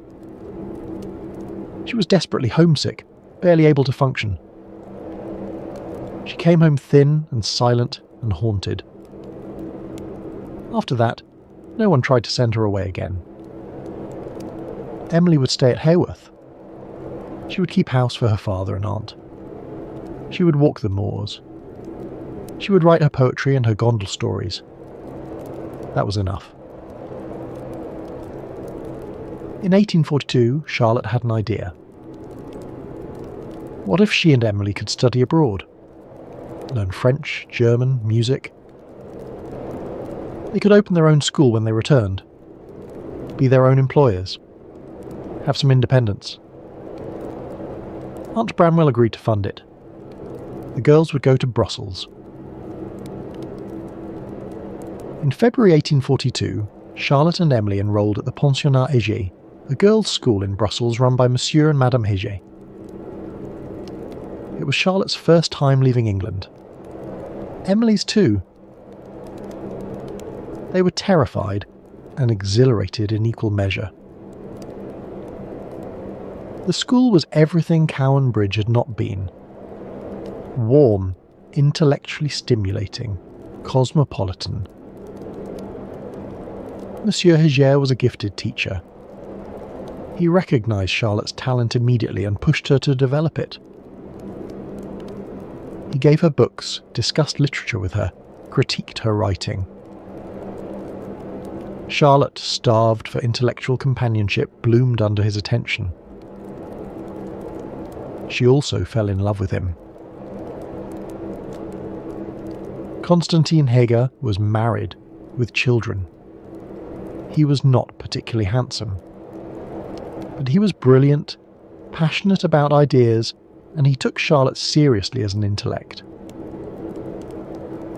For Charlotte, 26 years old, plain, poor, convinced she would never marry, this was intoxicating. Nothing happened, of course. Heger was an honourable man. He was kind to Charlotte, but nothing more. Still, Charlotte's feelings deepened. She tried to hide them. She mostly succeeded. But the longing was there, burning beneath her quiet exterior. In November 1842, Aunt Branwell died suddenly. Charlotte and Emily returned to Haworth for the funeral. Emily stayed home after that. She had no desire to return to Brussels. But Charlotte went back. She told herself it was to finish her studies. Time? One's? Really, it was to be near Heger. The second year in Brussels was miserable. Madame Heger, who had perhaps guessed Charlotte's feelings, grew cold. She kept Charlotte busy with menial tasks, kept her away from her husband. Charlotte was lonely, isolated, desperately unhappy. She stayed until January 1844, and then she came home for good. After she left, Charlotte wrote Heger letters. Passionate, desperate letters. She tried to make them sound casual, but the longing bled through every line. Heger did not respond. Or if he did, his responses were brief and discouraging. Eventually, Charlotte stopped writing. She had been rejected, and she knew it. She channeled the pain into her writing. Years later, in Villette, she would put Heger in her novel as Paul Emmanuel, the difficult, brilliant teacher whom the heroine loves hopelessly. It's one of the most psychologically acute portraits of unrequited love in literature. And it's drawn directly from Charlotte's own heart. By 1845, all three sisters were back at Haworth. The school plan had failed. They had advertised for pupils but received no responses. No one wanted to send their daughters to a remote parsonage in Yorkshire run by unknown governesses. The dream was over before it began. Charlotte was 29. Emily was 27. Anne was 25. Unmarried, unemployed, living with their aging father and their increasingly dissolute brother. Branwell's grand dreams had all come to nothing. He had failed as a painter, as a tutor, as everything he tried. He was drinking heavily. The golden boy was tarnished. The sisters might have lived and died in obscurity. might have become nothing more than footnotes in the history of their famous parsonage. 3 spinsters caring for an ageing father in a remote village. It was the fate of thousands of Victorian women. Quiet lives, invisible lives, lives that left no mark on the world. But these particular spinsters had spent their childhoods creating worlds. They had written millions of words before they turned 20. They had taught themselves narrative technique through endless practice. They had developed voices that were uniquely their own. The years of isolation had not been wasted. They had been training. Except for one thing. They could write. And they were about to prove it. In the autumn of 1845, Charlotte made a discovery. She found a notebook of Emily's poems. She read them. And she was stunned. Emily's poetry was unlike anything Charlotte had read. Dark, mystical, intensely powerful. Poems about freedom and death, about the moors and the soul, about a fierce inner life that had nothing to do with the quiet, austere woman who kept house for their father. These were the poems of a genius. One poem in particular stopped Charlotte cold. "No coward soul is mine," it began. Emily wrote of a faith beyond conventional religion, of a God that animated all living things, of her own soul, undaunted by death or doubt. The poem was defiant, almost arrogant in its certainty. This was not the voice of a timid Yorkshire spinster. This was the voice of a prophet.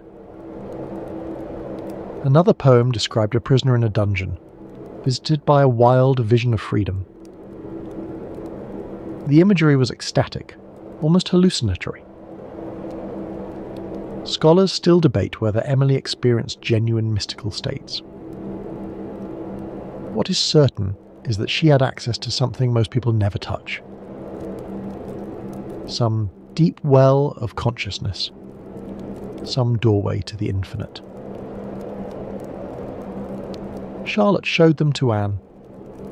Anne quietly revealed that she too had been writing poetry.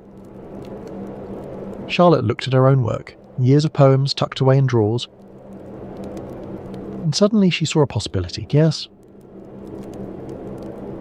they could publish. Together. A joint volume of poetry by 3 sisters. Emily was furious when Charlotte suggested it. Her poems were private, not meant for the world. She felt violated by Charlotte's discovery of them.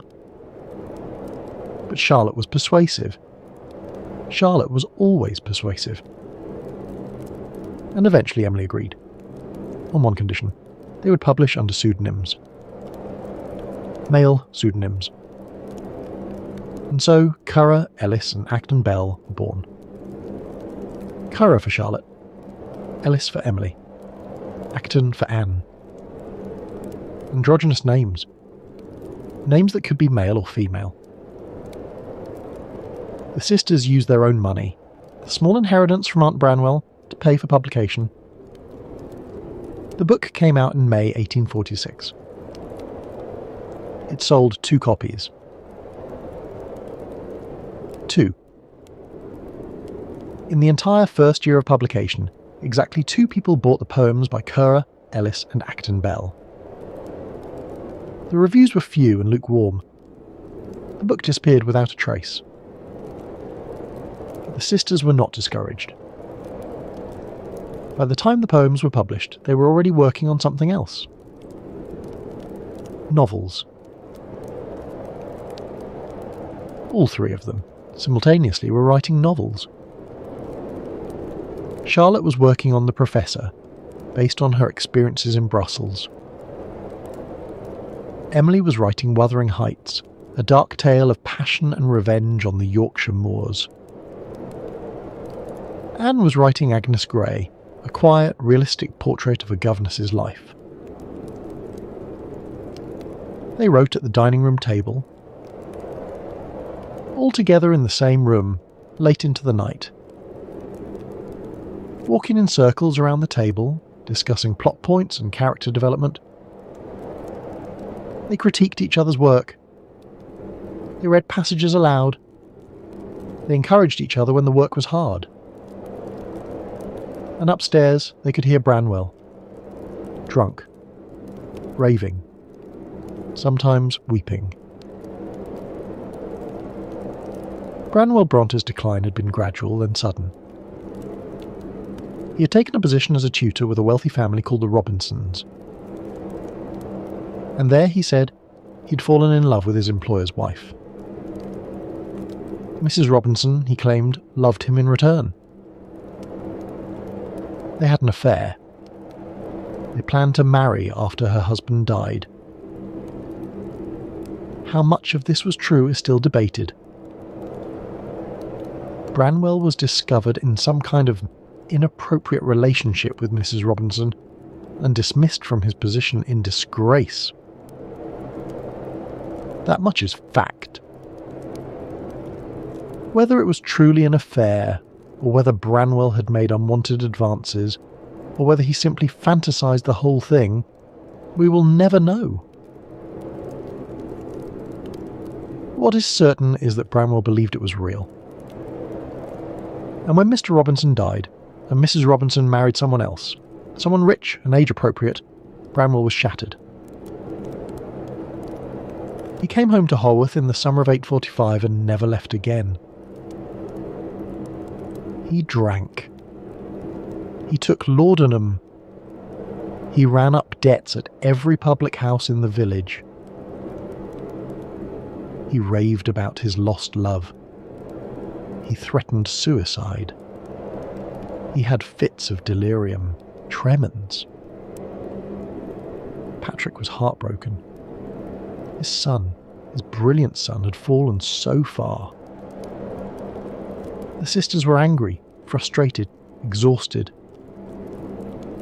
They loved Branwell, but he was destroying himself and making their lives miserable in the process. Charlotte wrote bitterly in her letters about her brother. She could not forgive him for wasting his gifts, for choosing drink and self-pity over work. The sisters were writing great novels in the dining room while Branwell sobbed in his bedroom. The contrast was stark, but there was love too beneath the anger. Charlotte had adored Branwell once. They had been creative partners, co-creators of Angria. She remembered the boy he had been, brilliant, funny, full of promise. To see him destroy himself was a special kind of torture. It was like watching her own childhood die. Emily said little about Branwell's condition, but she cared for him dutifully. She brought him food he would not eat. She cleaned up after his episodes. She listened to his ravings with patience she showed no one else. Perhaps she understood something the others did not. Perhaps she saw in Branwell's despair a mirror of her own fierce inner life. They were both extreme people, in different ways. And yet, they must have known on some level what was coming. Branwell was not just drunk. He was sick. He had a cough. A persistent worsening cough. He was losing weight. He had night sweats. Tuberculosis. Family disease. It was back. But before the disease claimed anyone else, the sisters had a triumph. In the spring and summer of 1847, they sent their novels out to publishers. The professor was rejected repeatedly. Charlotte was disappointed but philosophical. She started work on a second novel. But Emily's Wuthering Heights and Anne's Agnes Grey were accepted by a small publisher named Thomas Courtly Newby. They would be published together as a 3-volume set. The books came out in December 1847. By that time, Charlotte's second novel was also out. She had written it in less than a year. A story of an orphan girl, plain and poor but fierce and passionate.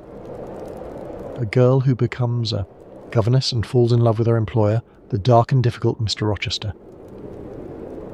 The novel was called Jane Eyre. It was published on 19th October 1847. And it was an immediate sensation. The critics raved. Readers devoured it. Who was this Currer Bell? Where had he come from? The novel was passionate, unconventional, psychologically complex in a way Victorian novels rarely were. The heroine was no passive beauty. She was small and plain and angry. She demanded equality, respect, love on her own terms. It was revolutionary. Do you think, because I'm poor, obscure, plain and little, I am soulless and heartless? Jane cries to Rochester. You think wrong. I have as much soul as you and full as much heart. Readers had never encountered anything like it. Here was a woman who refused to be diminished, who demanded to be seen as an equal, who spoke truths that Victorian society preferred to keep silent. The novel touched something deep in its readers. Women especially. Women who had been told all their lives to be quiet, to be grateful, to accept their place. Here was Jane Eyre saying no. Saying I deserve more. Saying I will not be a possession or a convenience or a decoration. The book was a revelation. Jane Eyre became one of the best-selling novels of the decade. Charlotte Brontë at 31 was famous. Except no one knew Charlotte Brontë had written it. They thought Currer Bell was a man. Or possibly a woman. Or possibly multiple people. The speculation was intense. Emily's Wuthering Heights, published 2 months later, received a more mixed reception. Some critics were appalled. The book was violent, dark, morally ambiguous. The characters were cruel and obsessive. Heathcliff was barely human. Catherine was wild and selfish. The whole thing was too strange, too fierce, too much. But others recognised its power. This was not like other novels. This was something new, something almost mythic. The Moors themselves seemed to be a character, wild and indifferent to human suffering. The love story was not gentle or redemptive. It was destructive, all-consuming, eternal. Wuthering Heights would later be recognised as one of the greatest novels in the English language. But in 1847, most people didn't know what to make of it. It was too far ahead of its time. What critics missed was the novel's cosmic scope. This was not a love story in any conventional sense. Catherine and Heathcliff were not lovers who met and courted and married. They were something more primordial. Two halves of the same soul, split apart by class and circumstance.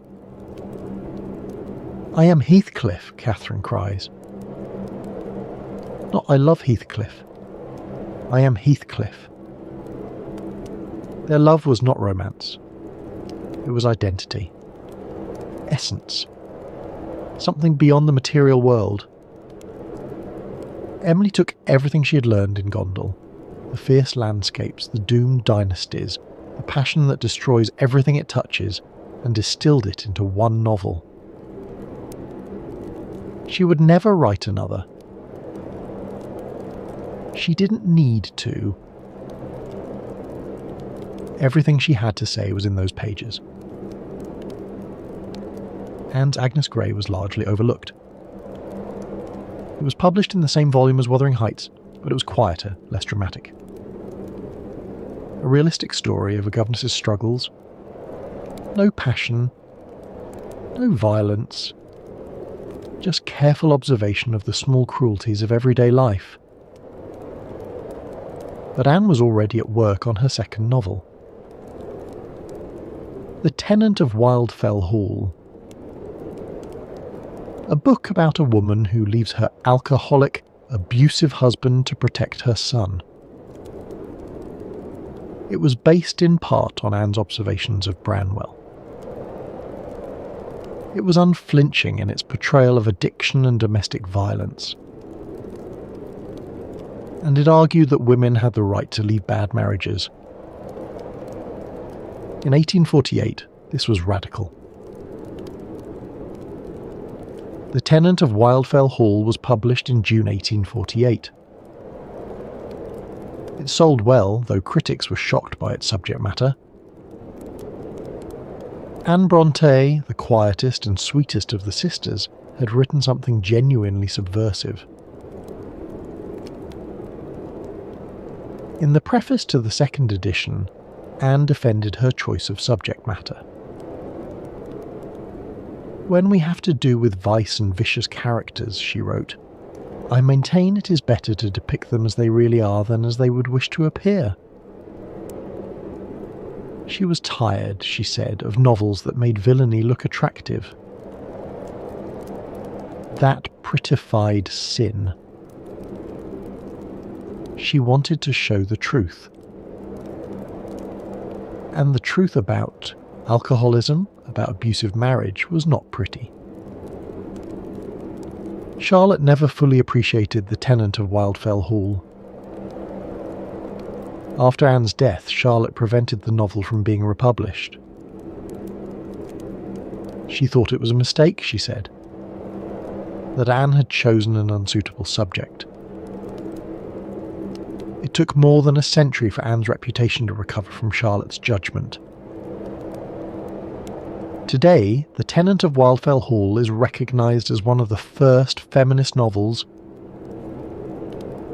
Anne was ahead of her time. Perhaps too far ahead for even her own sister to see. So, by the summer of 1848, all three sisters were published novelists. Charlotte was famous. Emily and Anne were known, if less celebrated. They had done it. They had broken through. Three poor, obscure women from a remote Yorkshire village had made their mark on literature. And upstairs, Branwell was dying. By September 1848, he was bedridden. The cough was constant now. Blood in the handkerchiefs. Fever that came and went. Delirium. He was 31 years old and wasting to nothing. His father sat with him. Patrick Bronte, who had once had such hopes for his only son. The sisters came in and out, bringing water, changing the bedclothes.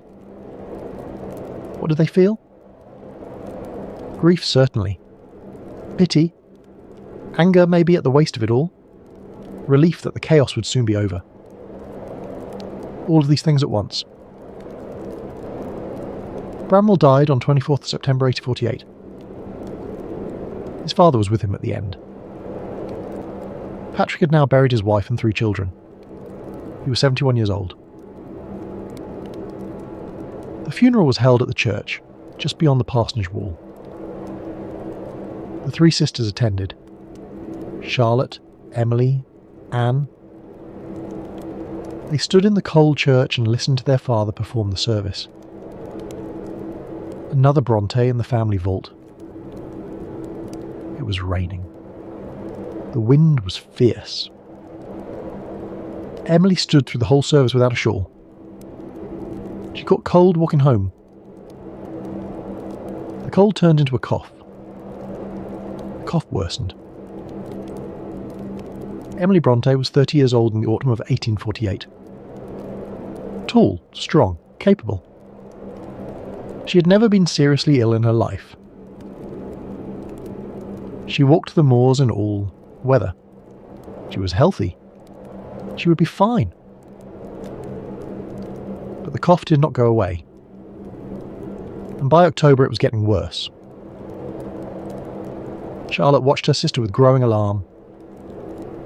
She knew that cough.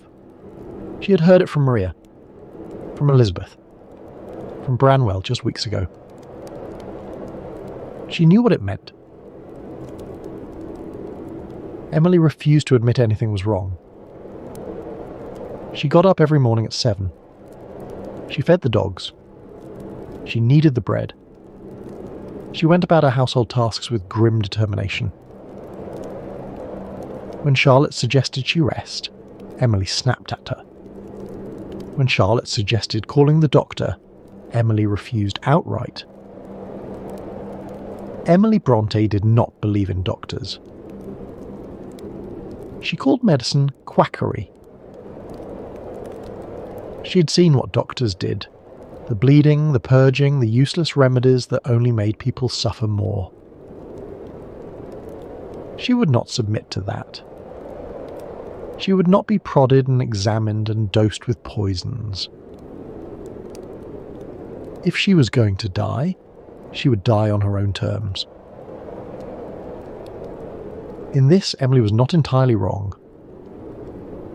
Victorian medicine had almost nothing to offer tuberculosis patients.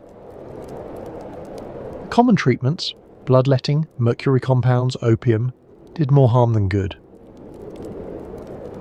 Some doctors prescribed sea air or mountain air. Others recommended complete bed rest. Still others insisted on vigorous exercise.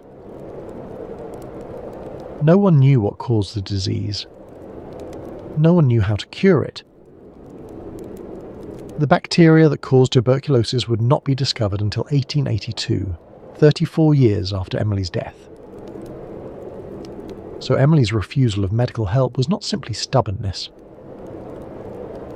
It was a kind of clear-eyed realism. The doctors could not save her. Nothing could save her. She would spend her remaining time on her own terms, doing the things she loved. Walking the moors, feeding her dogs, living as she had always lived. Until she couldn't anymore. But she was not ready to die yet. So she simply pretended she was not ill. She forced herself through each day.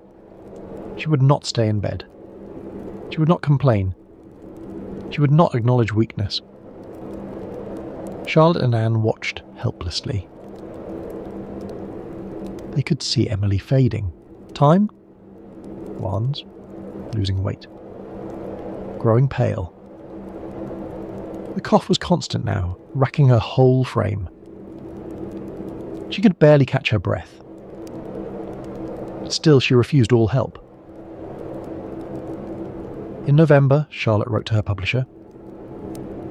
She could not write, she said. She could not think about novels or revisions or anything except her sister. Emily was very ill and would not see a doctor. Charlotte was terrified. Anne was terrified too. But Anne was also beginning to feel unwell herself. She had a cough. Not as bad as Emily's yet. But it was there. She said nothing. What good would it do? Emily was dying in front of them. Charlotte was barely holding herself together. Anne would not add to their burdens. December came. Cold, dark December. Emily was still forcing herself to rise, to work. But she was so weak now that she could barely stand. She leaned on furniture to cross a room. She paused for breath every few steps. Her eyes were huge in her wasted face. Charlotte begged her to rest, to see a doctor, to take something for the pain. Emily refused. She was angry now, defensive. She snapped at her sisters when they tried to help. "Leave me alone," she said. "I'm fine." She was not fine. On the morning of 19th December 1848, Emily came downstairs as usual. She fed the dogs. She tried to pick up her sewing. And then she collapsed. Charlotte and Anne carried her to the sofa. For the first time, Emily did not fight them. She was too weak to fight. She lay on the sofa, struggling to breathe, and finally, she whispered that they could send for the doctor. It was too late. The doctor came that afternoon. He examined Emily and shook his head. There was nothing to be done. Her lungs were gone. She was drowning in her own body. It was a matter of hours now, not days. Emily died at 2 o'clock that afternoon. She was 30 years old. She had been ill for less than 3 months. Charlotte was with her at the end. So was Anne, Time, Hans, and their father. Emily died on the sofa in the dining room, the room where she had written Wuthering Heights. The dogs lay at her feet. She reached down to touch them one last time. And then she was gone. Charlotte wrote to a friend that night. Her letter to him was brief and stark. Emily was dead. She had suffered terribly. She had refused all comfort to the end. Charlotte's grief was beyond words. The funeral was held 3 days later. December 25th, 1848. Patrick performed the service again. Another daughter in the vault. Another coffin next to Maria, Elizabeth Branwell. Emily Bronte, who loved the moors more than anything, was buried beneath the stone floor of the church. She never saw the open sky again. Keeper, Emily's dog, a fierce mastiff she had tamed with her bare hands, attended the funeral. Charlotte wrote later that he lay at Emily's bedroom door for weeks afterward, whimpering. He seemed to understand that his mistress was gone, that she would not come back. He grieved, as dogs grieve, silently, loyally, with a broken heart. The parsonage was so quiet after Emily died. She had been the one who kept the household running. She had done the cooking, the baking, the cleaning. She had been the centre of the house, even if she rarely spoke. Now there was just absence. An Emily-shaped hole in every room. Charlotte and Anne came home from the funeral and looked at each other. They were the only ones left.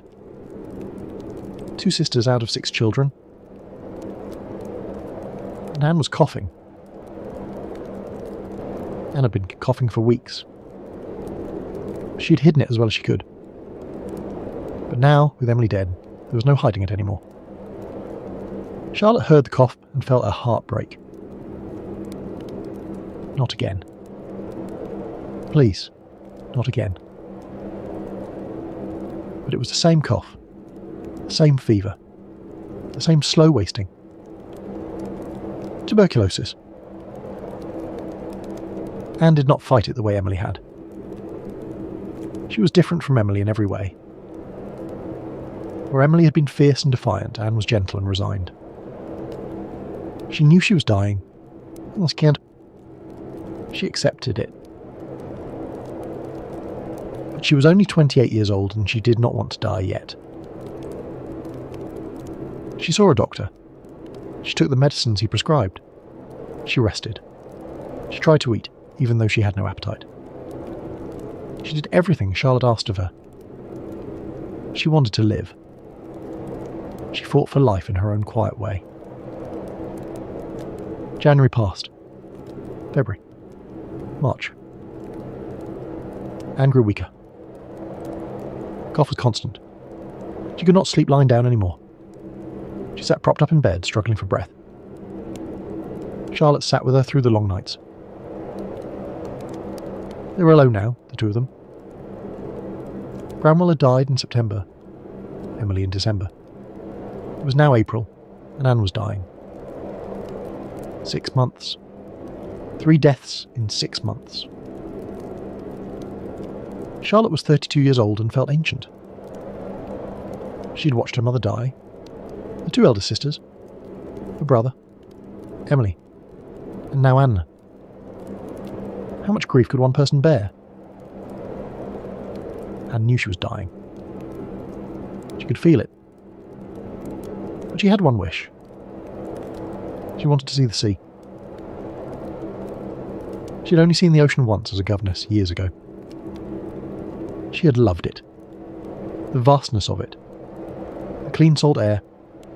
The sound of the waves. She wanted to see it one more time before she died. Charlotte thought this was madness. Anne was far too ill to travel. The journey would kill her. She should stay home, stay in bed, conserve her strength. But Anne was gentle, not weak. She insisted. She would go to the sea. She would breathe the sea air.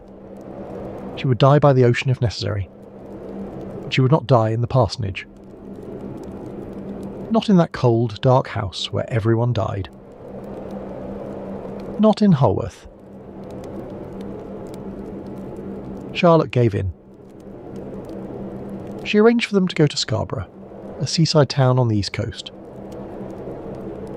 Anne's former employer, the Robinson family, had a house there. It was May now. The sea air might help.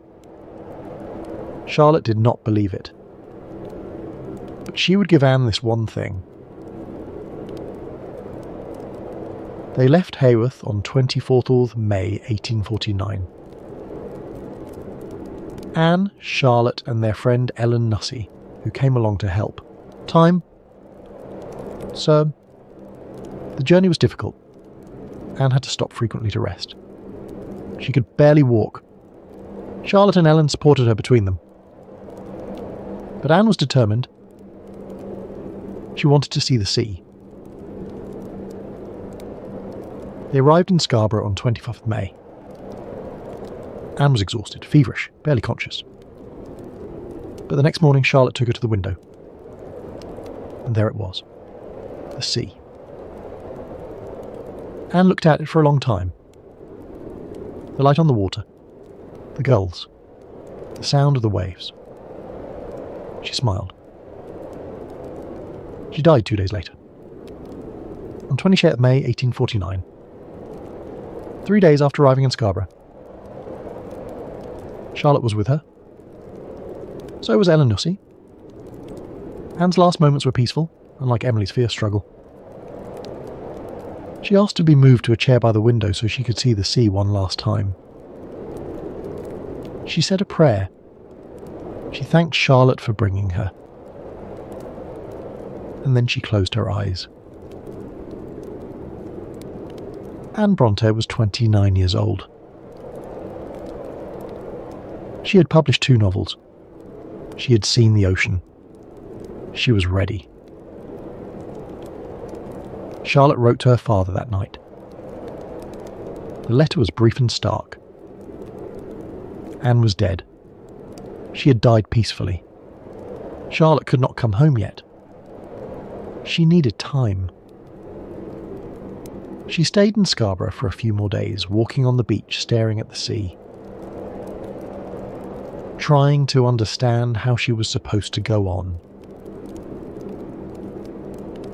Charlotte arranged for Anne to be buried in Scarborough. She could not bear the thought of bringing another coffin back to Holworth. Could not bear another funeral in that church. Anne would stay here by the sea she loved.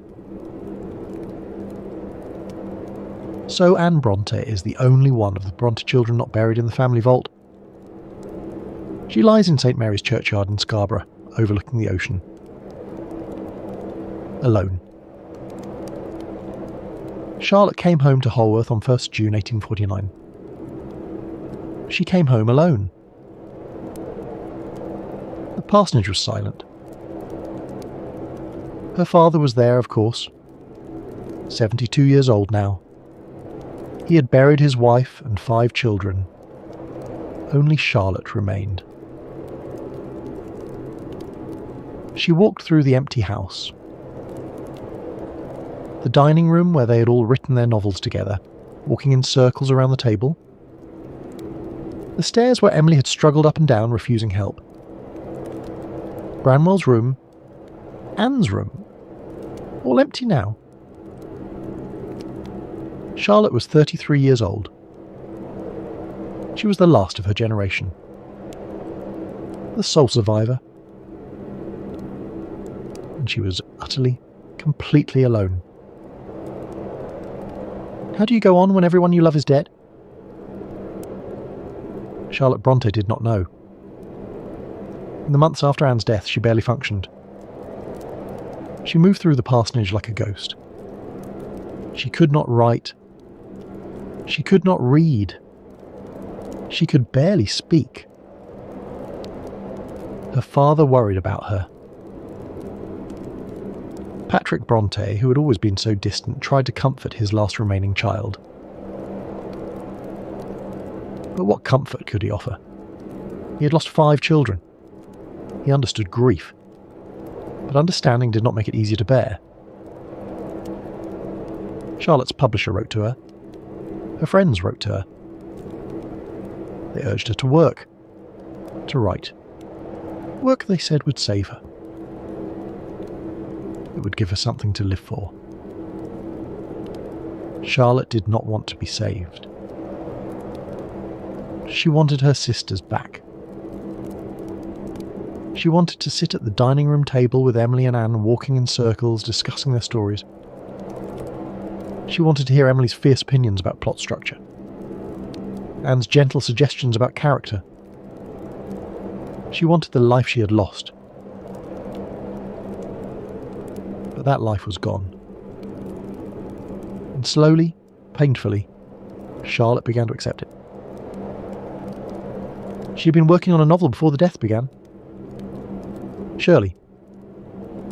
She'd started it when everyone was still alive, when there had been hope. Now she picked it up again. Writing Shirley nearly destroyed her. Every page was agony. She had based one of the characters on Emily.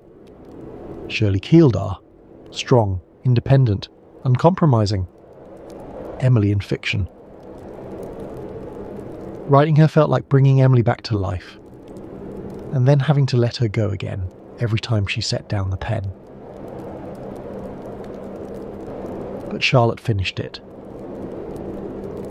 Shirley was published in October 1849, a year after Emily's death. The critics were lukewarm.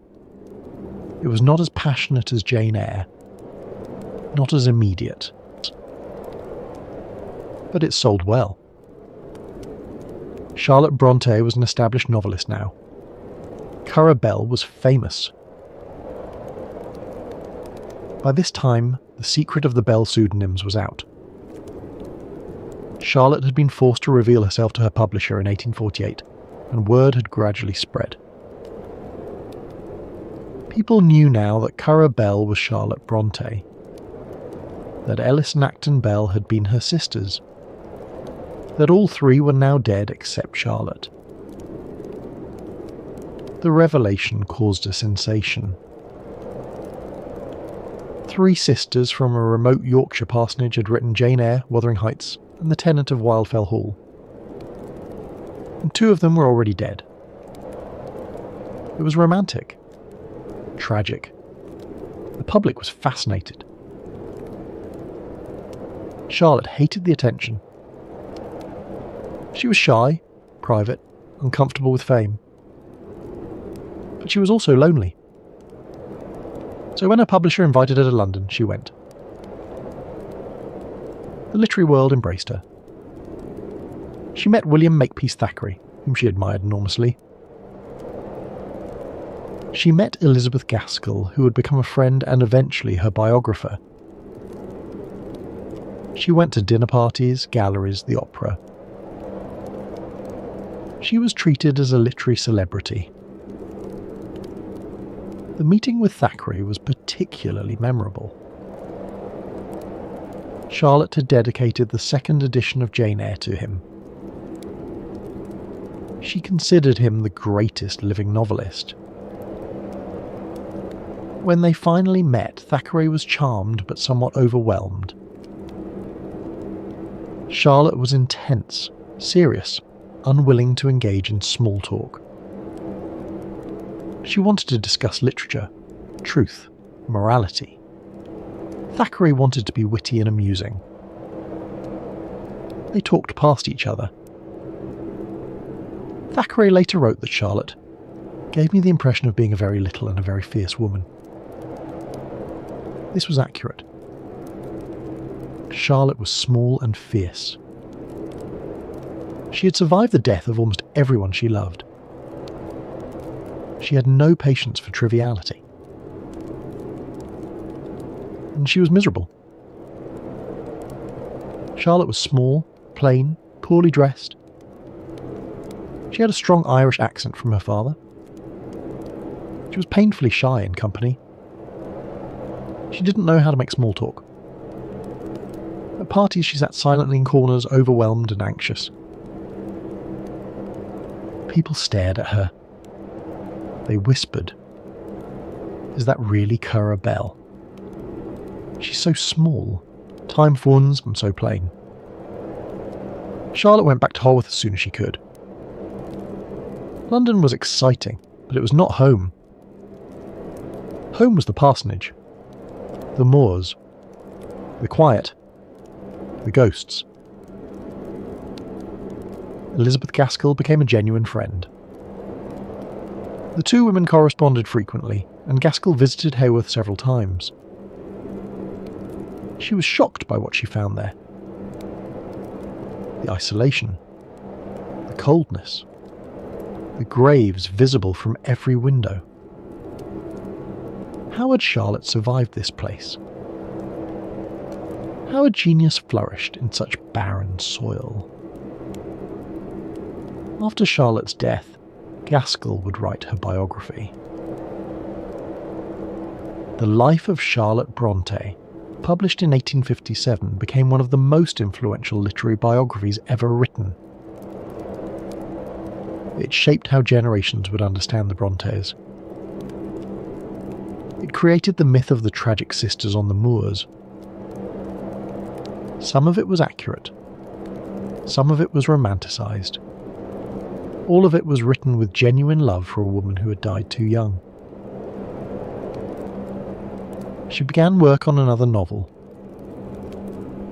Villette.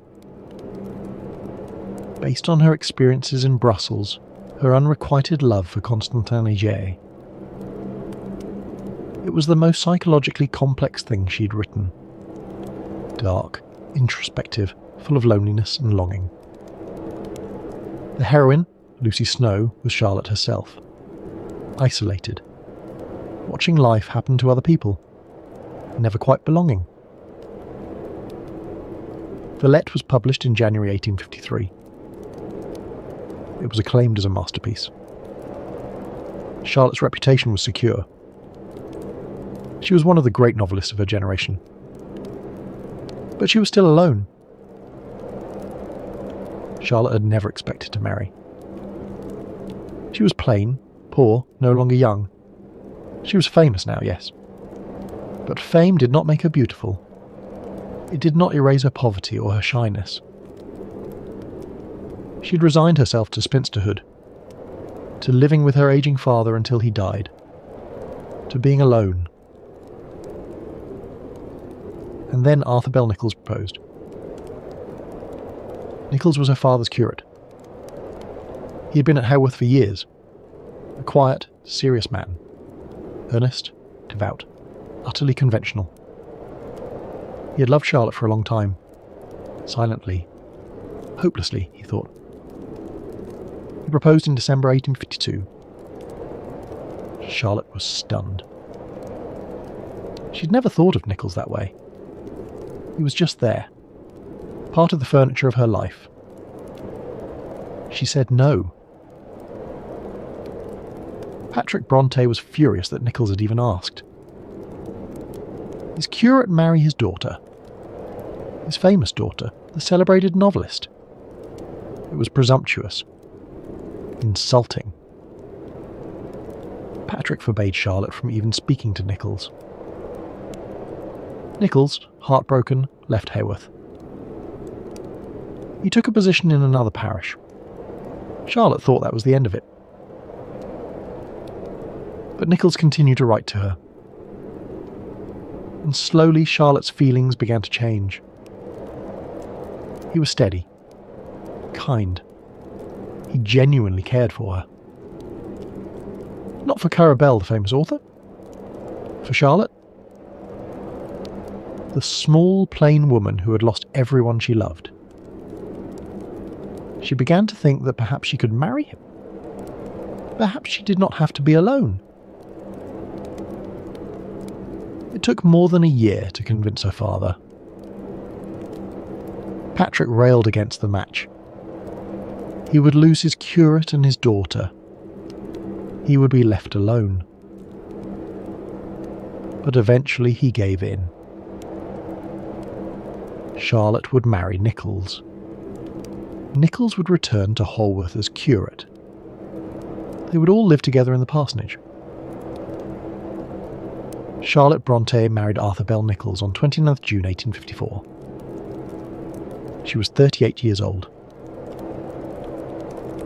The marriage was, by all accounts, happy. Not passionate. Not the wild romance of her novels. But comfortable. Companionable. Nichols was devoted to her. He protected her from intrusions. He encouraged her writing.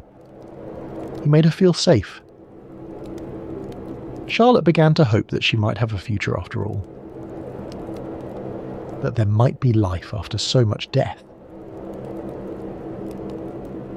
And then, in early 1855, she became pregnant. Charlotte was 38, which was considered old for a first pregnancy even by Victorian standards. She was also small and frail. The pregnancy was difficult from the start. She suffered from terrible nausea. Hyperemesis gravidarum, we would call it now. Constant, severe vomiting. She could not eat.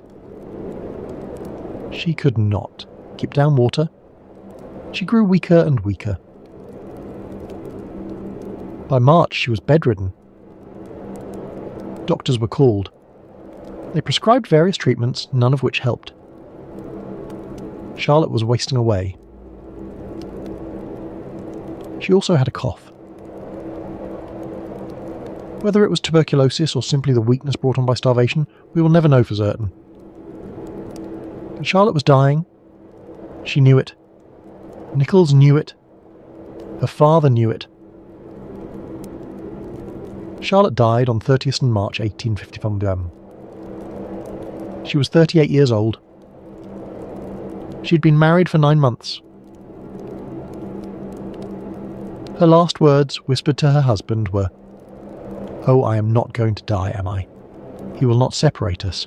We have been so happy." But she did die. In the parsonage where she was born. In the bed where she had slept all her life. The last of the Bronte children. The death certificate listed the cause as phthisis, tuberculosis. Modern scholars have debated this. Some believe Charlotte died of severe dehydration from the pregnancy-related vomiting. Others suggest typhus or another infection. Perhaps it was a combination. Perhaps the tuberculosis bacteria, dormant in her body for decades, reactivated when her immune system was compromised by the pregnancy. We will never know for certain. What we know is that Charlotte Bronte, who had watched her mother, her sisters, her brother all die in this house, died in it too. The parsonage that had been the cradle of so much genius became, finally, its grave. Patrick Bronte buried his last child on 4th April 1858. Another service in the church, another coffin in the family vault. Charlotte joined her mother Maria Elizabeth Branwell and Emily beneath the stone floor. Only Anne was missing. Anne, far away in Scarborough, alone by the sea. Patrick was 78 years old. He had outlived his wife and all 6 of his children. He would live another 6 years. Alone in the parsonage except for his son-in-law Nichols, who stayed with him out of duty. Patrick went blind. He grew frail. But he did not die. He lived in a house full of ghosts. The dining room where his daughters had written their masterpieces. The stairs where Emily had dragged herself up and down. The bedroom where Charlotte had died. He heard their voices in every room. Saw their shadows on the walls. Patrick Bronte died on 7th June 1861. He was 84 years old. He had lived in Holworth for 41 years. He'd come there with a wife and 6 children. He left it alone. After his death, Arthur Bell Nichols returned to Ireland. He took with him the Bronte memorabilia, letters, manuscripts, personal effects. He remarried eventually. He lived to be 88. He rarely spoke of Charlotte in his later years. Some griefs are too deep for words. The parsonage passed to a new incumbent. For decades it was simply a working vicarage, home to successive clergy and their families. But pilgrims came. Readers who had been moved by Jane Eyre and Wuthering Heights. They wanted to see where the Brontes had lived, to walk the moors they had walked, to touch the stones they had touched. In 1928, the parsonage was purchased by the Bronte Society and turned into a museum. Today, it is one of the most visited literary sites in Britain. Hundreds of thousands of people come each year to stand in the dining room where the novels were written. To see Charlotte's wedding bonnet, Emily's writing desk, the tiny books they made as children. To pay homage to a family consumed by tuberculosis but immortalised by genius. The story of the Bronte family and tuberculosis is not just about death. It is about what people create in the face of death. All 3 sisters knew they were dying. They had seen it happen to Maria and Elizabeth, to Branwell, to each other. They knew the signs. Cough, the fever, the slow wasting. They knew there was no cure. That once the disease took hold, death was certain. And still they wrote. Emily wrote Wuthering Heights knowing she might not live to see it published. Anne wrote The Tenant of Wildfell Hall while caring for her dying brother and sister. Charlotte wrote Shirley in the months after watching Emily and Anne die. They wrote because they had to. Because the stories were in them and had to come out. Because writing was what they were born to do. Tuberculosis shaped their literature in profound ways.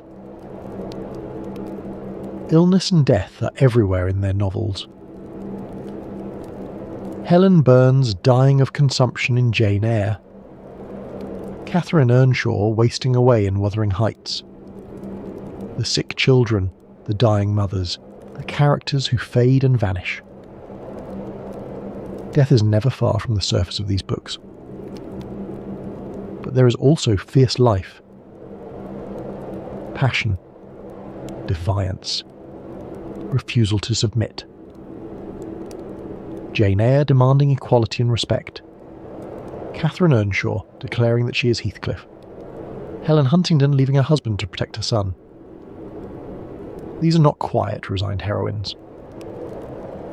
They are fierce, angry, alive. The Brontes wrote as if their lives depended on it. Because in a sense they did. Writing was how they made sense of the world, how they processed grief, how they fought back against death. The tuberculosis bacteria might be destroying their bodies, but their minds were free. Their imaginations were infinite. No disease could touch that. And in the end, the books outlasted the disease. The bacteria that killed the Brontes are long gone. But Jane Eyre is still read. Wuthering Heights is still taught in schools. The Tenant of Wildfell Hall is still in print. The sisters created something that death could not destroy. This is, perhaps, the only victory over tuberculosis that was possible in the 19th century. Not a medical victory, not survival, but a kind of immortality. The Bronte sisters died young, but their work lives on. And as long as people read their books, they are not really gone. Let us pause now and consider what we have witnessed tonight. We have followed a family through 40 years of loss. From the mother's death in 1821 to the father's death in 1861. We have watched 6 children grow up in a cold parsonage on the edge of the moors. We have seen 2 of them die as children, taken by the disease they caught at a charity school. We have seen the survivors create imaginary worlds together, their only escape from isolation and grief. We have watched them try to make their way in the world. As governesses, as teachers, as students in Brussels. We have watched them fail and fail again. And then we have watched them succeed, spectacularly and possibly, as novelists. 3 sisters, writing together at the dining room table, producing masterpieces that would outlast them by centuries. And we have watched them die. One by one. Branwell first, destroyed by addiction and despair.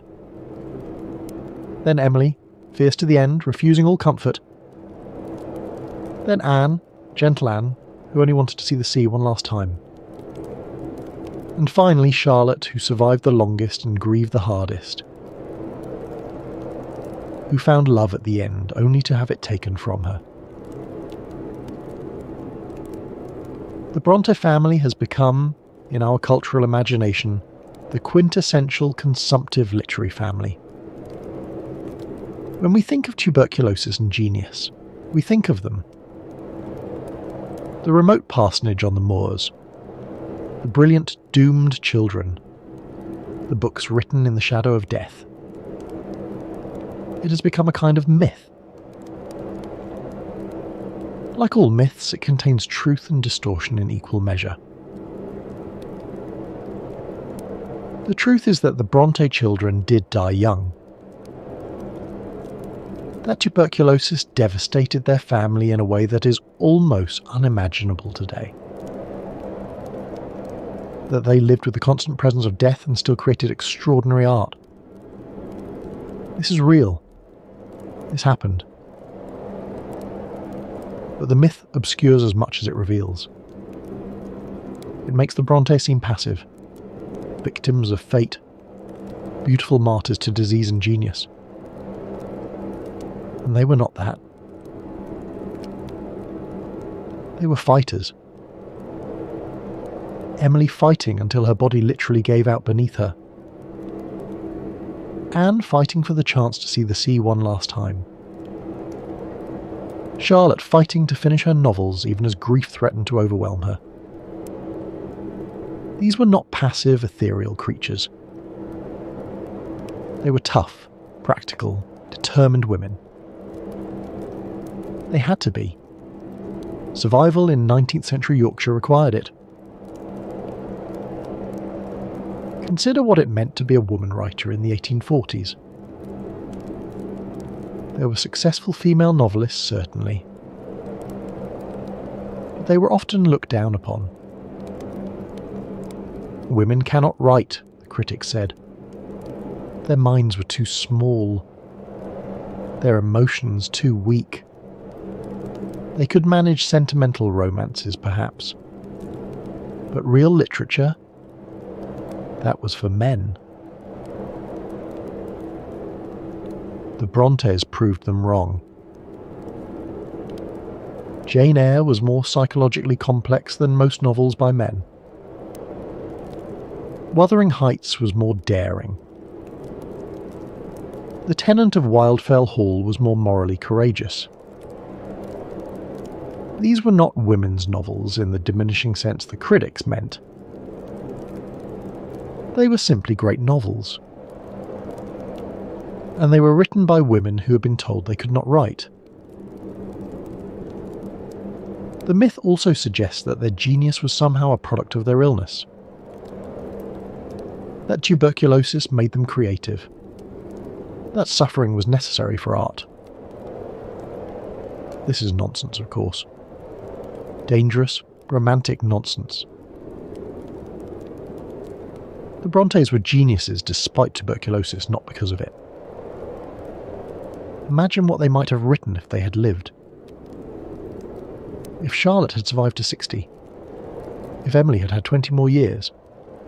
If Anne had been able to write more than 2 novels. We lost whole libraries when they died. Tuberculosis did not create their genius. It destroyed it before its time. And yet, there is something about the Bronte story that continues to haunt us. Something that speaks to our deepest fears and desires. We are afraid of death. All of us. Always. And we want to believe that death can be defeated. Not literally. We know we all die eventually. But symbolically. We want to believe that what we create can outlast us. That we can leave something behind. That our lives will have meant something. The Brontes did that. They died. All of them. Young and in pain and too soon. But their books remain. And in those books, they are still alive. Still fierce. Still brilliant. Still themselves. This is why we make pilgrimages to Haworth. Why thousands of people every year visit the parsonage, walk the moors, stand at the graves. We are not just paying tribute to dead writers. We are participating in their victory over death. We are proof that they succeeded, that they made something that lasts. The parsonage is a museum now. You can walk through the rooms where the Brontes lived, the dining room where they wrote, Charlotte's tiny dresses in glass cases, the miniature books on display. It is carefully preserved, meticulously maintained. A shrine to literary genius. But if you go early in the morning before the tourists arrive, you can almost feel them there. The ghost of the family. Charlotte walking in circles around the dining room table, Emily coming in from the moors, windblown and silent, Anne sitting in the corner with her sewing, thinking about Gondel, Branwell upstairs, young and hopeful still. The two eldest girls, Maria and Elizabeth, just shadows now, barely remembered except in Charlotte's writing. The church is still there, of course. St. Michael and All Angels, where Patrick preached for 41 years, where he buried his entire family. The family vault is beneath the floor, near the altar. A simple brass plaque marks the spot. Maria Branwell Bronte and her 5 children. Not Anne. Anne is still in Scarborough, by the sea. The graveyard is full. Crowded with Victorian tombstones, many of them for young people.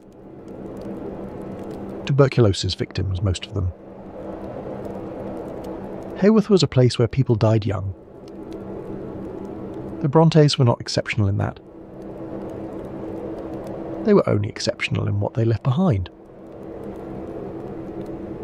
If you walk out behind the parsonage, you can take the path to the moors. The Brontes walk this path every day. It is not much changed. The same hills, the same stone walls, the same wind. In summer, the heather blooms purple. In winter, the landscape is brown and bare and beautiful in its bleakness. You can walk for miles and see no one. Just the sky and the moor and the wind.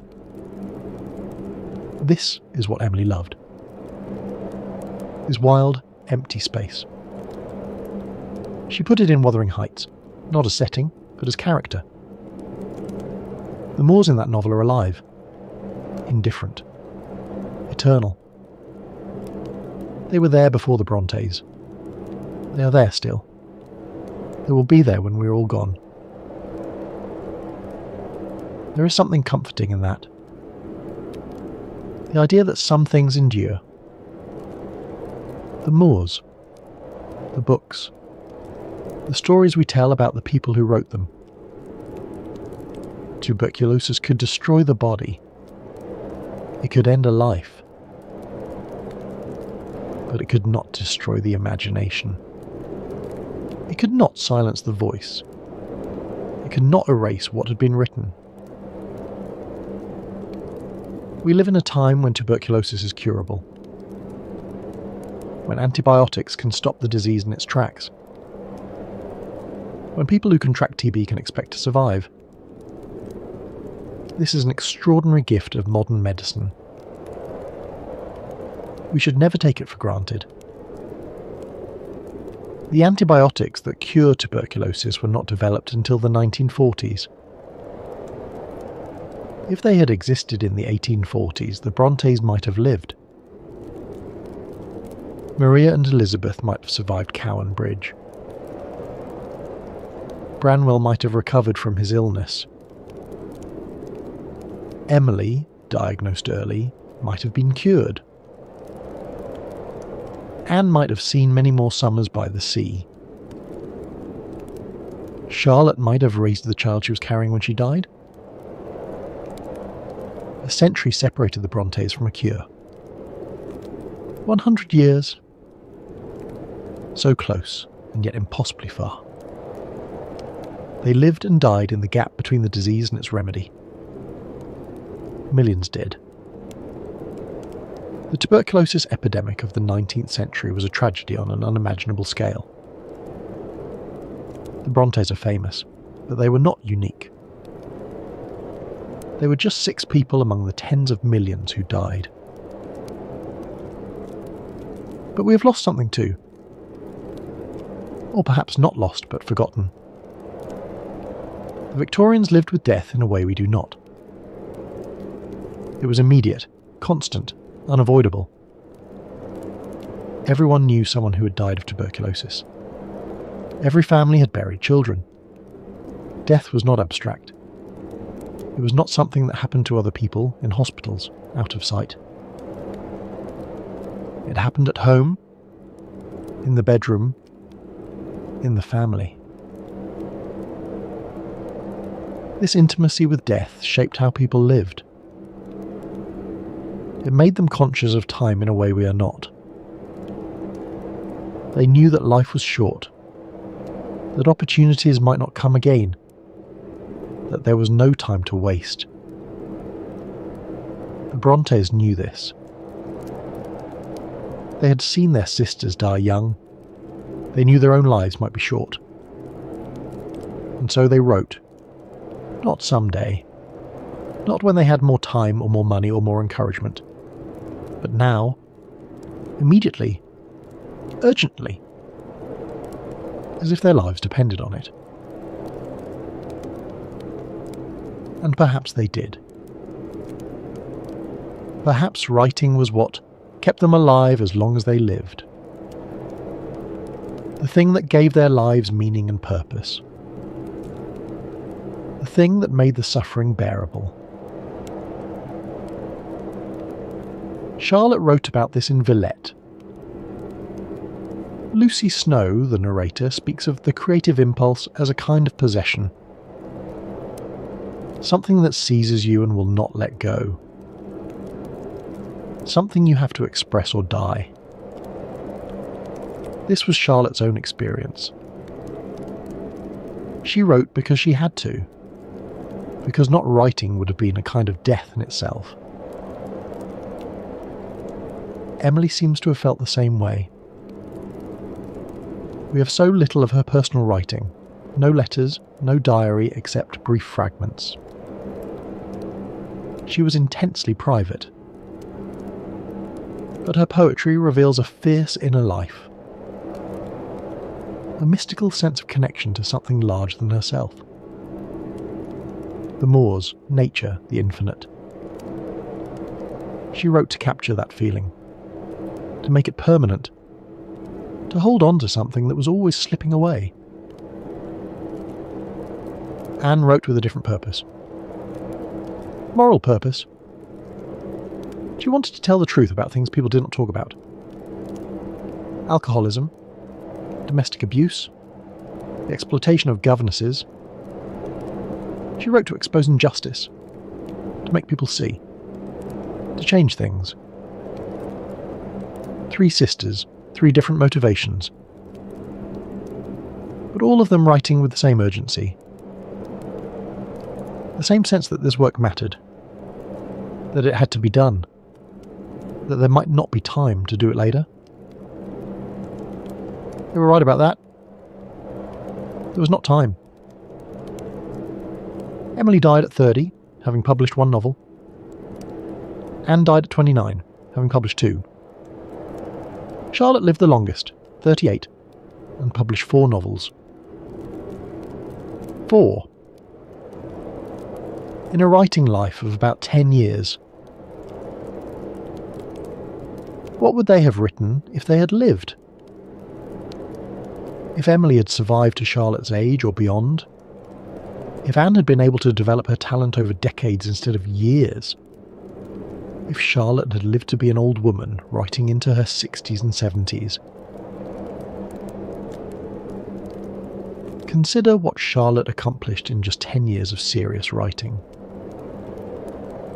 Jane Eyre, Shirley, Villette, The Professor. 4 novels plus a fragment of a 5th. If she had lived another 30 years, she might have written 20 novels. She might have become one of the greatest novelists in English history, rather than merely one of the greatest. And Emily. Emily, who wrote 1 novel and a handful of poems that changed literature forever. What would a second Wuthering Heights have looked like? A third? Where would her mystical vision have taken her if she had lived another decade? We can only imagine. The disease that killed her killed possibilities as well as flesh. Anne too deserves more than she has received from history. She is often overlooked, the quiet sister, the youngest. But the tenant of Wildfell Hall was revolutionary. It dealt with subjects, alcoholism, domestic abuse, a woman's right to leave a bad marriage, that Victorian society preferred to ignore. Anne was braver than her sisters in some ways. More willing to confront uncomfortable truths. If she had lived, she might have become a voice for the voiceless, a champion of those who suffered in silence. We will never know. Tuberculosis took that future from them.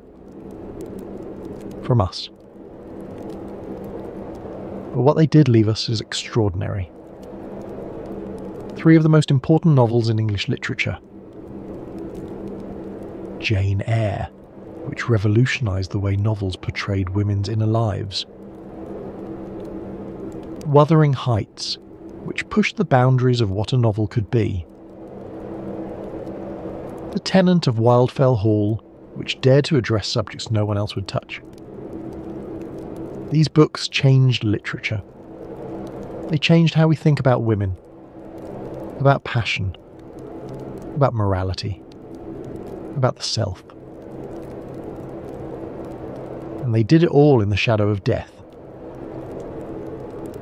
Knowing that time was short, that the cough they heard in the next room might soon be their own, that the disease was in their blood, in their lungs, waiting. This is what makes the Bronte story so powerful. Not the death itself. Death comes to everyone eventually. But what they did in the face of death. They did not give up. They did not surrender to despair. They did not decide that since life was short, nothing mattered. Instead, they decided that since life was short, everything mattered. Every word, every page, every story. They wrote as if their lives depended on it. And in a very real sense they did. Not their physical lives. Tuberculosis was going to take those regardless. But their legacy, their meaning, their immortality. There is a photograph of the Bronte sisters. Or rather, there is a painting made by Branwell that is often reproduced. It shows 3 young women, Charlotte, Emily, Anne. They are dressed plainly, sitting close together. Their faces are serious, intelligent, watchful. Originally, Branwell had painted himself in the centre. But he was unsatisfied with the result, so he painted himself out. Now there is just a ghostly pillar where his figure used to be. The 3 sisters grouped around an absence. It is an eerily prophetic image. Branwell, who was supposed to be the genius of the family, reduced to a ghost. The sisters, who were supposed to be secondary, taking centre stage. And all of them gone now. All of them dead before their time. But the painting remains, and the books remain, and the story remains. We tell this story because it matters. Not as a romantic tragedy, not as a cautionary tale, but as evidence. Evidence that even in the face of death, even when everything is taken from you, you can create something that lasts. Something that matters. Something that death cannot touch.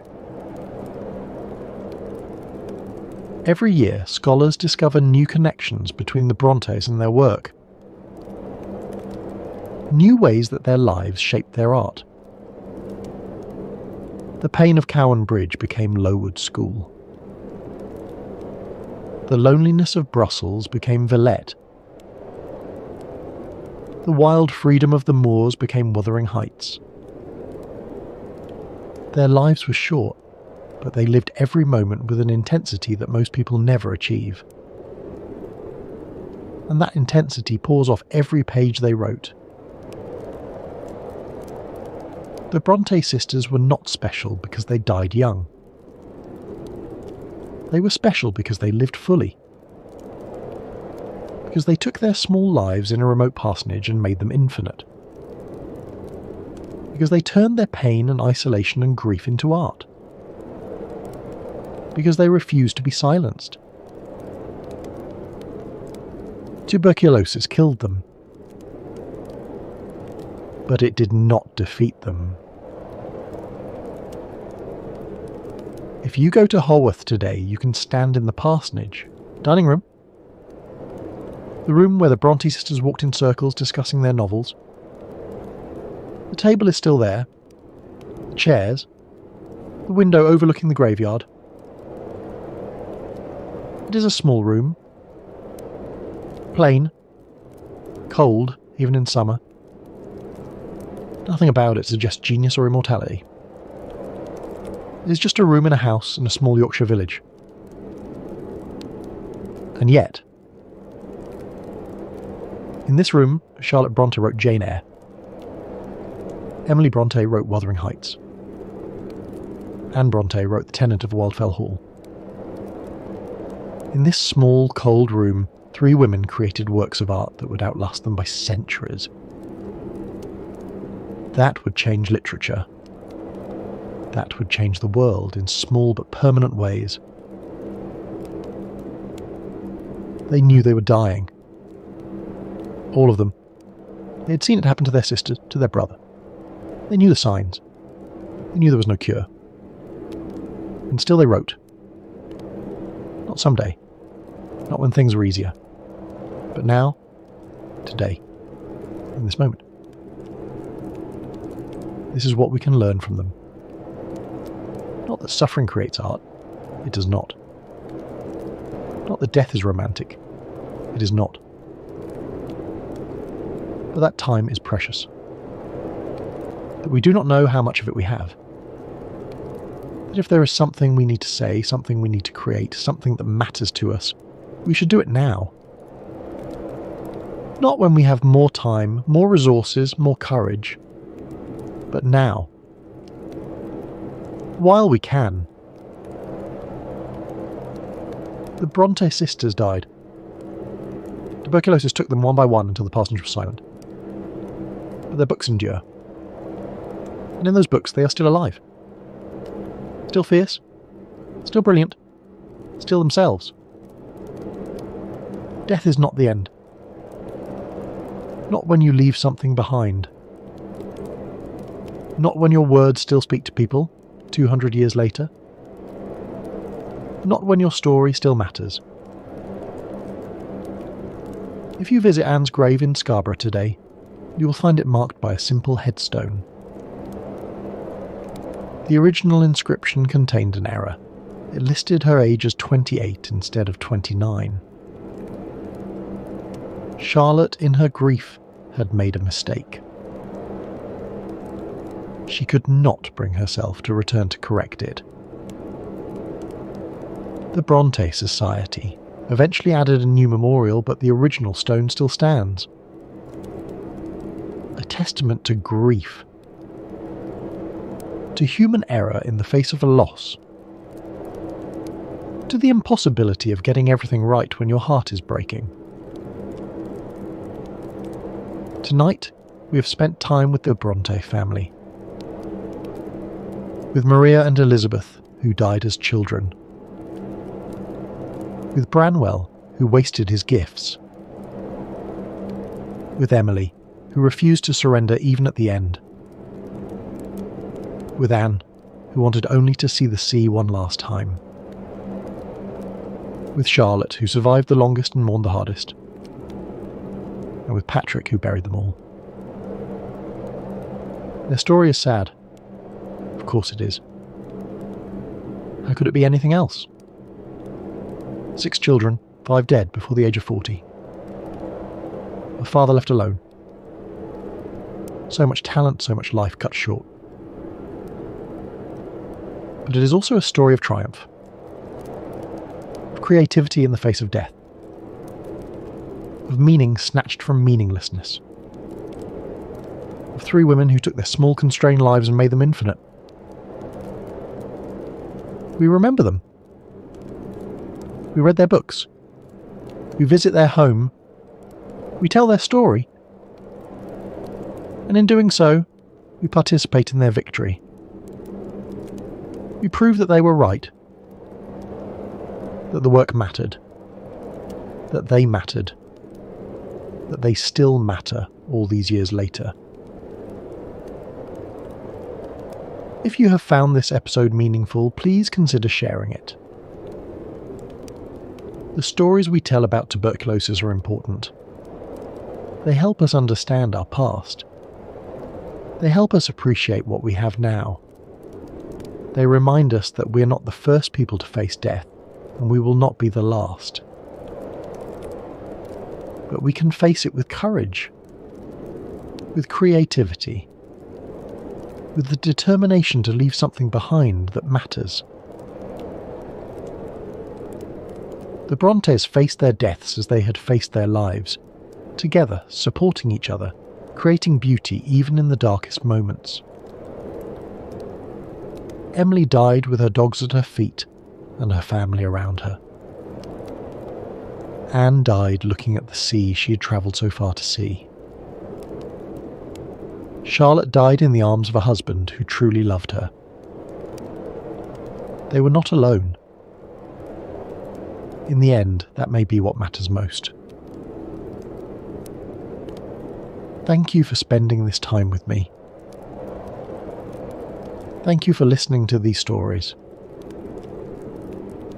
There are more to come, more episodes, more histories, more forgotten voices. I hope you will join me for them. For now, rest well. Think of the Brontes walking the moors. Think of them gathered around the dining room table, writing by candlelight. Think of them young and alive and full of stories. Think of them not as victims, but as victors. People who lived fully, loved deeply, and created work that death could not destroy. The wind still blows across the Yorkshire moors. The heather still blooms purple in the summer. The parsonage still stands at the top of the village, looking out over the graveyard where 5 of the Bronte children lie.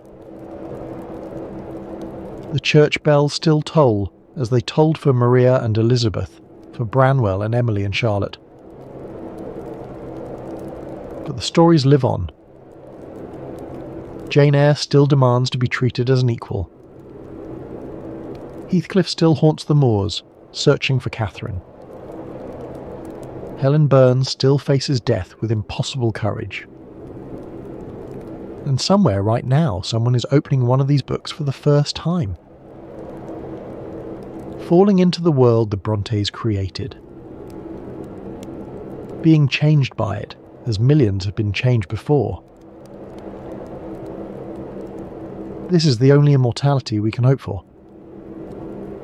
Not the preservation of our bodies, which will all fail eventually, but the preservation of our words, our stories, our truths. The Bronte sisters are gone, but they're also still here, still speaking to us across nearly 2 centuries. Still alive in the only way that matters. Good night.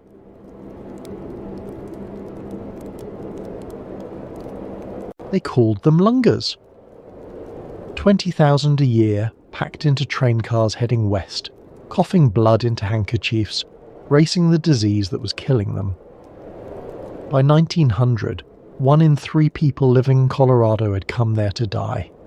Not for gold, not for land, not for the frontier. They came because their doctors had told them the truth. Go west, or go to your grave.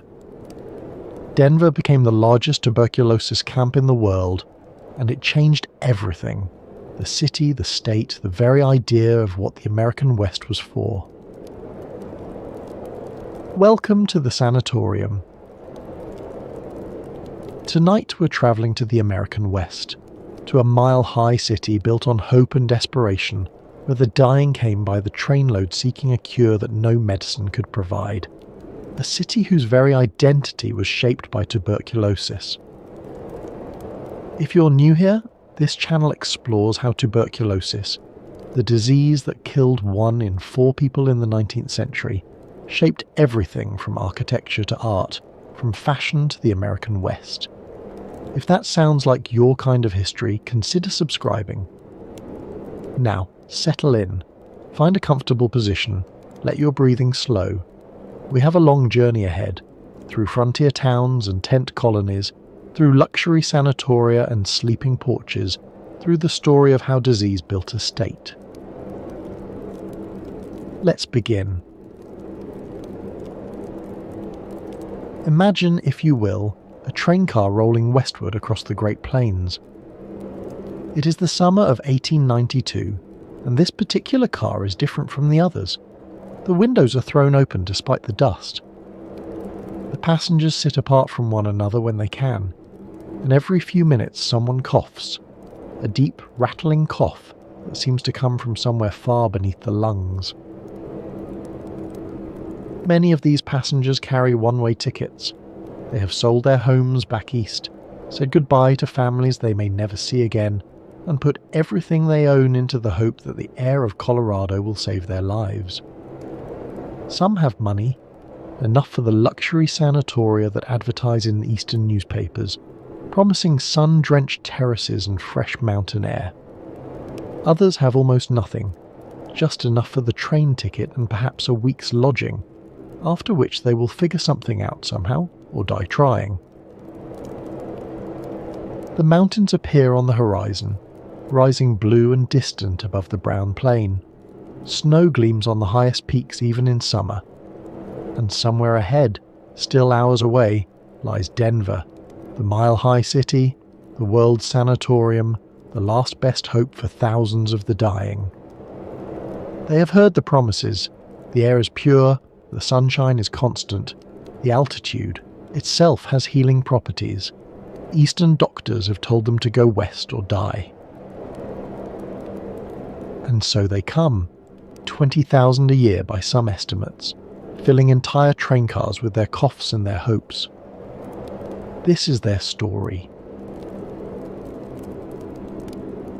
To understand why so many desperate people converged on Colorado, we must first understand what tuberculosis meant in 19th century America. In the crowded cities of the eastern seaboard, tuberculosis was everywhere. It was the leading cause of death in the United States, killing more people than any other disease. Entire tenement buildings were infected. Families watched helplessly as one member after another fell ill, wasted away, and died. The disease was called consumption because of the way it seemed to consume its victims from within. The cough, the fever, the blood in the handkerchief, the slow wasting away of flesh until the patient was little more than bones and skin. And always, always, the cough. Persistent, unstoppable, a constant reminder that the lungs were filling with disease. In the tenements of New York, families lived 6 or 8 to a room, breathing the same stale air, sharing beds, unable to isolate the sick from the healthy. The disease spread through families like fire through dry timber. A mother would catch it from her husband, then pass it to her children. By the time one generation was buried, the next was already coughing. The numbers were staggering. In 1850, tuberculosis killed more than 400 people per 100,000 in the United States. In the crowded immigrant neighborhoods of the eastern cities, the rate was even higher. Some tenements became so infected that landlords could not rent the rooms, not because tenants feared the disease, but because they had already seen what happened to the previous occupants. There was no cure, no effective treatment. Doctors could offer rest, good food, perhaps some morphine to ease the coughing, But they knew, and their patients knew, that these were palliative measures at best. The best they could hope for was to make the patient comfortable as the disease ran its inexorable course. Some physicians experimented with radical treatments. Bloodletting was still practiced, though it was beginning to fall out of favour. Cod liver oil was prescribed, as were tonics containing various combinations of alcohol and herbs. Some doctors punctured the chest cavity to collapse the lung, hoping that rest would allow the damaged tissue to heal. None of these treatments worked consistently. Most did more harm than good. The wealthy could flee to the countryside, to the mountains, to any place where the air was cleaner and the disease less prevalent. They could afford sanatoria in the Swiss Alps, where patients lounged on balconies wrapped in blankets, breathing the thin mountain air. But the poor had no such option. They stayed in the tenements, coughing into the darkness, waiting for the end that they knew was coming. And yet some doctors had noticed something peculiar. Patients who moved from the humid, crowded cities to drier, higher climates sometimes improved. The cough lessened. The fever subsided. Some patients who had been given weeks to live survived for years. A theory emerged. Perhaps the problem was not just the disease itself, but the environment in which the disease flourished. Perhaps the humid air of the cities, thick with coal smoke and factory fumes, and the exhalations of thousands of crowded inhabitants was the real enemy. Perhaps what the consumptive needed was fresh air, dry air, pure air. And where in America was the air purest? Where was it driest? Where did the sun shine more than 300 days a year? Where could patients escape the coal smoke and the humidity and the crowded conditions that seemed to make the disease spread so quickly? Colorado. The answer seemed obvious. Colorado's altitude, a mile above sea level in Denver, even higher in the mountain towns, meant thin, dry air. The lack of humidity meant fewer of the damp conditions in which disease seemed to flourish. The endless sunshine meant patients could spend hours outdoors, breathing the clean mountain air, soaking up the healing rays of the sun. The Colorado Chamber of Commerce was not slow to recognize the opportunity. Advertisements appeared in eastern newspapers proclaiming the state's miraculous climate. The air was 100% aseptic, the boosters claimed. The altitude, more than a mile above sea level, was itself therapeutic. The constant sunshine bathed patients in healing light. For families watching loved ones die, these promises were irresistible. What did they have to lose? If they stayed in the east, death was certain. But if they went west, if they reached Colorado, perhaps there was a chance. And so the migration began. By 1880, Denver had earned the nickname the World Sanatorium. By 1900, 1/3 of Colorado's entire population had moved there because of tuberculosis. It was, in a sense, the largest health-related migration in American history. The story of Colorado as a tuberculosis destination begins with the Civil War hero and railroad tycoon named William Jackson Palmer. Palmer was born in Delaware in 1836 to a Quaker family. During the Civil War, he distinguished himself as a cavalry officer, rising to the rank of Brevet Brigadier General and receiving the Medal of Honor for his actions. He was, by any measure, a man of exceptional ability and ambition. After the war, Palmer turned his attention to railroads, the great engine of American expansion. He came to the Colorado Territory in the late 1860s as a surveyor for the Kansas Pacific Railway, seeking possible routes through the mountains. He was accompanied by an English physician named William Abraham Bell. Together they saw something in this rugged territory that others had missed. It was not just the mineral wealth, though there was plenty of that. It was not just the scenic beauty, though the mountains were spectacular. It was the air itself, thin, dry, crystal clear. The the kind of air that doctors back east were beginning to prescribe for their consumptive patients. On July 31st, 1871, Palmer and Bell founded a new town at the base of Pikes Peak. They called it Fountain Colony, later renamed Colorado Springs, and from the beginning, Palmer envisioned it as something more than an ordinary frontier settlement.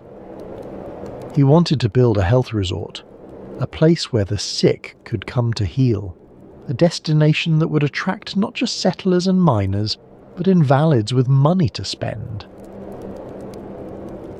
Palmer understood that the railroad could carry more than freight and settlers.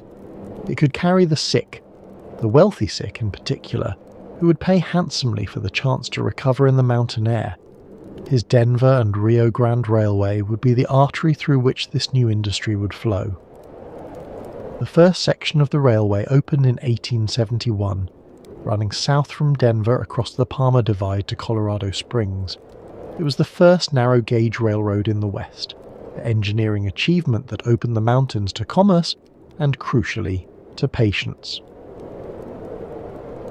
The plan worked beyond his dreams.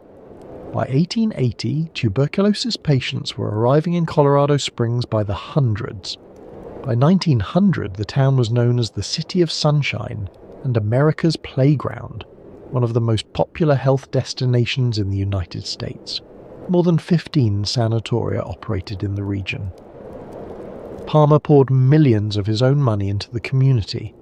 He donated over 1,600 acres for parks, hospitals, and schools. He gave land for Colorado College, for the Colorado School for the Deaf and Blind, for several churches in the downtown area. He funded the Cragmore Sanatorium, a facility for tuberculosis treatment that would become one of the most famous in the nation. The houses along North Nevada Avenue were converted into boarding houses for consumptives. The large homes on the old North End built sleeping porches for their consumptive boarders. The area became known locally as Lunger's Row. Palmer shaped the very landscape of the city around, the needs of the health-seeking population. When he died in 1909, from injuries sustained in a horse-riding accident, not from disease, William Jackson Palmer left behind not just a railroad empire, but a city whose identity had been forged by tuberculosis. His legacy endures. The narrow-gauge railway he built still runs through the mountains. The college he founded still educates students, and the sanatorium he funded, Cragmore, eventually became the University of Colorado Springs. The man who saw health in the mountain air built a city to prove it. The term was not kind, but it was widely used. Lungers. That's what the locals called the tuberculosis patients, who poured off the trains by the thousands. They came from everywhere, from the tenements of New York and the row houses of Philadelphia, from the mill towns of New England and the crowded neighborhoods of Chicago. They came with letters of recommendation from their Eastern doctors. They came with newspaper clippings promising miracle cures. They came with everything they owned packed into a single trunk. And they came in all conditions. Some arrived in the early stages of the disease when the prognosis was still uncertain. These patients had the best chance of benefiting from the mountain air. With rest and good food and years of careful living, some of them would recover, or at least survive far longer than they would have in the East. But others arrived in the final stages of consumption. They came on stretchers too weak to walk. They came with hollow eyes and skeletal frames, coughing blood into stained handkerchiefs. For these patients, Colorado was not really a cure. It was a place to die in sunshine rather than in shadow. The quality of care depended entirely on one's ability to pay. The wealthy could afford the luxury sanatoria that charged $50 a week, enormous sums at the time. These institutions offered private rooms, special diets, live orchestras, and the attentive care of trained nurses. The middle class might find placement in more modest facilities at $7 per week, adequate care if not luxurious. But the poor, and many of the Lungas were poor, having spent their last savings on the train ticket west, had few options. Some ended up in tent colonies, rows of canvas shelters erected on wooden platforms at the edges of towns. They lived exposed to the elements, wrapped in blankets, hoping that the open air would heal what medicine could not. Others had nothing at all. They slept in parks, they begged on street corners, they filled the jails of Denver, not because they had committed crimes, but because the authorities had nowhere else to put them. At the opposite end of the spectrum stood places like Cragmore. Founded in 1906 by Dr. Edwin S. Solly, Cragmore Sanatorium was designed from the ground up to cater to the wealthy consumptive. Located in the Austin Bluffs north of Colorado Springs, an area that came to be called Cragmore, it offered spectacular views of the Rocky Mountains and an atmosphere of refined luxury. Dr. Solly's dream was ambitious, to build a first-rate sanatorium for wealthy Lungas. He designed wide windows for every room, a sunroof to allow patients maximum time in fresh air and sunlight, and excellent food prepared by skilled cooks. General William Jackson Palmer donated funds toward the initial construction. The sanatorium's director, Dr. Alexius Forster, articulated the philosophy to create an atmosphere of happiness and cheerfulness. At Cragmore, the emphasis was not merely on physical treatment, but on maintaining the patient's spirits through a pleasant social environment. And pleasant it was.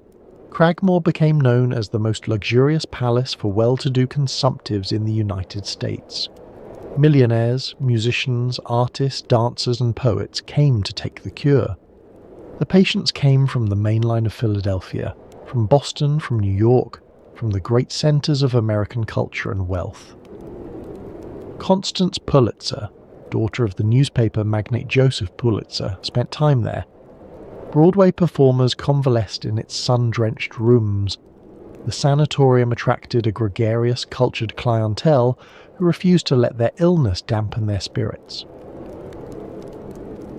The patients even published their own journal, which they called 98.6, a reference to the ideal body temperature to which they all aspired. The journal contained poems, essays, and humour, all produced by people who knew they might be dead within the year. It was in its way a monument to human resilience, or perhaps to human denial. The architecture itself was designed around the cure. Wide windows flooded every room with light. Sun porches allowed patients to recline for hours, breathing the mountain air while gazing at the peaks. The social calendar included parties, dances, and entertainments, though the patients were encouraged to rest between engagements. The atmosphere was, by all accounts, more like a resort than a hospital. There were romances between patients, affairs conducted in the shadow of death. People who might have only months to live found themselves attending dinner parties and afternoon teas, dancing with partners who were as sick as themselves. It was, in its way, a kind of denial, a refusal to surrender to the disease that was consuming them. If one was going to die, one might as well die in pleasant surroundings, surrounded by good company with champagne in one's glass.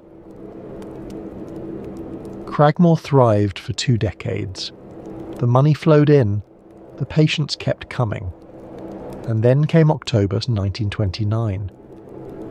The stock market crash devastated Cragmore's clientele. The wealthy patients who had filled its rooms found themselves suddenly impoverished. Fortunes built over generations vanished in weeks, and the sanatorium, which depended on those fortunes, found its revenue collapsing.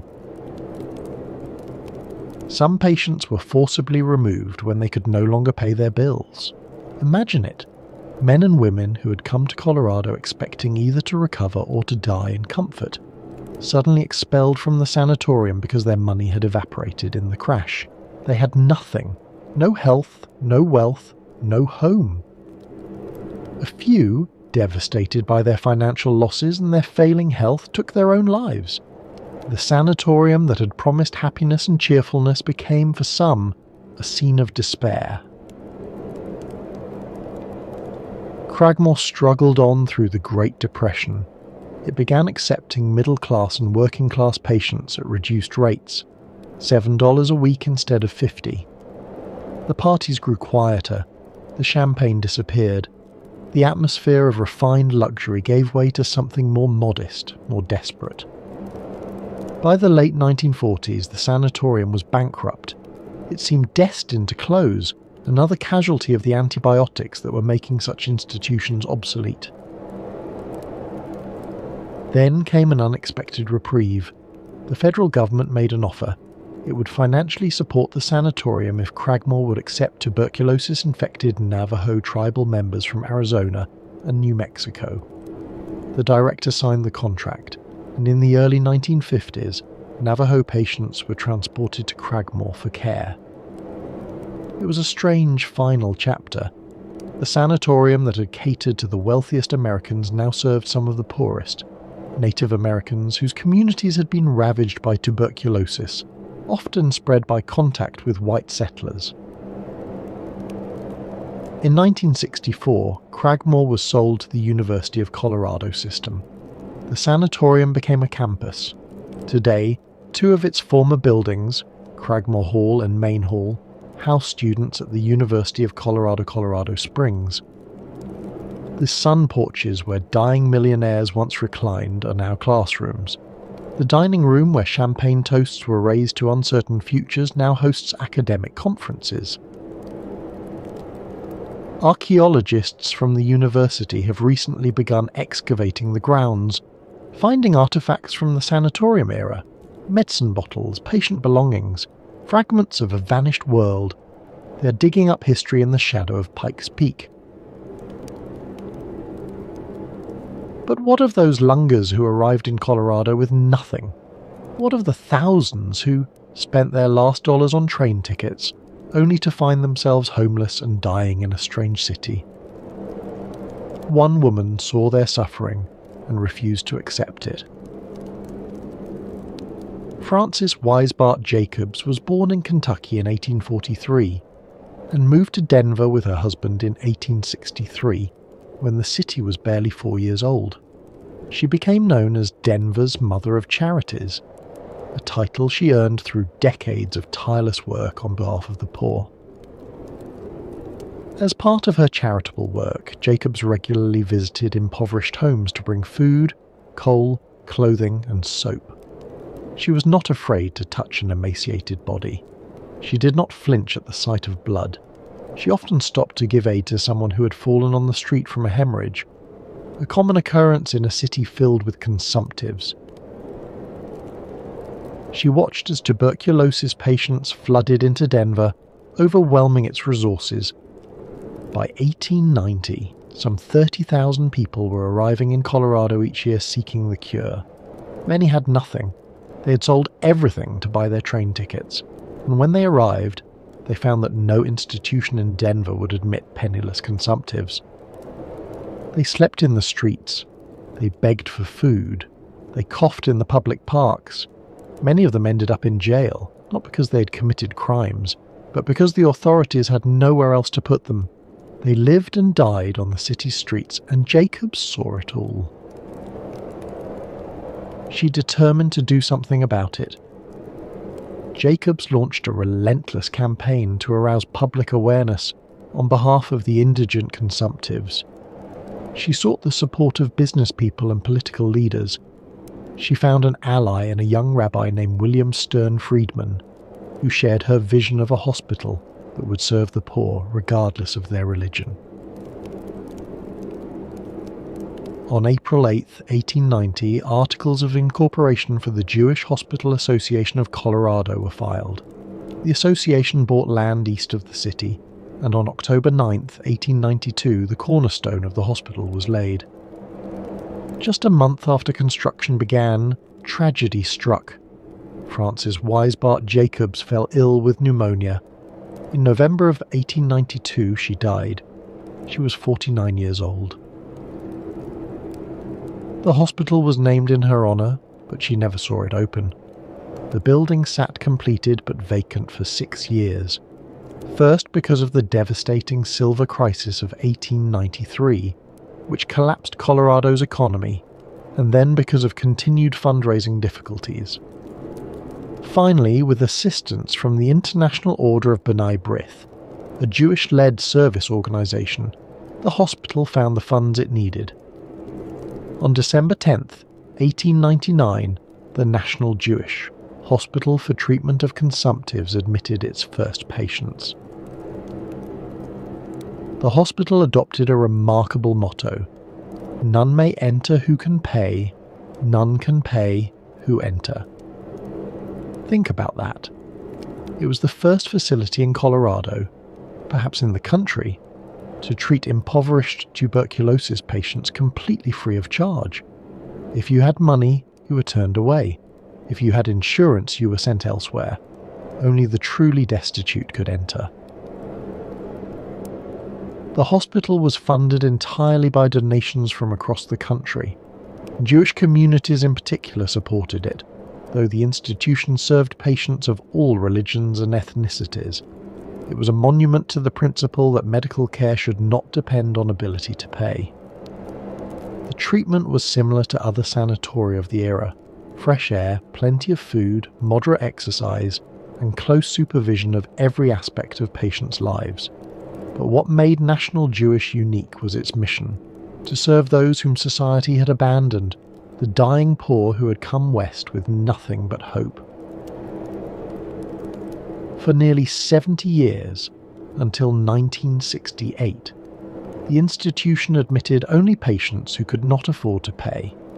All care was provided free of charge. The policy ended only when Medicare and Medicaid created new funding mechanisms for the poor. Today, more than 125 years later, the institution continues to operate as National Jewish Health. It is now a leading research and treatment centre for respiratory diseases, heart disease, and immune disorders. It has been ranked the #1 respiratory hospital in the United States for many years running. The free treatment policy has long since ended, but the hospital's commitment to respiratory care, born in the tuberculosis era, born from the vision of a woman who would not accept that the poor should die in the streets, remains. Frances Weisbart Jacobs never saw her dream realized, but her dream saved thousands of lives. Among the thousands of lungers who came to Colorado, one stands out in American legend. John Henry Holliday was born in Griffin, Georgia, on August 14th, 1851, into a prosperous Southern family. His father was a druggist and sometime soldier. His mother, Alice Jane, was by all accounts a refined woman who instilled in her son a love of literature and music. When Holliday was 15 years old, his mother died of tuberculosis. He watched her waste away, watched the disease consume her from within. He could not have known then that the same fate awaited him. Holliday was educated, cultured, and ambitious. At 20 years old, he graduated from the Pennsylvania College of Dental Surgery in Philadelphia, one of the finest dental schools in the country. He returned to the South to establish a practice, first in Atlanta, then in Griffin. He was, by all appearances, destined for a respectable life as a Southern professional. But shortly after opening his practice, Holliday developed a persistent cough.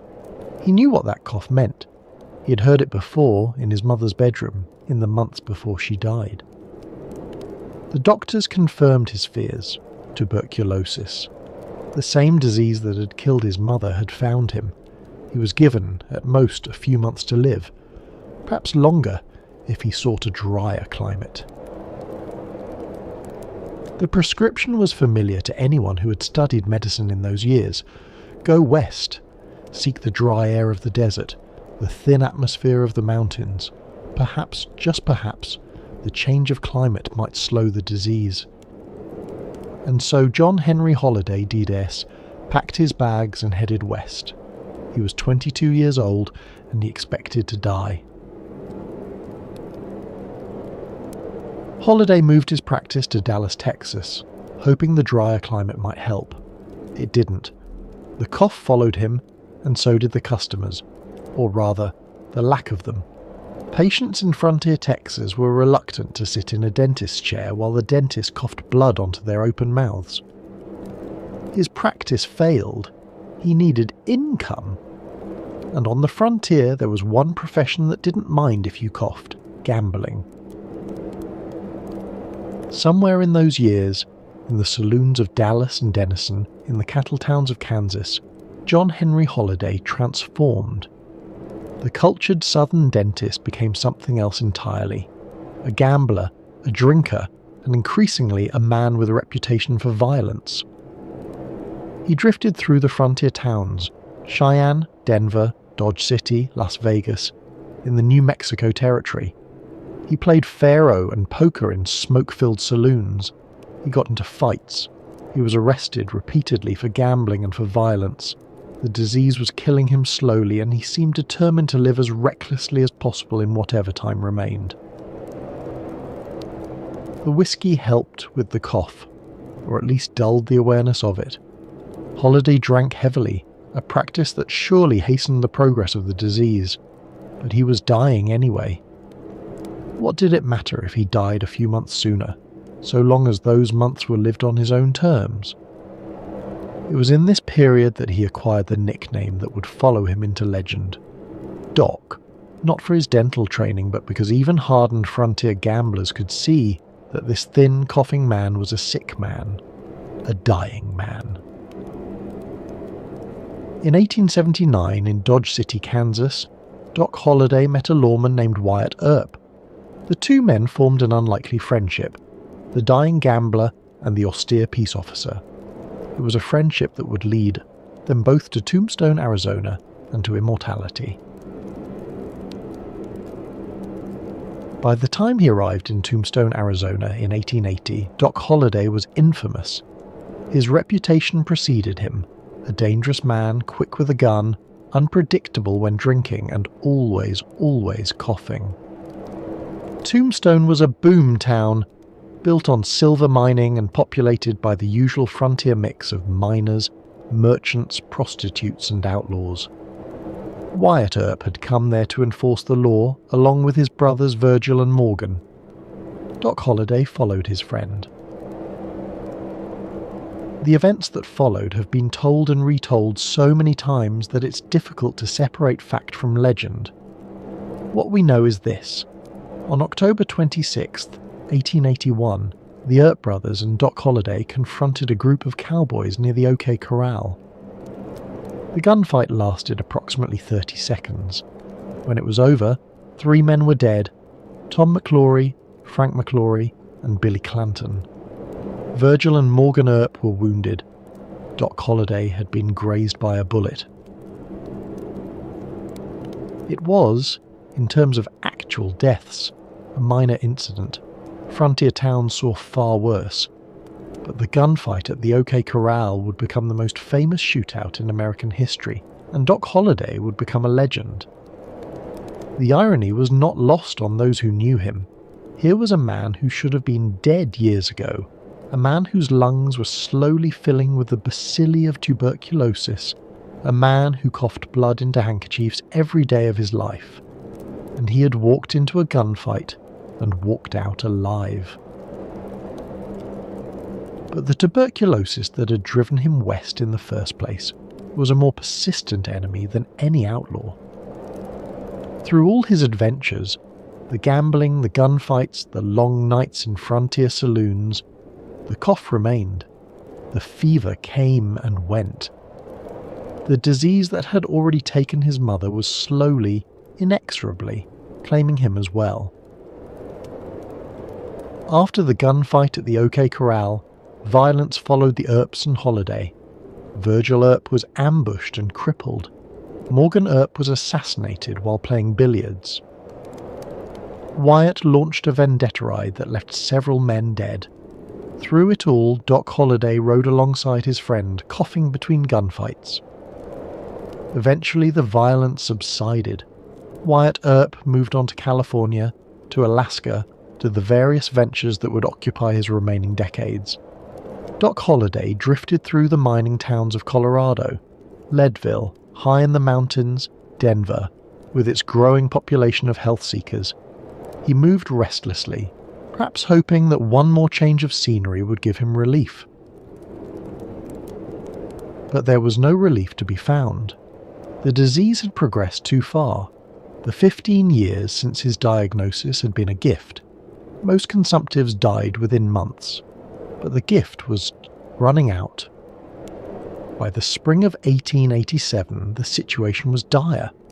The long winters and high altitude of Leadville, over 10,000 feet above sea level, had taken their toll on his already emaciated body.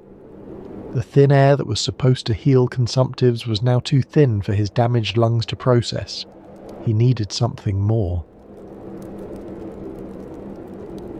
Holliday had heard of the hot springs at Glenwood Springs, a small town in western Colorado nestled in a valley at the confluence of the Colorado and Roaring Fork rivers. The waters were said to have healing properties. Native Americans had bathed in them for generations.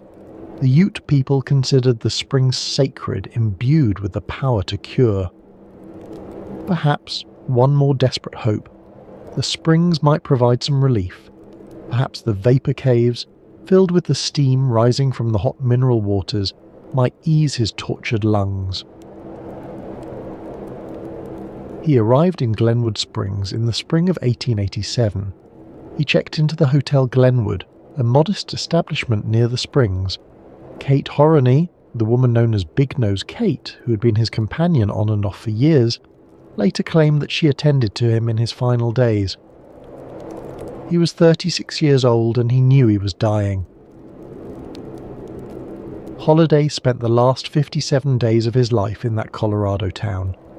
He visited the springs when he could walk. He soaked in the warm mineral waters. He breathed the steam of the vapor caves, hoping that the Indian medicine might accomplish what Western medicine could not. He played cards when he had the strength. Old habits die hard, even when the gambler is dying. He drank whiskey, which at least dulled the pain and the cough that never stopped. As the weeks passed, his condition deteriorated. He grew weaker. The cough became more constant. He spent more and more time in bed, too exhausted to make the walk to the springs. On November the 8th, 1887, the end came.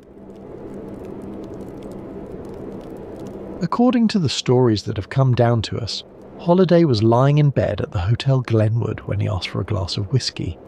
Someone, perhaps Kate, perhaps a hotel employee, brought it to him. He drank it, apparently with satisfaction. It may have been his last drink. It was certainly one of thousands he had consumed in his short, violent, remarkable life. Then he looked down at his bare feet sticking out from under the blankets. "This is funny," he said. And he died. The meaning of those last words has been debated ever since. Most historians believe that Doc Holliday, the gunfighter who had faced down outlaws and lawmen, who had walked into the OK Corral expecting death, who had lived for 15 years with a disease that should have killed him in months, had always assumed he would die with his boots on. In a gunfight, probably, or in some violent confrontation at a gambling table, or perhaps on the run from the law, shot down by a deputy in some dusty frontier town. That was how men like Doc Holliday died. To die in bed, of consumption, with bare feet, after all the violence, after all the near misses, after all the times he had cheated death at the hands of men, to be killed not by a bullet, but by a bacillus. It must have seemed absurd, funny even.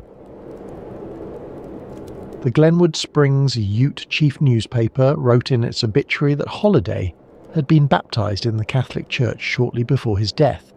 This was based on correspondence between Holliday and his cousin, Sister Mary Melanie, a Catholic nun. No baptismal record has ever been found, but the story persists. The idea that the notorious gunfighter found religion at the end. Doc Holliday was buried in Linwood Cemetery on a hillside overlooking the town of Glenwood Springs. The exact location of his grave is unknown. The records were lost or never kept. Somewhere on that hillside, unmarked, lies one more consumptive who came west hoping for a cure. An obelisk now marks the general area. A plaque reads, "This memorial is dedicated to Doc Holliday, who is buried someplace in this cemetery." It is a fittingly uncertain monument to a man whose life was full of legends and whose death was oddly peaceful. Tourists hike up the trail to see where the famous gunfighter rests. They take photographs by the obelisk. They imagine the thin, coughing man looking down at his bare feet and finding it funny.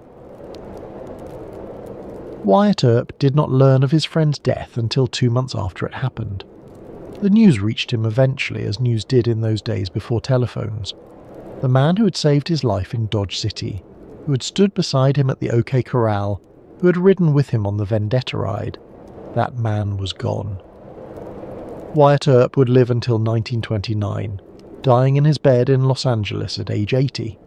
He spent his final years consulting on Hollywood westerns, trying to set the record straight about what had really happened in Tombstone.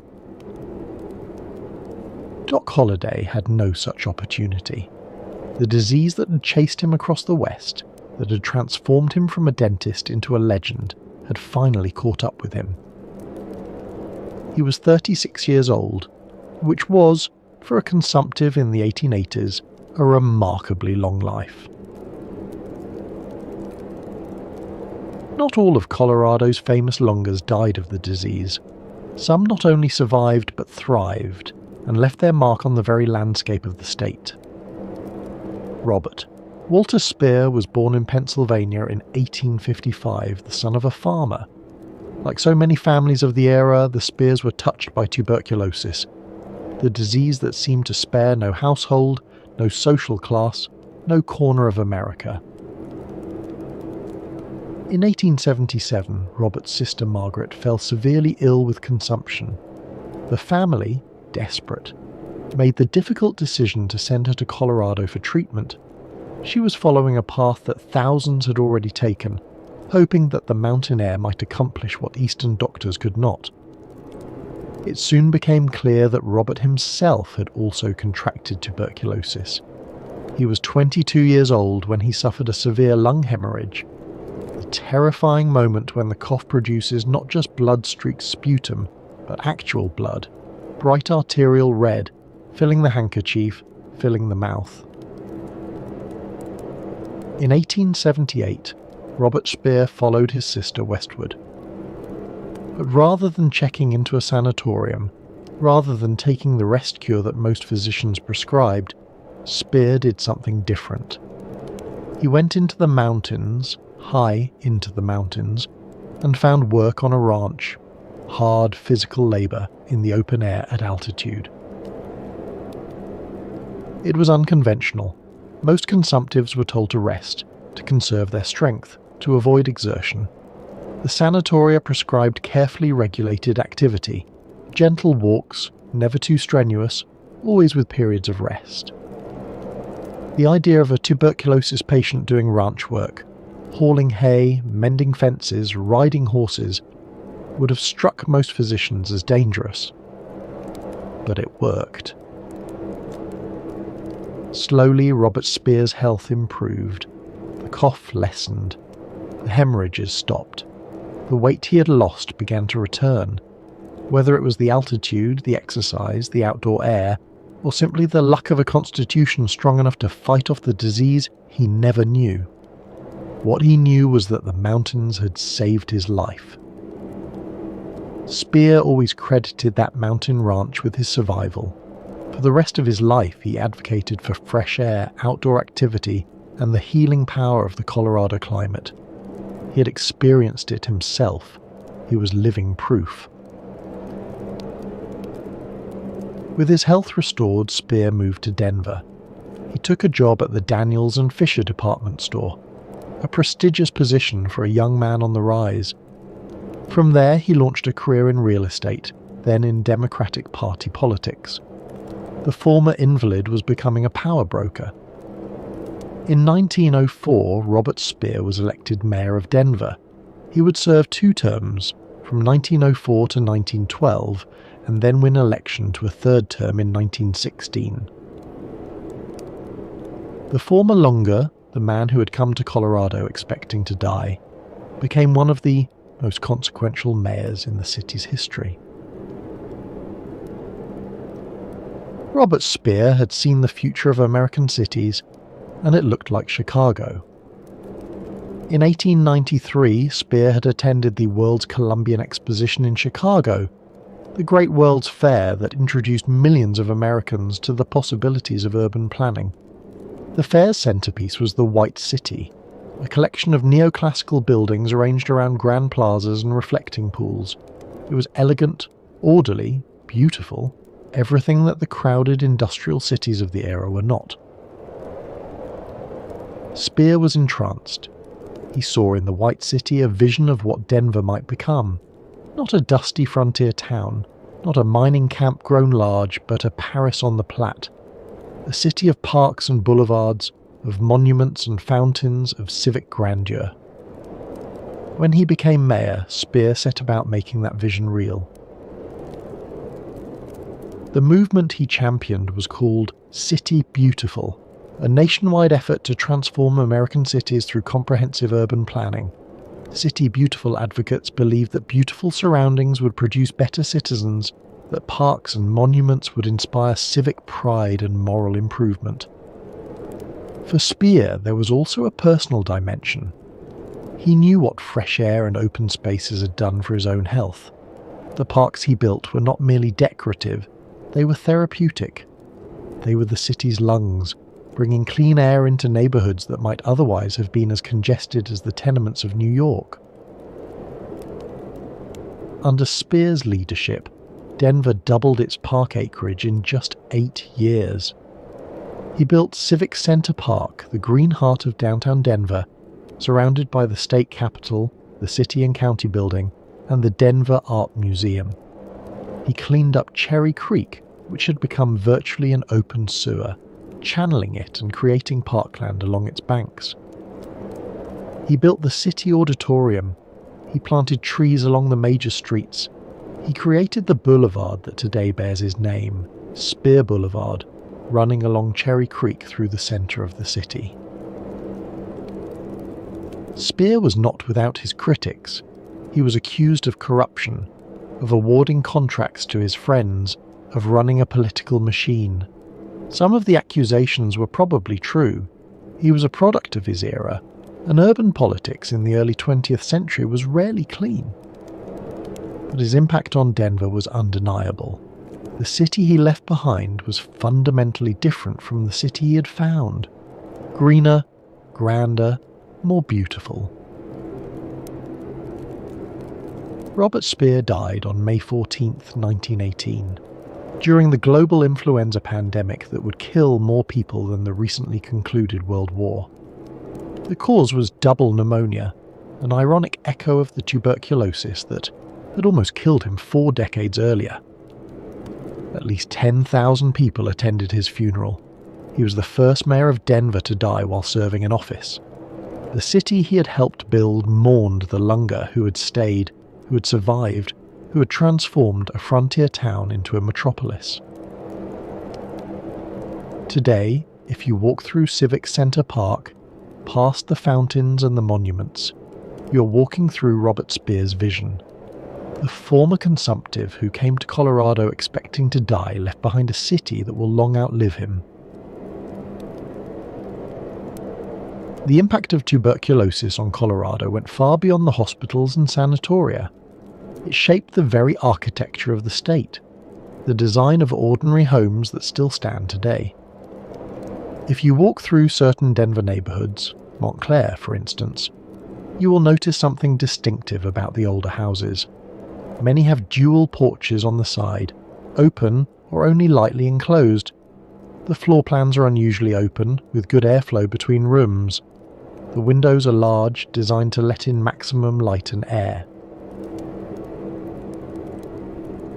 These are TB houses, Designed specifically for families with tuberculosis patients, these homes reflected the medical wisdom of the era. Fresh air and sunshine were essential for treatment. A consumptive needed to sleep outdoors, or as close to outdoors as possible. The theory behind this was straightforward. Doctors believed that the tuberculosis bacillus thrived in stagnant, humid air, the kind found in the cramped tenements of eastern cities. Fresh, dry air, constantly circulating, would dilute the concentration of bacteria. Cold air, in particular, was thought to invigorate the lungs and strengthen the body's natural defences. And so the sleeping porch was born. These were not the decorative porches found on southern mansions, designed for afternoon lemonade and social visits. Colorado sleeping porches were utilitarian, screened enclosures, usually on the second floor, equipped with beds and heavy blankets. Patients would sleep there year-round in all weather. In summer, the experience was pleasant enough. Cool mountain breezes, the scent of pine, the stars visible through the screens. But in winter, sleeping outdoors in Colorado took a peculiar kind of courage. The temperatures could drop well below zero. Patients would pile on blankets, 4, 5, 6 layers deep. They would wear woolen caps and mittens to bed. Their breath would freeze in the air above them, and yet they slept there, night after night, because their doctors had told them it was the only way. Some sanatoria took this principle to an extreme. At Glockner Sanatorium in Colorado Springs, patients were wheeled onto open-air porches even during snowstorms. The theory was that if fresh air was good, more fresh air was better, and the freshest air of all was cold winter air laden with snow. The patients wrapped themselves in blankets until only their faces were visible.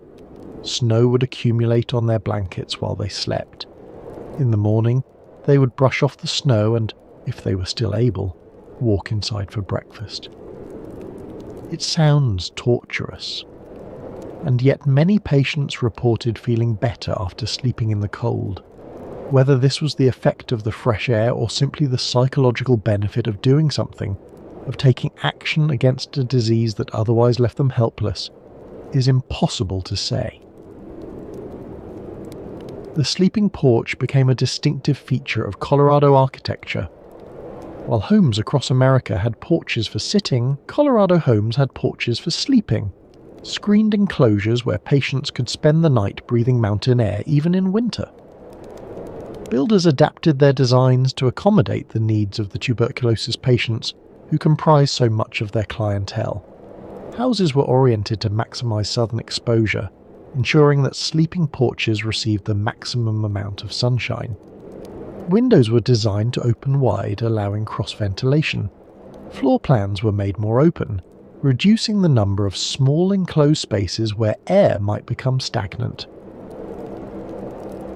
One remarkable structure from this era was the Molkery, built in 1888 by a German immigrant named Baron Walter von Richthofen, a distant relative of the famous Red Baron of World War I.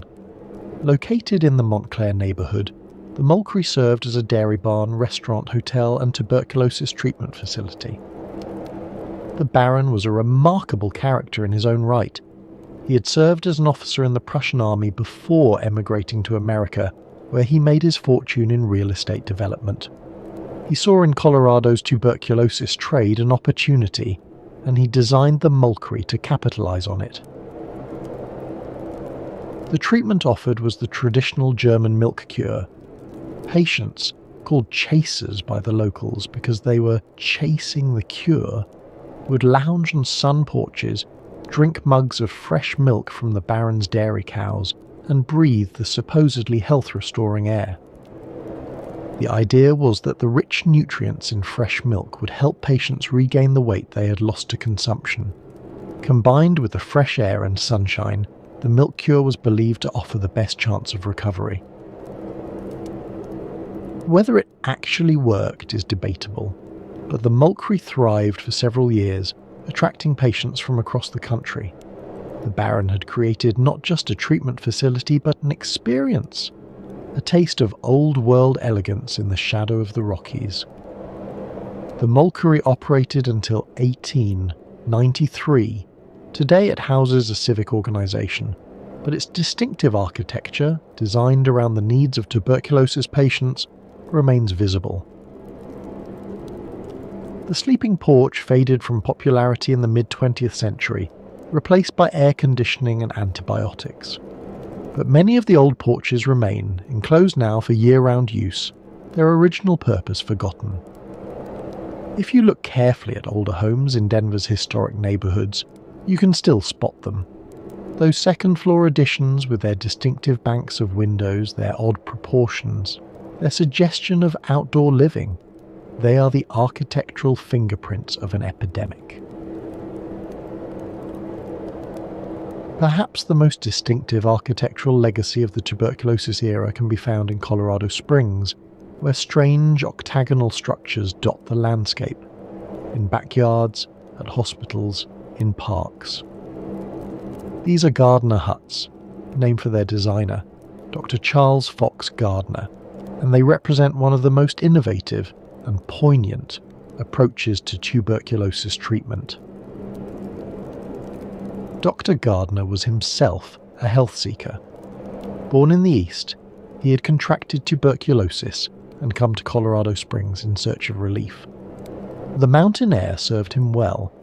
He recovered sufficiently to attend medical school and eventually became a practicing physician in the very city that had saved his life.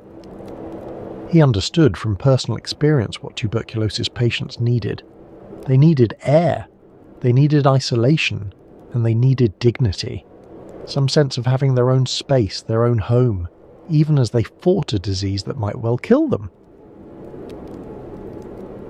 Dr. Gardner developed his design in the early 1900s, inspired by the shelters used by the Ute tribe, who had lived in the region for centuries. The Utes had survived Colorado winters in shelters that were open to the elements yet surprisingly livable. Gardner adapted their wisdom for a medical purpose. His huts were deceptively simple: an octagonal wooden floor, a canvas tent stretched over a wooden frame, with a conical roof that came to a point at the top. The octagonal shape was not merely decorative, it allowed for efficient airflow from all directions and made the structure more resistant to the high winds that swept down from the mountains. What made the design effective was the ventilation. The canvas walls were fastened 1 inch away from the floor, allowing a constant flow of fresh air at ground level. An opening at the apex let stale air escape. The patient inside was essentially living outdoors, exposed to the elements, breathing the cold mountain air day and night. Each hut was designed for a single patient. They were small, perhaps 10 feet across, but surprisingly well equipped.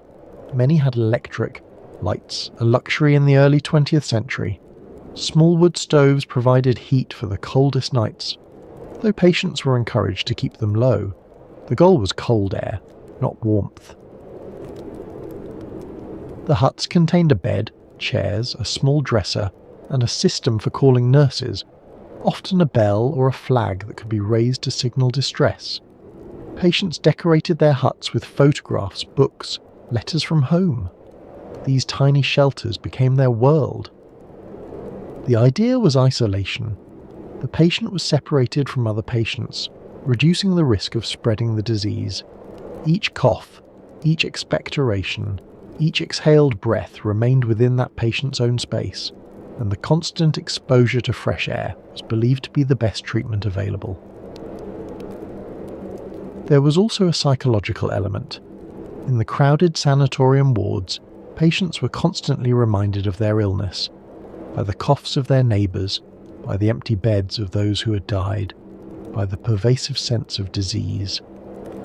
In a Gardner hut, alone with the wind and the sky, a patient might almost forget that they were sick.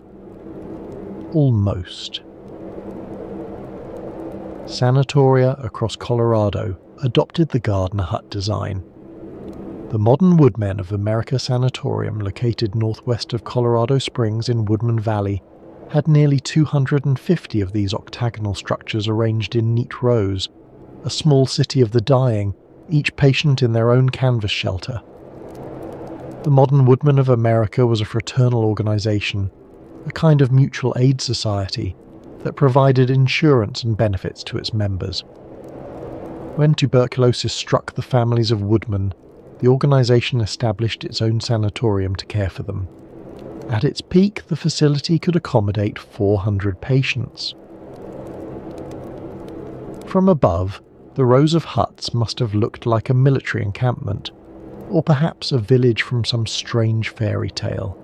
Each hut had its own small porch, its own patch of ground. Patients might wave to their neighbours across the way, exchange books or newspapers, compare symptoms and treatments. But at night, each patient was alone with the wind and the cold and the stars and the disease that was slowly claiming them.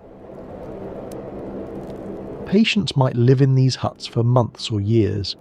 Some recovered, others died. The hut was home and hospital, and for many a final resting place. When a patient died, the hut would be cleaned, the bedding burned, and a new patient would move in, hoping for a different outcome. The turnover was constant. New patients arriving, old patients departing, some to resume their lives, most to be buried in the sanatorium cemetery. When the sanatoria closed in the 1940s and 50s, made obsolete by antibiotics that could actually cure tuberculosis, they faced a practical problem: what to do with hundreds of octagonal huts. The sanatorium buildings themselves could be repurposed. They became hospitals, schools, office buildings. But the huts, those strange little canvas shelters that had housed the dying, seemed to have no obvious use. The answer, in the end, was simple: sell them. Residents and businesses across Colorado Springs purchased the former tuberculosis huts. They were sturdy structures after all. The wooden floors and frames had been built to last, and the octagonal design was charming in its way. People converted them to storage sheds, garden houses, art studios, playhouses for children. The canvas walls, of course, were gone, replaced with more durable materials, but the distinctive octagonal shape remained, unmistakable to anyone who knew what to look for. Today, if you know where to look, you can find these huts scattered across the city. They appear in the most unexpected places, in backyards, in parking lots, alongside hiking trails. They have been painted, decorated, modified beyond recognition, but their bones remain the same. That octagonal floor, that peaked roof, that peculiar geometry of survival. One is on permanent display at the Colorado Springs Pioneers Museum, preserved in something close to its original state. Visitors can step inside and see how patients lived. The small bed, the sparse furnishings, the canvas walls that offered so little protection from the elements. It is a sobering experience, standing in that tiny space and imagining months or years of confinement. Another has been converted into a small visitor centre at Rockledge Ranch, a living history farm on the outskirts of town. Two in Manitou Springs have become storage sheds, their medical history forgotten by their current owners. One, remarkably, has been transformed into a small cafe, serving coffee and pastries in a space that once housed the dying. At Penrose Hospital, itself the successor to the Glockner Tuberculosis Sanatorium, a hut stands in Marjorie Reed Memorial Park, preserved as a memorial to the era. A plaque explains its history to visitors who might otherwise walk past without a second glance. Some huts have been lost entirely, demolished, burned, left to decay. Others survive in such altered form that their origins are unrecognizable. But enough remain that a dedicated explorer can still map the tuberculosis era across the Colorado Springs landscape. It is a strange afterlife for these structures. Built to house the dying, they now hold gardening tools and lawn furniture. The disease that created them has been conquered, but the huts remain, quaint, elfin, oddly cheerful reminders of a time when architecture itself was pressed into service, against an invisible enemy. If walls could speak, these octagonal walls would have stories to tell. Stories of hope and despair, of recovery and death, of human beings fighting for life in tiny canvas shelters under the Colorado sky. The architectural innovations developed for tuberculosis treatment did not remain confined to sanatoria. They spread into mainstream design, influencing the way Americans thought about homes and health. The sleeping porch, developed for consumptives, became a standard feature of American homes in the 1910s and 20s. Real estate advertisements touted sleeping porches as signs of modern, healthful living. Sleep in the open air, the advertisements urged. Your body craves fresh air. Families who had no connection to tuberculosis found themselves sleeping outdoors on screened porches, breathing the night air. The practice was particularly popular in the summer months, when the alternative was suffocating in bedrooms without air conditioning. But some enthusiasts slept outdoors year-round, bundled in blankets, convinced that the fresh air would keep them healthy. This was the tuberculosis treatment, democratized. The same regimen that doctors prescribed for consumptives, fresh air, plenty of rest, exposure to the elements, became a lifestyle choice for the healthy. It was preventive medicine, the logic went. If fresh air could help the sick, surely it could keep the well from becoming sick in the first place. The emphasis on sunlight and ventilation also shaped early modernist architecture. The flat roofs and large windows that became hallmarks of 20th century design had their origins, in part, in the sanatorium, buildings designed to maximize patients' exposure to sun and air. Architects like Le Corbusier explicitly drew on sanatorium design in developing their modernist visions. The Villa Savoy, one of the most famous houses of the 20th century, features a solarium on the roof, a direct descendant of the cure porches where tuberculosis patients had once reclined. The ribbon windows, the open floor plans, the emphasis on light and air, all of these can be traced back to the architectural experiments of the tuberculosis era. The connection was not accidental. Many early modernist architects had personal experience with tuberculosis. Some had been patients themselves. Others had designed sanatoria before moving on to other commissions. The lessons they learned about ventilation, about sunlight, about the relationship between architecture and health informed everything they built afterward. Even the hospital design of today owes something to the tuberculosis era.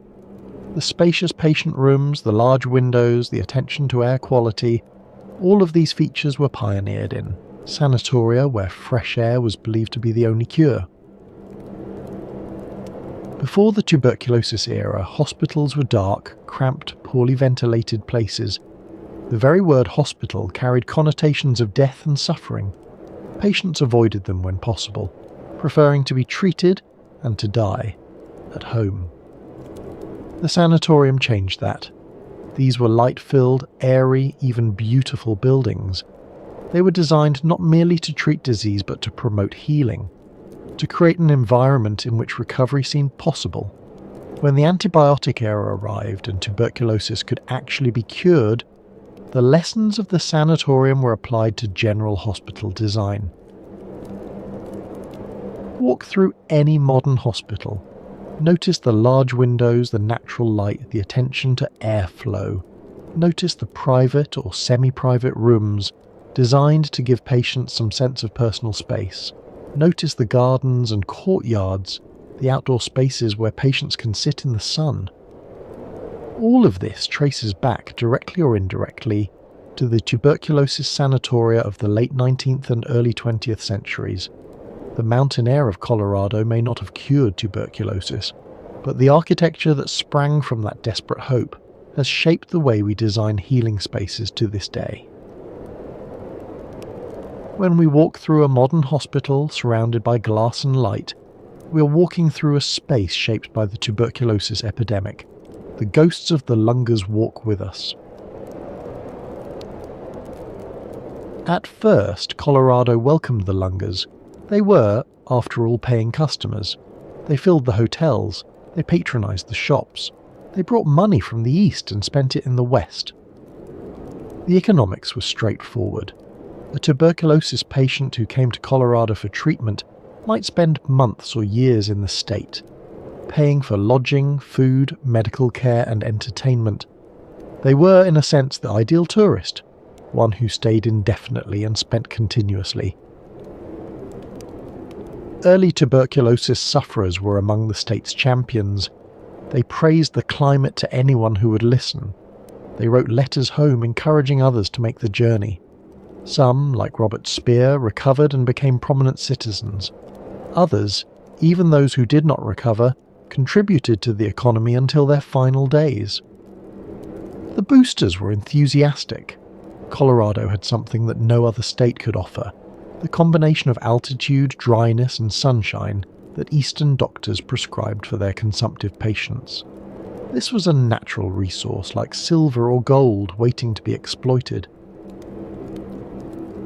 And so the advertisements went out. Colorado, the health paradise. Breathe the pure mountain air. Nature's cure for consumption. The state marketed itself as a destination for the dying, a place where the hopeless might find hope. The Lungers came by the thousands. They filled the hotels, they rented rooms in private homes, they set up tents on the outskirts of town, and Colorado welcomed them, their coughs, their fevers, their money. But by the late 1890s, attitudes were beginning to shift. The turning point was germ theory. Throughout most of the 19th century, tuberculosis was believed to be hereditary, a constitutional weakness that ran in families. This theory, however wrong, at least had the virtue of making patients seem unthreatening. If tuberculosis was inherited, it could not be caught.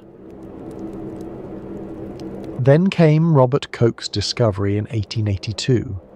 Tuberculosis was caused by a bacterium. It was contagious.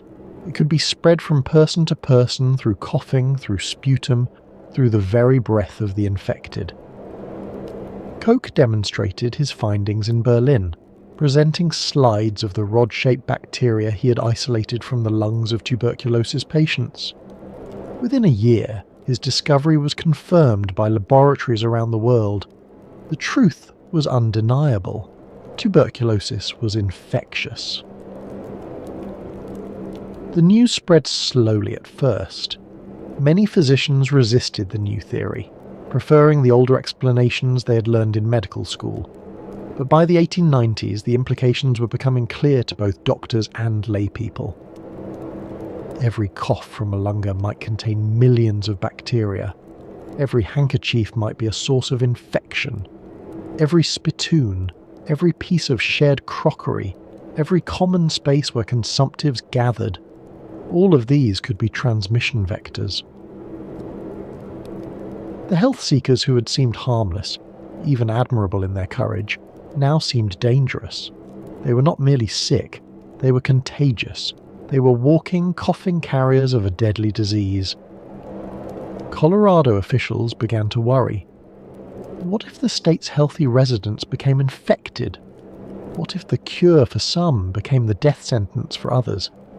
The very policy that had built the state's economy, welcoming tuberculosis patients, now seemed like a terrible mistake. By the first decade of the 20th century, the welcome had turned cold. State officials began discouraging tuberculosis patients from coming to Colorado, at least certain kinds of tuberculosis patients. Those with early-stage disease, who had money for treatment and a reasonable chance of recovery, were still tolerated. The wealthy consumptive, the kind who could afford Cragmore or a private sanatorium, remained welcome. Their money still spent the same, regardless of their disease. But those with advanced or incurable forms of tuberculosis were told to stay away. State health officials issued warnings: do not come to Colorado unless you have sufficient funds for at least 1 year of treatment. Do not come unless you have a letter from an Eastern physician confirming that you are in the early stages of the disease. Do not come if you are already dying. The message was clear. We want your money, but not your corpses. The change was not subtle. Innkeepers who had once competed for the lucrative tuberculosis trade now refused to rent rooms to obviously sick visitors. The cough that had once signalled a paying customer now signalled a dangerous infection. Shop owners asked coughing customers to leave. Landlords included clauses in leases prohibiting consumptive tenants. The hotels were particularly zealous. A tuberculosis patient who died in a hotel room was bad for business. Other guests would hear of it. They would refuse to stay in that room, perhaps refuse to stay in the hotel at all. The value of the property would decline. Better to refuse the consumptive at the door than to deal with the consequences of their death. The stigma extended to the newspapers. "Two brothers are insane," screamed one 1906 headline in the Denver Post, describing two victims of the White Plague who had come from Cincinnati, lived in a tent and grown increasingly ill. The story treated them not as patients deserving sympathy, but as problems to be solved. Other headlines were equally harsh. "Dying consumptive found in park." "Lunger arrested for begging." "Health seekers become public burden." The newspapers that had once celebrated Colorado's healing climate now wrote of tuberculosis patients as if they were criminals. In the Colorado legislature, some representatives proposed a remarkable measure, requiring tuberculosis patients to wear bells around their necks, like lepers in medieval Europe, so that healthy citizens could avoid them. The image is almost medieval. Patients shuffling through the streets of Denver, bells tinkling with every step, warning the healthy to keep their distance. It was public humiliation dressed up as public health. The proposal did not pass, but the fact that it was seriously debated, that elected officials stood before their colleagues and argued for this measure, tells us something about how dramatically attitudes had changed. Other proposals were more successful. Spitting in public places was outlawed in many Colorado cities. This was, in fact, a sensible public health measure. The tuberculosis bacillus could survive for weeks in dried sputum, but the laws were enforced selectively. A healthy businessman who spat on the sidewalk might receive a warning. A consumptive who did the same might be arrested. During the Great Depression, the hostility intensified. The legislature passed a law prohibiting non-residents from receiving public assistance for tuberculosis treatment. If you came to Colorado sick and poor, the state would not help you. You could die in the streets, but you could not claim a dime from the state treasury. The sanatoria themselves were increasingly built on the outskirts of town. Cities wanted the economic benefits of the tuberculosis industry, the jobs for nurses and orderlies and cooks, the money spent on supplies and services, the business generated by visiting family members, but they wanted the actual patients kept at a safe distance, out of sight, out of cough. The modern Woodman of America Sanatorium, with its hundreds of gardener huts, was located miles from downtown Colorado Springs. Cragmore was built on a bluff north of the city, separated from the main population by geography. The message was unmistakable. We will treat you, but we do not want to see you. For the poor Lungers, those who had come west with nothing but hope, the discrimination was devastating. They had sold everything to buy their train tickets. They had liquidated their savings, mortgaged their homes, borrowed from relatives who expected never to see them again. They had said goodbye to families they might never see again, and when they arrived in the promised land, they found that no one wanted them. The advertisements had promised healing, the doctors had promised hope, but no one had mentioned what would happen if they arrived without money. Some ended up in the tent colonies that dotted the outskirts of Denver and Colorado Springs. These were not the orderly rows of gardener huts at the proper sanatoria. They were makeshift camps, canvas tents on wooden platforms, exposed to the elements, with little in the way of medical care or sanitation. The locals called these areas Lunger's Row. They were not hard to find. Just follow the sound of coughing, the sight of emaciated figures wrapped in blankets, the smell of illness. These were the people that the sanatoria would not take, that the hotels would not admit, that the boarding houses would not tolerate. Life in the tent colonies was harsh. The tents leaked in the rain. They provided little protection from the cold. Food was scarce. Medical care was virtually non-existent. Patients who were too weak to care for themselves simply lay in their cots, waiting for someone to bring them water, waiting for death. Some of the tent colonies were organised by charitable organisations which provided at least minimal oversight. Others were entirely informal, just groups of desperate people who had pitched their tents in the same location because there was nowhere else to go. The mortality rate in these camps was high.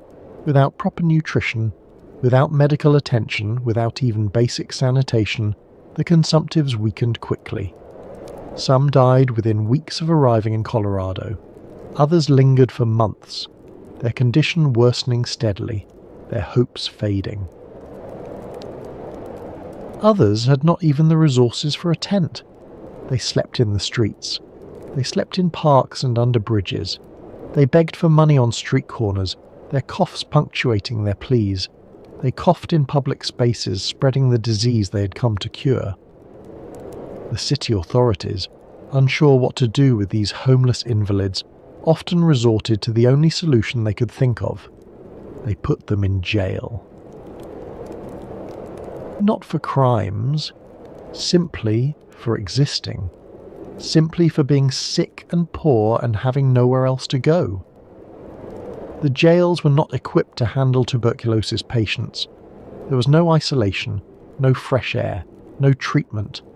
The consumptives simply coughed in their cells, infecting other prisoners, infecting the guards, spreading the disease through the incarcerated population.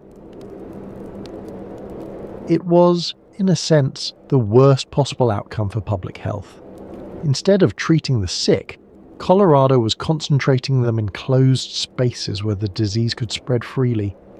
The jails became incubators for tuberculosis. Some of the jailed lungers died in their cells. Others were released when the authorities realized they were dying, sent back onto the streets to spend their final days wherever they could find shelter. A few were given train tickets back east, a cruel irony for people who had come west to escape death. It was this crisis, the spectacle of dying men and women jailed for the crime of poverty, that had motivated Francis Weisbart Jacobs to found National Jewish Hospital. Someone had to care for those whom everyone else had abandoned. None may enter who can pay, none can pay who enter. That motto was a direct response to the discrimination that the poor lungers faced. It was an acknowledgement that the tuberculosis industry had failed the most vulnerable, that the healing climate had become a death trap for those without means. The pattern established in Colorado would repeat itself across the American West. As germ theory spread, so did discrimination against tuberculosis patients. Cities that had once advertised themselves as health destinations began closing their doors. Phoenix, Arizona, which had marketed itself as aggressively as any Colorado town, began requiring tuberculosis patients to register with the health department. Pasadena, California, banned consumptives from certain public spaces. El Paso, Texas, established zones where tuberculosis patients were forbidden to live. Hotels posted signs refusing to accept consumptive guests. The language was often blunt. No, consumptives. Health seekers not welcome. TB patients must apply elsewhere. These signs hung in the lobbies of establishments that had once profited handsomely from the tuberculosis trade. Towns passed ordinances restricting where tuberculosis patients could live. They could not reside within a certain distance of schools. They could not rent rooms in certain neighbourhoods. They could not, in some cases, walk on certain streets. The sick were being zoned out of public life. The irony was profound. The sick, who had been told that their only hope was to go west, found that the west did not want them. Some Lungas fought back. They formed patient advocacy groups. They wrote letters to newspapers protesting their treatment. They pointed out that many of Colorado's most prominent citizens, including Mayor Robert Speer, had themselves been health seekers. If tuberculosis patients were good enough to build the state, why were they now being cast out? But the fear was too strong. The healthy majority, convinced that every cough might bring death, were not interested in the rights of the sick. They wanted protection. And if protection meant treating the ill as pariahs, so be it. It is a bitter irony. The states that had been built by tuberculosis patients, that had welcomed them when they brought money and boosted local economies, turned on them when they became too numerous, too visible, too threatening. The disease had not changed. The treatment had not changed. The climate had not changed. What had changed was the understanding that tuberculosis was contagious, and the fear that followed from that understanding. We should not be too quick to judge. Fear of contagion is a natural human response, rooted deep in our evolutionary history. The people of Colorado in 1900 had no way to protect themselves from tuberculosis except through avoidance. There were no antibiotics. There was no vaccine. Masks, if used at all, were primitive and of uncertain effectiveness. Isolation was the only tool they had. And yet we can acknowledge the tragedy of what occurred. We can recognize that the discrimination, however understandable, inflicted real suffering on real people. We can mourn for those who came seeking hope and found only rejection. But we can still mourn for the Lungas who came west seeking a cure and found instead rejection, who had given up everything for the hope of another few years of life, only to discover that their disease made them pariahs, who had sold their homes and said goodbye to their families, only to die in tent colonies or jails far from anyone who loved them. They are buried in cemeteries across Colorado. Many of their graves are unmarked, their names forgotten. The stone markers, if there were any, have weathered away. The families who might have tended the graves were 2,000 miles away, unable to visit. They came by the tens of thousands, and many of them never went home. Their bones lie beneath Colorado soil, in plots that no one visits anymore, their stories lost to history. The mountains they came to see still rise on the western horizon. The air they came to breathe still flows down from the peaks, but they are gone. The lingers, the health seekers, the desperate and the hopeful, leaving behind only unmarked graves and the faint echo of a million coughs. Let us pause now and consider what we have witnessed tonight. We have travelled to a place built on hope and desperation, a place where the dying came by the thousands, seeking in the mountain air the cure that no medicine could provide, a place that welcomed them when they had money and rejected them when they became too numerous, too sick, too visible. We have met remarkable individuals. William Jackson Palmer, the railroad man who saw in the clear mountain air an opportunity to build an empire. Frances Weisbart Jacobs, the woman who refused to let the poor die in the streets. Doc Holliday, the gunfighter whose legend began with a cough. Robert Speer, the Lunga who became a mayor and transformed a city. We have seen remarkable places. Cragmore, the palace for the dying rich, where champagne flowed and consumptives danced. The tent colonies, where the poor coughed their lives away on wooden platforms. The gardener huts, those strange octagonal shelters that now hold garden tools where patients once lay dying. The sleeping porches, still visible on old houses, their original purpose forgotten. Colorado in the tuberculosis era was many things at once. It was a place of genuine healing. Some patients did improve in the high, dry air, their symptoms easing, their lives extending beyond what anyone expected. It was a place of compassion. Frances Weisbart Jacobs and her hospital, treating those who had nothing, asking nothing in return. It was a place of luxury, Cragmore with its orchestras and dinner parties for the dying rich, where patients refused to surrender their dignity, even as the disease consumed them. But it was also a place of exploitation. The boosters who advertised 100% aseptic air knew they were exaggerating, knew that the mountain air could not actually cure tuberculosis, that most patients would die regardless. The sanatoria that charged $50 a week knew that most patients could not afford their services, that the poor would be left to suffer while the wealthy lounged on sun porches. The cities that built their economies on the tuberculosis trade knew that many of their customers would die, that the cemeteries would fill with the bodies of those who had come seeking life. And when the fear of contagion finally overcame the desire for profit, Colorado showed another face entirely. The Lungers who had built the state, who had filled its hotels and restaurants, who had funded its hospitals and schools, who had become its mayors and businessmen, were suddenly unwelcome. The sick were stigmatized, marginalized, jailed. This is not a simple story of heroes and villains. The people of Colorado were responding to a disease they did not fully understand using the limited tools available to them.